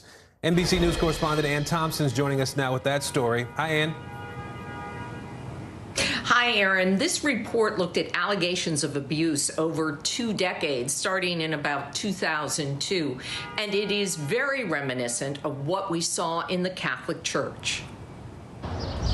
This is the reckoning Hannah Kate Williams wanted when she and others asked the Southern Baptist Convention for a third-party investigation of sexual abuse. Do you feel vindicated by the report? In a lot of ways, yes. She is suing the SBC for failing to take action against her father, who she says sexually abused her starting at age 8 as he studied to become a pastor. I was met with, well, you're an enemy of God. It was threats, harassments. I had to move from my home. The lengthy report details how survivors like Williams encountered resistance, stonewalling, and even outright hostility from some in SBC leadership starting in 2000. One leader claiming it is a satanic scheme to completely distract us from evangelism.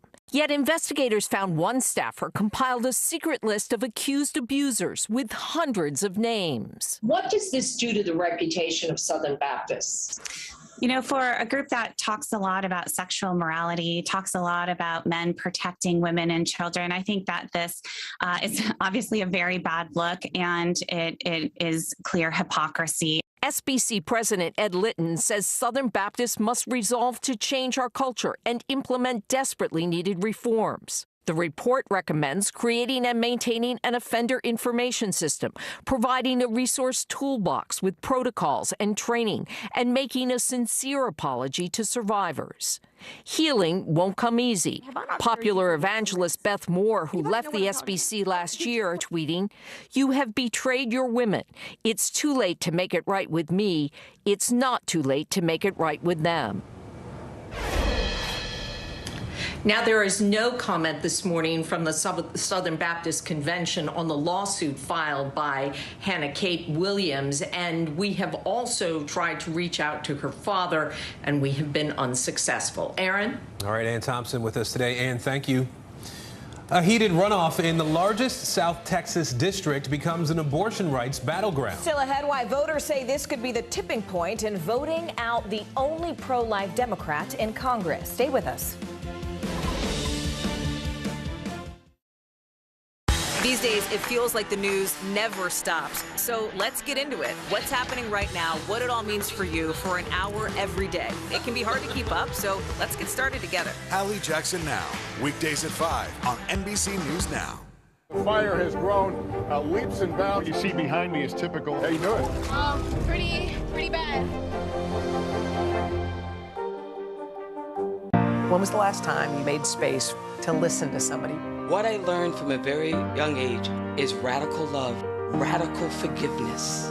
We are meeting people one after the next who have made profound changes. It showed a lot of personal strength for me. Why am I trying to make other people happy over myself? So many life lessons that are going on in these conversations. We're watching a transformation. Join Hoda Kotb for her podcast, Making Space. Listen now. Top Story with Tom Llamas is your news playlist on NBC News Now. And now, you can listen to it as a podcast. Available anytime and anywhere. Women's basketball has been systematically held back. After 49 years of Title IX, we still have work to do. In Their Court, a podcast from NBC News and NBC Sports that goes inside the issues of inequality in women's sports. Listen now. We're here to start conversations about the big things happening in our world, because it's not my job to tell you what to think. My job is to think about what you tell me. Now Tonight with Joshua Johnson, streaming weeknights at 8 on NBC News Now. NBC News, streaming free now. Women's basketball has been systematically held back. Our players and coaches have been harmed. After 49 years of Title IX, we still have work to do. In Their Court, a podcast from NBC News and NBC Sports that goes inside the issues of inequality in women's sports. Listen now. Making news right now, one person is dead and 3 others are hurt after falling 300 feet over a cliff in California. This happened in the Palos Verdes estates just before 5 a.m. yesterday. All 3 survivors were taken to the hospital. Officials called this area extremely dangerous. They say the cliffs are very slippery and they have loose soil. Investigators are trying to figure out why these people were there in the first place. People in South Carolina are cleaning up after severe storms last night. Take a look at this drone video. You can see downed trees and debris scattered for miles here. The National Weather Service confirmed at least 2 tornadoes touched down. Thousands were left without power because of heavy rain and strong wind. And New York City has finally hung up its last public payphone. City officials removed this phone from a midtown street. Phone booths were pretty common across the city for a long time, but you know, cell phones, so there's that. This payphone will be on display at the Museum of the City of New York in an exhibit looking into life in NYC before computers. You ever seen one of those? Ever used one of those? Never used a payphone? I mean, like old in the day, maybe when I was a kid? Way back, yeah, as a kid. Yeah, I don't know, maybe? Yeah, no, okay. Bottom of the hour now, and the big story is Decision 2022. 5 states holding primaries today. In Texas, a closely watched Democratic runoff is pitting incumbent Congressman Henry Cuellar against progressive challenger Jessica Cisneros. Now, this is the second time the two are facing off in just 3 months. A battle is also underway between the GOP Senate contenders in Pennsylvania, Dr. Mehmet Oz and David McCormick. Now, that race remains too close to call, and that's a whole week later. We're going to check in on Pennsylvania with Dasha Burns in just a moment. But first, let's go ahead to Texas, where we find Garrett Hake, who's in Laredo. Garrett, first, just sort of walk us through the key issues in this Texas Democratic runoff. A lot of people have been looking to Texas, wondering if it's sort of a bellwether for things to come as voters head to the polls today. What are we looking at? Well, Morgan, this race is unusual because we're in kind of its third year here. You've got progressive Jessica Cisneros, who first challenged her former boss, Henry Cuellar, in a primary last cycle. She is running against him again from the left. And so the issues are many of those that we have seen in some of these progressive on moderate races. There's a heavy focus on health care. In this border district, there's also a particular focus on immigration, border security, what to do about Title 42. And just within the last few weeks, the issue of abortion rights has really popped here. Since that draft Supreme Court opinion came out, we've seen the issue of abortion rights really rise in salience, in part because Henry Cuellar is the last remaining self-described pro-life Democrat in Congress. He was the only person to vote against the Women's Health Protection Act, and it's an issue that Cisneros and her supporters have been trying to capitalize on, as she is more supportive of abortion rights. But she's talking about it in perhaps a more careful way than you might see other progressives in other parts of the country discuss the issue. Here's a little bit of what she told me this morning when I asked about how that issue is playing here. What sense do you get about how much abortion will be in people's minds when they go in and vote today? I think it very much is an issue because, I mean, maybe here, like, you know, the sentiment is like, well, you know, maybe I wouldn't, you know, choose to get an abortion, but I don't feel comfortable making that decision for someone else. And the conversations we've been having here has been like teaching folks like, well, if you believe that, that is you being pro-choice, right?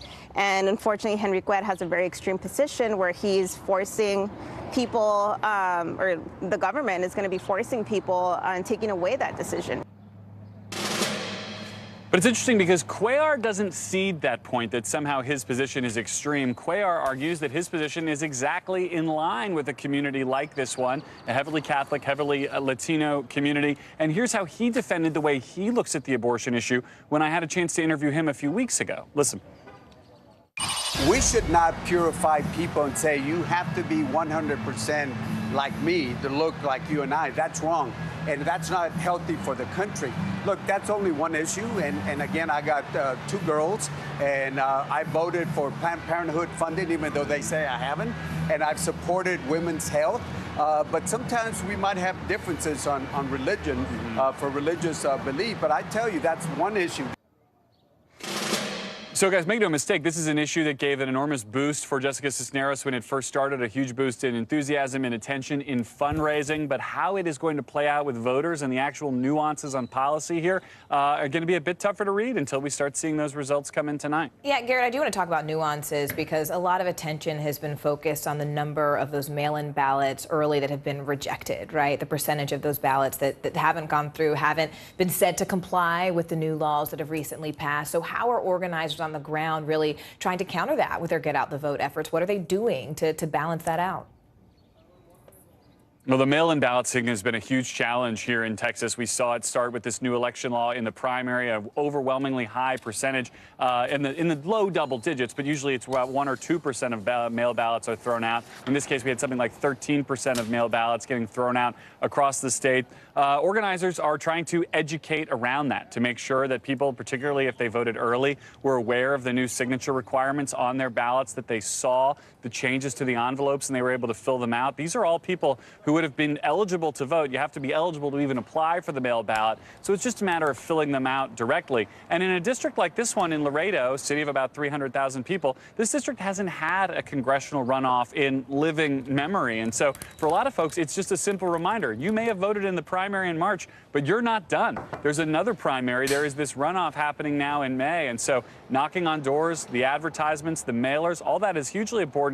Just to remind folks, there's another step in this process down here that they don't usually see. All right, NBC's Garrett. Hey, Garrett, thank you. So here we are a full week after Pennsylvania voters cast their primary ballots, and a key Senate race is still up in the air. A razor-thin margin separates the two Republican contenders, celebrity doctor Mehmet Oz and former hedge fund CEO David McCormick. Today is the deadline for counties to wrap up the counting and to send their unofficial results to the Secretary of State. NBC News Now correspondent Dasha Burns has been following this race. She joins us again from Philadelphia. So, Dasha, we know mail-in ballots have become a pretty hot topic in this contest, right? How are they factoring into the race right now? Yeah, Aaron, again from Philadelphia. That's right. I am still here. We still don't have an outcome, and we're not expecting one anytime soon. All right, bear with me here because this gets a little wonky, but because this race is just so tight, all of this could matter, right? We are heading to recount territory. We're not there yet, but we are already in the courts with this primary. The McCormick campaign filed a lawsuit yesterday having to do with undated ballots. Those are mail-in ballots where voters forgot to put or neglected to put the date on the envelope, right?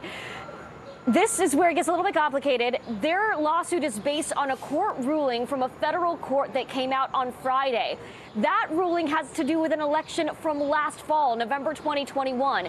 The ruling said that in that election, counties need to count the undated ballots. They said those are valid, they should be counted. Now, the McCormick campaign is arguing that those same rules should apply in this election. Their legal counsel is saying that mail-in ballots should not be disqualified simply because the voters failed to handwrite a date on the exterior mailing envelope of their ballots. Now, the Oz team is arguing the opposite. They're saying that those ballots should be tossed. The RNC arguing the same thing, the Republican National Committee, and the Secretary of State just issued guidance this morning to counties telling them that they're advising they segregate those ballots, meaning put them to the side, separate them from the rest of the pile, and wait to see where this legal battle ultimately lands, Aaron. A battle for sure. You're right. It is. There's a lot of moving parts, it seems there. You mentioned the RNC. What about the state Republican Party? Yeah. Is the Pennsylvania Republican Party weighing in on this at all, given how tight this race is?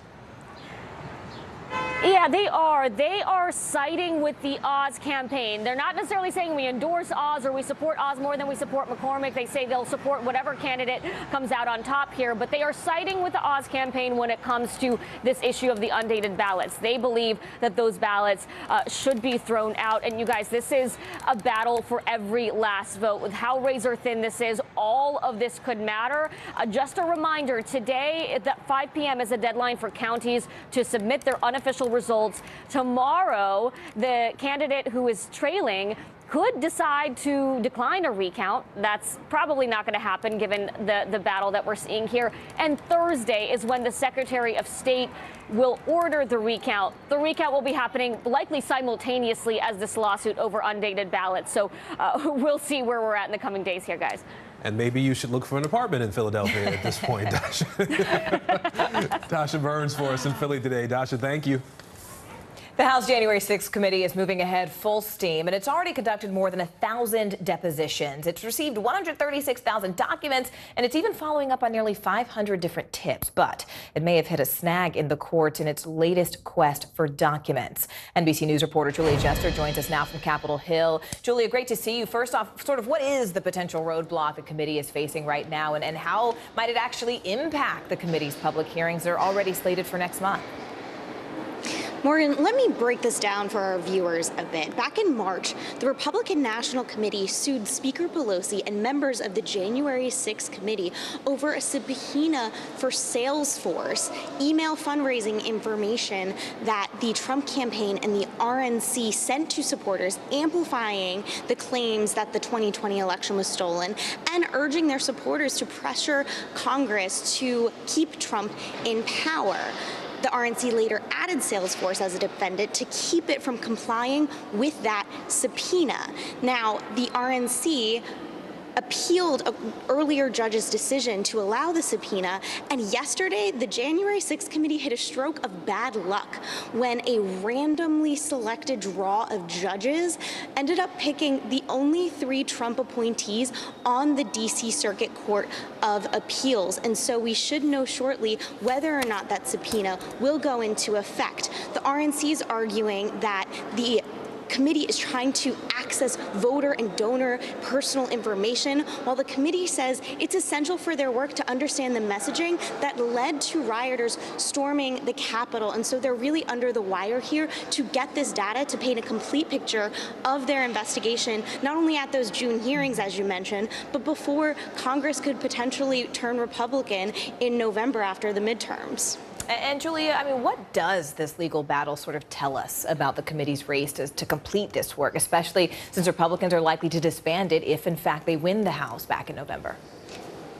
Absolutely, Morgan. It really illustrates just how delicate the committee is dancing between getting information through subpoenas and being so selective about what subpoenas that they're sending out. They're only sending subpoenas when they absolutely need testimony or information, and it underscores why they're not just sending subpoenas to any figure associated with or a name that's related to the Capitol riot. If they hit any more setbacks like this, it could delay their work, delay the investigation, and prevent them from really wrapping up this investigation before they could not have control of this committee anymore if Republicans disband it after the midterms. And so we'll see how this case goes, but it really shows why they're hesitant to subpoena, say, someone like President Trump, who's especially litigious and might hold them up in court battles. Morgan? All right, Julia Jester from Capitol Hill. Julia, thank you. North Carolina Congressman Madison Cawthorn lost his primary bid last week, but that is not ending the questions surrounding his behavior. The House Ethics Committee now investigating him over allegations involving cryptocurrency as well as a relationship with a staffer. NBC News Capitol Hill correspondent Ali Rafa joining us now to walk us through this. So, Ali, let's do that. Walk us through the allegations here the Ethics Committee is looking into and what it all means. Yeah, Aaron, this is just the latest layer in a series of controversies about this 26-year-old GOP congressman from North Carolina, Madison Cawthorn. Yesterday, we heard from the House Ethics Committee, this committee evenly divided between 5 Democrats, 5 Republicans, that the committee is going to look into whether Cawthorn, quote, improperly promoted a cryptocurrency in which he may have had undisclosed financial interest and engaged in an improper relationship with an individual employed on his congressional staff. The committee emphasized in this statement that it hasn't accused Cawthorn of any wrongdoing, just that it's looking into these matters.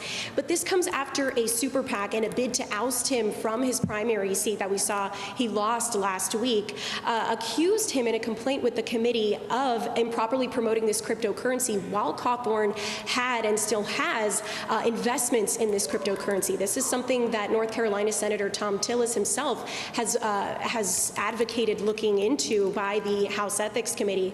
The other complaint about this staffer is that Cawthorn provided free housing and travel for this staffer, both of which would violate House rules, Aaron. So, Ali, Cawthorn, we know, isn't the only member that the committee is investigating right now. Tell us about that. Yeah, so the committee is also investigating 2 other GOP congressmen. One is Congressman Jackson of Texas and Congressman Mooney of West Virginia. In Jackson's case, the committee is looking into whether he used campaign funds for private events at this private club in Amarillo, Texas. His office is saying that those funds were strictly used for campaign events, for reserved campaign events. And so the committee is looking into whether that is indeed true. In Rooney's case, the committee is looking into a slew of allegations, one of which is whether he used staffers to run personal errands for him and his family, whether he accepted a free trip to Aruba, whether he used, again, campaign funds for non-campaign reasons, which would be a violation of FEC rules. So there's a lot more to come out of these investigations of 3 sitting lawmakers, Aaron. All right, Ali Rafa for us on the Hill today. Ali, thank you. Well, those paper paychecks may be a thing of the past. That's right. Coming up next, the surge in salaries being paid in cryptocurrency and the new warning that comes along with it. Stay with us. We'll meet Ukrainians who are defending their country 1 block at a time. When you were still in Kiev, could you hear the bombing? My name is Lester. Hey, who's this? When was the last time you made space to listen to somebody? What I learned from a very young age is radical love, radical forgiveness. We are meeting people one after the next. who've made profound changes. It showed a lot of personal strength for me. Why am I trying to make other people happy over myself? So many life lessons that are going on in these conversations. We're watching a transformation. Join Hoda Kotb for her podcast, Making Space. Listen now. To cover the news, you have to be in it. This is how so many towns and cities are protecting themselves. You can actually see they're pushing the gates open every night. It's your news playlist. Top Story with Tom Llamas. Weeknights at 7 on NBC News Now. Sometimes the news can be difficult and overwhelming for kids to understand, so we've created a newscast just for them. We hope your family will watch Nightly News Kids Edition. News is happening now. Look at what's making headlines around the world. We're coming on the air with breaking news. This is a significant moment. Whenever it happens, wherever you are, NBC News, streaming free now. We're here to start conversations about the big things happening in our world, because it's not my job to tell you what to think. My job is to think about what you tell me. Now Tonight with Joshua Johnson, streaming weeknights at 8 on NBC News Now. The fire has grown leaps and bounds. You see behind me is typical. How you doing? Pretty bad. NBC News, streaming free now.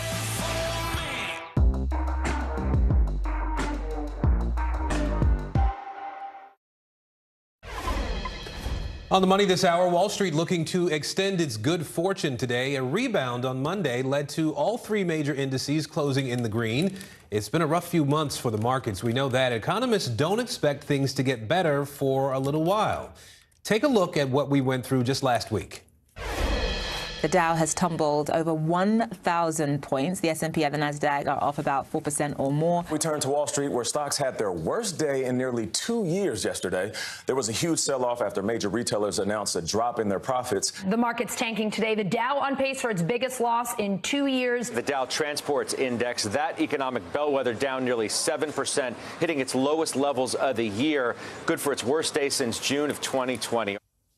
So, yeah, not a fun week there. Here to help us make sense of it all is CNBC's Bertha Coombs. Bertha, how are things looking today? Let's talk about that after this rebound on Monday. We're back deep in the red this morning. We got some disappointing economic data. We've got some manufacturing, some services data that showed that sales are slower, costs are higher, and then we got a horrible new home sales number, down 16.6%. That's the worst number in nearly a decade in terms of decline, because people are just having trouble finding a home they can afford and then getting a mortgage because mortgage rates have gone up so much. You know, part of the uncertainty has to do with the possibility of the economy falling into a recession, right? We've been talking about that for the last couple of months here. How close are we actually to that possibility as you look at the numbers right now? That is the big debate right now, Aaron. There are some folks who think that the economy is going to slow, but we may not fall into a recession. You know, yesterday we had the CEOs of Citi, JP Morgan, and Bank of America, all of them saying, look, the consumer, for the most part, is in fairly good shape. A lot of folks have banked a lot of money since all of that stimulus that we saw during the pandemic. So it's not going to be quite as bad if we do see a slowdown. But as you hear from more retailers, like this morning, Abercrombie and Fitch, that missed on its earnings and sales. You know, we worry about starting to see some more pink slips in the near future. All right, Bertha Coombs for us at CNBC today. Bertha, thank you. You're welcome. The mayhem in markets extends to the digital world as well. In fact, in just the past 6 months, cryptocurrencies have lost nearly $2 trillion in market value. And still, they're increasingly becoming a part of everyday life for many Americans. CNBC's Sharon Epperson spoke with one woman who's going all in on the crypto craze. Alyssa Howell joined a crypto wallet company last fall that pays all of its employees in Bitcoin. It has been a very steep learning curve for me. She never owned digital currencies before this job. Now Howell is paid in Bitcoin on the first of every month, based on her salary in U.S. dollars. If Bitcoin is $50,000 and I make $25,000 per month, I'll receive half of a Bitcoin. Now, on the first, our company sets the price. So at a certain time on the first of every month, they'll say, this is the exchange rate for Bitcoin. Employees can then convert their crypto paychecks back into dollars, with the company covering the conversion fee. But this single mother of two has gone all in with crypto. You read it. While she exchanges Bitcoin for dollars to pay day-to-day expenses, she found a lender who would accept Bitcoin for a mortgage and keeps 10% of her Bitcoin pay for retirement savings. I'm long-term cryptocurrency, so I'm not watching the volatility on the day-to-day. I'm here for the next 5 years, the next decade, the next 2 decades. That's where I really see the opportunity. Howell has worked for the firm Exodus for about 7 months. The company's CEO, J.P. Richardson, says paying employees in Bitcoin is a way to help make virtual currencies more mainstream. I love telling people that only invest what you can afford to lose, because this market still is early. Even though we believe in the future of this market, early days, it's still volatile. You know, the price goes up and down, up and down. Bitcoin has been a roller coaster for investors, the price reaching an all-time high above $68,000 last November, but losing half its value since then. Financial advisors caution investors to balance their crypto investments with other financial goals and not to get in over their heads. Before investing in crypto, ask yourself, do you have sufficient emergency savings, disability and life insurance? Are you saving enough for retirement? Also consider your cash flow. Take a breath before pressing that buy button and potentially consulting with an advisor to say, is this the right thing for me? Keep in mind, there are also fees involved with exchanging Bitcoin for dollars and tax implications to consider as well. Also, managing your finances using crypto does not offer many consumer protections or government oversight. Memorial Day weekend travel is expected to hit near pre-pandemic levels. After the break, what you can do to keep costs down as we're paying more for just about everything. Let's go. This is a critical choke point for this fire.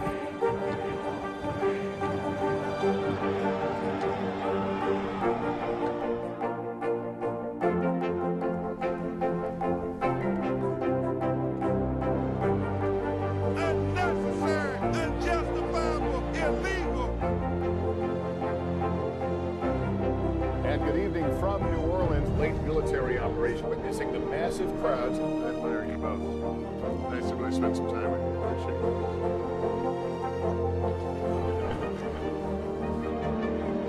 At any moment now.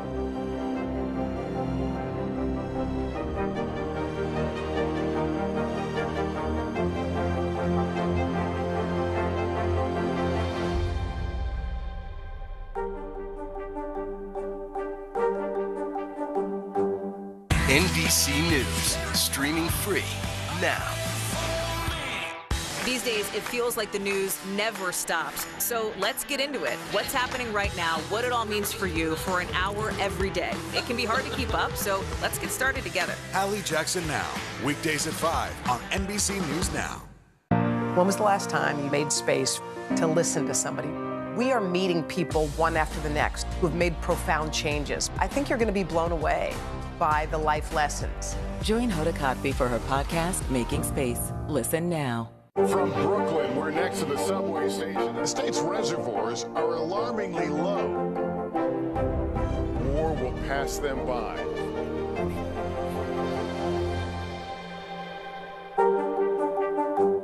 Hallie Jackson Now, weekdays at 5 on NBC News Now. Now Tonight with Joshua Johnson, streaming weeknights at 8 on NBC News Now. All right, so this summer, it's going to be a hot one, but we're not just talking about the temperature. We're also talking about travel, because more Americans are planning a trip this summer, even though financial concerns are now the topping health concerns for the first time since the pandemic started. CNBC Global Markets reporter Seema Modi is joining us now with the latest travel trends. Seema, thanks for being here. First off, how are we sort of seeing inflation impact Americans' travel spending? Because, you know, first it was the health, now it's finances, and people are either way wanting to get out of the house. No, it's a great question. 6 in 10 Americans, Morgan, plan to travel this summer. That is up from 5 in 10 last summer. So the interest is there. Travelers are also willing to spend more. When you look at higher income households, of those who do plan to get on a plane, 50% are upgrading to either business or first class. But one way inflation is impacting travel is with road trips. Fewer Americans will hit the road this summer. About 62% will drive for at least one part of their trip. Wow. That is down from 76% in 2021, and nearly half are driving shorter distances. And Steve, I mean, when it comes to sort of lodging, where people stay, what are the numbers showing? Where are Americans choosing to lay their heads?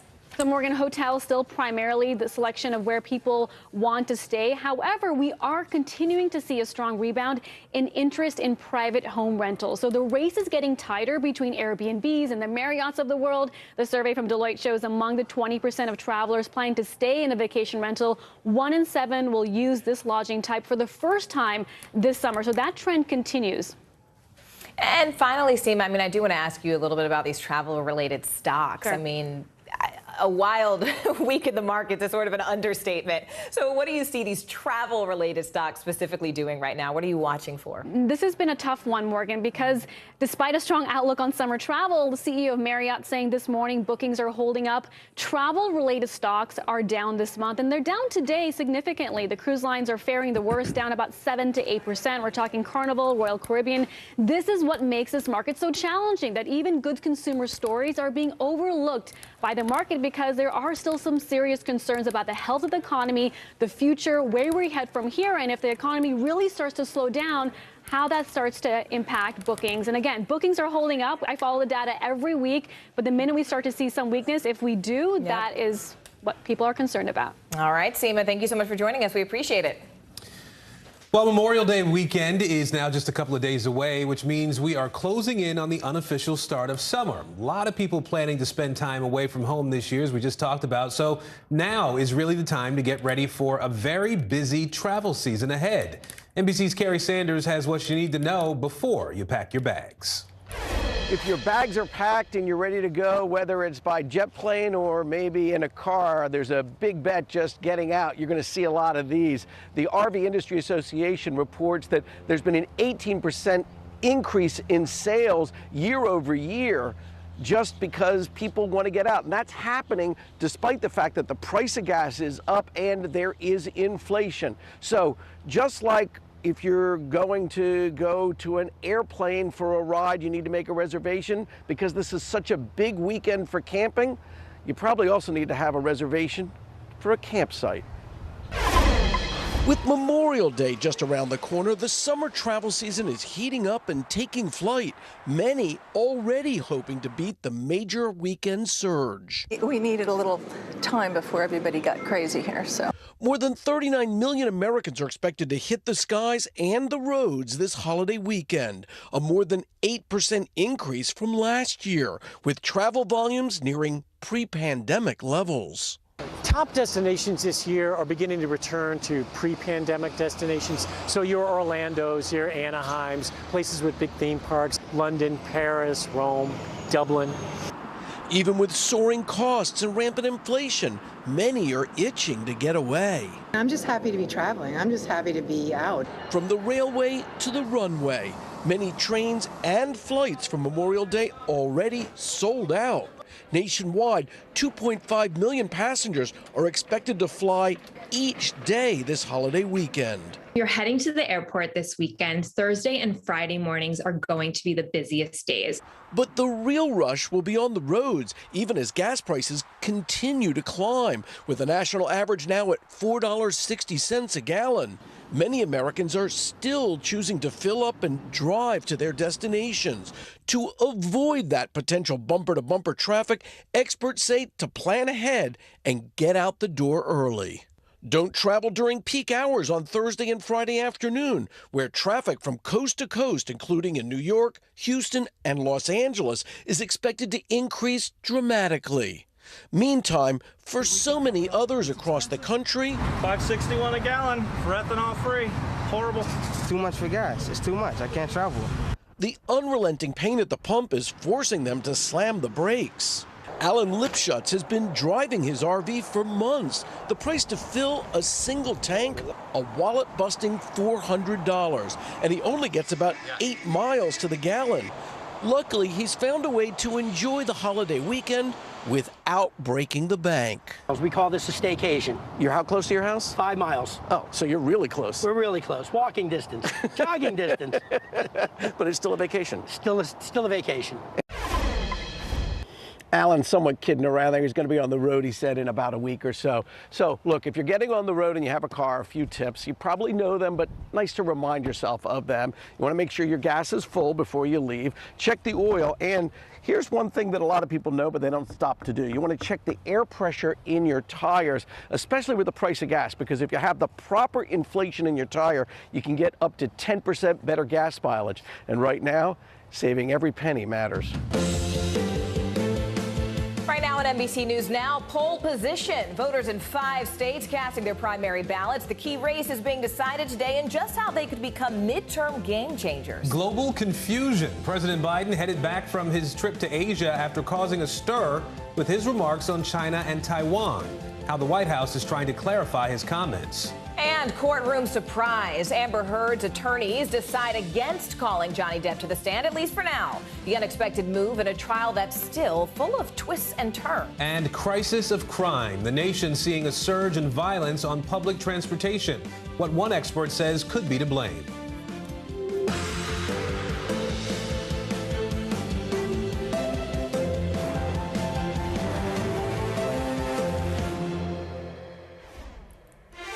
And good Tuesday, everybody. I'm Aaron Gilchrist. And I'm Morgan Radford. Thank you so much for joining us today. We begin this hour with Decision 2022 and the biggest primary day of the election season thus far. Voters are headed to the polls in 5 different states today. We're talking about Alabama, Arkansas, Texas, Minnesota, Georgia. And Georgia is where we're tracking 2 primary races with major implications for November and beyond. Republican Governor Brian Kemp looking to fend off a primary challenge by Trump-backed former Senator David Perdue. Also in Georgia, former college football legend Herschel Walker looking to secure the GOP nomination for Senate. He would go up against incumbent Democratic Senator Raphael Warnock. In Alabama, Republican Congressman Mo Brooks trying to convince voters there he is the most pro-Trump candidate in that state's Senate primary. Brooks won and then lost former President Trump's endorsement when he said it was time to move on from the 2020 election. Our senior political editor, Mark Murray, will crunch the numbers for us in just a moment. But let's go ahead and begin with NBC News correspondent Vaughn Hilliard.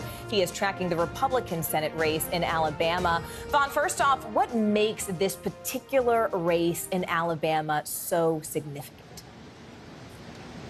You know, Morgan, we have been talking now for a couple months about Donald Trump's influence in Republican politics here in 2022 as he looks toward his own potential 2024 presidential run here. And that's what brings us to Alabama, because 2 months ago, Mo Brooks, the congressman here from northern Alabama, he actually was unendorsed by the former president. But when you look at the polling, what has happened since then? Well, he's risen in the polls. And I think it's important when you look at the Alabama Senate race, you are looking at a likely runoff just 4 weeks from now. If one of these 3 candidates does not hit 50%, the top 2 will move on. And suddenly, that is where you are looking at Mo Brooks as potentially, despite that unendorsement by Donald Trump, moving on in this runoff here. And I actually, our producer colleague PJ Tobiah was talking with Mike Durant, one of those 3 candidates, who said that he would throw his support behind Mo Brooks if it is Brooks and Britt who move on to the runoff here, which makes this potential Alabama Senate race to replace retiring Senator Richard Shelby all the more intriguing. And Vaughn, I mean, the winning candidate, let's be clear, is going to replace retiring Senator Richard Shelby, and he's just one of many Republican senators leaving Washington this year. But talk to us, Vaughn, about the types of senators who are leaving and the types of candidates who are really fighting right now to take their place. Right. You look at not only in Ohio, Pennsylvania, you're looking at several states here where it's a different type of Republican that has the chance to come in here. You know, Mo Brooks was one of those who objected to the 2020 presidential election results. Richard Shelby, the retiring senator, did not. And we have gone from Ohio to Pennsylvania. We talked with West Virginia Congressman Alex Mooney here, who essentially have made the case that this is a Republican Party very much shaped here toward the future, and one that was, I think Mo Brooks still calls himself MAGA Mo Brooks on the campaign side. That is the future that they envision here for the party. And as you see several of these retiring Republican senators, it becomes evident in, not only here in Alabama, but if you look next door, Herschel Walker, a Republican football legend in Georgia, is looking to take down Raphael Warnock. You're looking at a potentially different Congress come 2023. All right, NBC's Vaughn Hilliard for us. Vaughn, thank you. I want to bring in NBC News senior political editor Mark Murray now in Washington. So, Mark, let's start with Georgia here if we can. There are two important races for governor, for senator there. Walk us through why these races are significant beyond Georgia. Well, it's battleground Georgia, Aaron. And when it comes to the governor's race, Brian Kemp, the incumbent governor, has a comfortable lead in the polling over challenger David Perdue, despite Donald Trump's endorsement of Perdue. And notably, Aaron, there is a 50% threshold to avoid a runoff. And the polling that we've seen shows Kemp above 50%. We'll see if that still ends up holding. And then when it comes to the Senate contest, as Vaughn was just mentioning, the Raphael Warnock, Herschel Walker likely contest is going to be one of the top races we're going to be following that could end up determining control of the United States Senate, which is currently 50-50 with Democrats holding that tiebreaker with Vice President Kamala Harris. Yeah, Mark, I want to ask you about Texas, too. There is one Democratic House runoff that we're watching between Congressman Henry Cuellar and progressive challenger Jessica Cisneros. What do we need to know about that matchup? This is a race that it was super close, Aaron, when you had the original primary back in March. Cuellar almost was able to cross that threshold of getting more than 50%, but he did not end up getting this right now. This is a runoff contest, so it's a little bit different. Not everybody's voting in this race. We've seen Jessica Cisneros really play up her credentials as being a supporter of abortion rights after the leaked draft potential ruling overturning Roe v. Wade. We have seen Cuellar come back at her saying that she's soft on the border and on crime. So we'll have to wait how this shakes out. But this is yet one of these kind of progressive versus moderate races that Democrats are having throughout this primary season. All right, our senior political editor Mark Murray in D.C. for us. Mark, thanks. And NBC News Now will be live tonight as the results come in. Join Chuck Todd and Kristen Welker for primary coverage and analysis.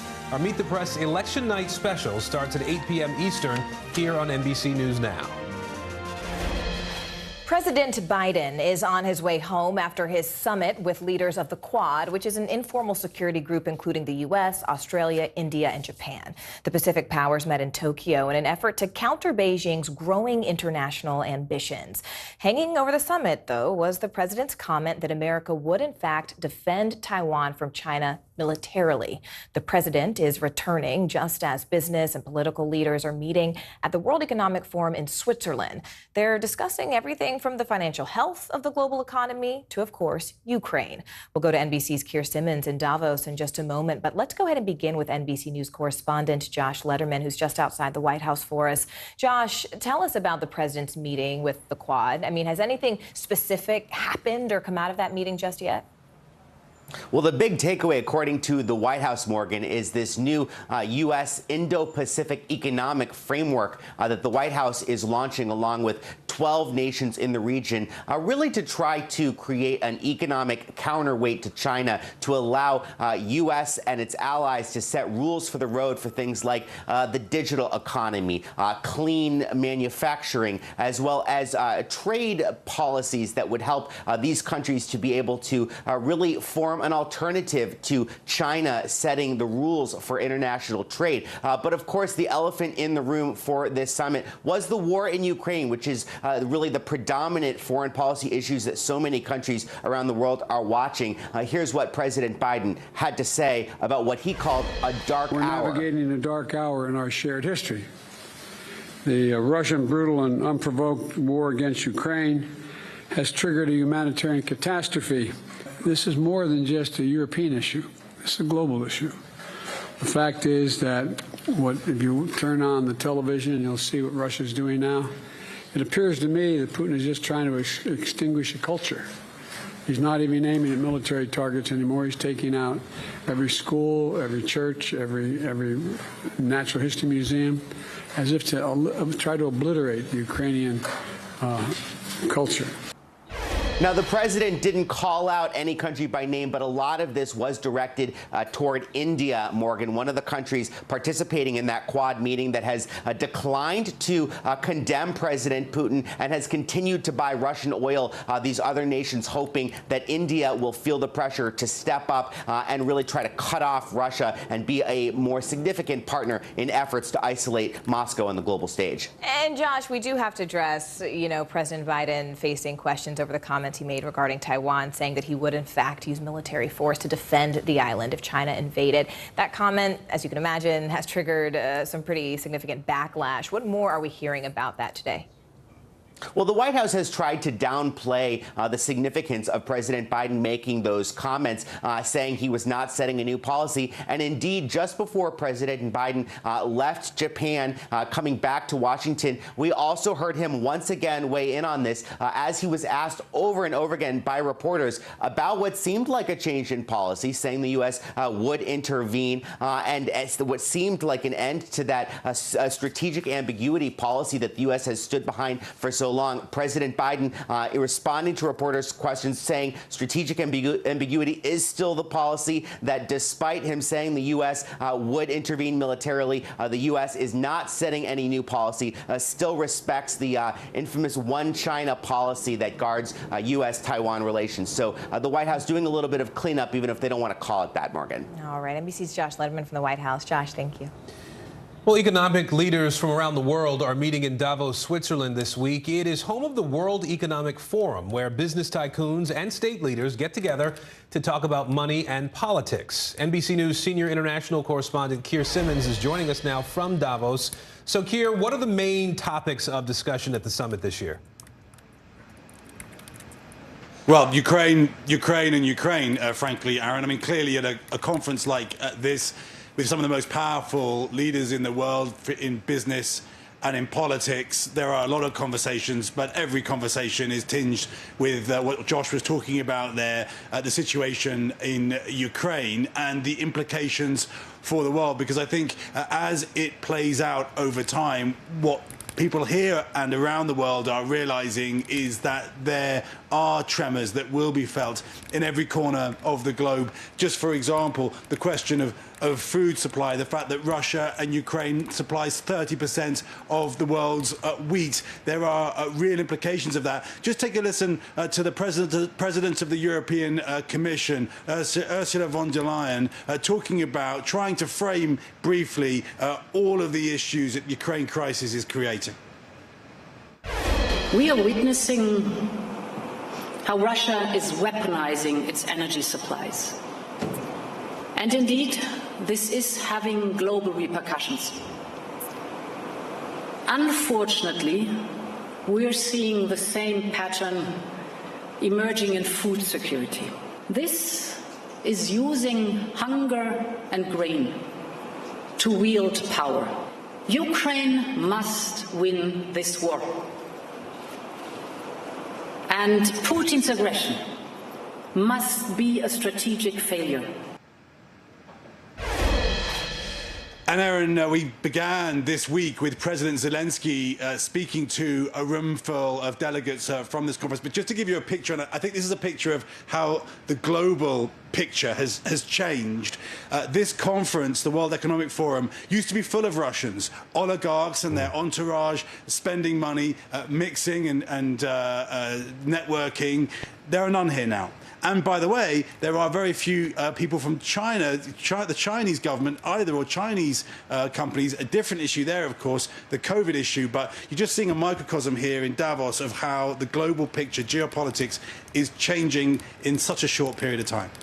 You know, Keir, aside from Ukraine and all that is connected to what's happening there are some people at this forum who are warning that the world economic outlook is not so good. What more are you hearing about that?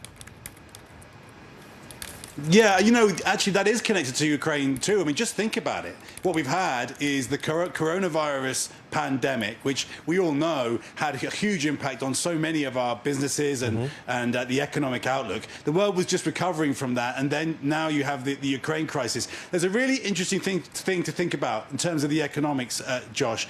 This crisis isn't necessarily, in many cases, about people's spending power. Many Americans have still some spending power, although, of course, people are under more and more pressure because of inflation. This crisis is very much about supply. It's about the fact that COVID and now the war in Ukraine is impacting all kinds of supply, from food to tech. And because there's less supply, the prices are going up. That's feeding inflation. So there are these vicious circles happening in the economy. The banks around the world, including the Fed, putting up interest rates to try and control inflation. Right. But people are very worried looking forward. They are worried, for example, about the Chinese economy, because the Chinese economy, because of those COVID lockdowns, many people are reporting is facing huge headwinds. And these days, of course, the Chinese economy is a big part of the global economy. So, yeah, there are people here who are very, very worried right now. All right, Keir Simmons for us in Switzerland today. Keir, thanks. Today marks 3 months since the start of Russia's invasion of Ukraine, and the offensive has played out slowly, with Ukrainian fighters doing all that they can to withstand a larger army. The capital of Kyiv has remained in Ukrainian control, and we've become all too familiar with these images out of Mariupol. If you look at the screen right now, and we're also learning about tragic discoveries. An advisor to the city's mayor says 200 bodies were found in the basement of an apartment building. NBC News has yet to verify that report. Courtney Kuby, however, is at the Pentagon with the latest that we do know about possible military aid. But let's go ahead and begin inside Ukraine with NBC News chief foreign correspondent Richard Engel. Richard, it's a pleasure to see you. I mean, we know that just 3 months ago, Russia's offensive was pretty widespread. Now, 90 days later, when we look at the big picture and sort of the evolution of this invasion, where is the focus of that fighting right now? So it's 90 days, it feels like 10 years. So much has changed in this country, so much has changed in the region. So this war began. It wasn't much of a surprise, although it took many Ukrainians by surprise, with Russia's decision to invade this country, and not just invade a part of this country, but Vladimir Putin attempted to take over all of Ukraine, to collapse the government, to strike at the capital, Kyiv, which Russian reports and numerous investigations and accounts from detainees have all verified that Russia was quite convinced that it would capture this entire country in just a matter of days. And that's what U.S. intelligence officials, NATO officials were all predicting. It never happened. Instead, Russian troops were driven back from Kyiv. They were driven back from Kharkiv.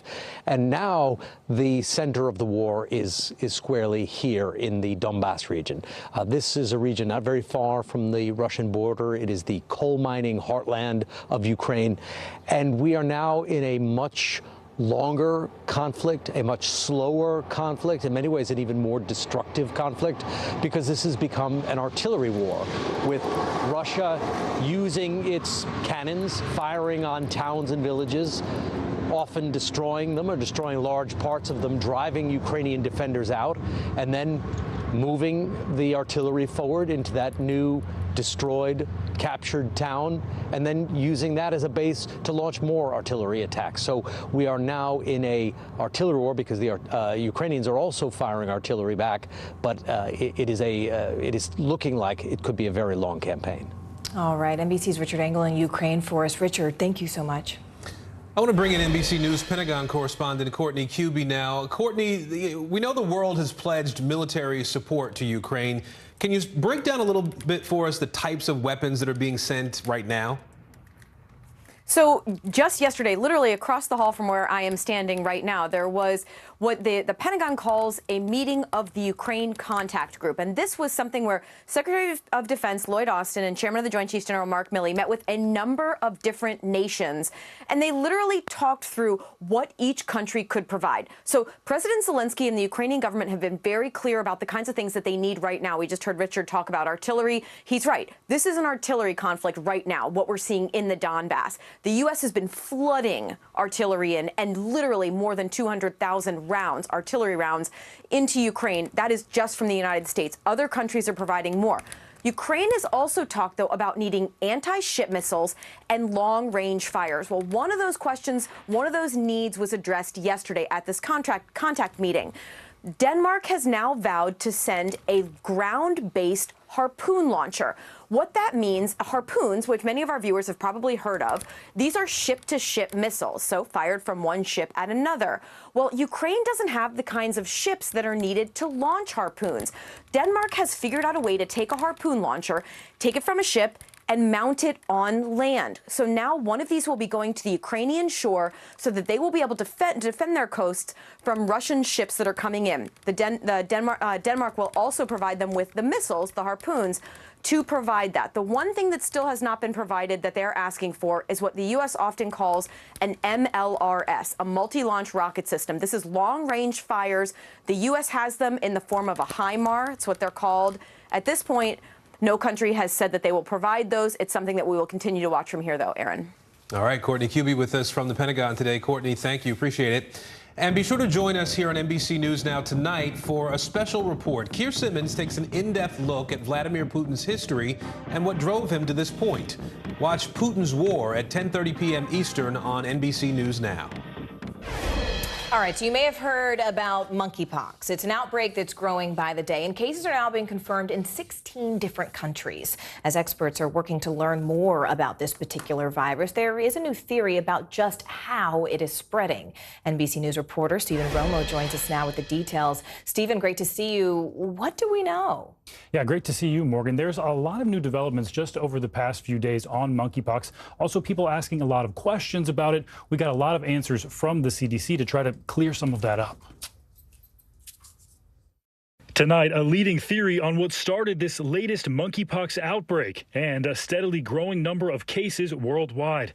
The former head of the WHO's Emergencies Department, Dr. David Heyman, saying sexual contact at two raves, one in Spain and another in Belgium, likely amplified the initial spread in communities of gay and bisexual men. What do you think about that theory? Is that plausible? When you look at the way that this is spreading through populations of men who have sex with men, you wonder, were there certain events that were pivotal in the virus getting access to that population? It's worth noting that monkeypox normally doesn't spread through sexual contact. When people have sexual contact with each other, it's an intimate, close environment where respiratory secretions, skin-to-skin contact occur, and the virus can exploit those types of situations and transmit. Now, at least 15 countries have confirmed monkeypox cases. With the CDC reporting today, the U.S. has one confirmed case in Massachusetts and 4 suspected cases in New York, Florida, and Utah. President Biden raising the alarm over the weekend. It is something that everybody should be concerned about. And later softening his position. I just don't think it rises to the level of the kind of concern that existed with COVID-19 and the smallpox vaccine works for it. Leading the administration to provide context on the president's comments. The president is really ensuring we stay vigilant. Adding that the risk to the general public is low. It's not a new disease. It's spreading in new ways, in new places, and quite suddenly. But we have vaccines and we have treatments. In an attempt to curb the spread, the CDC is trying to educate the LGBTQIA community on monkeypox. I don't think at the present time there is sufficient evidence of spread occurring so rapidly that we want to shut down any events or recommend that things be postponed. The CDC also emphasizing most patients recover on their own in 2 to 4 weeks. Now, of course, there are lots of questions remain about exactly how to protect against monkeypox, particularly for people who have already come in contact with people who may have been exposed. But the CDC and local health agencies are reaching out to people who may have had that exposure. Morgan? I mean, Stephen, do we know, though, if the smallpox vaccine is, in fact, already being used to sort of stop its spread?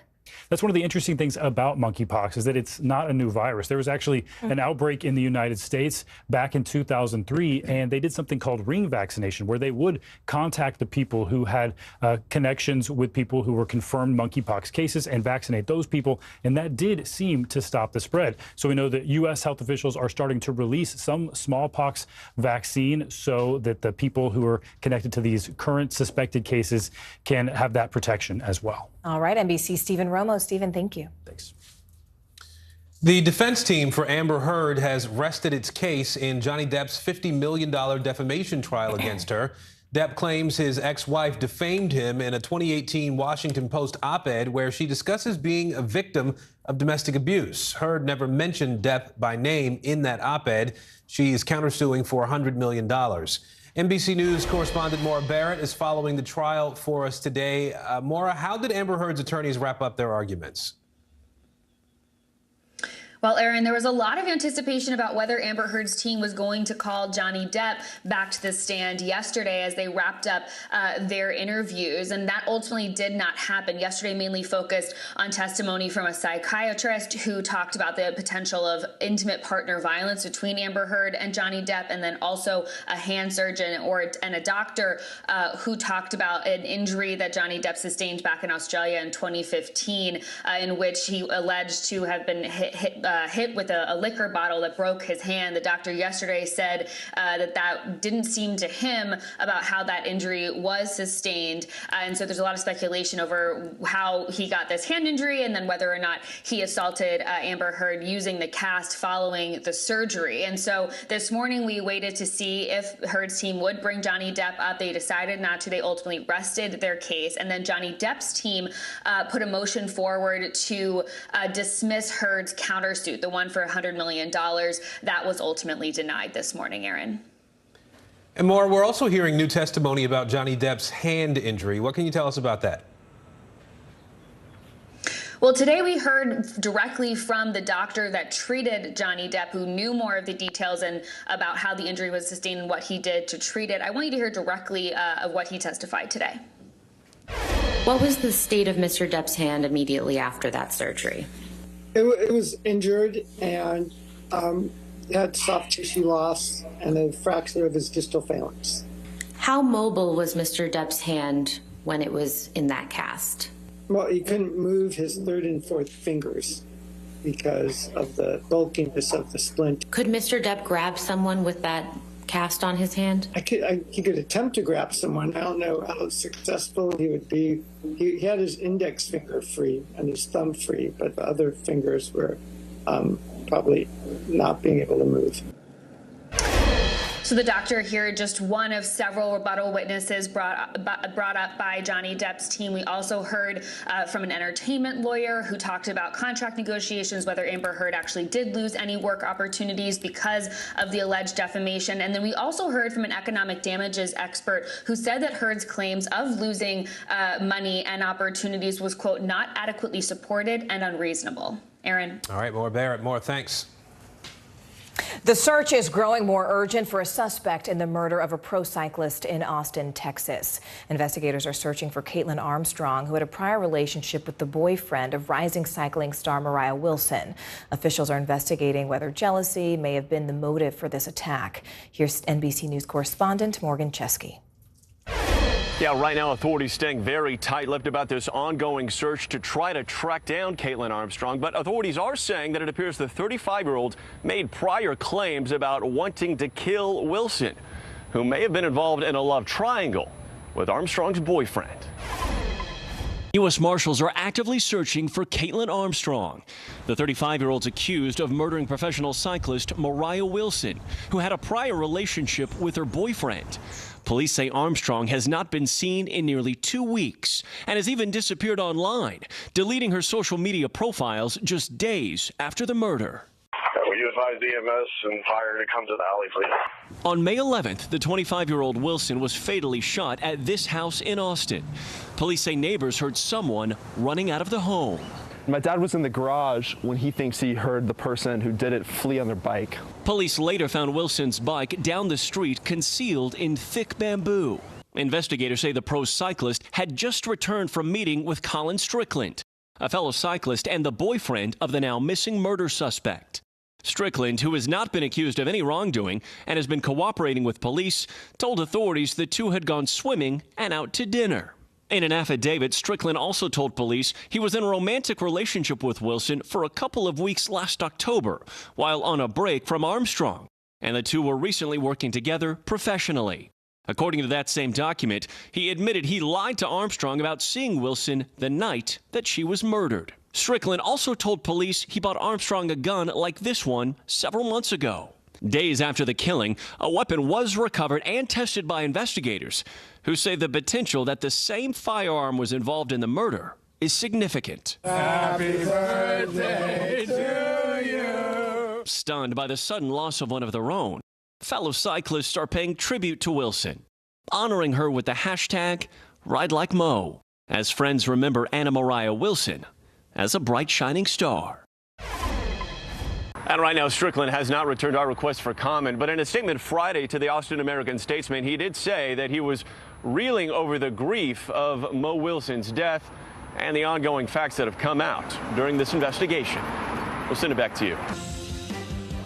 The search intensifies for the suspect who shot and killed a man on a New York City subway. Coming up, what a man sitting just feet away on that same train is saying about this terrifying ordeal. The fire has grown leaps and bounds. What you see behind me is typical. How you doing? Pretty bad.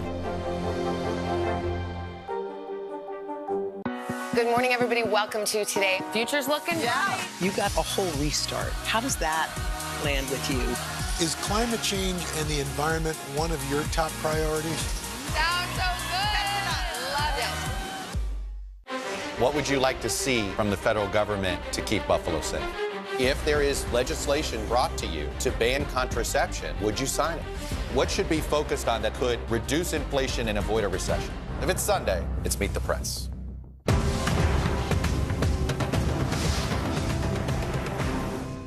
When was the last time you made space to listen to somebody?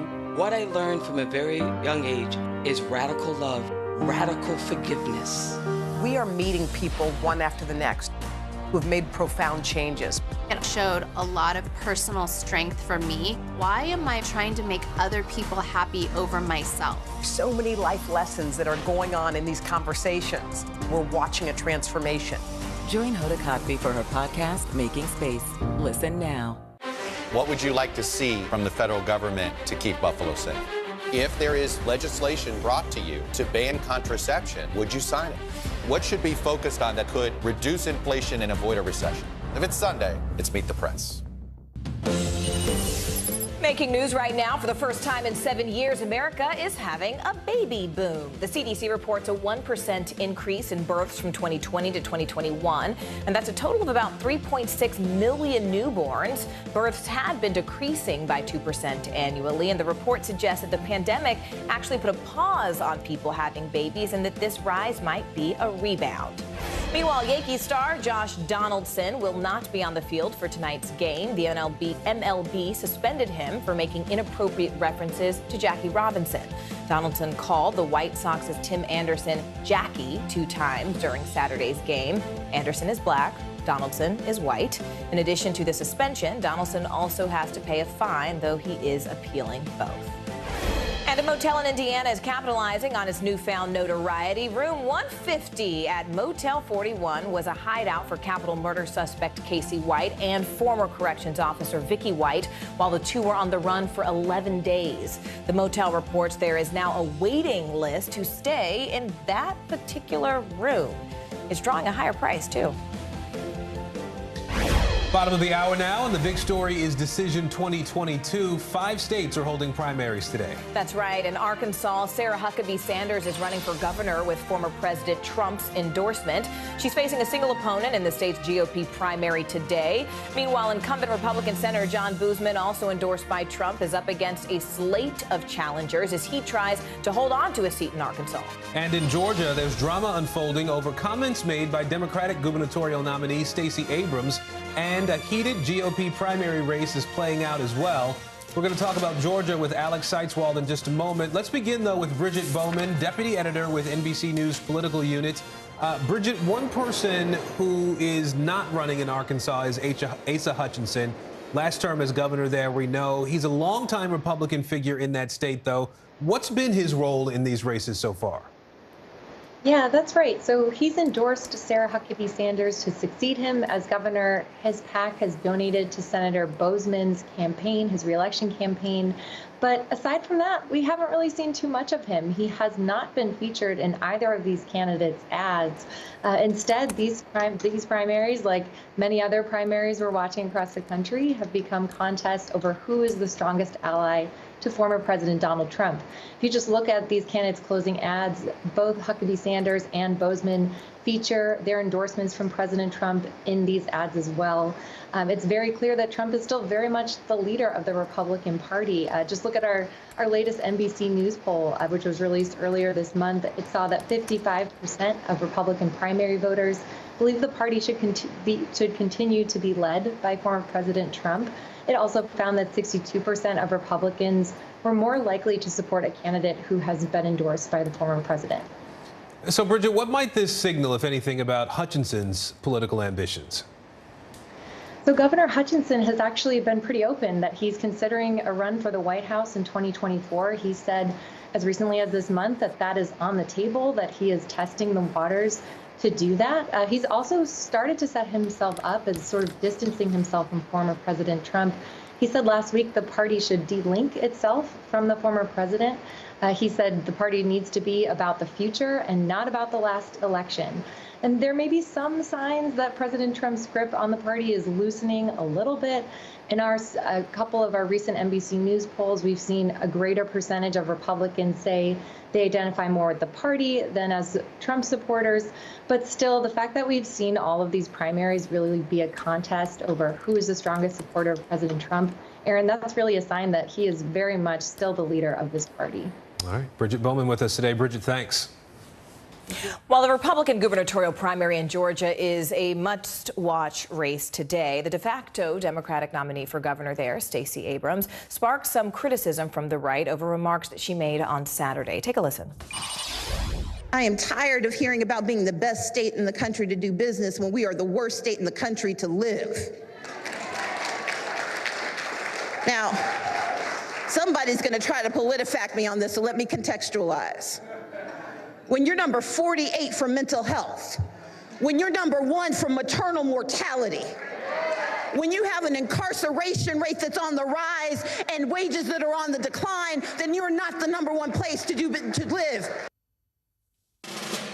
NBC News senior digital politics reporter Alex Seitzwald joins us now. Alex, of course, this showdown in Georgia is dominating our news cycle. How are Abrams' Republican rivals responding to these comments? I mean, she contextualized it. She explained what she meant. She talked about the impact of mortality rates on women there. She explained it, but what are they sort of picking apart about that? How is that reaction resonating? Yeah, Morgan, Republicans are roasting Stacey Abrams over these comments. She was responding to Governor Brian Kemp, who she ran against in 2018 and might run against again in November, who has really been touting the state of Georgia's economy. Unemployment is low, lots of businesses are coming. And she's saying, you know, that's all fine, but what about all these other metrics? But the words that she used are certainly raising some eyebrows. Stephen Miller, Donald Trump's former speechwriter, called it perhaps the worst campaign slogan of all time. And take a listen at what David Perdue, the other Republican running for governor, had to say about it. Did y'all see what Stacey said this weekend? Said that Georgia's the worst place in the country to live. Hey, she ain't from here. Let her go back where she came from. She doesn't like it here. The only thing she wants is to be president of the United States. She doesn't care about the people of Georgia. That's clear. You know, when we saw in 2018 what she did and what she said, oh, we're going to have a blue wave, we're going to do it with documented and undocumented workers. You know, I don't think a lot of people in Georgia understood. And when she told black farmers, you don't need to be on the farm, and she told black workers in hospitality and all this, you don't need to be, she is demeaning her own race when it comes to that. So that last comment there from David Perdue, demeaning her own race, is particularly getting attention and actually overshadowing Abrams' own comments with lots of people, including the New York Times, calling it overtly racist. It is an odd note, to say the least, for David Perdue to potentially be ending his campaign on. Observers have noted he ended his last campaign by talking about Kamala Harris, calling her Kamalama Lama, making fun of her name, and now telling her, to kind of go back to where she came from. To be clear, she was born in Wisconsin, raised in Mississippi, went to high school in Georgia, went to college in Georgia, has lived in Georgia her entire adult life. So she is a Georgia resident, and you might disagree with what she has to say about the state, but she has grounds to stand on. I do want to make two things clear. Contextually and historically speaking, when you tell black people to go where they come from, that is a racist dog whistle. I don't even think that it can be subvertive in any way. It is an overt comment of racism, and saying someone is demeaning their race is, of course, a racist comment. And I think we should be clear about how we characterize those things, as always. Alex Seiswald, thank you so much for that reporting.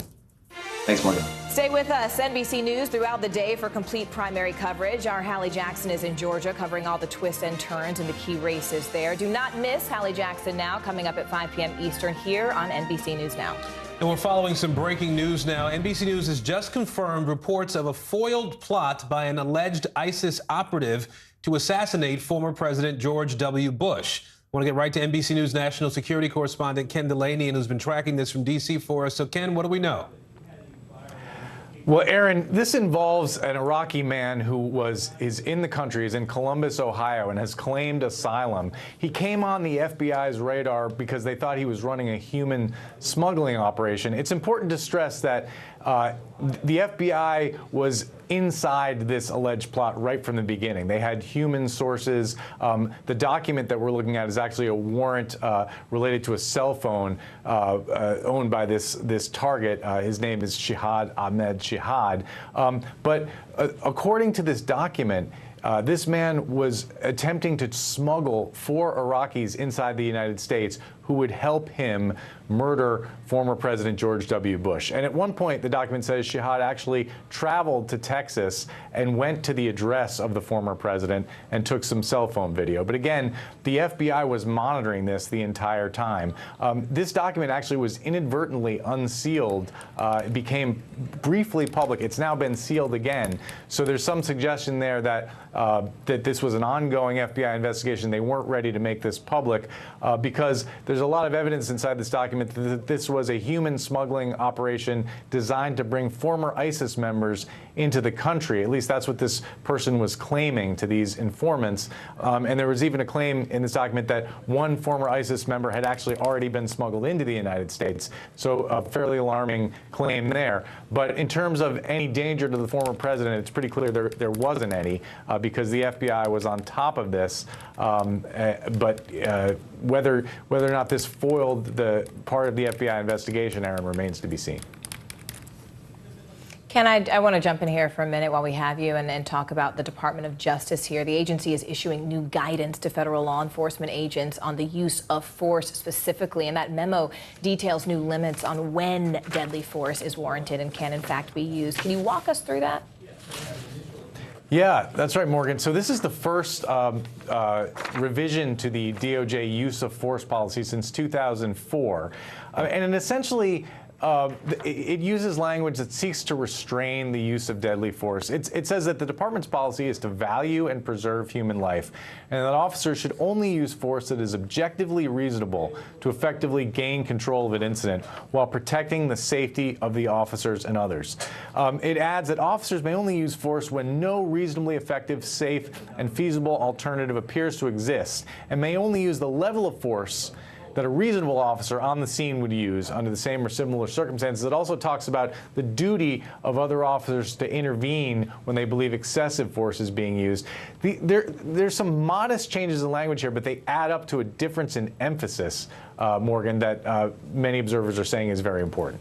And Ken, finally, I mean, why did the DOJ sort of decide to issue these new guidelines now? What is behind the timing? Well, clearly, it's in response to a series of incidents, including the murder of George Floyd. But there's been a number of other incidents of police questionable use of force by police, and the DOJ wanted to clarify the circumstances in which deadly force is authorized, and perhaps put some limits or some tweaking of the guidelines to make it clear that it's only authorized in the most extreme circumstances. Morgan. All right, Ken Delaney in for us. Ken, as always, thank you so much. A murder suspect on the run, keeping New Yorkers on edge. New details on the deadly shooting inside a city subway station and how the crime in the system is on the rise. Coming up.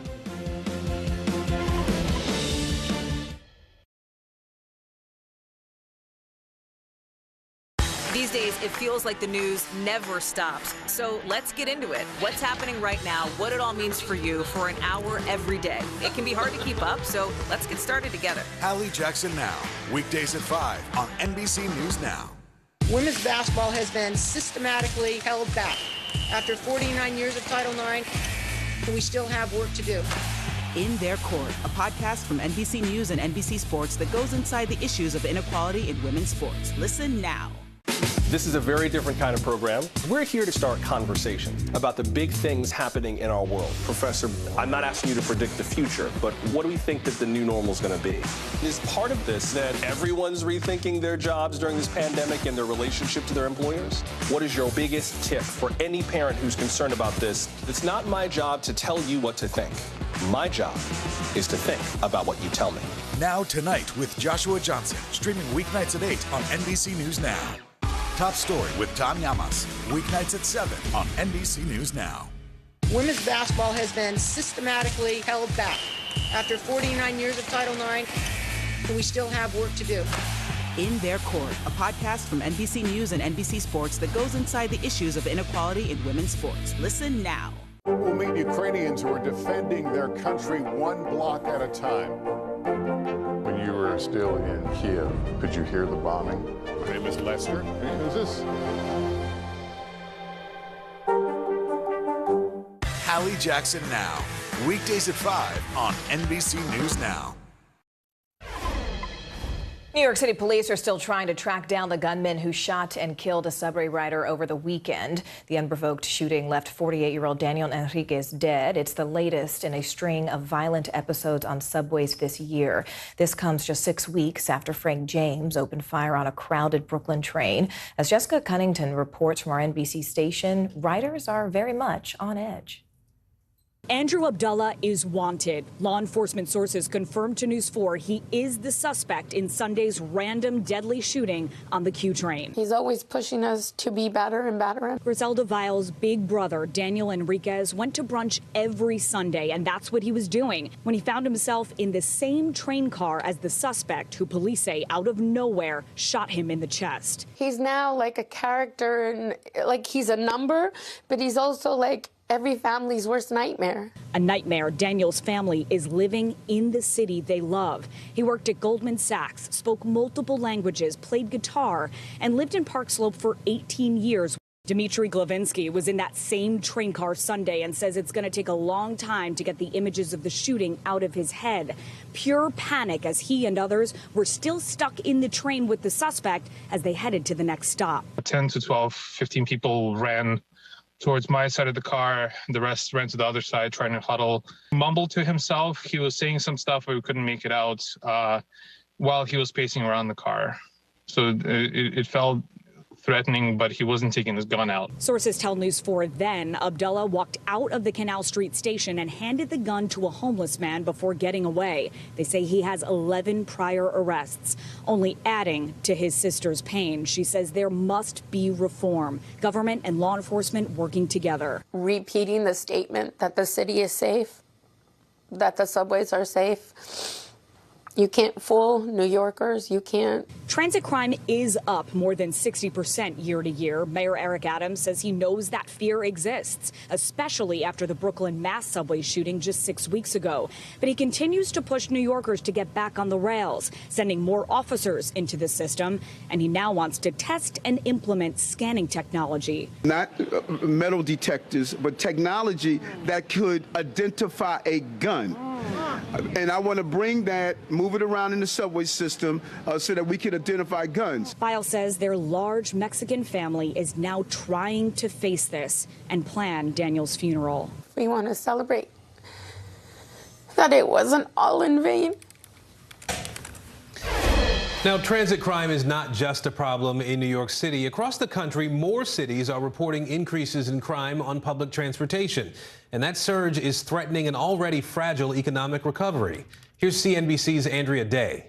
America's biggest cities experiencing a major surge in transit crime. You don't feel safe. No one does. Coast to coast, violent attacks caught on camera. From a daytime stabbing in L.A. to an elderly man sucker punched in New York. The subway system and our bus system, they are the lifeblood of our city. Authorities in major metro areas already moving to increase security and police presence. But this group of citizens says that's not enough. There have been a lot of recent attacks on people on the Red Line train right here in Chicago. Tio Hardiman is the executive director of Violence Interrupters. This group of unarmed volunteers patrol the trains in a hard-hit neighborhood. If we were to notice that someone is in the process of harming somebody, our violence interrupters are disciplined and trained on how to de-escalate a situation without the use of violence. We have a relationship with a lot of these young guys on the trains, so we plan to just talk to them and talk them down and get them the services that they need. Here in Chicago, reported transit crime now up 44% compared with 2021. In Atlanta, it's up 26%. And as we mentioned in New York City, over 62%. For transit, I think safety is the #1 issue. Chris Herman, a criminal justice expert and professor at John Jay College, points to low ridership itself as part of the problem. While New York City subway use is on the rise, it's still down roughly 40% when compared with pre-pandemic norms. As we see more people riding the subways, eventually the potential or motivated offenders, they're going to be deterred from victimizing people because they're going to have that thought that there's more potential good Samaritans that are going to intervene.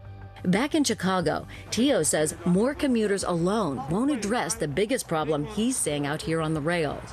You have a lot of people with mental health issues. You can see it in their faces. You have a lot of people that are homeless. The passengers are really, a lot of them are very paranoid and scared for their lives. Coming up, the devastating consequences of flooding. The natural disasters' impact on continents from South America to Africa coming up next.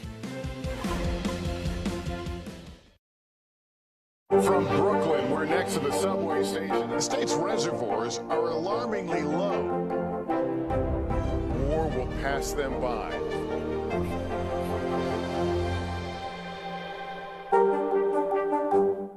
Women's basketball has been systematically held back.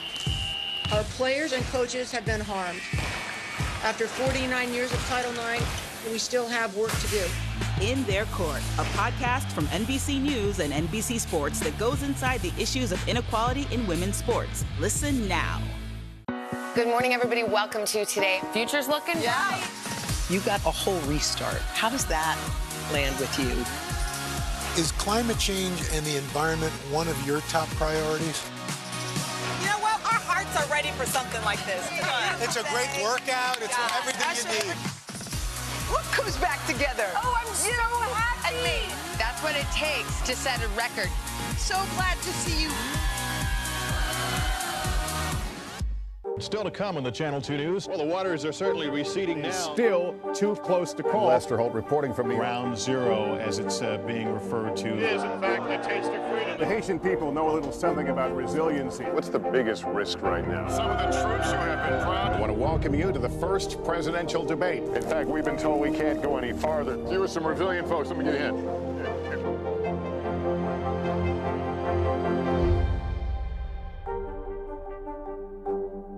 Women's basketball has been systematically held back. Our players and coaches have been harmed. After 49 years of Title IX, we still have work to do. In Their Court, a podcast from NBC News and NBC Sports that goes inside the issues of inequality in women's sports. Listen now. Making Space, the inspirational podcast from Hoda Kotb. Listen now. A sandstorm blankets parts of the Middle East and another COVID vaccine shot for some people in Sweden. Let's go around the world in 60 seconds. Iran, where at least 11 people have been killed in a building collapse in the southwestern city of Abadan. As many as 50 people were still trapped under the rubble as of this morning. Authorities are investigating the collapse and have detained 10 people, including the current and former mayors of the city. Critics are accusing the city of having insufficient safety standards for its buildings. Iraq, where a sandstorm blanketed the city of Baghdad. Dust covered roads, presenting dangerous driving conditions, and hospitals filled up with Iraqis struggling to breathe. Kuwait, Iran, and Syria are also affected by the sandstorm. And Sweden, where the government is recommending a 5th COVID vaccine dose for pregnant women and anyone 65 or older. The 5th dose will become available to Swedes who qualify on September 1st. Government officials are warning that the pandemic is not over. They expect another surge in the fall and winter. And that's the world now. We're also following a deadly wave of flooding that has ravaged parts of India, Brazil, and South Africa. In fact, it's killed dozens and displaced thousands, showing no continent is safe from the most common type of natural disaster. Oh my goodness. Tornadoes, earthquakes, droughts, and wildfires. There are many kinds of natural disasters, but only one is the most common and widespread: flooding. It kills an average of 88 Americans a year, but is by no means an American problem. In Brazil, flooding is devastating livelihoods. Farmers in the northern state of Amazonas have seen their crops drenched, their livestock drowned. We've been having these floods now constantly. Last year, I planted and lost. This year, I planted and lost again. According to the Brazilian government, more than 290,000 people have been affected by this year's floods. Brazilians are desperate for government intervention. We only have losses and losses and losses without any resources, without any government help. There is no way to survive. South Africa also feeling the effects of flooding. More than 300 people have been evacuated from their homes in the KwaZulu-Natal region this weekend. Flooding, mudslides, and heavy rain even washed away part of this road. Homes have been destroyed. And this comes just weeks after severe flooding in April killed 400 people and displaced 40,000 more. In India, more than 500 people spent the night in temporary tents and huts. The water level has been increasing, and that's why we're taking shelter on the roadside. Pre-monsoon rains flooded the northeastern state of Assam in recent days. The local government has set up temporary housing for those most impacted. But many worry the problems could get worse because monsoon season is rapidly closing in. Experts warn climate change is making the world's flooding problems worse. And if recent trends continue, scenes like these may become even more common and perhaps more tragic. Well, finally this hour, as we mark Asian American and Pacific Islander Heritage Month, we want to bring you a story of bravery and bonding. That's right. After the fall of Saigon, a group of Vietnamese refugees was rescued at sea by an AUS container ship. Well, now more than 40 years later, they've reunited with the very man who saved their lives. Here's NBC's Vicki Nguyen.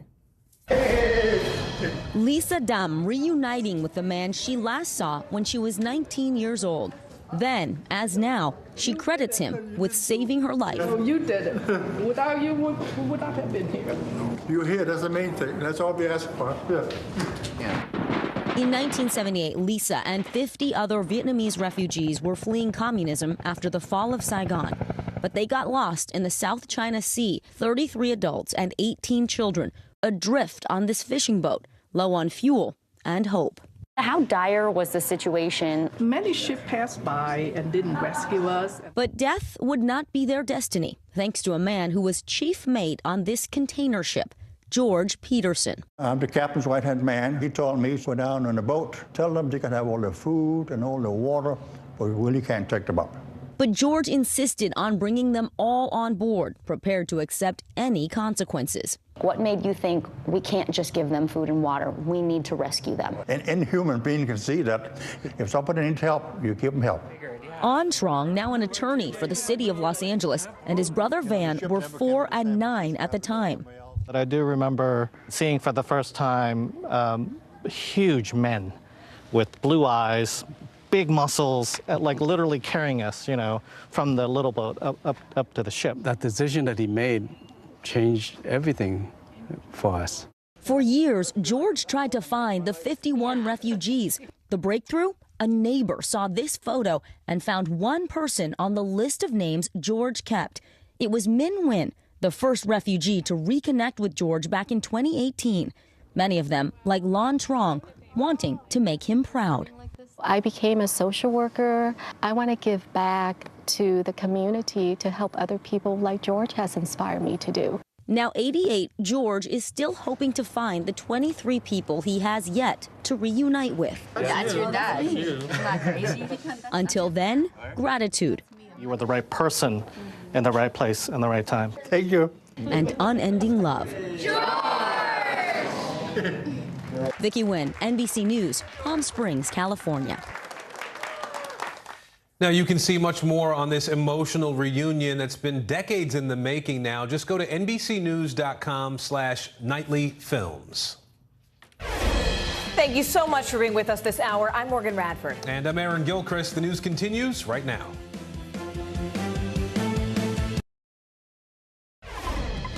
Hey everyone, I'm Allison Morris. You're watching NBC News Now. Here's what's happening. High-stakes races in 5 states today, including Georgia. Will Trump's endorsements prevail? Steve Kornacki's at the big board to break it all down. Price gouging. Parents accusing popular websites of marking up baby formula prices 300%. How to be sure you're not getting ripped off. And if a vacation's all you ever wanted and you just have to get away, we're talking Memorial Day travel later this hour.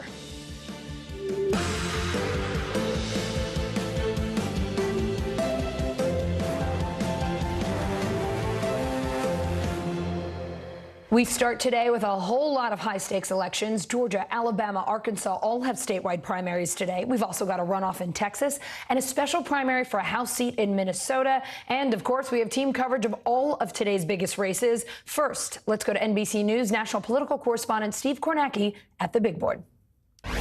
All right, Allison, well, let's start with the one that's got the most attention here, the Georgia governor's race. You know the story. Brian Kemp, the incumbent, being challenged by former Senator David Perdue. Donald Trump recruited David Perdue into this race because Trump did not like Kemp's handling of the aftermath of the 2020 election when Donald Trump wanted those results in Georgia changed. Perdue comes into tonight a decided underdog. The average of the polling has him down more than 20 points. For Kemp, this is about not just getting more votes than Perdue. This is also about trying to end this thing outright tonight. Georgia is a runoff state. You need to get more than 50% to avoid the runoff. So Kemp wants to not just outpoll Perdue, he wants to get over 50%. If he does, it ends on the spot. He's the Republican nominee for a second term. He would then run against Democrat Stacey Abrams. That would be a rematch of the 2018 election in Georgia that Kemp won by a little more than 50,000 votes. Also in Georgia, Herschel Walker widely expected to officially win the Republican nomination for the U.S. Senate. That would put him on a collision course this fall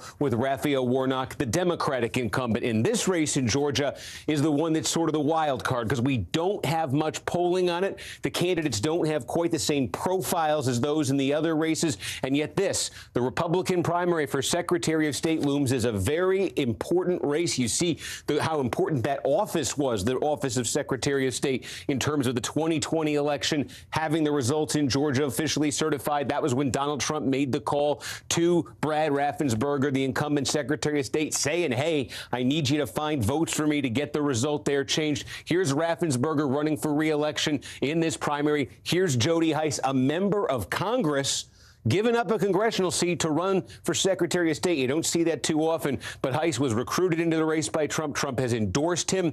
There are 2 other candidates in this race. Belle Isle, in particular, ran for this office before. He may have a bit of a base. We really don't know what to expect here, and one possibility is that nobody gets 50%, and Raffensperger and Hice go on to a runoff a few weeks from now, and this race really then takes center stage over the next few weeks. We'll see. Big suspense and wild card there. Also to be said settled tonight. This is a runoff. The 28th District of Texas, South Texas, right there along the border with Mexico. Interesting race. Henry Cuellar, one of the most moderate Democrats in the House. A progressive challenger, Jessica Cisneros. She came close to him in the preliminary. Neither got 50%. That's why we're having the runoff here. This is one Republicans are looking at and hoping Cisneros can win tonight because there have been some big political changes in South Texas. This region of Texas swung dramatically away from the Democrats toward the Republicans in the 2020 presidential election.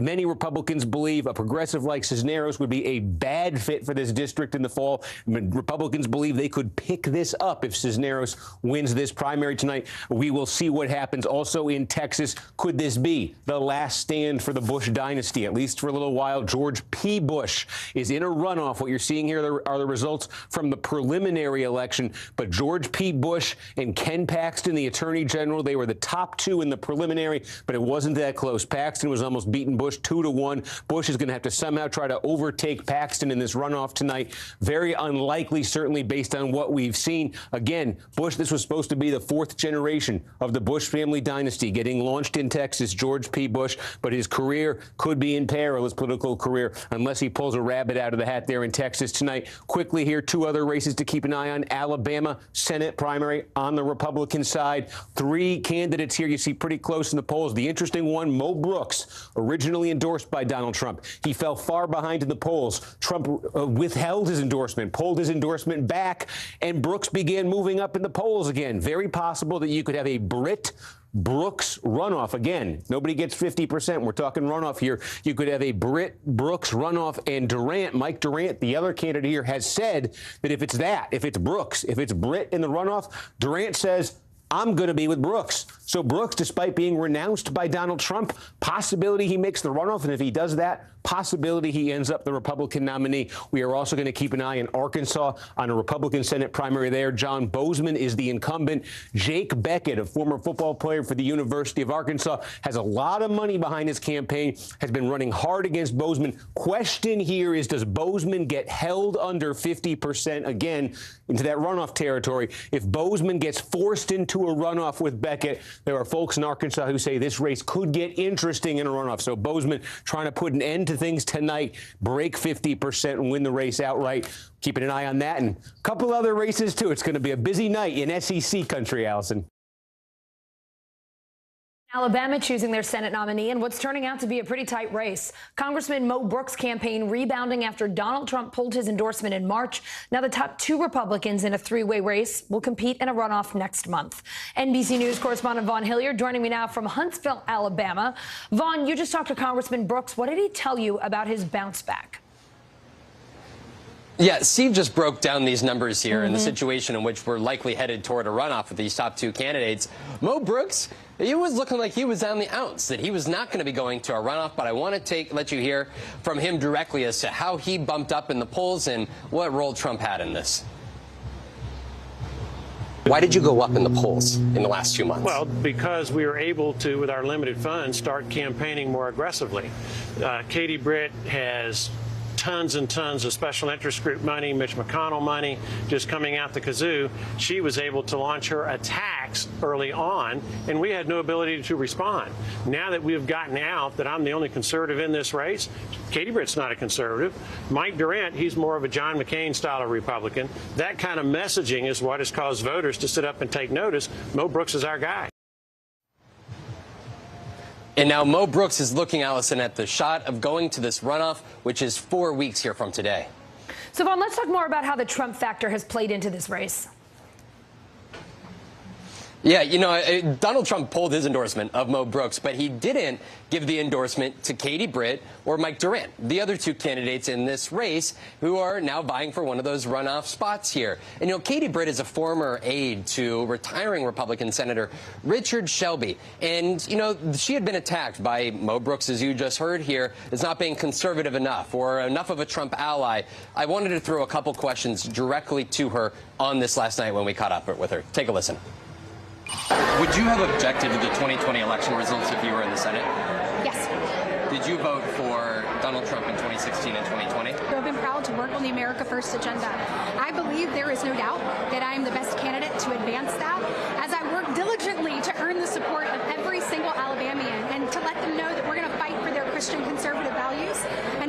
make sure that Alabama has a seat at the table.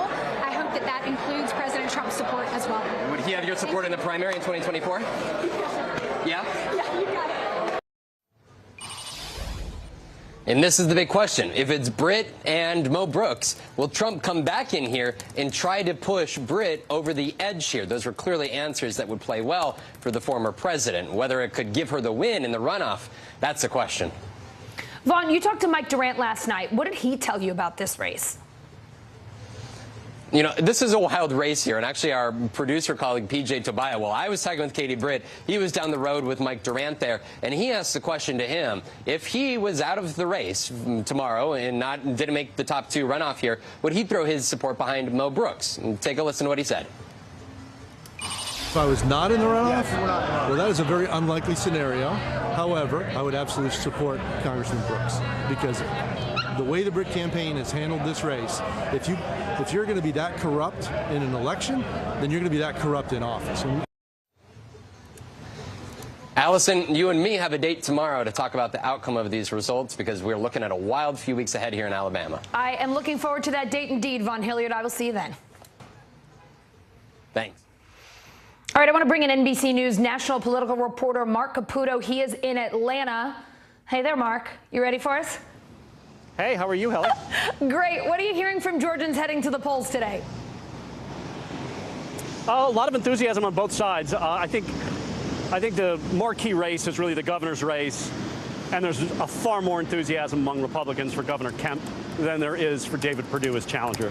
I mean, you don't want to really say an election's over until it's really over, but if all of the polls are even remotely right, it's going to be a big night for Governor Kemp. Mark, incumbent Governor Kemp has a major lead over Donald Trump's pick, David Perdue. Those are the candidates in this race. Let's talk about what that means for the president's influence over Republican voters, first in Georgia, but also big picture. Well, I mean, the reality is no one thinks that Donald Trump is Moses, or, you know, that he's some sort of magician where anything he says will just come to pass. I mean, maybe Donald Trump believes that, but I think in candid moments, he'll acknowledge that that's not true either. So there's only so much salience Donald Trump's endorsement is going to have in a race like the governor's race. It's hard to unseat an incumbent, especially an incumbent who's popular in his party, the way Governor Kemp is, and who has done things that they like. You know, he's cut taxes, he's signed anti-abortion legislation, he's signed legislation or he's brought jobs to the state. You know, these are all things that Republicans classically campaign on and brag about. And David Perdue's campaign was basically reduced to saying that there was election fraud and this conspiracy that Governor Kemp refused to investigate. And a lot of people just don't buy that because the facts really aren't there. Mark, Herschel Walker also heading the polls in Georgia's GOP Senate race. Here's what he told our colleague Ellison Barber today. You mentioned President Biden quite a few times, but you didn't mention Senator Warnock by name. Do you think you're running against Biden, or are you running against Senator Warnock? You know I'm running against Warnock because he's voting with Biden. Everyone knows that. Do you see a difference between the two of them? No, I don't. I'm going to call him, little Biden, because all his votes is just like he's voting for Biden. And that's what's so sad. And everyone sees that, but nobody want to mention it. Well, I'm not afraid to mention it. Both Walker and Senator Warnock are big names in Georgia, but Warnock has an edge in terms of political experience. What are voters saying about that? Is that an issue in this race? Well, I don't know how much of an edge Warnock really has in political experience. I mean, he's only been in office since 2021. But the fact is that these are both interesting candidates from different ends of the spectrum. And it's the first time that Georgia, I think any southern state, has had a black incumbent senator and a black challenger. I mean, this is like really an historic first. And then you add on top of that Herschel Walker, who is an icon in the state from his days playing at the University of Georgia. And then you have Raphael Warnock, who preaches from the same church that Martin Luther King had preached from. It's just going to be a marquee blockbuster race. It's going to be a lot of money spent here, maybe $150 to $200 million. It's going to be like nothing we've ever seen here in Georgia or perhaps at the nation's scene. We'll be watching. Mark, thank you so much. And you can catch Hallie Jackson Now broadcasting live from Georgia. That's starting at 5 p.m. Eastern tonight right here on NBC News Now. Democrat Stacey Abrams is waiting to see who will win the Republican primary for governor in Georgia. She's running unopposed for her party's nomination. NBC News senior digital politics reporter Alex Seitz-Wald joins me now. Alex, Abrams criticized for saying Georgia is the worst state in the country to live at an event over the weekend. Give us some of the context around that comment for people who aren't familiar with what she was talking about there, and how is she spinning that today?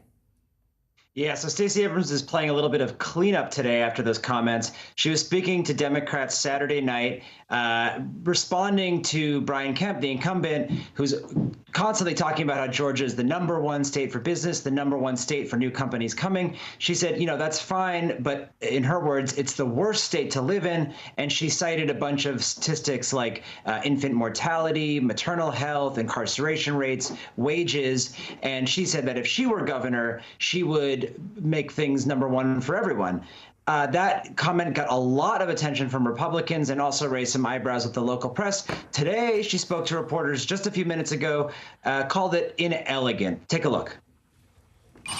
I had an inelegant delivery of a statement that I will keep making, and that is that Brian Kemp is a failed governor who doesn't care about the people of Georgia. If you look at his record, if you look at the result under his 4 years of leadership, there has been failure after failure. This is, you know, she's not even formally the nominee yet, but this is kind of the kickoff of the general election in a lot of ways. And it's going to be very intense. I will note that, though she said it was inelegant, she appeared to be speaking from notes. She had facts and figures at her disposal. So it may not have been exactly the right words, but I think it was what she intended to say at the time. Alex, Abrams lost to Brian Kemp in the 2018 governor's race. What's she saying about a potential rematch 4 years later? Yeah, that was a huge battle in 2018 with Brian Kemp, and she basically never stopped running. She actually never formally conceded the race. There were some questions about vote counting, and she alleged voter suppression. So she basically started running against Kemp from the moment that race ended. She started a group that focused on voting rights to try to change some of the laws that she said disenfranchised some of her voters, and she has been gearing up for this for years now. Take a look at what she had to say about that. 4 years ago, I warned about the failure that Kemp was going to be, and 4 years later, I'm going to prove that he was the wrong choice for Georgia. In this primary, despite not having the resources of Republicans or the competition of Republicans, what we have seen is record turnout among communities of color, among Latino and Hispanic and Black communities. Those are voters who weren't in the mix 4 years ago, and they are showing up in this primary, and we know they'll show up again in November. But it's my responsibility to give them a reason to vote, and part of my goal is to make certain they know that I see all of them, I hear them, and I will represent all of Georgia. So even though the candidates may be the same, my sources have pointed out that it may be a tougher race for Abrams. I mean, she only narrowly lost. She came really close last time, but 2018 was a great year for Democrats. This is looking like a tougher one. And Kemp, if he does win the Republican nomination today, he will have the benefit of incumbency on his side. So she will have her work cut out for her. All right, Alex Seitz-Wald, thank you. Coming up, first parents couldn't find it, now they can't afford it. The outrageous baby formula prices online next.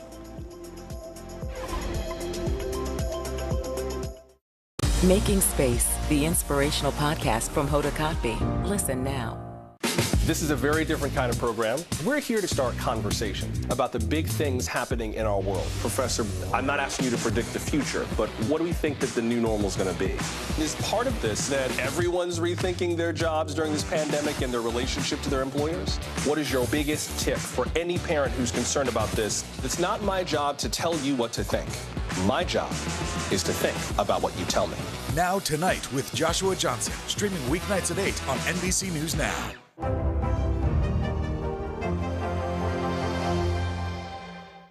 Women's basketball has been systematically held back.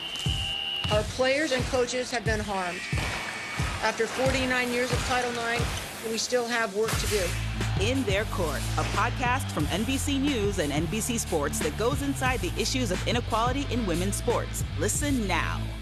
Sometimes the news can be difficult and overwhelming for kids to understand, so we've created a newscast just for them. We hope your family will watch Nightly News Kids Edition.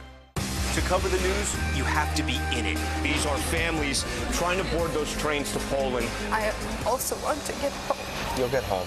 Every night, it's your news playlist. Top Story with Tom Llamas, weeknights at 7 on NBC News Now. Women's basketball has been systematically held back. After 49 years of Title IX, we still have work to do. In Their Court, a podcast from NBC News and NBC Sports that goes inside the issues of inequality in women's sports. Listen now. Women's basketball has been systematically held back. Our players and coaches have been harmed. After 49 years of Title IX, we still have work to do. In Their Court, a podcast from NBC News and NBC Sports that goes inside the issues of inequality in women's sports. Listen now. News is happening now. Look at what's making headlines around the world. Whenever it happens, wherever you are, it's here now. From Brooklyn, we're next to the subway station. The state's reservoirs are alarmingly low. War will pass them by.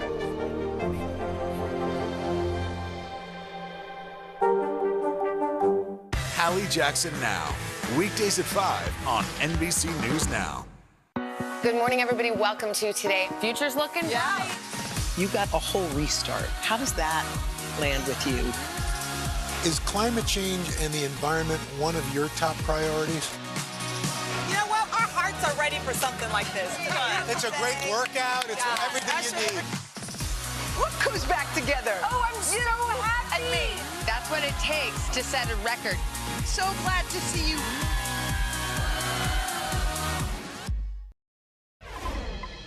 Parents caught up in the baby formula crisis now accusing online sellers of price gouging, jacking up prices as much as 300%. NBC News investigative digital reporter Jesselyn Cook joins me now. Jesselyn, you're reporting this is happening on some popular websites. Where and what are they charging? There's a lot of price gouging happening on third-party seller websites like Amazon, eBay, Craigslist, inside Facebook groups that are specifically existing to sell baby formula, and on some lesser-known websites like OfferUp. And we are seeing prices sometimes 3 times the market value. I spoke to one mom in Alabama who the prices that she was seeing on Amazon for the very specific brand of formula her child needed were so outrageous. Her husband drove 6 hours round trip to the nearest Walmart that had that brand in stock. So it really is getting out of control. I have to ask, I think the first question on all of our minds, is this even legal? There is no federal law that prohibits price gouging, and so there's a lot of pressure on these companies to be enforcing their own policies that do not allow this practice. There are some public advocacy groups that are supporting legislation that would require third-party seller websites to, at the very least, verify the identities of the sellers on their platforms, so it would be, if nothing else, easier to hold abusive sellers accountable. So how about the sites themselves, eBay, Facebook, Amazon? What are they doing to try to prevent this or punish these guys in light of the fact that there's really, no federal regulation here?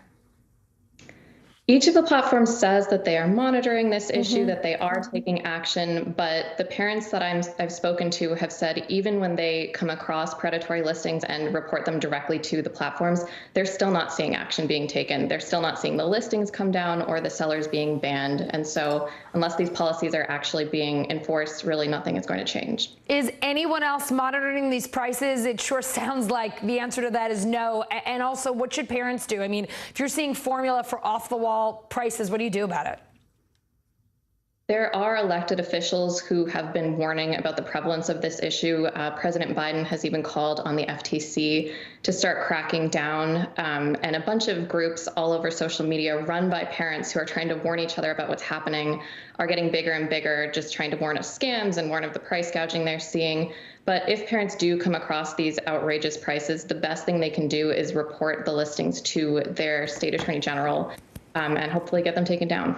All right, Jesselyn, thank you so much. Thanks for having me.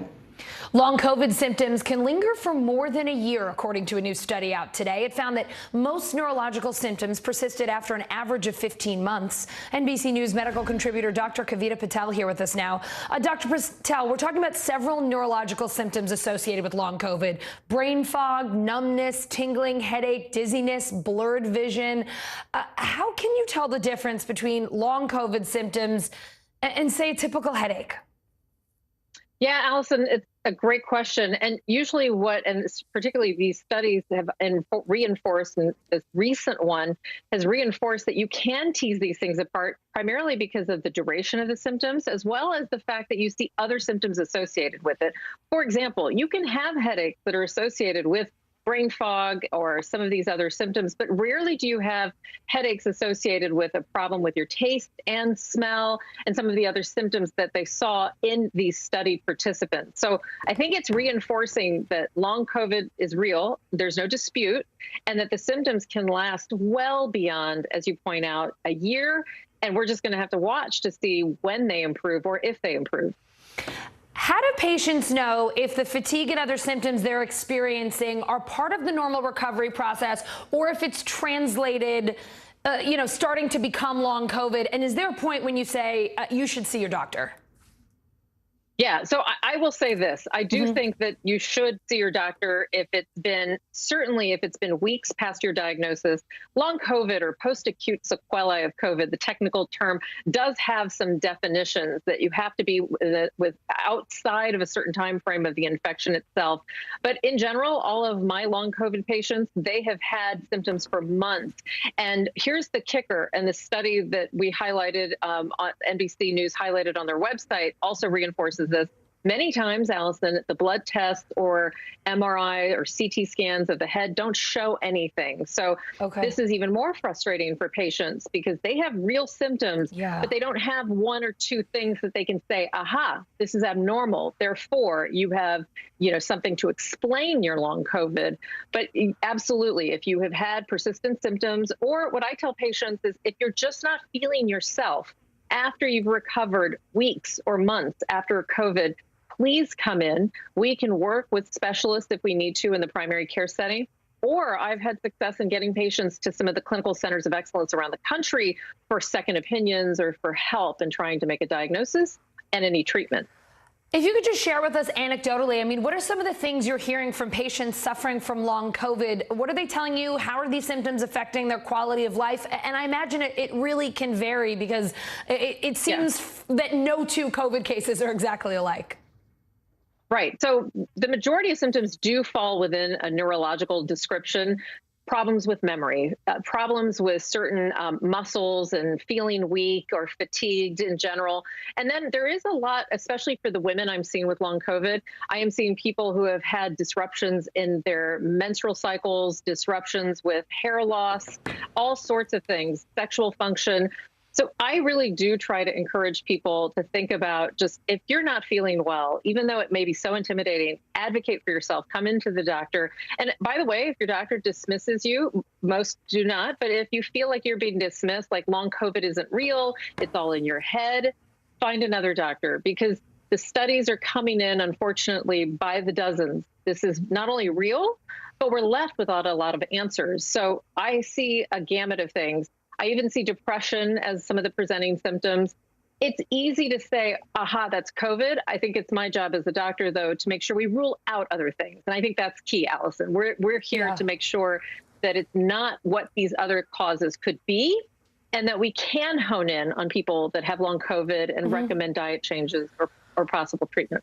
Dr. Patel, I know so many people are still wondering, why is long COVID happening? What causes it? Is there anything I can do to prevent it? Is there any correlation between vaccinations and long COVID? Can getting vaccinated reduce your chances, or there just isn't quite a correlation there?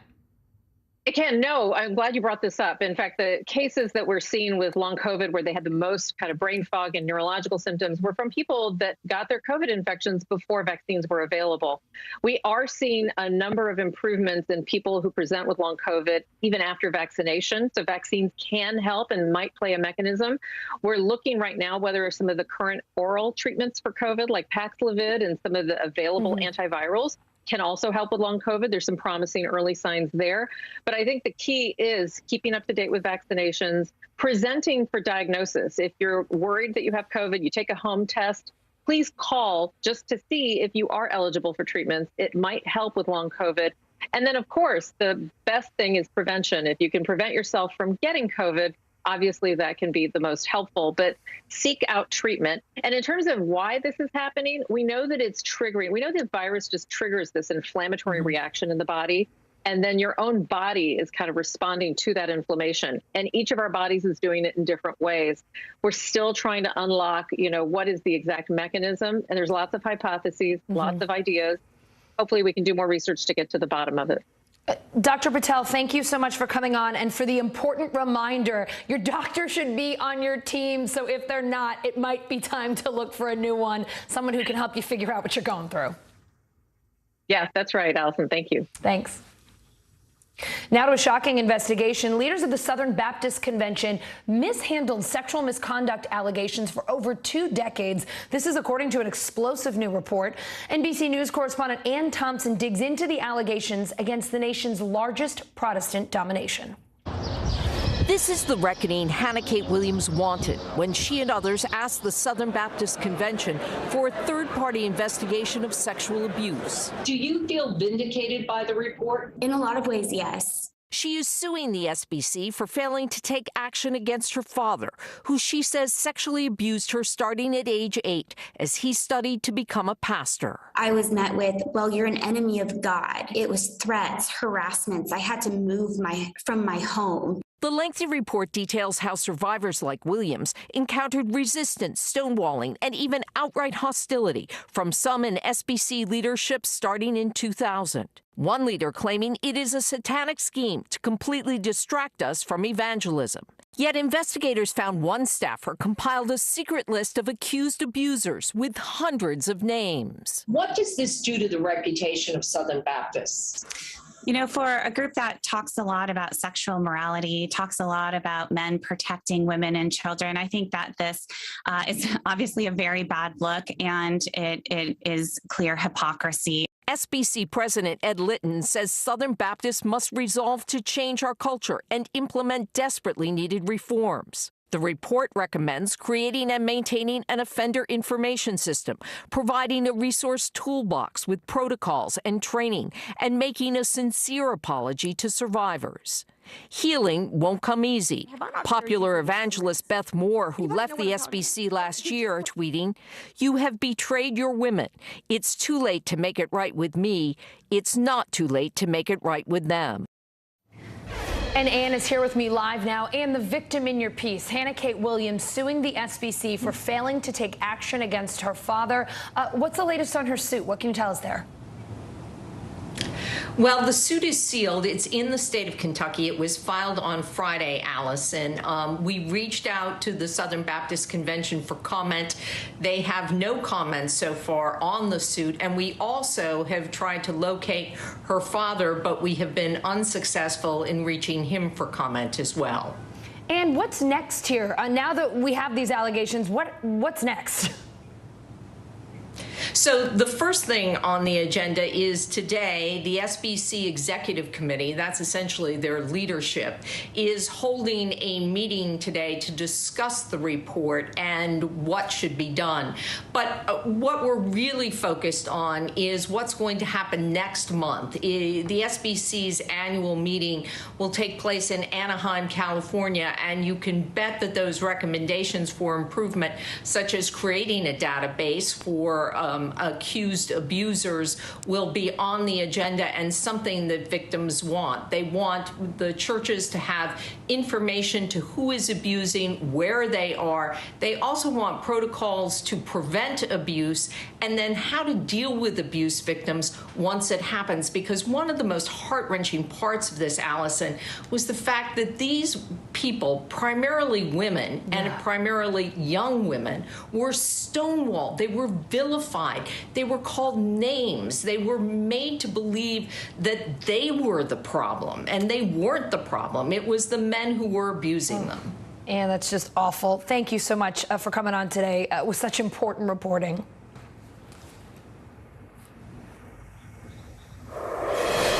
Coming up, calling Ukraine, the U.S. reaching out while 20 countries send more weapons, including some new high-tech artillery. Could it change the war with Russia? Next.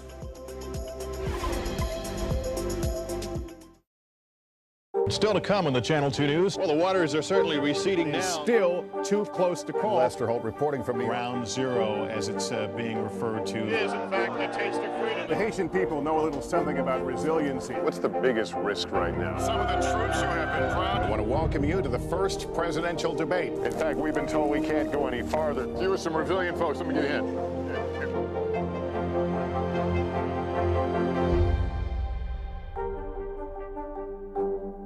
Good morning, everybody. Welcome to Today. Future's looking bright. You got a whole restart. How does that land with you? Is climate change and the environment one of your top priorities? You know what? Our hearts are ready for something like this. Come on. It's a great workout. It's everything you need. What goes back together? Oh, I'm so happy. And me. That's what it takes to set a record. So glad to see you. This is a very different kind of program. We're here to start conversation about the big things happening in our world. Professor, I'm not asking you to predict the future, but what do we think that the new normal is going to be? Is part of this that everyone's rethinking their jobs during this pandemic and their relationship to their employers? What is your biggest tip for any parent who's concerned about this? It's not my job to tell you what to think. My job is to think about what you tell me. Now Tonight with Joshua Johnson, streaming weeknights at 8 on NBC News Now. When was the last time you made space to listen to somebody? What I learned from a very young age is radical love, radical forgiveness. We are meeting people one after the next who have made profound changes. It showed a lot of personal strength for me. Why am I trying to make other people happy over myself? So many life lessons that are going on in these conversations. We're watching a transformation. Join Hoda Kotb for her podcast, Making Space. Listen now. What would you like to see from the federal government to keep Buffalo safe? If there is legislation brought to you to ban contraception, would you sign it? What should be focused on that could reduce inflation and avoid a recession? If it's Sunday, it's Meet the Press. Making Space, the inspirational podcast from Hoda Kotb. Listen now. Women's basketball has been systematically held back. Our players and coaches have been harmed. After 49 years of Title IX, we still have work to do. In Their Court, a podcast from NBC News and NBC Sports that goes inside the issues of inequality in women's sports. Listen now. From Brooklyn, we're next to the subway station. The state's reservoirs are alarmingly low. War will pass them by.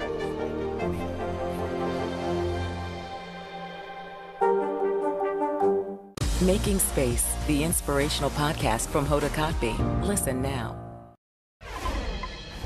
Russian troops closing in on key cities in eastern Ukraine, trying to take over the Donbas region. In a phase of the war President Biden is calling a dark hour for the world.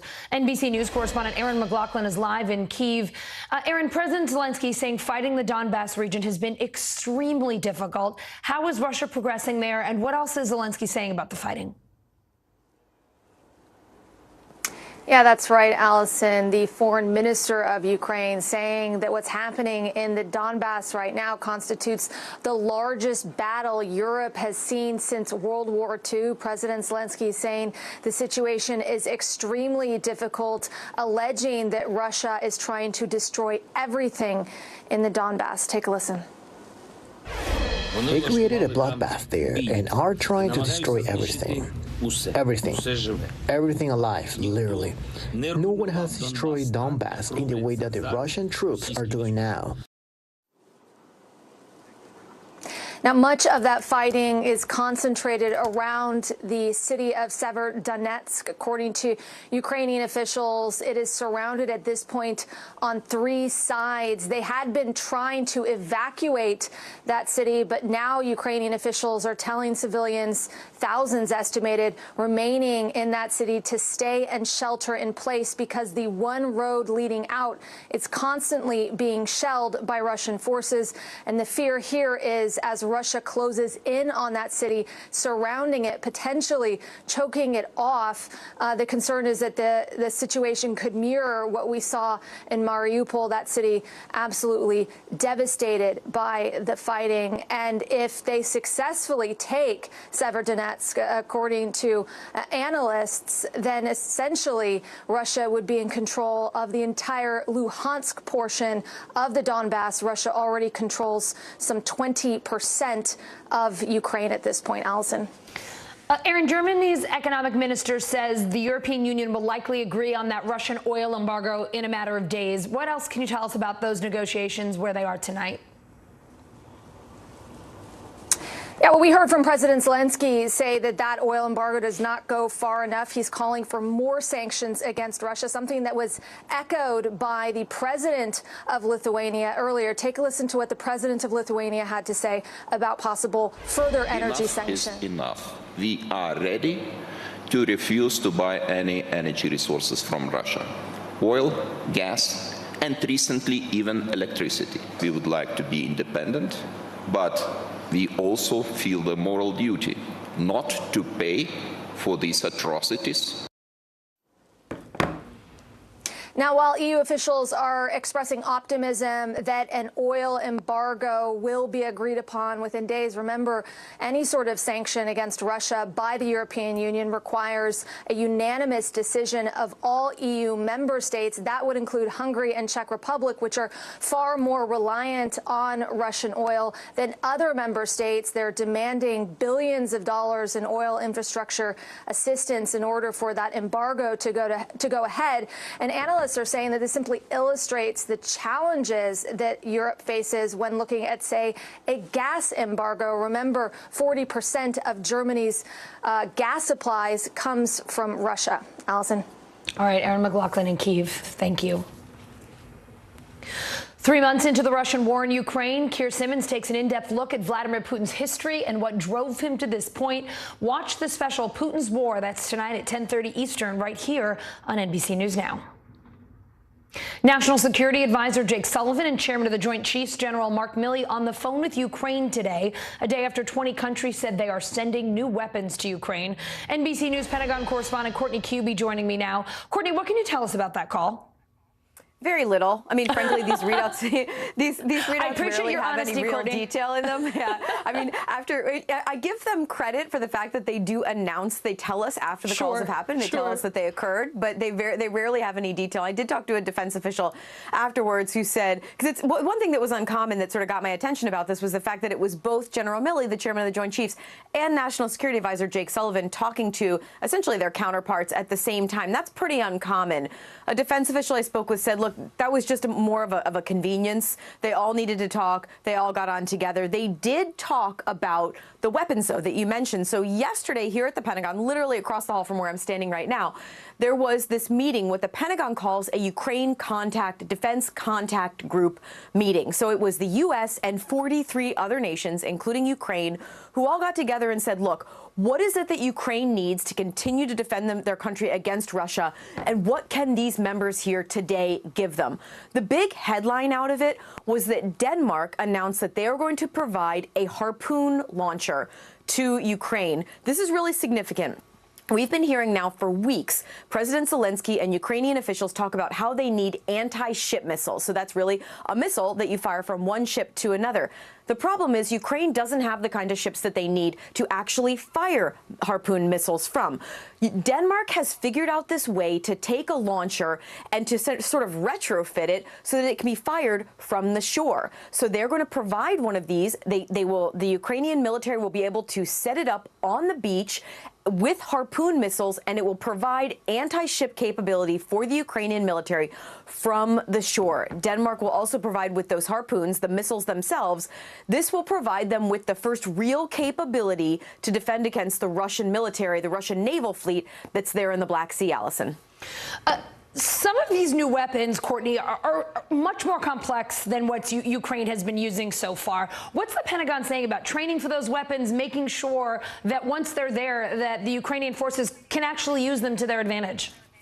So this is something we've been hearing since before the invasion, that, you know, the kinds of weapons that Ukraine said that they needed to defend against Russia are just many of them are things that they just don't have. They're not trained on. But the reality is, as this invasion took place, as the war has progressed, the U.S. and other nations have been not only providing these more advanced weapons, but they've been providing them with the training. And in many cases, it's working. So things like the artillery that we've heard a ton about, it's really the battle of the Donbass. What's going on right now is an artillery fight for the most part. The U.S. is providing them with those. They're providing them with 200,000 artillery rounds for this fight, and they are training the Ukrainian military, artillerymen, most of them, on how to use these more advanced, what the U.S. calls howitzers. They're also training them on the switchblades, these drones. They're training them on the Phoenix Ghost, another kind of drone that's able to deliver ammunition, essentially to crash into something on the ground with an explosive on it. So it's a potential to be, you know, as destructive as to take out a tank. So they have proven that they can train them. One of the weapon systems we've heard a lot about lately that the Ukrainian military really wants is what they call long-range fires.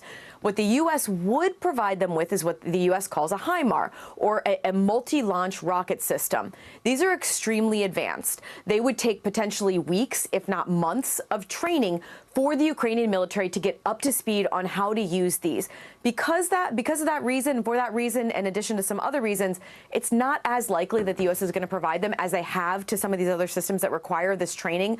But what's proven true over the last few weeks is just because the Ukrainian military is not trained on a system, it doesn't mean that they cannot learn them and they cannot be sent to them. Courtney, let's talk China and Taiwan for a moment. Given all the resources the U.S. has committed to Ukraine so far, what's the Pentagon saying about having enough military power, enough support for Taiwan if China tries to invade? So we always get the canned answer on that, frankly. You know, that we have the U.S. has the ability to defend, and they're not concerned that this massive influx of weapons that the U.S. has been providing to Ukraine over the last 90 days or so, they're not concerned that that's actually impacting U.S. military readiness. But I specifically tried to press General Milley, chairman of the Joint Chiefs, yesterday on this issue, not just on what this could look like if the U.S. was really engaged in two conflicts with the two main, what the military calls a near-peer competitor at the same time. It's what the military also would often call strategic simultaneity, which is they would be going after two major powers at the same time. General Milley would not talk about it. He didn't want to talk about how dangerous it would be for the U.S. military to be directly involved in any kind of conflict with China in Taiwan. But the reality is, defense officials behind the scenes, they say, look, if the U.S. were to get pulled into a conflict with China over Taiwan, they have the ability to carry that out, but it would be tough. When you look at what the U.S. is doing to help Ukraine right now, going to war with China would be a huge lift. Courtney, I appreciate all of your honesty today. Thank you so much for being so candid. You bet. Thanks. Coming up, hot dogs, hamburgers, beaches, and crowds. We're getting geared up for Memorial Day weekend after the break.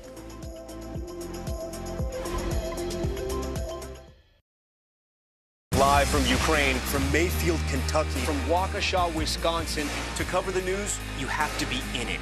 This is how so many towns and cities are protecting themselves. You can actually see they're pushing the gates open. I also want to get home. You'll get home. You'll get home. Do you remember any tornado as bad as this one? You look at this and you're thinking, we're not going to have power for weeks, if not months. Exactly. Every night, it's your news playlist. Top Story with Tom Yamas, weeknights at 7 on NBC News Now. Women's basketball has been systematically held back. After 49 years of Title IX, we still have work to do. In Their Court, a podcast from NBC News and NBC Sports that goes inside the issues of inequality in women's sports. Listen now. Good morning, everybody. Welcome to Today. Future's looking bright. You got a whole restart. How does that land with you? Is climate change and the environment one of your top priorities? Sounds so good. Love it. Live from Ukraine, from Mayfield, Kentucky, from Waukesha, Wisconsin. To cover the news, you have to be in it. This is how so many towns and cities are protecting themselves. You can actually see they're pushing the gates open. I also want to get home. You'll get home. You'll get home. Do you remember any tornado as bad as this one? You look at this and you're thinking, we're not going to have power for weeks, if not months. Exactly. Every night, it's your news playlist. Top Story with Tom Llamas, weeknights at 7 on NBC News Now. News is happening now. Look at what's making headlines around the world. We're coming on the air with breaking news. This is a significant moment. Whenever it happens, wherever you are, NBC News, streaming free now.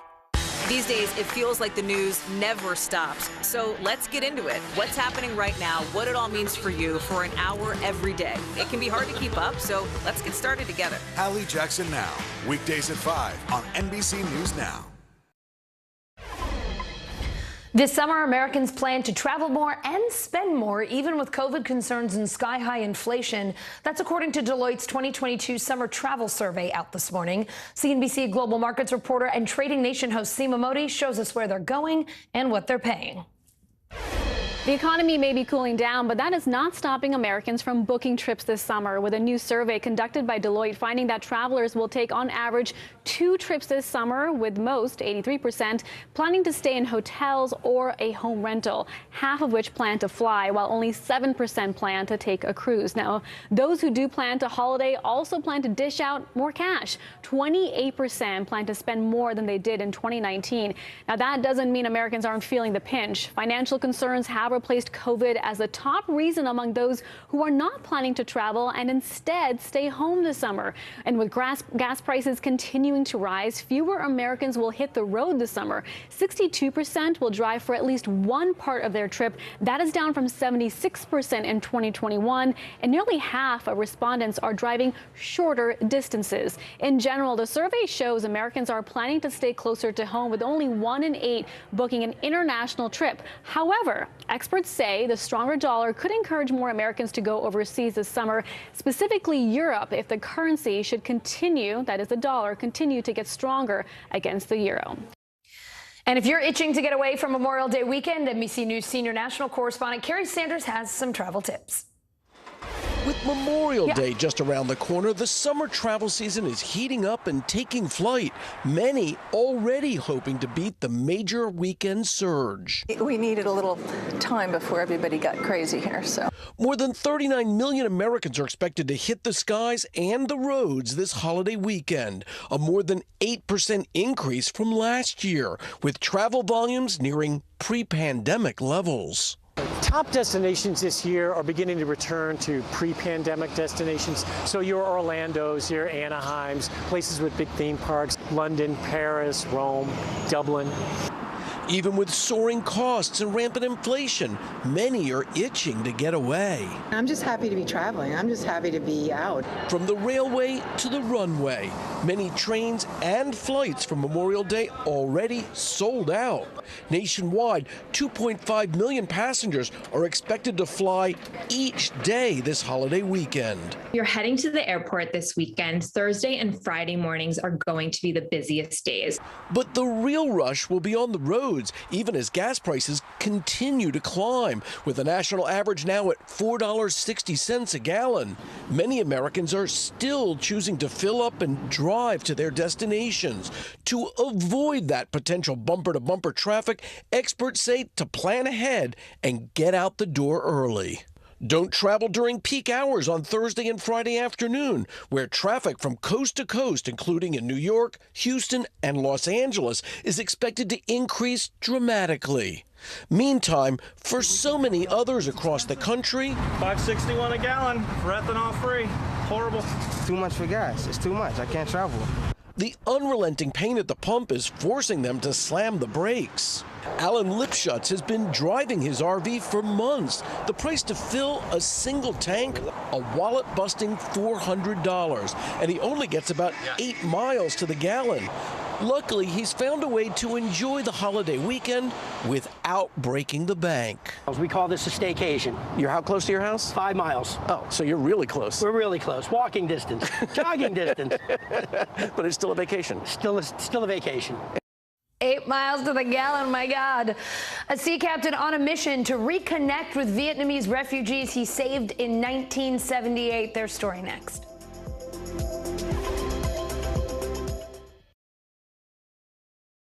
Top Story with Tom Llamas is your news playlist on NBC News Now. And now, you can listen to it as a podcast, available anytime and anywhere. The fire has grown leaps and bounds. What you see behind me is typical. How you doing? Pretty bad. These days, it feels like the news never stops. So let's get into it. What's happening right now, what it all means for you for an hour every day. It can be hard to keep up, so let's get started together. Hallie Jackson Now, weekdays at 5 on NBC News Now. Making Space, the inspirational podcast from Hoda Kotb. Listen now.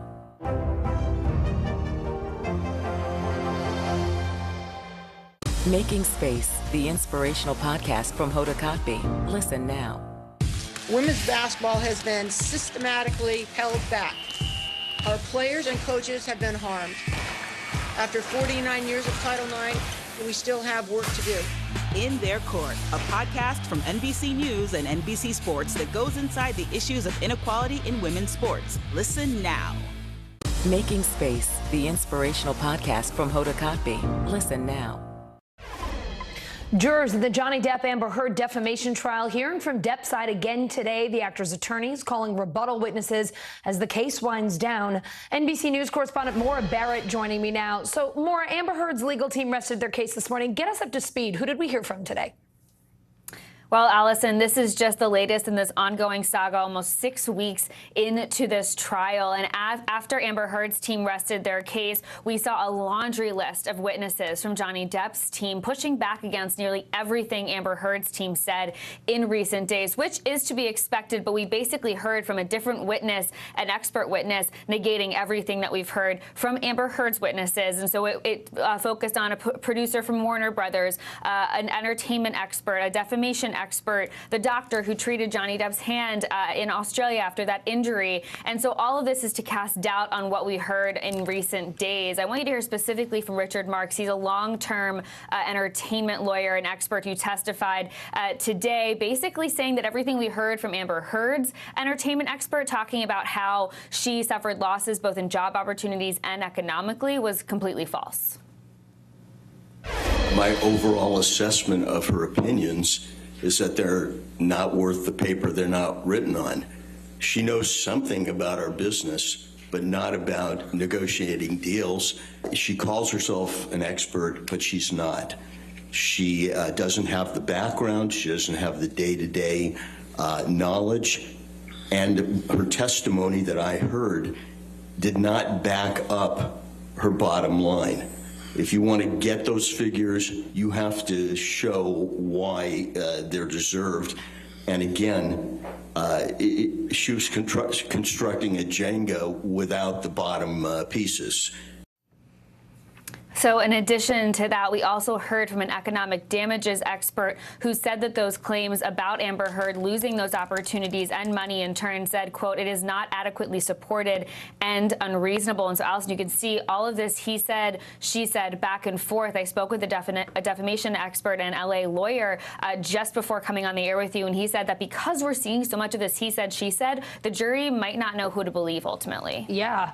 Maura, one of the big witnesses everyone wants to see this week, Johnny Depp's ex-girlfriend, Kate Moss. She's expected to testify on Depp's behalf. What are you watching for there?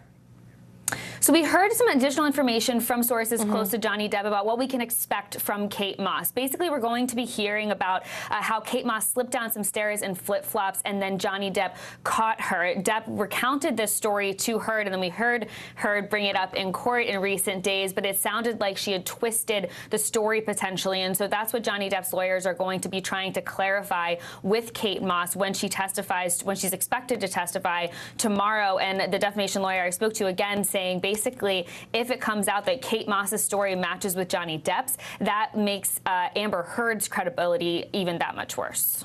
Maura, yesterday Heard's team made a last-minute decision not to call Depp back to the stand. What's the latest on whether his legal team will bring him back before closing arguments? Any new insights there? Again, we expect to see Johnny Depp get called again by his own team. And basically, the speculation is around the fact that you've seen all the social media buzz, who hasn't, right? Yeah. But there's a lot of pro-Johnny Depp voices out there. And so it could be a good, strong point for Johnny Depp's lawyers because they see that support around Depp. Now, the opposite effect, though, basically, once he gets called up again, that means Amber Heard's team would get the opportunity to cross-examine him, which means that they do get to question him again based on everything we've seen in his interactions in court and how he's been reacting in court. And so there is that cost-benefit analysis his team has to do. But it seems that based on what we're seeing in terms of social media and general public reaction and what they can expect the jurors to respond and how they can expect them to respond, that this might be something they move forward on. But again, they could change their minds ahead of the end of this week. All right, keep your eye on this space. Maura Barrett, thank you. A story of bravery and bonding for decades in the making. 51 Vietnamese refugees rescued at sea after the fall of Saigon, reconnecting with the man who saved them. NBC News correspondent Vicky Nguyen was there for their emotional reunion. Lisa Dam reuniting with the man she last saw when she was 19 years old. Then, as now, she credits him with saving her life. Oh, you did it. Without you, we would not have been here. You're here. That's the main thing. That's all we ask for. Yeah. In 1978, Lisa and 50 other Vietnamese refugees were fleeing communism after the fall of Saigon. But they got lost in the South China Sea, 33 adults and 18 children, adrift on this fishing boat, low on fuel and hope. How dire was the situation? Many ships passed by and didn't rescue us. But death would not be their destiny, thanks to a man who was chief mate on this container ship, George Peterson. I'm the captain's right-hand man. He told me to go down on the boat, tell them they can have all the food and all the water, but we really can't take them up. But George insisted on bringing them all on board, prepared to accept any consequences. What made you think we can't just give them food and water? We need to rescue them. Any human being can see that if somebody needs help, you give them help. Armstrong, now an attorney for the city of Los Angeles, and his brother Van were 4 and 9 at the time. But I do remember seeing for the first time huge men with blue eyes, big muscles, like literally carrying us, from the little boat up to the ship. That decision that he made changed everything for us. For years, George tried to find the 51 refugees. The breakthrough? A neighbor saw this photo and found one person on the list of names George kept. It was Minh Nguyen, the first refugee to reconnect with George back in 2018. Many of them, like Lon Trong, wanting to make him proud. I became a social worker. I want to give back to the community to help other people like George has inspired me to do. Now 88, George is still hoping to find the 23 people he has yet to reunite with. That's your dad. Isn't that crazy? Until then, gratitude. You were the right person in the right place and the right time. Thank you. And unending love.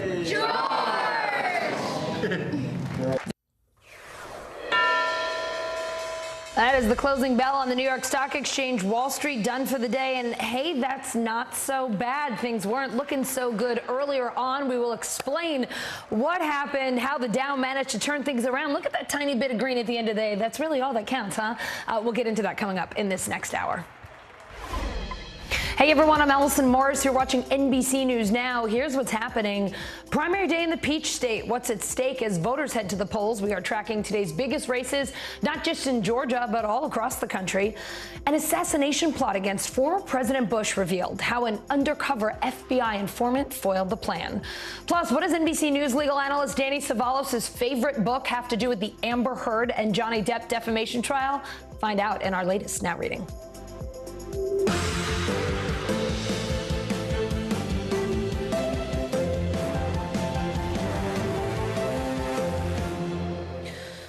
We start this hour with key primaries in 5 states. NBC News senior Capitol Hill correspondent Garrett Hake is in Laredo, Texas. NBC News correspondent Dasha Burns is in Philadelphia with the latest on that still undecided GOP Senate primary in Pennsylvania. But first, we go to NBC News correspondent Ellison Barber in Atlanta. The Georgia Senate primary is a crowded field, at least on the Republican side, but there has been one clear leader really for the majority of this primary season, and that's football legend Herschel Walker. His closest competitor is more than 50 points behind him, according to the latest poll. He is expected to win the Republican nomination this evening. not just win it, but win it by a lot, and then go on in the general election to face incumbent Democratic Senator Raphael Warnock. In the gubernatorial race, that is one that on the Republican side, the primary, it has become a proxy battle, if you will, between former President Donald Trump and former Vice President Mike Pence. And it's a battle that, according to the polls right now, seems to be one that former President Donald Trump is going to lose. Trump played a factor in the race on the Republican side when it comes to the Senate. He supported Herschel Walker. He's actually the person who encouraged him to run. But when we spoke to Herschel Walker today, he said moving forward, regardless of whether or not Trump liked or supported the other Republicans in this state, he says he will work with them. Listen. The presence of Donald Trump has loomed large there. Do you think you will be able to work with Brian Kemp if he is elected? And what about Brad Raffensperger? Well, there's no doubt. You can work with anyone on the Republican side. And you know, I think President Trump, he's going to want this to be the same thing that happened to this state and to this country. He wants to see what's best for both of them. I think there's some bad grapes on both sides, but I respect President Trump a great deal, and I always will. He's a good friend. You know, he got behind me because he knew I'm going to get the job done. But at the same time, he doesn't run what I do in my decision. And I know for this state of Georgia, from what's going on right now, from going around doing my listening sessions, people want this economy to get better. They want these people on the streets to have safety, and that's the problems we're having is we keep fighting rather than worrying about the people we're supposed to represent. And so we got to stop that now. Do you want Donald Trump to come down here and campaign for you? No, I never. If he want to come down, I told him he and his family could come down. President Trump has always been a friend, and that's what people want me to keep saying. Is he not a? President Trump has been more than just a friend. You know, I've known him since 1982, and I said I want him to come down. I want all Republicans. When I win this, I want all Republicans to come down and campaign for me because we got to bring this party together. Everyone knows that. You know, there's no sense in us fighting about it. Right now, what's going on in the state of Georgia, what's going on in this country, we can't live like this. And let's be honest, and with this inflation the way it is, and with you know, right now the border, let's be honest. And I said that's what we got to do. The only way we're going to get it done is to quit fighting among ourselves. You know, I learned from playing football, if the team is fighting among themselves, you're never going to win. In a hypothetical matchup between Herschel Walker and Senator Raphael Warnock, according to a poll recently conducted by our affiliate here in Atlanta, WXIA, the margin between the two of them, it's very close. Warnock was ahead in that poll of Herschel Walker in this hypothetical matchup by 5%. Both men have enormous name recognition in this state, and their race moving forward is a race that will likely determine who controls the United States Senate.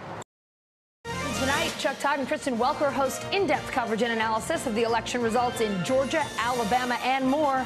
Watch Meet the Press Election Night Special. That's tonight, starting at 8 p.m. Eastern, right here on News Now.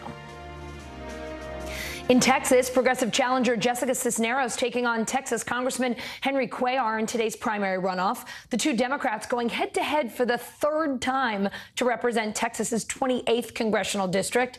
NBC News senior congressional correspondent Garrett Hake is in Laredo, Texas. So, Garrett, neither candidate got more than 50% of the vote in the March primary. That triggered this runoff.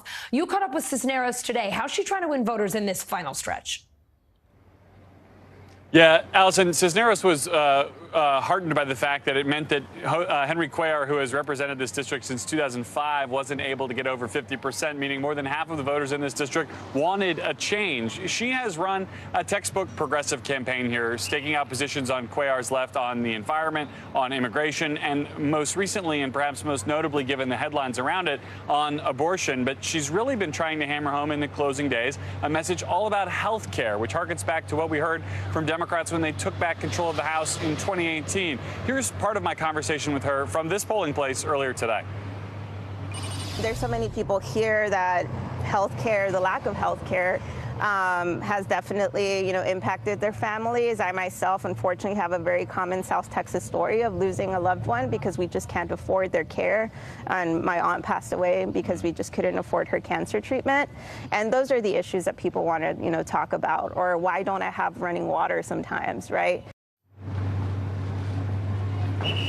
So it's really come down to this is a campaign that has been quite nationalized over the last few weeks, but you hear people talking about very local issues there, including Cisneros, the lack of water from the freeze that happened in this state 2 years ago now, the lack of health care access that drives some people to go across the border into Nuevo Laredo in Mexico to get care because they simply can't afford it here. Those will be the issues that Cisneros' campaign hopes are driving voters today in this primary runoff. Yeah, so Garrett, let's talk more about Cuellar. He's backed by House leaders, even though he's the only House Democrat who opposes abortion rights right now. How is that and some of the other hot issues playing out in Texas right now?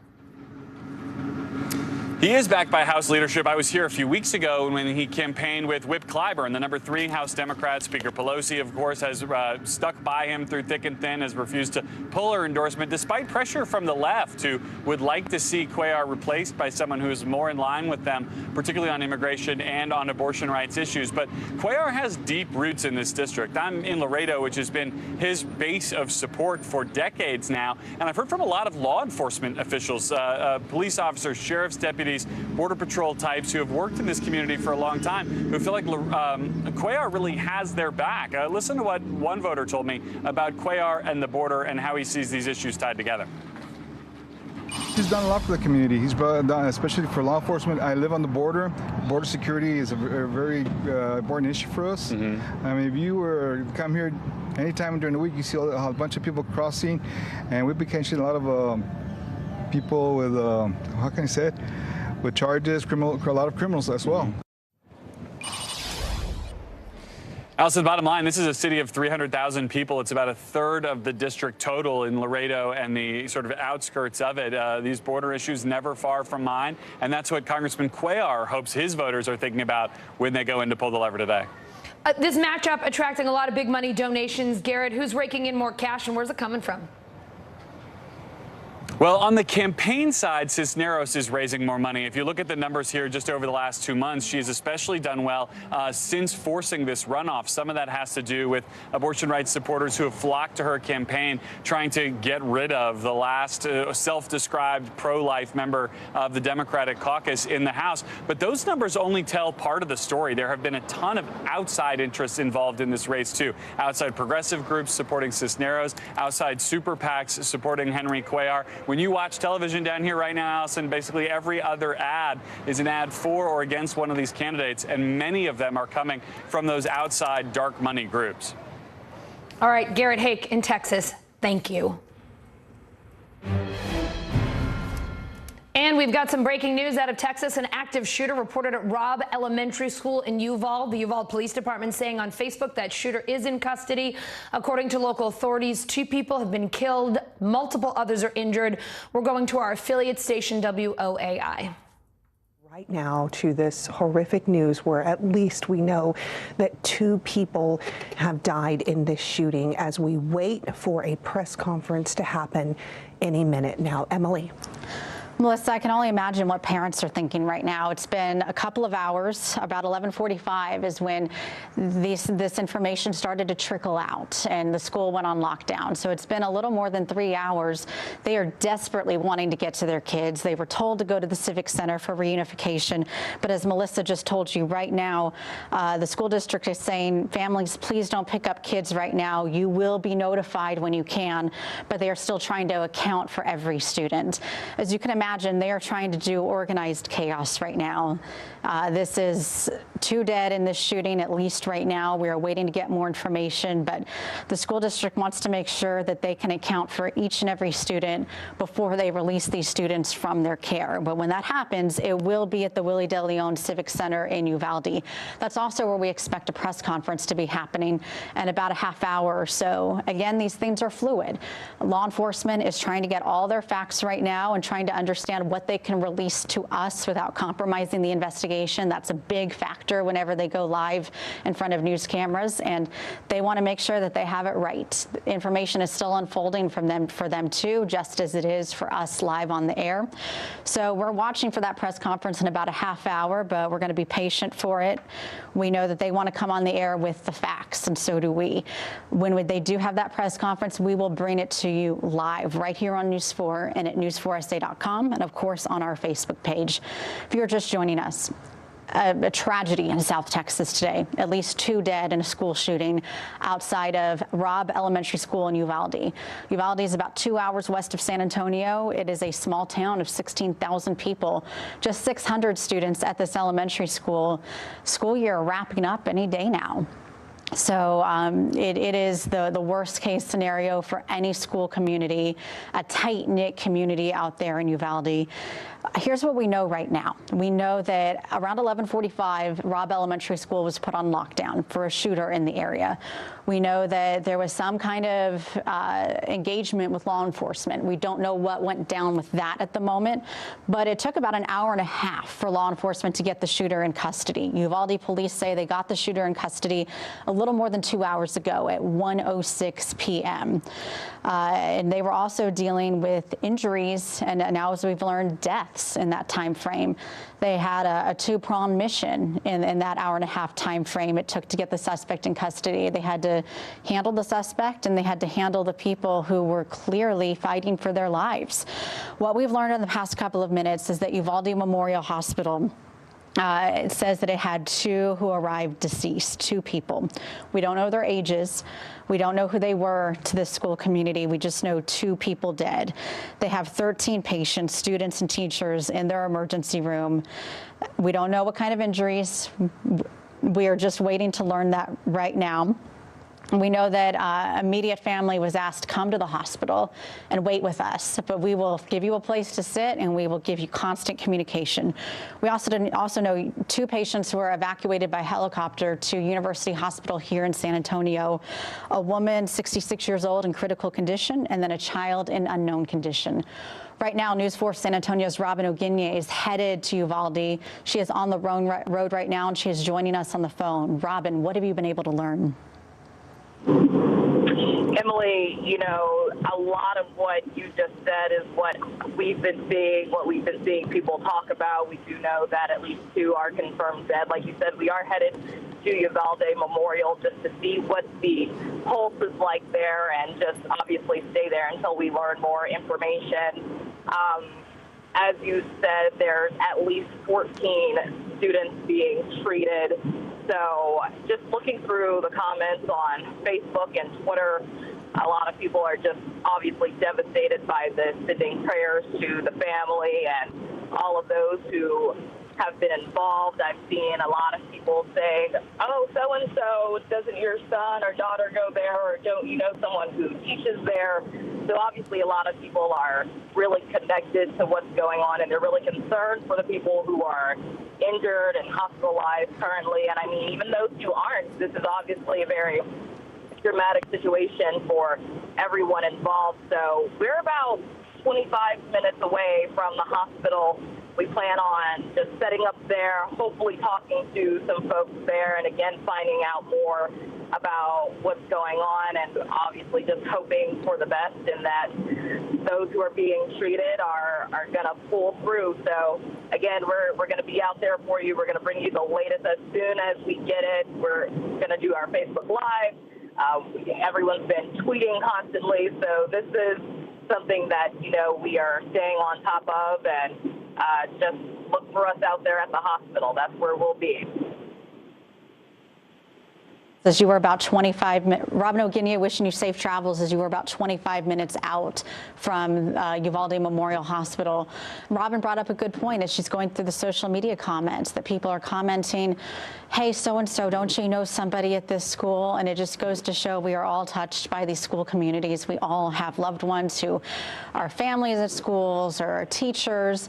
And it also goes to show that, unfortunately, tragedies don't just happen in big cities. Oftentimes they happen in these small towns, and we remember them all. Sutherland Springs, Newtown, Connecticut, unfortunately Uvalde, Texas, now being added to that list.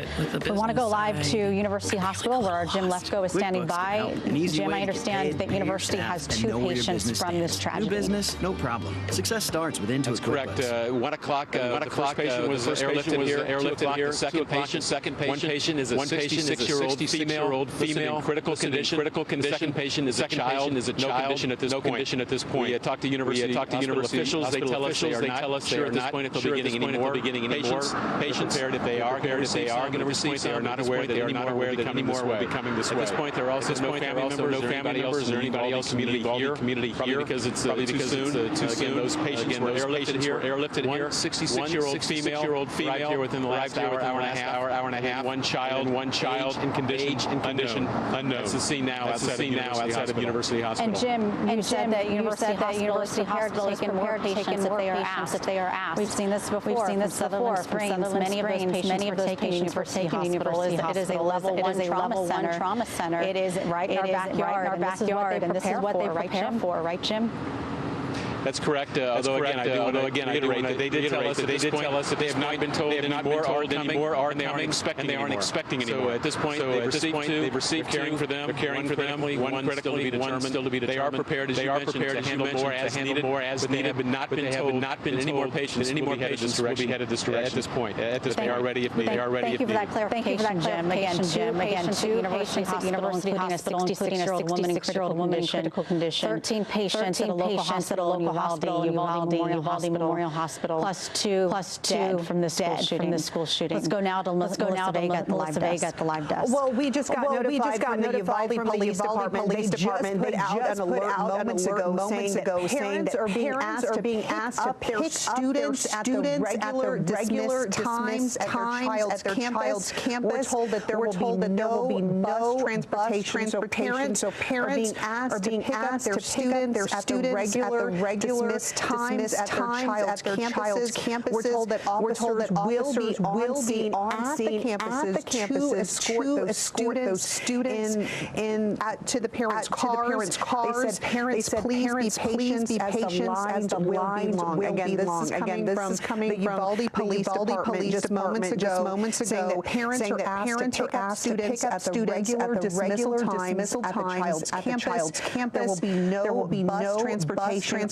Officers will be on site to escort students to the parents' cars. Parents, please be patient as the lines will be long. So, of course, parents from other schools waiting to pick up kids as well. But as we've been mentioning, Uvalde, a small, tight-knit community impacting so many people here and beyond. We are continuing to follow that reaction on social media. A lot of thoughts and prayers going out to the Uvalde community this afternoon as we wait for that press conference to learn more information about the shooting where we have learned at least two people have died, 13 others injured. And again, as Jim mentioned, to University Hospital, a 66-year-old woman in critical condition and a child as well. We're going to continue to follow updates for you here at the live desk.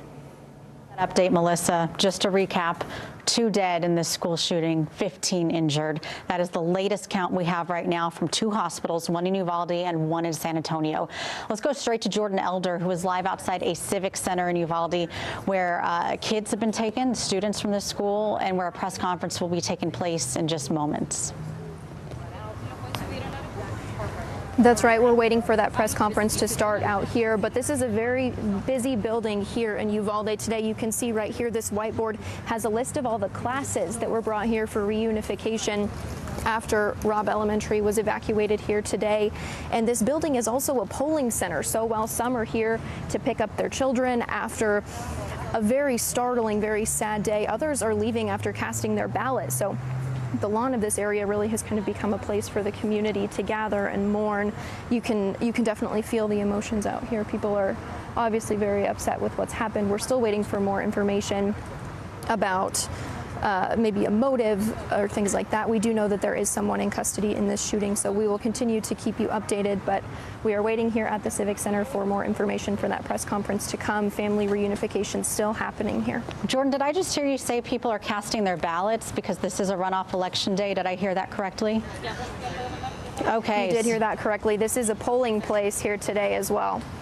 That just goes to show in small towns, there aren't that many big places. This is a polling place for the runoff election today that is taking place all across Texas. And this is also where they are taking all the students, 600 students at this school, to be counted, be held accounted for, and be reunified with their families. And it's going to this might take a second, but can you ask your photographer to zoom in on that whiteboard with the classes? Yes, Colton, they're going to have you zoom in right on this whiteboard here. They've got a list of the classes that are here available for reunification here. So I'm reading along with you, Jordan. I see subject matters, or I see teachers' names. Can you describe for us what we're seeing? Yes, we've got last names of teachers on this board here of the classes that were brought for reunification after being evacuated from Robb Elementary. We have seen in the last few minutes a couple parents and children trickle out of this building, visibly upset, obviously, after what's happened today. But these are all the classes that are here for reunification. And I'd like to hold on this shot for a moment longer, because this is the most concrete information we have had in the past couple of hours about who exactly has been taken to this reunification center at the Civic Center. You are looking live at a whiteboard that's been set up to help keep things organized as these students are taken to this Civic Center to be counted and be reunified with families. They're keeping it organized by classes. This was an elementary school, so we're still at, the age in kids' lives where your classroom is your identity. So these are the teachers whose classes are there right now. And as Jordan Elder, you just reported, lots happening. We have kids being reunified at the Civic Center. We have a press conference about to take place at the Civic Center with law enforcement, and it's voting day at the Civic Center. I think we've lost contact with Jordan Elder there, so thank you, Jordan. We're going to let her get ready for that press conference that's taking place in just a couple of... Oh, Jordan, you hear us? Yes. Have you heard from any families yet who are there? We have spoken to a few families, obviously very upset about what's happened over toward the school. We spoke to a man whose son was in high school, but obviously was locked down, so they were waiting to go be unified with him again after school. There are protocols that the district has outlined for other schools, because even though this happened at Robb Elementary, all the schools went on lockdown. So he's waiting to see his son. That is new information, Jordan, that all the schools went on lockdown. So can we expect students from every school in this district to be taken to the Civic Center? No, not every district will be taken to the Civic Center. I am looking right now. And we're going to give you time to do that. If you're watching us live, this information is unfolding with us right now as we speak. So we're going to give Jordan some time to look up that information. But we know that this press conference will be taking place soon, we hope. But we know that law enforcement needs time to get all the information gathered so they can give us the most accurate information. Jordan, what have you learned about school pickup if you're still with us? So parents are asked to pick up their students at their regular dismissal time at their school, but there will be no bus transportation. So parents will need to go to their child's school to pick them up this afternoon. Officers will be on site to escort the students to their parents' cars, and that is coming from the Uvalde district. They say, please be patient as lines will be long. And obviously emotions will be high after such a tough day. Yeah, let's talk about those emotions. State Senator Roland Gutierrez told us a few moments ago that this is going to be a sad summer for the community. Describe to me the emotions you are seeing in people's faces and hearing in their voices. Well, obviously this whole community is in mourning, a very tight-knit community like this. This is something that they never expected to happen here. So there are a lot of people who are coming here learning more information about what's happened and grieving with each other, especially since this is also a polling place here today. A lot of community members are coming here for more information and to kind of talk about it. So definitely high emotions. What kinds of things have you heard from people? Because every school district across the United States prepares for active shooters. It is an unfortunate part of our reality. They do these drills. Did they ever think it would happen at their school? So the family that we talked to outside of Robb Elementary who was waiting for their high schooler said that they did know that their child was prepared for something like this, but still get so worried for your child, even if it's not happening at their school, just because it kind of gives you a reminder that things like this can happen in your community. So parents, even parents beyond Robb Elementary, are definitely feeling the stress of this tonight and wanting to see their child and hug their child. Have you heard anything about how they're communicating with their children through cell phone, through phone calls, texts? So the man we spoke to had been speaking with his child via cell phone. They had been texting. He let his father know that he was safe today at school. But again, that was at the high school. That was not at Robb Elementary. Jordan, describe to me what the father's emotions were when he told you that. I mean, that's like, it doesn't feel like reality at that point. I mean, was he in shock? Was he distraught? Bring me those emotions. He was definitely in shock. He was on the phone with other family members as we were talking, in fact, letting them know even further that their son was okay and what had happened. And they were a family that a lot of them live around here, so they were spreading the word that their son that was in high school was okay, and they were kind of getting information out to other family members as well, but definitely shocked, distraught. You could see all those emotions flashing across his face as he was relaying to other family members that his son was okay. Jordan, as we're live, I'm going to ask you to ask your photographer to zoom out a little bit on the Civic Center. Right now we have a shot up outside the elementary school, but I'd like to see a wide shot of the Civic Center so we can show people where the press conference will be happening, where families will be reunified with their students.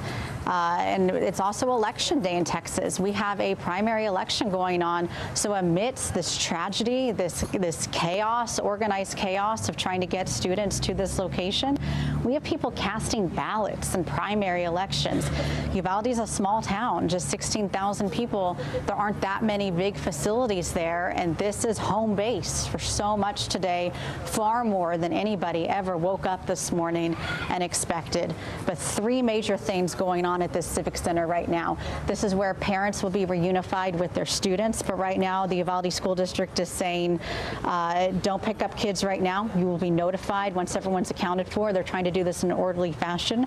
We expect a press conference to be happening later, and we know people are casting their ballots in the primary election. So thank you, Jordan Elder, and your photographer for going live right now. We're going to get back to you in a few moments. Right now, we're going to go live to University Hospital in San Antonio and our Jim Lefko. Jim, 2 patients right now at University Hospital, correct? That's correct. We just got an update. The younger child, she is a 10-year-old girl. She is in critical condition. She joins the 66-year-old female who is also in critical condition. So the 2 patients who have been brought here from Uvalde to University Hospital, both listed in critical condition. They believe that they arrived here about 1 and 2 o'clock by helicopter. At this point, the conditions have been verified as critical for both the 66-year-old woman and the 10-year-old girl. And Jim, it's unfortunately not shocking that they are in critical condition. If they are being evacuated by helicopter to San Antonio from as far away as Uvalde, that means they really needed the resources we have in San Antonio. Right. You know, in these kind of unfortunate situations, they have to triage and get their most, critical and urgent patients to the places that can treat them.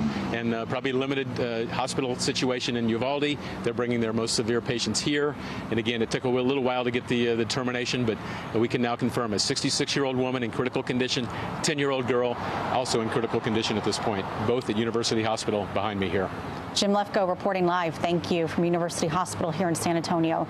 If you are just joining our live coverage of a deadly school shooting in South Texas, let's reset for you. Let's get you the facts. This happened at Robb Elementary School, 2 hours west of San Antonio in the Uvalde School District. We know this started around 11:45 when Robb Elementary School went on lockdown. We learned that other schools in this district went on lockdown as well at the same time, but this was all happening near the backside of Robb Elementary School. There was a shooter in the area. Law enforcement was engaging with that shooter for quite some time. They took that shooter into custody at 1:06, according to Uvalde police. But at the same time, they are trying to deal with that shooter and get the shooter into custody. They're also trying to help the people who were injured and how this happened. We don't know the sequence of events. We don't know how all these students and teachers were injured. We just know that right now, 15 injured, 2 dead. Here's the breakdown of what we know so far when it comes to that. Uvalde Memorial Hospital tells us that they had 2 people come in deceased. 2 dead in this school shooting. They have 13 patients, students and teachers in the emergency room. We don't know how they were injured. We just know that they're in the emergency room. We know that immediate family by now is likely there. They were asked to come. Uvalde Memorial Hospital says we have a place for you on our cafeteria on the 2nd floor of the hospital where you can wait. We will be in constant communication with you as we learn more. We also know that the 2 people Jim was just talking about were evacuated by helicopter to University Hospital in San Antonio in critical condition. A 66-year-old woman, a 10-year-old girl. Let's go live now to Melissa Vega at the live desk. Melissa. Well, Emily, we are continuing to follow that reaction on social media right now. We are hearing from Congressman Tony Gonzalez. We want to read a little bit of what he is saying. My heart breaks for the city of Uvalde. And he's also saying he has another updated tweet that we want to bring you. And he says, as we learn more details of today's event in Uvalde, I am heartbroken for our South Texas community. It is devastating when our innocent children become the victims of senseless violence. We are devastated. He goes on to say, while we monitor this situation, remember that Uvalde, while rocked by today's events, is strong and resilient. In this time of trepidation, our office is always here to do whatever we can to help. We are family, and we will continue to be here for each other. This is from Congressman Tony Gonzalez in a tweet that he just tweeted out moments ago. And there is a lot of reaction coming in on social media right now, praying for the small community of Uvalde as we wait to learn more. There's also information coming out that there could be more victims than what has been previously reported. Again, we are still waiting on confirmation from law enforcement at this point.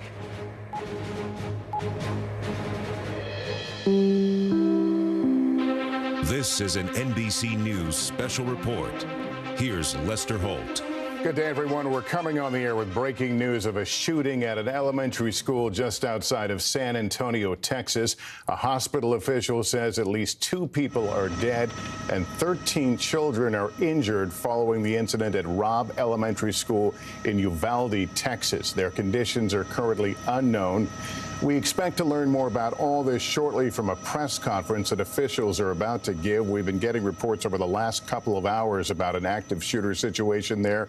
But again, few details have made their way out of there. I want to go to NBC News correspondent Gabe Gutierrez, who's been watching and monitoring the situation. What do you know, Gabe? Well, Lester, we want to be very careful right now because the numbers often change here, and we're just starting to get those details. But what we do know is that there is a massive law enforcement presence down in Uvalde, Texas, with the Uvalde Police Department taking the lead in this investigation. I've also been in contact with the Texas Department of Public Safety, who is sending resources there to the scene.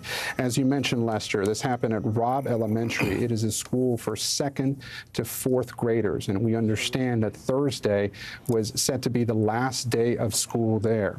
According to the timeline here, that this school was placed on lockdown around 11:43 a.m. local time. About a half hour later, the school reported an active shooter on the scene, and the Uvalde Police Department reported at just after 1 p.m. local time that the shooter had been taken into police custody. Again, Lester, there's a lot we don't know here. We don't know the age of the shooter, who it might be, whether that person was somehow related to the school. This area is about 80 miles west of San Antonio, about 60 miles east of the border with Mexico. But again, the latest numbers we have is that 2 people are dead. At least 13 children have been transported to the hospital. We don't have the conditions of all those who were transported, except to know that at least 2 that were transported, one a 10-year-old girl, the other a woman in her 60s. So we're still awaiting to find out more information, Lester. Again, we expect to have a news conference from authorities on the scene in just a few minutes. But the latest we have is that 2 people are dead and 13 children have been injured in this Texas elementary school shooting about 80 miles west of San Antonio, Lester. Yeah, and prior to coming on the air, I was monitoring some of the local reporting from the scene. Parents were being instructed to go to a specific location to reunite with their children who have made their way out of that school and presumably will be bused to that location. Also, Gabe, I'm sitting here looking at that picture. I see somebody with an FBI windbreaker on. This has been kind of an all-hands-on-deck response in that part of Texas. Certainly, Lester. This is something that local authorities, no doubt, have been on the scene now for several hours. And again, I understand, according to my sources, that state authorities are making their way there. You just saw the video there of the FBI on the scene as well. A massive law enforcement presence, as you see there in Uvalde, Texas. This is just 60 miles east again from the southern border with Mexico. Uvalde is a town of about 15,000 people. I was just in that area just a few weeks ago. Again, it is just about 80 miles west of San Antonio. And this school, a lot of questions at this point is, what would have motivated any active shooter to go into this school? Again, the last day of school, we're told, was set to be this Thursday.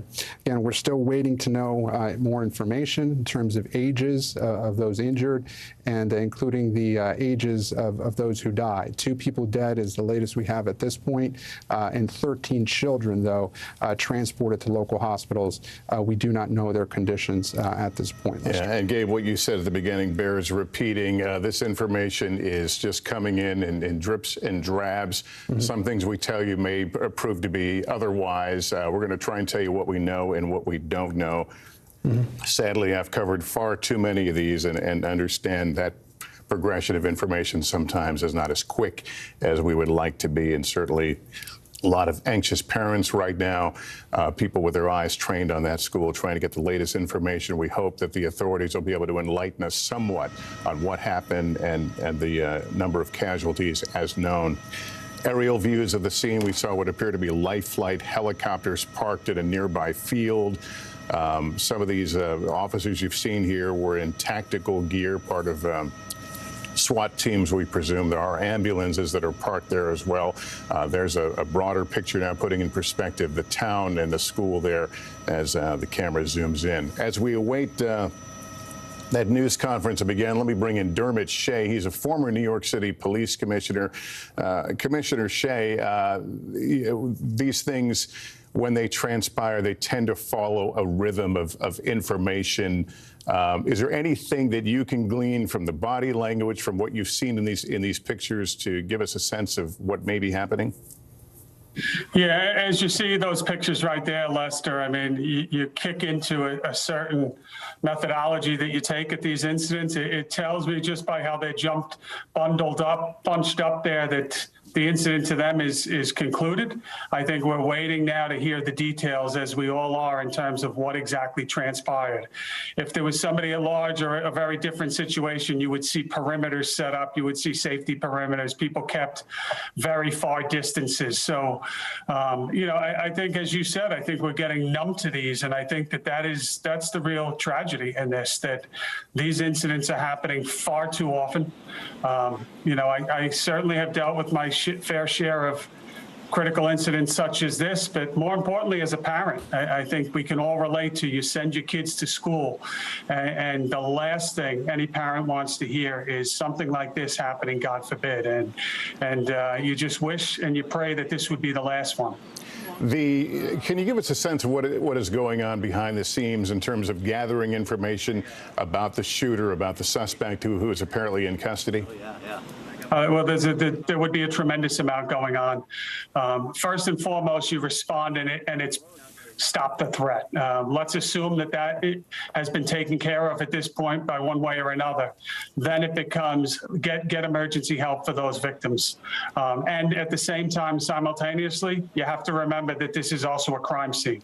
And even if there is one threat eliminated at the scene, you don't know if there's other parties. So you have to treat it as such. So it's a combination of locking that scene down, getting emergency treatment for those that need it, and preserving evidence. And you have to do all of this, as you see a myriad of agencies responding to this, not knowing all the time where the next threat comes from. So are there booby traps left behind? Are they going to be responding and working with authorities to get search warrants for a residence of the alleged shooter or shooters? And could there be booby traps left there? So there is a cadence to what happens here. I mean, this is what law enforcement trains for. The sad thing, Lester, I'll go back to this is something that in large cities, we've trained for this often, but it's something that's happening more and more frequently across the U.S., and it's happening in your backyard, and it's happening where it's least expected. So, I mean, all law enforcement is training for this, and to some degree partnering with brother and sister agencies. How do you respond in a case when this happens? How do you get the most amount of force in an organized manner to respond to an incident such as this? Dermot Shea, thank you. We're going to ask you to stay with us and help us as we work our way through the information as we get it. I want to go right now to NBC's investigative correspondent, Tom Winter, who has learned some more information. What can you tell us? Preliminarily, Lester, we're talking about an 18-year-old suspect here, and it's a little unclear to us at this early juncture whether or not this person is in custody or whether or not they're in fact deceased. But we know that they're no longer at large. That, according to multiple law enforcement officials who've been briefed on the matter. We know that at least 2 children are dead, as you've been reporting. In addition to that, 13 have been injured as well. The specifics and the type of information we're getting out of Texas, and just to kind of bring people behind the curtain, so to speak, we're getting briefed from law enforcement officials in Texas. We're getting briefed from people that need to know in other high-ranking law enforcement offices across the country as to what is happening here. But as you can imagine, this is a small town. It's an elementary school. It's a horrific event. If one child was shot, let alone at least 15, as appears to be the case here. So the details are still a little bit fuzzy, and it is possible that these numbers, as we report them here, again, 2 dead, 13 injured, could rise and potentially significantly. But that's just information that we're waiting to get at this point. But as I reported, at least as far as the suspect goes, 18 years old, is at least no longer at large at this time. All right, Tom, thank you. We're just getting word. From Governor Abbott in Texas that they have confirmed 14 dead in this shooting in Uvalde, Texas. The news conference apparently underway there. That information just being reported. We're going to try and take you to that momentarily, but that's what we're hearing right now. Gabe Gutierrez, are you with me? I am, Lester. What more can you tell us? Lester, certainly that is just heartbreaking news that we're hearing from Texas Governor Greg Abbott. Again, 14 people dead in this school shooting at Robb Elementary in Uvalde, Texas. We're still waiting to hear the exact ages of those that were killed. But just in a few moments, we have gone from 2 people dead and 13 injured, and now hearing that 14 people are dead. Lester, again, this was an elementary school that it was second through 4th grade, and in a town of about 15,000 people. Right now, as you see on your screen, there is a huge law enforcement presence there as this investigation is underway. You just heard my colleague Tom Winter report that is unclear if the 18-year-old suspect is dead or in custody. What senior law enforcement officials are telling him is that the suspect is not at large. This is one of those situations, Lester, where you begin to really think about the horror that unfolded here. The FBI just a few days ago releasing a report that mass shootings were up 52% between 2020 and 2021. And right now, we're hearing of yet another mass shooting in this country that has taken the lives of 14 people. Yeah, Gabe, and I'm getting a little more information now. This is, I believe we're quoting Governor Abbott. Again, these are bits and pieces we're getting from the news conference that 14 students shot and killed a teacher. The shooter is deceased. He's an 18-year-old who lives in that city, Uvalde. But as we noted earlier, we're getting little bits of information here. We're going to hopefully be able to give you a larger, better picture of what has transpired at this school. But the numbers are awful. They are grim. We don't have any more on that at this moment. Again, this information is beginning to trickle in. You've seen this video of the ambulances on the scene. There are air evac helicopters.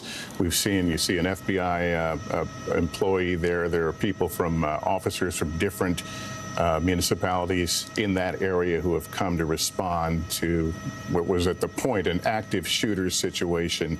How long the actual shooting took place is unknown at this time. Lots of police presence outside, honoring this area now as a crime scene that it is. We don't know much more about the shooter or the motivation. These are some of the still images now of some of the responding units, again, from across that part of Texas. This is not far from the Mexico border. This is, I believe, west of San Antonio, about 80 miles or so, and it drew a huge response.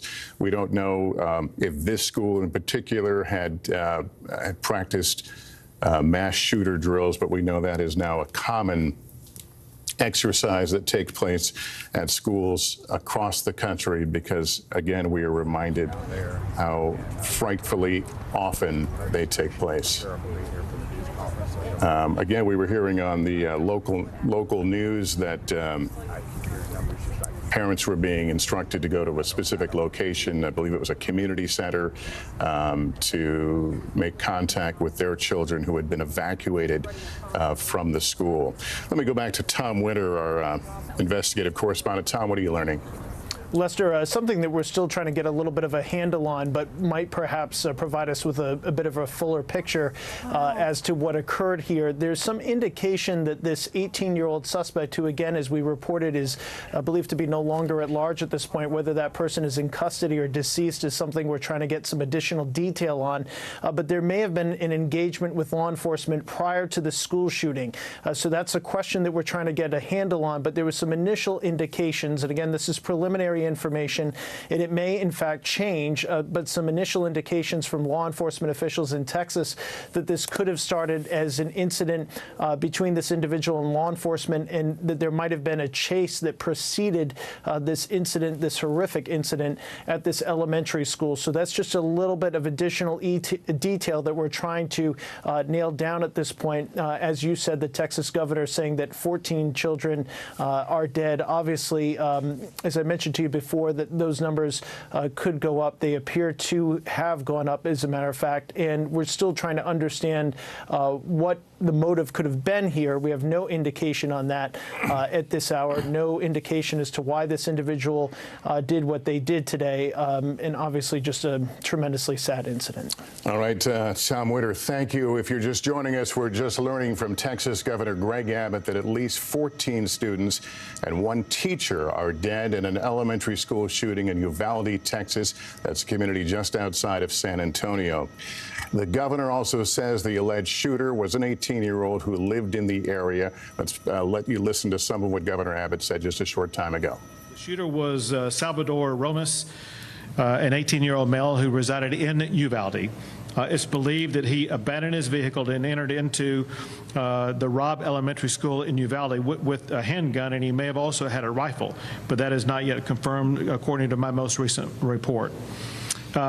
He shot and killed horrifically, incomprehensibly, 14 students and killed a teacher. Mr. Romas, the shooter, he himself is deceased and is believed that responding officers killed him.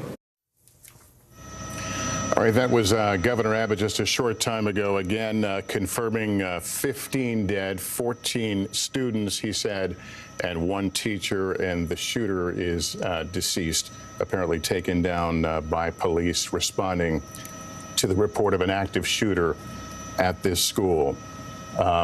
a horrific story that has transpired really over the last several hours. Just to be transparent with you, we began hearing reports a couple of hours ago about this, of an active shooter, and that the shooting had ended.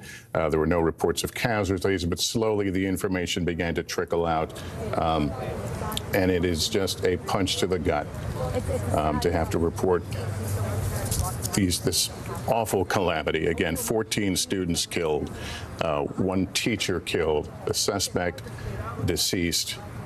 And we will go through this torturous exercise now of trying to understand the mindset, what drove this person to kill children on, from what I'm led to understand, one of the last days of the school year. That school was about to close for the summer.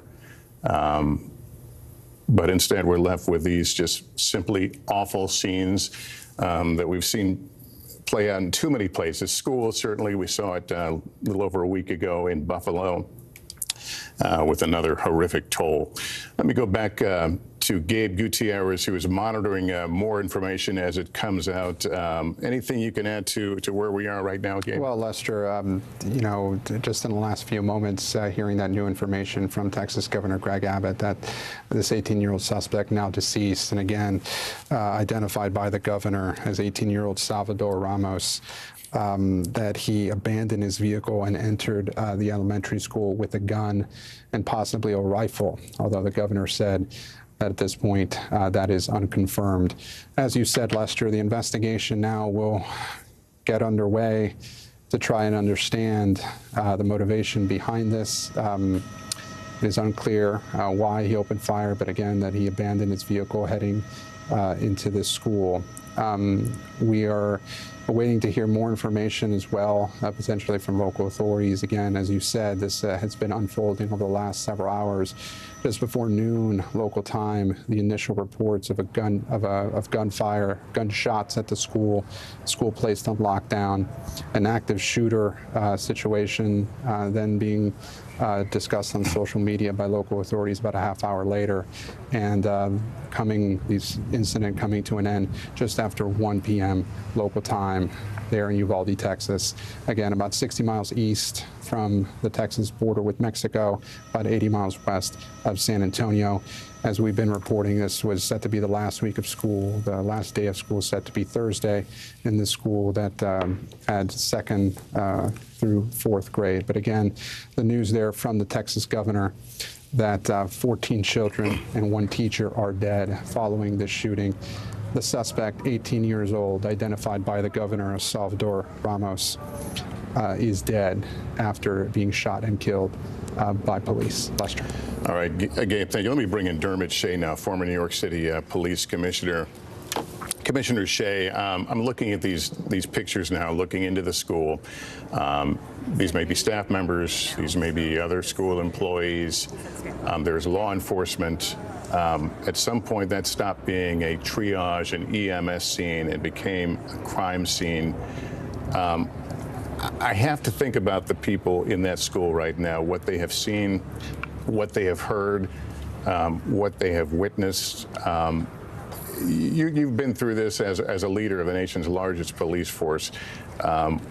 What about them? What's the toll this takes on first responders and those others who were in that building? As I look at the pictures, Lester, your heart rips out for the grief that everyone feels watching this right now, and you'll have a range of emotions, everyone wanting to do more when there was nothing more that could be done. Whether you're a first responder or somebody that works in this school, they can't be forgotten when this is all done. And honestly, the community is going to have to rally around each other and deal with the unthinkable that they've just gone through. Everyone's heart obviously goes out for the victims and the families of this unspeakable action. And then at some point, we'll have to remember that all of these other people, from the EMS to the people coming, anyone that stepped foot into that school, frankly, saw things that no human should ever see. And, they're professional and they'll do their job and they'll try to determine motives. And you have to ask yourself, what possible motive could there be to somebody to go into that school and to hurt the defenseless? So, I mean, that's where we are right now. It's just a terrible, terrible day. People will rally together and they'll get through it. But again, as we started this show, I would ask the same thing. It was barely a week ago that we're talking about Buffalo, and here we are again. So this will inevitably lead to the discussion that continues to come up, and it generally circulates around access to firearms, mental illness, and security at schools. And we probably will be having some version of that discussion again, but we have to get to a place where this cannot be the norm. And becoming numb to this is not the answer. We have to have action. We have to have, concrete steps to keep our kids safe. And it's just heartbreaking to see this video. It heartbreaking, beyond heartbreaking, to watch this video and to know, as you point out, we've been down this road so many times. And you have to think right now about the families who are, trying to connect with their children, trying to get information, trying to find out what happened. But a tremendous response there. Police apparently shooting and killing the suspect, saving countless lives, perhaps. But we are. And I could tell you, Lester, I could tell you that they won't view it that way. And it's kind of like making a great arrest in a particular case. It doesn't do a darn bit in a case like this. And that's the kind of psychology that will go through their heads. It will not be that the lives they saved, it's the lives lost. And that's perhaps the right way to look at it. But it is just another case really of where everyone must rally around, support each other, and have faith when it's one of the most difficult times. The assumption in cases like this is that it's one person, a single shooter. You can't afford to make that assumption, can you? No, I guarantee there is countless professionals right now at the local level, at the state police level, as well as the FBI, running down leads. And it has to be that way, because you can't assume that this is isolated and that the threat is taken over, because you always have to kind of, in our world, assume the worst. What if this was part of a larger action? And inevitably it's not, and that's one silver lining. But those things are going on right now to try to make sure that nobody else is hurt. What set this person off? Are there people that are injured in his or her house? And all of these things are being examined as we speak. I have no doubt. Commissioner, we appreciate you staying with us. I want to go to Tom Witter now, our investigative correspondent. Tom, I think it's kind of become the norm now that we don't like to dwell in the suspect and use the suspect's name a lot, but at the same time, it is informative for us to understand what creates the conditions that something like this happens. And so I use it as a prelude to, you're going to give us a bit more information about who this young man was. Well said, Lester. Salvador Ramos, the spelling of that individual is not clear, but that was the name that was said by Texas Governor Greg Abbott at the press conference, as you outlaid.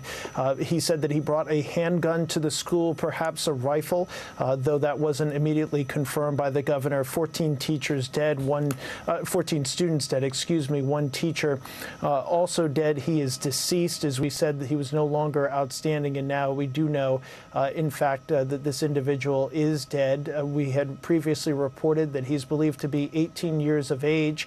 We are also still trying to track down this information, Lester, as to whether or not he was involved in some sort of incident just prior to the shooting at this elementary school occurring. A couple of things stick out.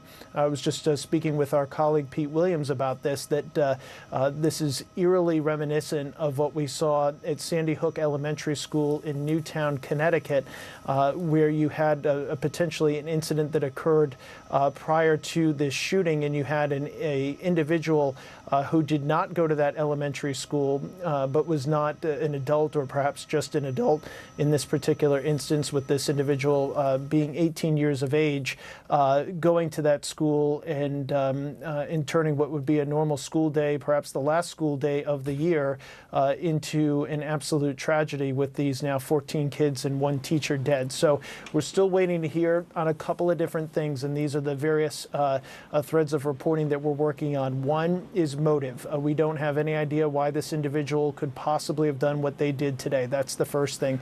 The second thing is whether or not they were involved with law enforcement or had committed a crime prior to this shooting at the elementary school occurring, and what nexus this individual had to this elementary school. Is this somebody who had attended this school in the past? Is this somebody who had a particular issue with this elementary school? Hard to imagine what that could be. But those are the three most urgent things that we're looking at this time. And I think understandably, Lester, and as you and the commissioner have been talking about, what a shock this can be to this community, even as law enforcement goes about its duties and its professional work. The exact flow of information at this point and the specifics of this, are still something that is very much under investigation, and we're just trying to not bring rumors at this point, but information that we believe reasonably is confirmed and accurate. So that's what we're working on. Yeah, you mentioned Sandy Hook, and I was sitting at a desk just like this one across the street in another studio, covering that, and it certainly, the flood of memories comes back to any of us who remember that awful day as we witness another awful day, this in Texas. Uvalde, Texas, the Robb Elementary School. The headline right there on the bottom of your screen, the Texas Governor Abbott confirming 15 are dead, including 14 children, 1 adult, essentially. A shooter, according to the governor, is also deceased. Joining us now is former ATF Special Agent in Charge and NBC News analyst Jim Kavanaugh. Jim, we thank you for joining us here. What should we be thinking about? What should we be talking about as we try to absorb what is right now overwhelming? Yeah, I mean, this is a punch in the gut, Lester. I mean, it feels like those mass shootings like Pulse nightclub or Virginia Tech, when you just dropped with a body count in the middle of the case and you just, hits you in the pit of the stomach. We don't know. Tom Winter's reporting that it possibly was a police chase. It's interesting. It could possibly be motive here of escape. The motives for violent crime are greed, power, hate, revenge, and escape. And the violent crimes always fall within those rubrics. Those are large rubrics. Sometimes there's multiple motives, but sometimes we have an escape motive, and that's what Tom Winter is trying to uncover. It's only a possibility, we're not sure, but if the suspect was running from the police and he ran into the elementary school, his motive might have been just escaping the police, and he's in a wild frenzy, maybe a shootout with the police, and then shooting students and everyone around him just because he's in this manic state. The case that's called to mind to me on this is not so much Newtown, although we think about the elementary school children, but it's the parade in Wisconsin, where the mass killer drove through the parade when he believed the police were after him because of a domestic incident in another part of the city. And that motive was escape as well. So sometimes the motive can be a little unclear. We see a lot of video here. There's a lot of Texas state troopers. There's one with his back to us, DPS. You see them with their white hats. There's a lot of Border Patrol there. This is a border area. I was the Assistant Special Agent in Charge in Dallas, know Texas well. This is a heavy border area. There's a lot of Border Patrol there. I've seen a lot of Border Patrol on the video feed. I've seen the feds there. I've seen the state troopers. They're going to get all the help they need, but it doesn't unroll the tragedy. And it's just sad, and just sad to see this happen over and over again. Texas is awash in guns. I mean, if guns made us safer, Texas would be the safest place on earth. But we can't even, keep the school kids safe. So, yeah, Jim, America needs to rethink it. People ask me as anchor of nightly news, what's happening? Why do things seem worse? I don't have an answer for that. Are they worse? Yeah, I think they are worse. Yes, I think they are. I've been involved in policing for more than 40 years, 45 years, and I think they are worse. The mass shootings that happen in every place that Americans go. I mean, often we used to have violence that involved criminals against criminals and gangs against gangs. Of course, we had hate crimes and some terrorist events, but now we have crimes and mass shootings at supermarkets and schools and movie theaters and colleges, and it's just every facet of American life has been touched by a mass shooting. And there's always lessons to be learned, but we never seem to be able to, get it right. And there's a lot of things that can be done, I think, that aren't being done. And I will bet that this suspect leaked about some of his violence. Maybe he was just a real violent actor that the police were after, and he ran to that school and was able to get in. Well, that tells us that the school's not hardened if that turns out to be the case, and somebody can get in with a gun. So that could be a failure. I mean, you can't think I'm in a small town, it won't happen to me. It happens everywhere. So it just makes you hurt, Lester, for the citizens of Uvalde, for that whole section of Texas. And no matter what we find out, like I say, it's going to be heartache tonight in Uvalde, a heartache all night with these little children. 14 children, one teacher killed. Let's go right now to NBC News correspondent Gabe Gutierrez, who continues to monitor information coming from the scene. Gabe? Hi there again, Lester. So we're getting two pieces of information more from Governor Abbott. And the first thing is that the governor says that it appears two responding officers were struck by rounds, although they have no serious injuries. So again, two responding officers were hit by gunfire, but they have no serious injuries. The second piece of information, Lester, we're hearing from the governor is that he says it's been reported that the suspect shot his grandmother right before entering the school. Again, according to the governor, he says that the suspect, 18 years old, shot his grandmother before entering the school. It's not yet clear how that shooting may have been related to him opening fire on these children inside the school. But again, that's two pieces of information, Lester, that two officers were hit by gunfire but do not have serious injuries. And the governor says that the suspect shot his grandmother before entering that elementary school 80 miles west of San Antonio. Lester. I was scribbling some notes when we were playing part of the governor's remarks. I just want to make sure I heard it correctly, that the suspect had a handgun and a long gun? At this point, Lester, and I'm reading a transcript of what Governor Abbott said. He said that he had a handgun and that it appears that he may have had a rifle, although at the time the governor said that that had been unconfirmed. So we do know, according to the governor, again, that he had a handgun and he may have had a rifle, Lester. Right. And then if I can just clarify also, was the governor quoting a report that the grandmother had been shot, or was he reporting it as What fact? I'm being told here, it has been reported that the subject shot his grandmother right before entering the school. Again, this information coming in, as you have said, in drips and drabs, and we're waiting to find out more information about, what led up to this, and whether there was in fact some sort of chase that the suspect may have been trying to escape from. Again, all those details part of this massive investigation, which involves not just local authorities, but obviously state authorities and federal officials as well. The governor saying that the Texas Department of Public Safety is there on the scene. We have seen Border Patrol agents there as well in this town, Uvalde, Texas, a town of about 15,000 people, just 60 miles east of the Mexican border. But again, two officers also have been shot, or at least grazed by gunfire, but according to the governor, their injuries do not appear to be life-threatening, Lester. All right, and we've been watching folks come and go from, I assume the lobby of the administration building of the school. Some appear to be of civilians, perhaps school employees who are coming out. What we had heard the reporting from the local NBC station in the area is that parents, families were being advised to go to another location to hopefully pick up their children or to get more information about their children. So what we know, and that banner at the bottom of the screen doesn't get any better. BB, so they want some the Texas governor again confirming that 14 children, one teacher has been killed in this horrific shooting. You heard Gabe report a moment ago that prior to this, the reporting is that the suspect apparently shot his grandmother. He is from this particular town, Uvalde, Texas. What transpired before that, there are reports of a chase. This is where the pieces don't all fit the puzzle right now, and we're kind of walking through this. We're learning this together in many ways, the information and sharing what we know and what we don't know at this hour.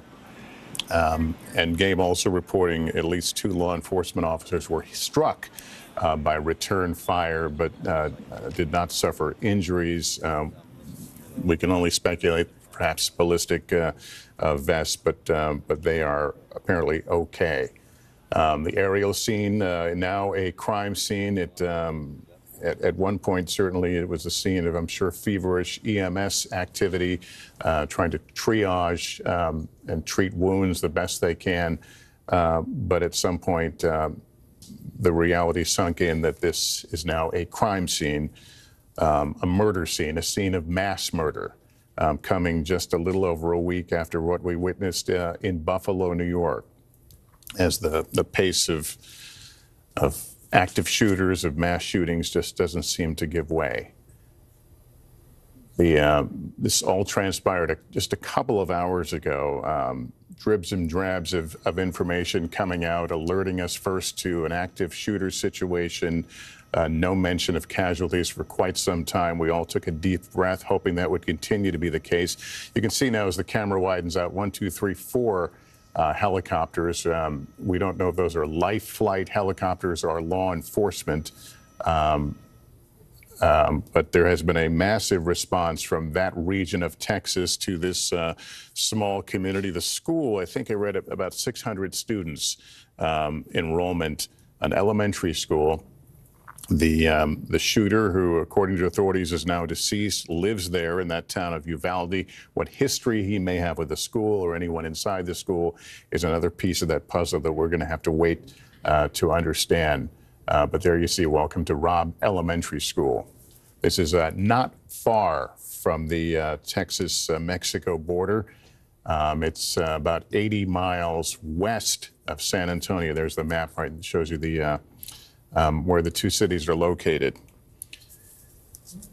I want to go back to Jim Kavanaugh right now. Jim, I asked Commissioner Shea this question, and I'll ask it to you. You watch those officers going in and out of the building, the ones who are going to have to process this as a crime scene.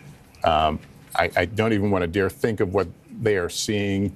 What is that like for them? How do they not become victims in their own way?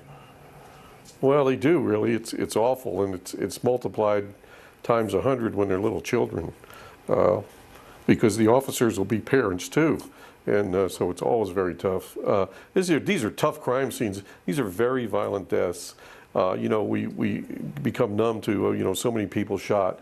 When people are shot with rifles, even pistols, it can be a very violent death, and the scenes are horrific. And when you bring in little children, you just got to understand that the person pulling the trigger is just a monster to aim a gun at little children. So this is a thing that we really have to step up in the country and do a better job of finding out, the leakage on these guys, if that turns out this guy had some intent to go do this at that location, or if it's an escape from the police, to do a better job of hardening the school. Because often in these cases, what we see is a person can get out in a parking lot with a rifle and walk into a building and start killing people, and sometimes shooting them on the outside. And if you don't have enough security that can stop a person walking into your building with a rifle that you can obviously see him carrying, if you don't have enough security to stop that, then you don't have any security in America today. And your doors are open, and you're subject to somebody doing this. So this can come down on two sides of things that need to be done.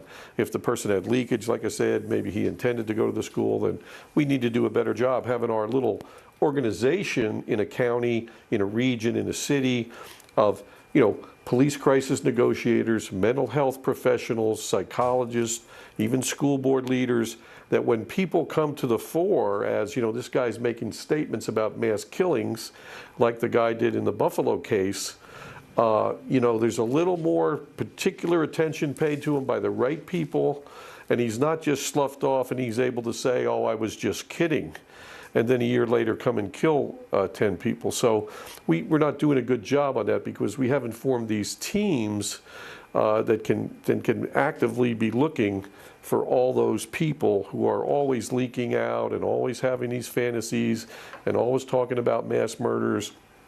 And if your county or city or state doesn't have that, and you should be working with the feds too, you need to ramp it up and have it, because that's how you can stop a lot of these things when you got a small group that focuses on it. Of course, gun laws matter as well.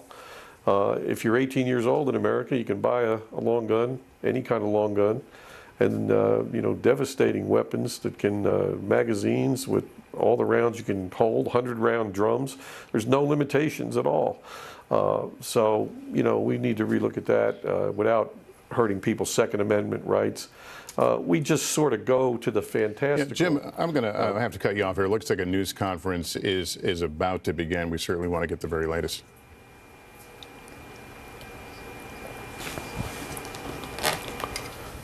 They're setting, obviously, they're setting mics up right now. As we wait, we don't know exactly who's going to be speaking there. And there you hear some of the sound from the room. Tom Winter, while we wait for this to go, why don't you tell us what you have, and then I may have to cut you off. Sure. Briefly, Lester, the FBI is on scene. A spokesperson tells us to help assist in this investigation and law enforcement there. We have the spelling of the name of the shooter, Salvador Ramos, first identified by the governor, last name ending in Ramos, R-A-M-O-S, first name Salvador, S-A-L-V-A-D-O-R, and we are mining his social media now. Lester, I'll send it back to you because it looks like this press conference is going to begin. Anne-Marie Espinoza, Executive Director of Communications and Marketing for Uvalde CISD. Please understand at this time, we will be making a statement and not taking any questions. So we please ask, at this time, we will be making a statement and not taking any questions. Here to provide a statement is our Uvalde CISD Chief of Police, Pete Arredondo.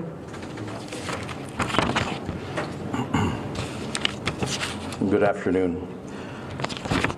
As she mentioned, I'm going to make a statement, and at this point we won't take any questions. We will give you a time when we'll be addressing the media soon.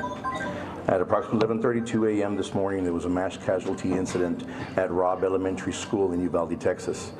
The school has children that are in 2nd, 3rd, and 4th grade. I can confirm right now that we have several injuries, adults and students, and we do have some deaths. The suspect is deceased at this point.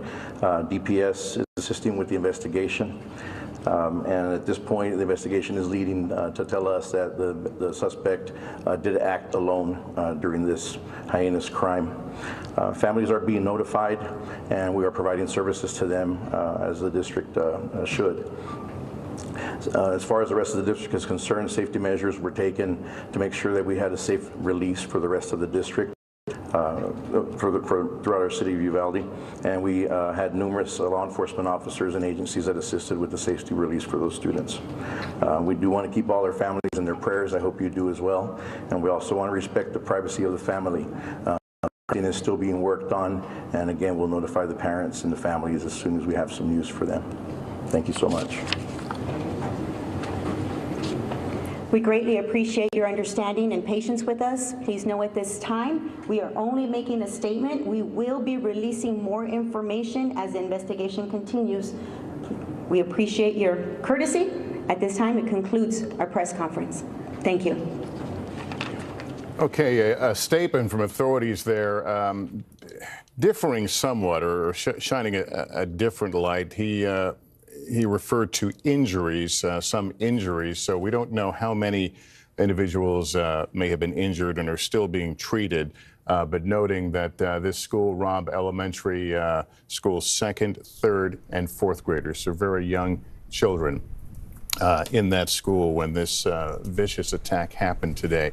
So we actually in many ways learned a little bit more from the governor than we just learned in that statement, and frankly, that's going to happen as different agencies decide how much they want to release, what they know to be factual and what they're still trying to nail down. Let me go back to Tom Winter right now. Tom, I'll be honest, I had a technical adjustment here. I missed some of that. Anything stand out to you? Not in particular, Pete. A lot of what we would understandably hear, I think, at this point from local officials there in Uvalde, Texas. A couple of details, and this is bringing together the reporting of my colleagues Pete Williams, Jonathan Dietz, and Andy Blankstein. The individual here who police believe is responsible for this shooting is a Salvador Ramos, S-A-L-V-A-D-O-R, last name Ramos, R-A-M-O-S, with a date of birth of May 16th, 2004. So he recently had a birthday. That would make him 18, as you and I talked about approximately a half hour ago. Last known address is in Uvalde, Texas. So he's somebody who has at least some recent ties to this community. But again, May 16th, 2004 is the date of birth. And this according to 4 senior U.S. law enforcement officials that have been briefed on this absolute tragedy today.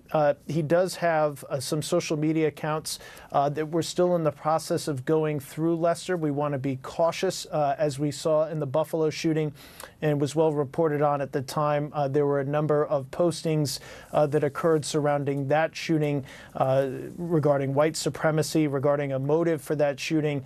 It's unclear whether any of that information exists on Ramos's accounts, but there are some posts there of concern to us that we want to go through. We want to make sure that they are accurate, that they are valid before we report on those and bring them to you, just out of an abundance of caution. But again, this 18-year-old individual, Salvador Ramos, believed to be from that town in Texas, is the person who police say, and the governor has said, is responsible for this shooting.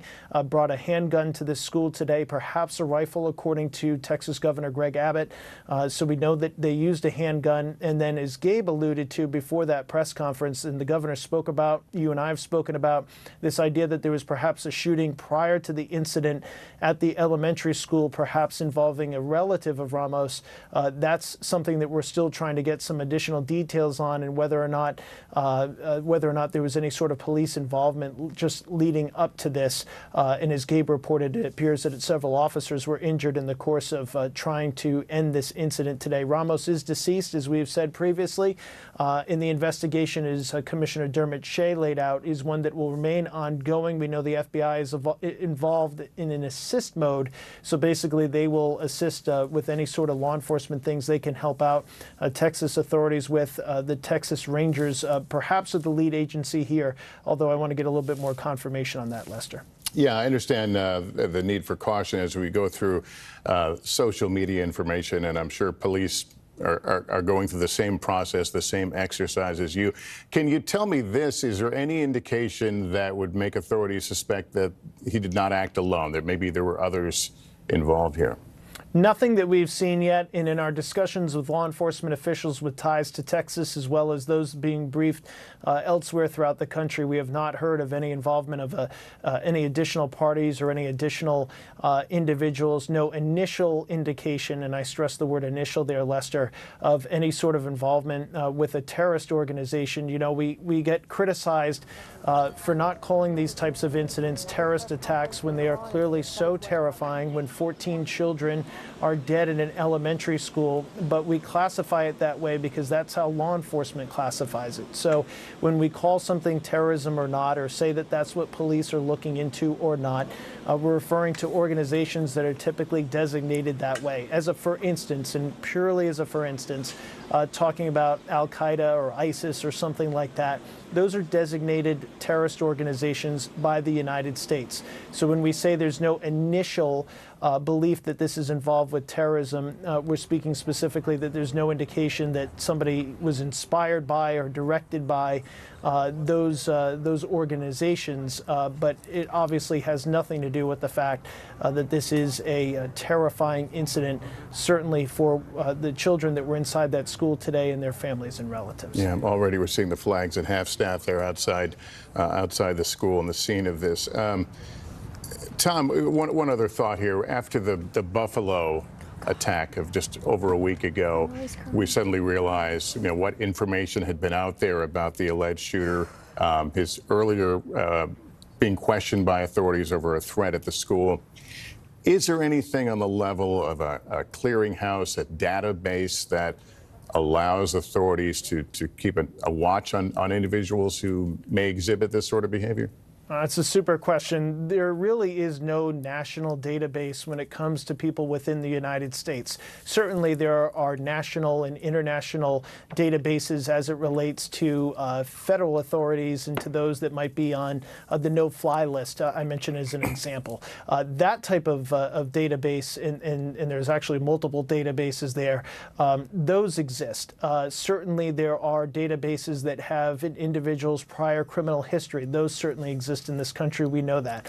But as far as those that have been a threat prior to a particular incident occurring, there's no particular database there. If there is a federal investigation and the individual is of age, there could be something in the FBI's Guardian system, but that would only exist as far as a backward looking or if somebody was being actively looked at now. Let me try to put that into English.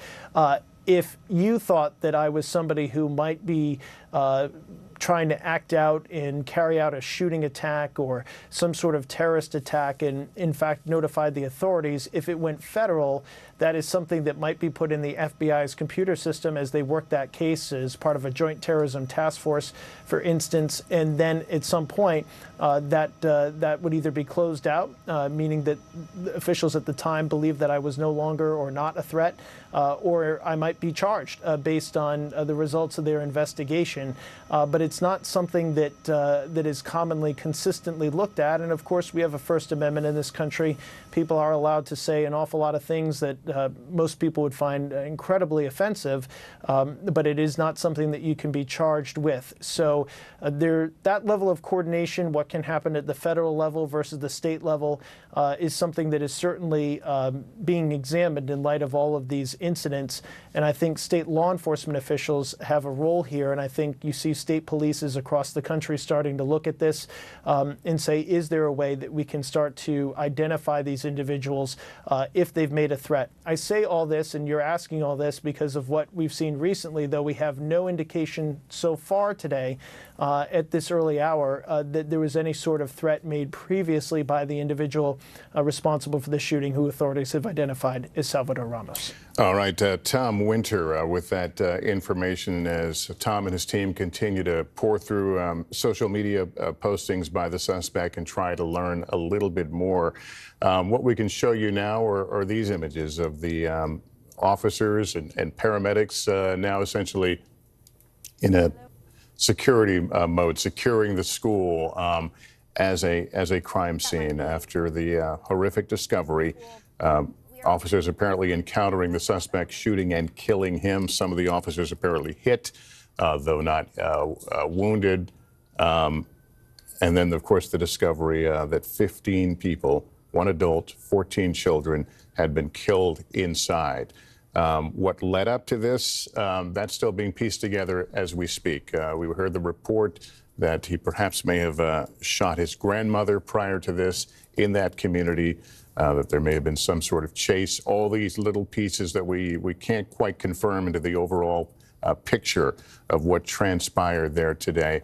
But certainly the horror of it all has taken us all down that dark hole that we've gone down so many times, covering mass shootings in America. Let me go to Kristen Welker right now at the White House. Kristen, has the president been briefed on what's happening?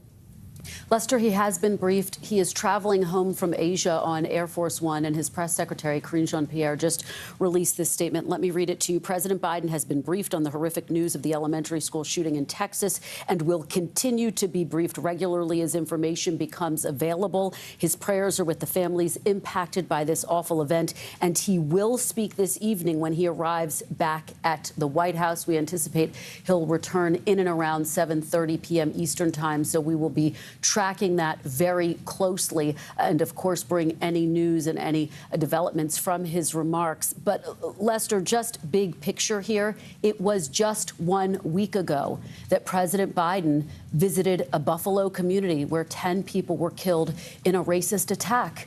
And he was playing the role of consoler in chief. Now, that was not the first time that he has visited a community that has been ravaged by gun violence. This is a president who ran on a campaign promising to try to push Congress to enact stiffer gun laws. That has not happened. And you go back 10 years nearly when President Biden was the vice president under former President Obama and the Sandy Hook massacre happened. In that massacre, 20 elementary school children were killed. In that instance, new gun legislation was proposed in Congress and it failed. And so you talk about this dark hole that the country goes down, these conversations that happen. And so yet again, history repeats itself with very little answers about what, if anything, to do about these horrific, horrific events that continue to unfold in communities all across our countries. And so President Biden continues to travel home, and we will hear from him later this evening, Lester. All right, Kristen, thanks very much. It's 5:30 in the East right now. Let's bring you up to speed. If you're just joining us, we're covering breaking news out of Texas, where at least 14 children and one teacher are dead in a tragic elementary school shooting in Uvalde, Texas. It's a community just outside of San Antonio. The alleged shooter, an 18-year-old who lived in the area, apparently acting alone, also deceased. 2 responding officers were shot at the scene, but they have no serious injuries. Here's the update we got from officials a short while ago. Good afternoon. As she mentioned, I'm going to make a statement, and at this point we won't take any questions. We will give you a time when we'll be addressing the media soon.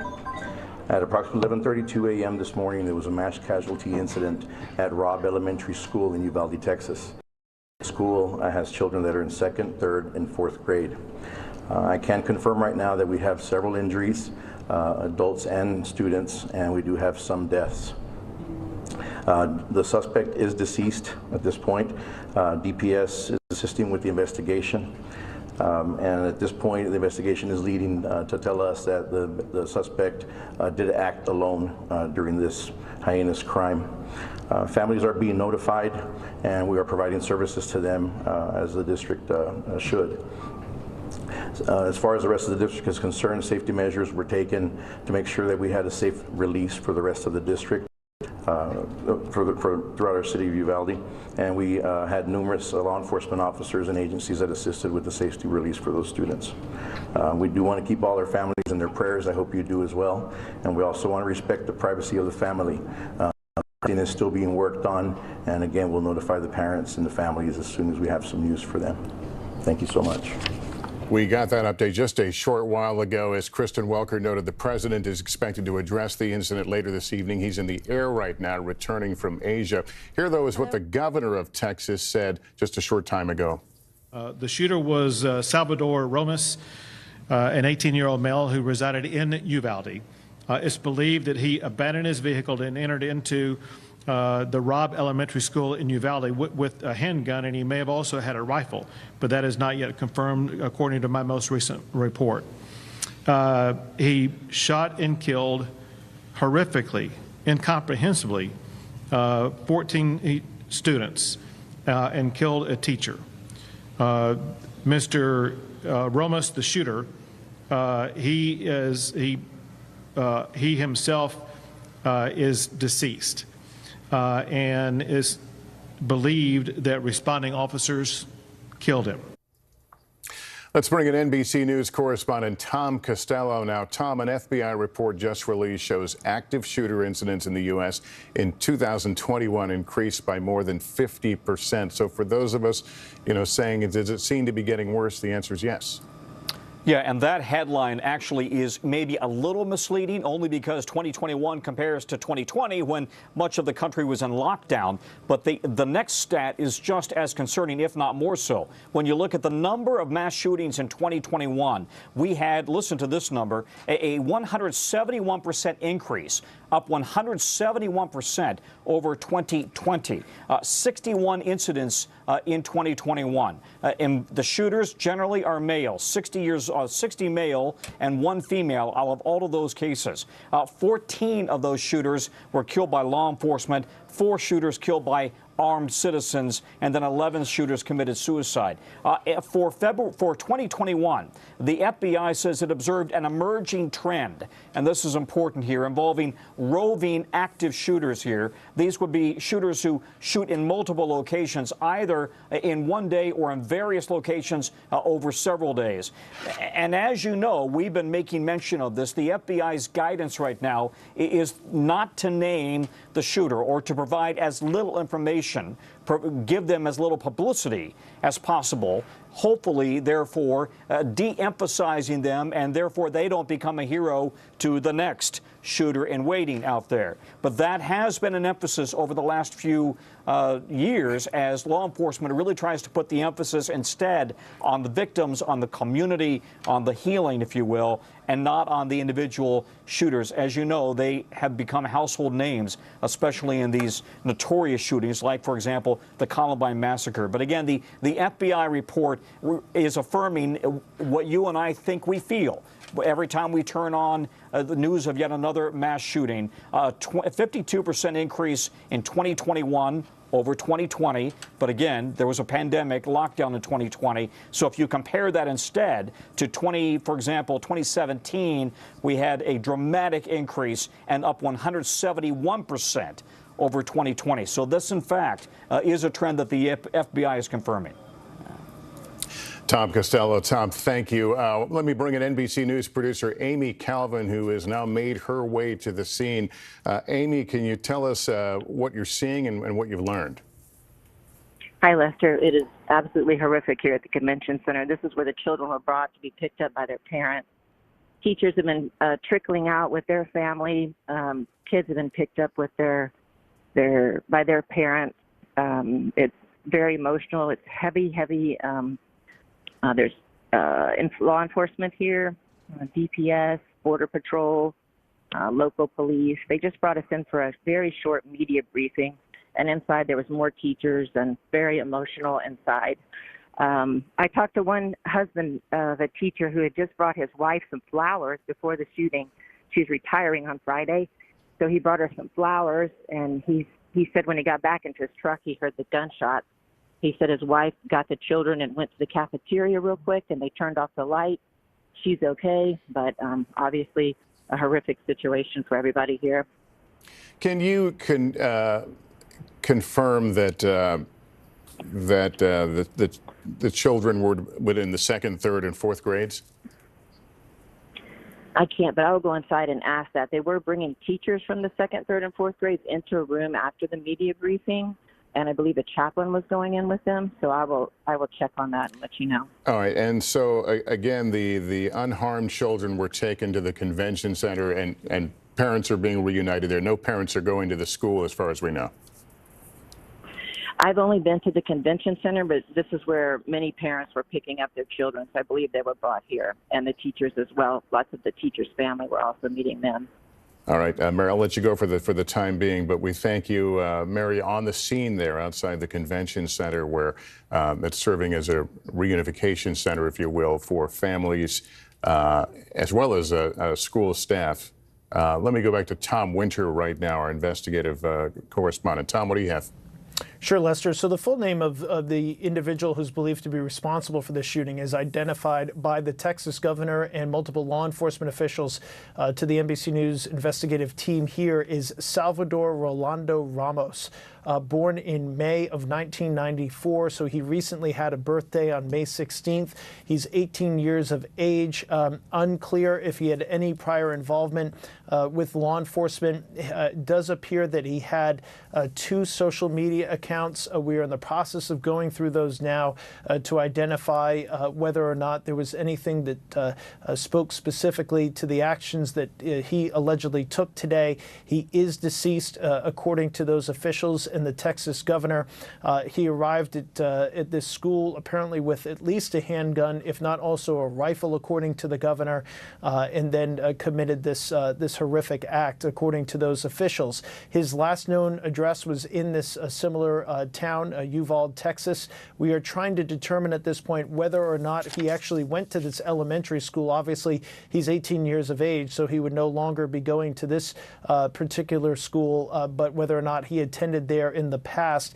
We continue to report out details of what the governor said, as well as what law enforcement officials have told myself, Jonathan Dienst, and Pete Williams, that there was some sort of an incident that occurred prior to the shooting at the school today, possibly also involving a relative, and then the incident at the school happened, trying to determine whether or not there was any sort of pursuit by law enforcement. As we reported just a few moments ago, the FBI is on scene to assist Texas authorities, and as you heard from the just about 10 minutes ago, Lester, when you played it, from the local police chief in Uvalde, that they believe at this point this individual acted alone. The investigation from here would focus on the handguns. Were they in fact legally purchased? If not, was anybody involved in assisting him in getting these guns, or should anybody have stopped this along the way, did not perform their duties under law? It's way too soon for that type of information to come out, though we are trying to get that information because obviously it's an important part of what we look at here, and obviously an important part of any sort of investigation, and that component might very well involve the ATF as well. So that's kind of where we stand as far as where this goes from here. When you have an alleged shooter who is deceased, from an investigative standpoint, there's not a whole ton to do there. But whenever we see an incident like this, and you've mentioned it a couple of times, Lester, I think back to it because I was one of the first people that responded to Newtown, and when that incident happened, and I remember being there and just the enormity of it all. When we talk about this amount of children that are dead, there is an investigation that occurs as to how this could possibly have gotten to this point. And the Connecticut State Police and the Connecticut Department of Public Safety put together a very comprehensive investigation. They even examined whether or not there were vibrations in the neighborhood of the shooter there, Adam Lanza, that could have been responsible for triggering some sort of mental episode that led to this. And one of the things they examined was the relationship that he had with his mother, his availability of getting guns, his tremendous interest in prior mass shootings, the type of clothing that he wore. I'll never forget the pictures from his bedroom where he was outfitted in kind of almost a tactical vest. He had numerous of those vests, and he had his windows somehow taped over with trash bags. It was very unusual, and for somebody to carry out this type of attack and incident is also highly unusual, though, as Tom pointed out and you pointed out, mass shootings are becoming, unfortunately, more common. So that's the level of investigation that might go into this, why these authorities, and while these authorities try to determine how anybody could have possibly done this. But again, Salvador Ramos, age 18, last known address in Uvalde, Texas, is the individual who's responsible for this, according to the governor and according to law enforcement officials. And that person is now deceased, and that's where this investigation stands at this hour. Yeah, if I understood the governor correctly, that he arrived in a car, got out of the car there, so they will.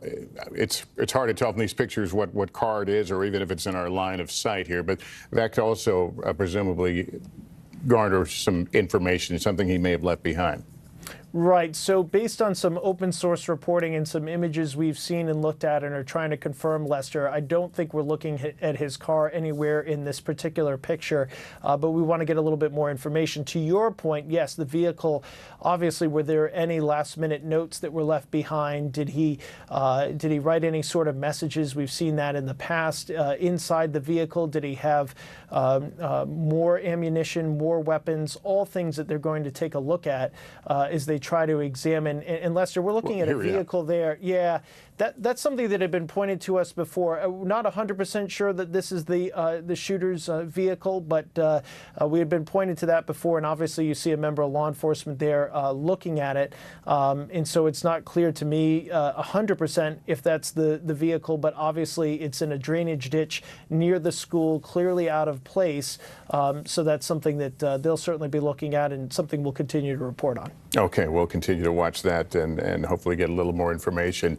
I want to bring in, if I can, NBC News law enforcement analyst Cedric Alexander. And Cedric, we've been through this awful exercise so many times, and we know in many ways the things that will transpire. And as Tom pointed out, looking through social media, trying to answer this question where there are mixed signals, it's often a very treacherous road that comes from here.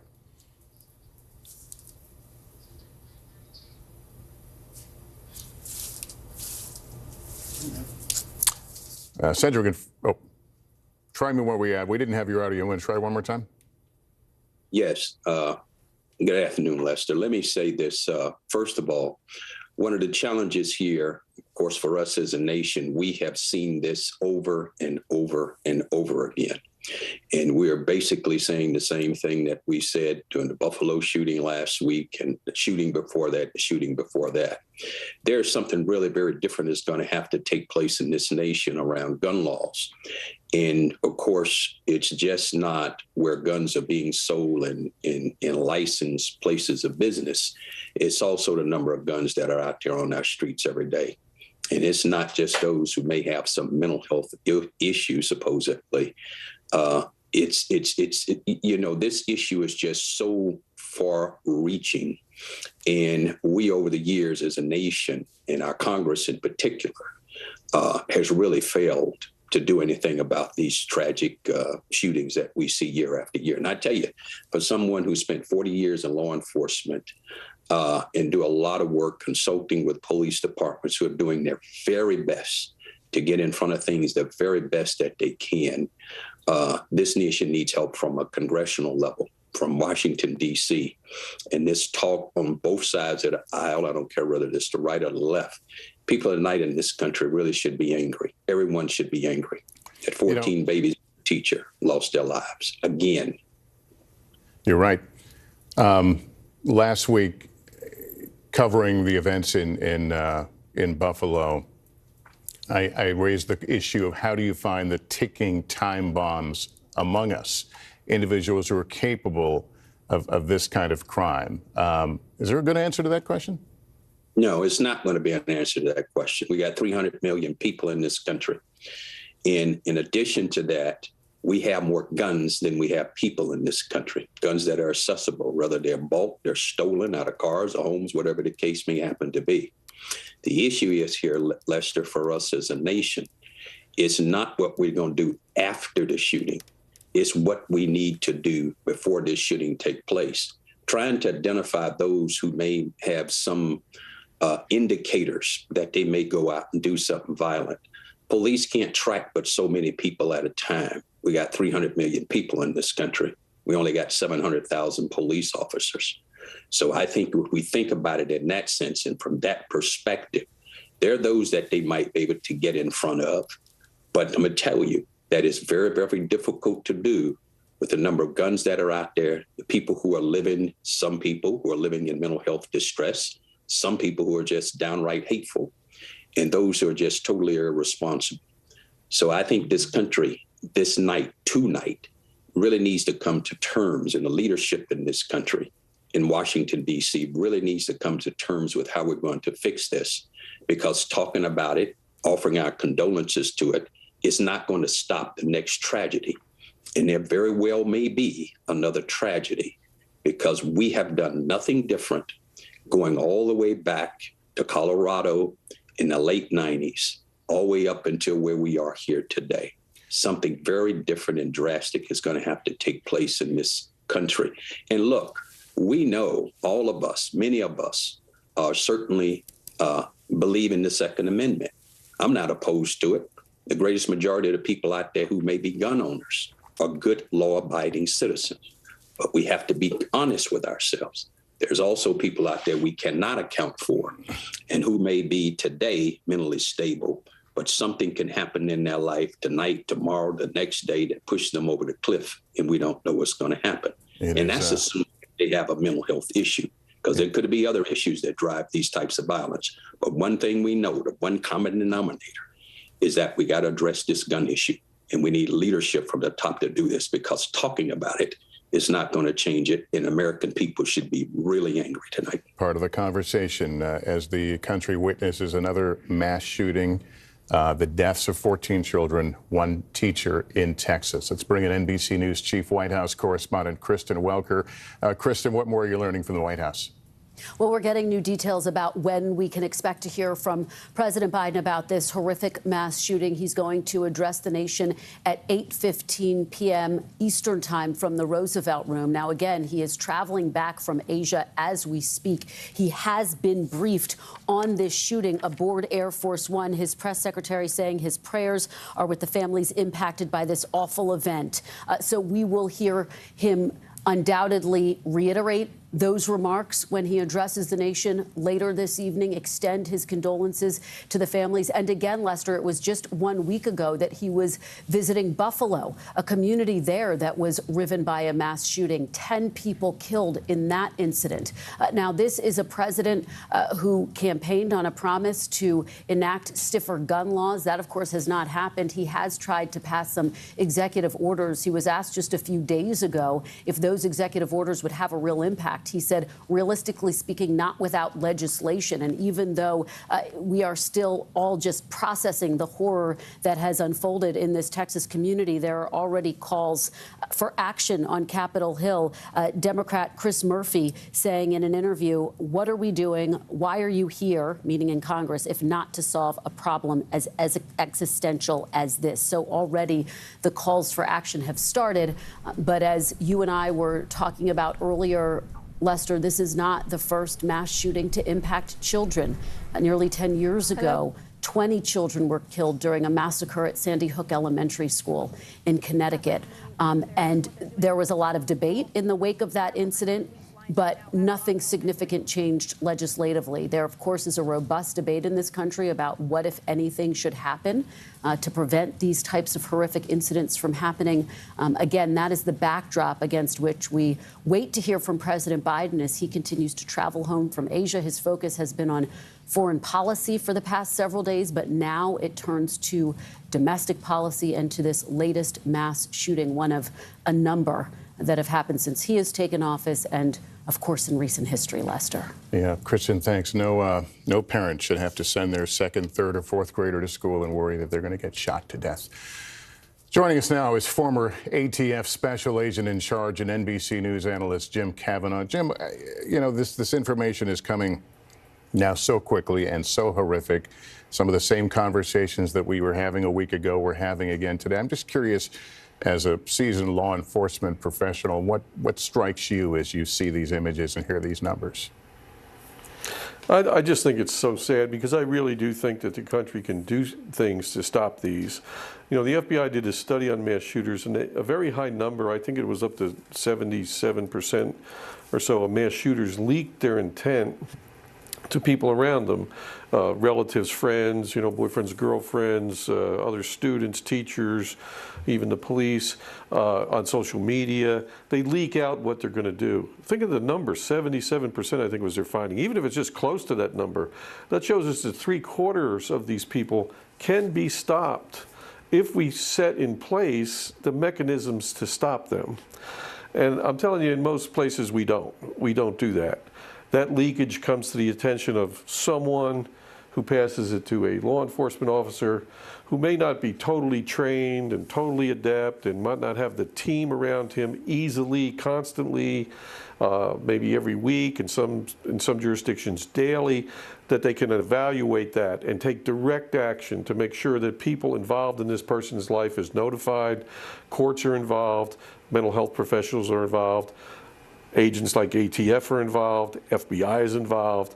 You know, does he have guns? Is he doing anything illegal? And we could pass new laws. You know, we have a federal law that says if you're convicted of a misdemeanor crime of domestic violence, a misdemeanor crime in any state, you cannot possess firearms. That's a federal law.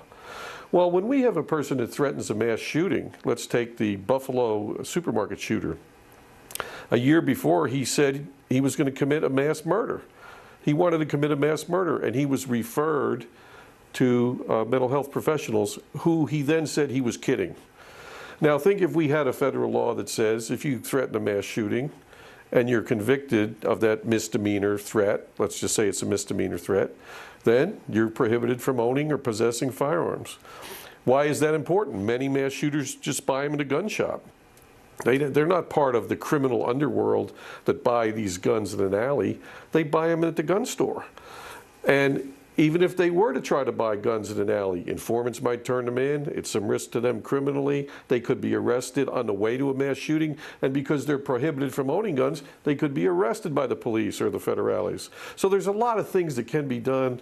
We're just so weak-kneed, and we really have to take it on. Each community has to take it on and say, if anybody's leaking in my community, mental health-wise, white hate-wise, international terrorist-wise, any kind of criminal-wise that they think they're going to do a mass shooting, we have a team ready, evaluating that constantly, and we're ready to step in and take positive steps. Yeah, but Jim, so as you know, we're still learning the facts and details of what happened here. We saw a crashed pickup truck, which may or may not have been the suspects. He may or may not have been fleeing another crime. I think it was you mentioned earlier that, you know, sometimes these things fall into different categories, and one is fleeing another situation. Do you see any signs of that here as something that may have driven him to that school?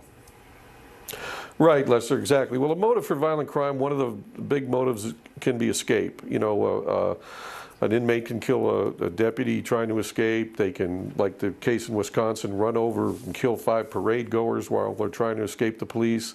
We have some preliminary indication, as Tom Winter was exploring, but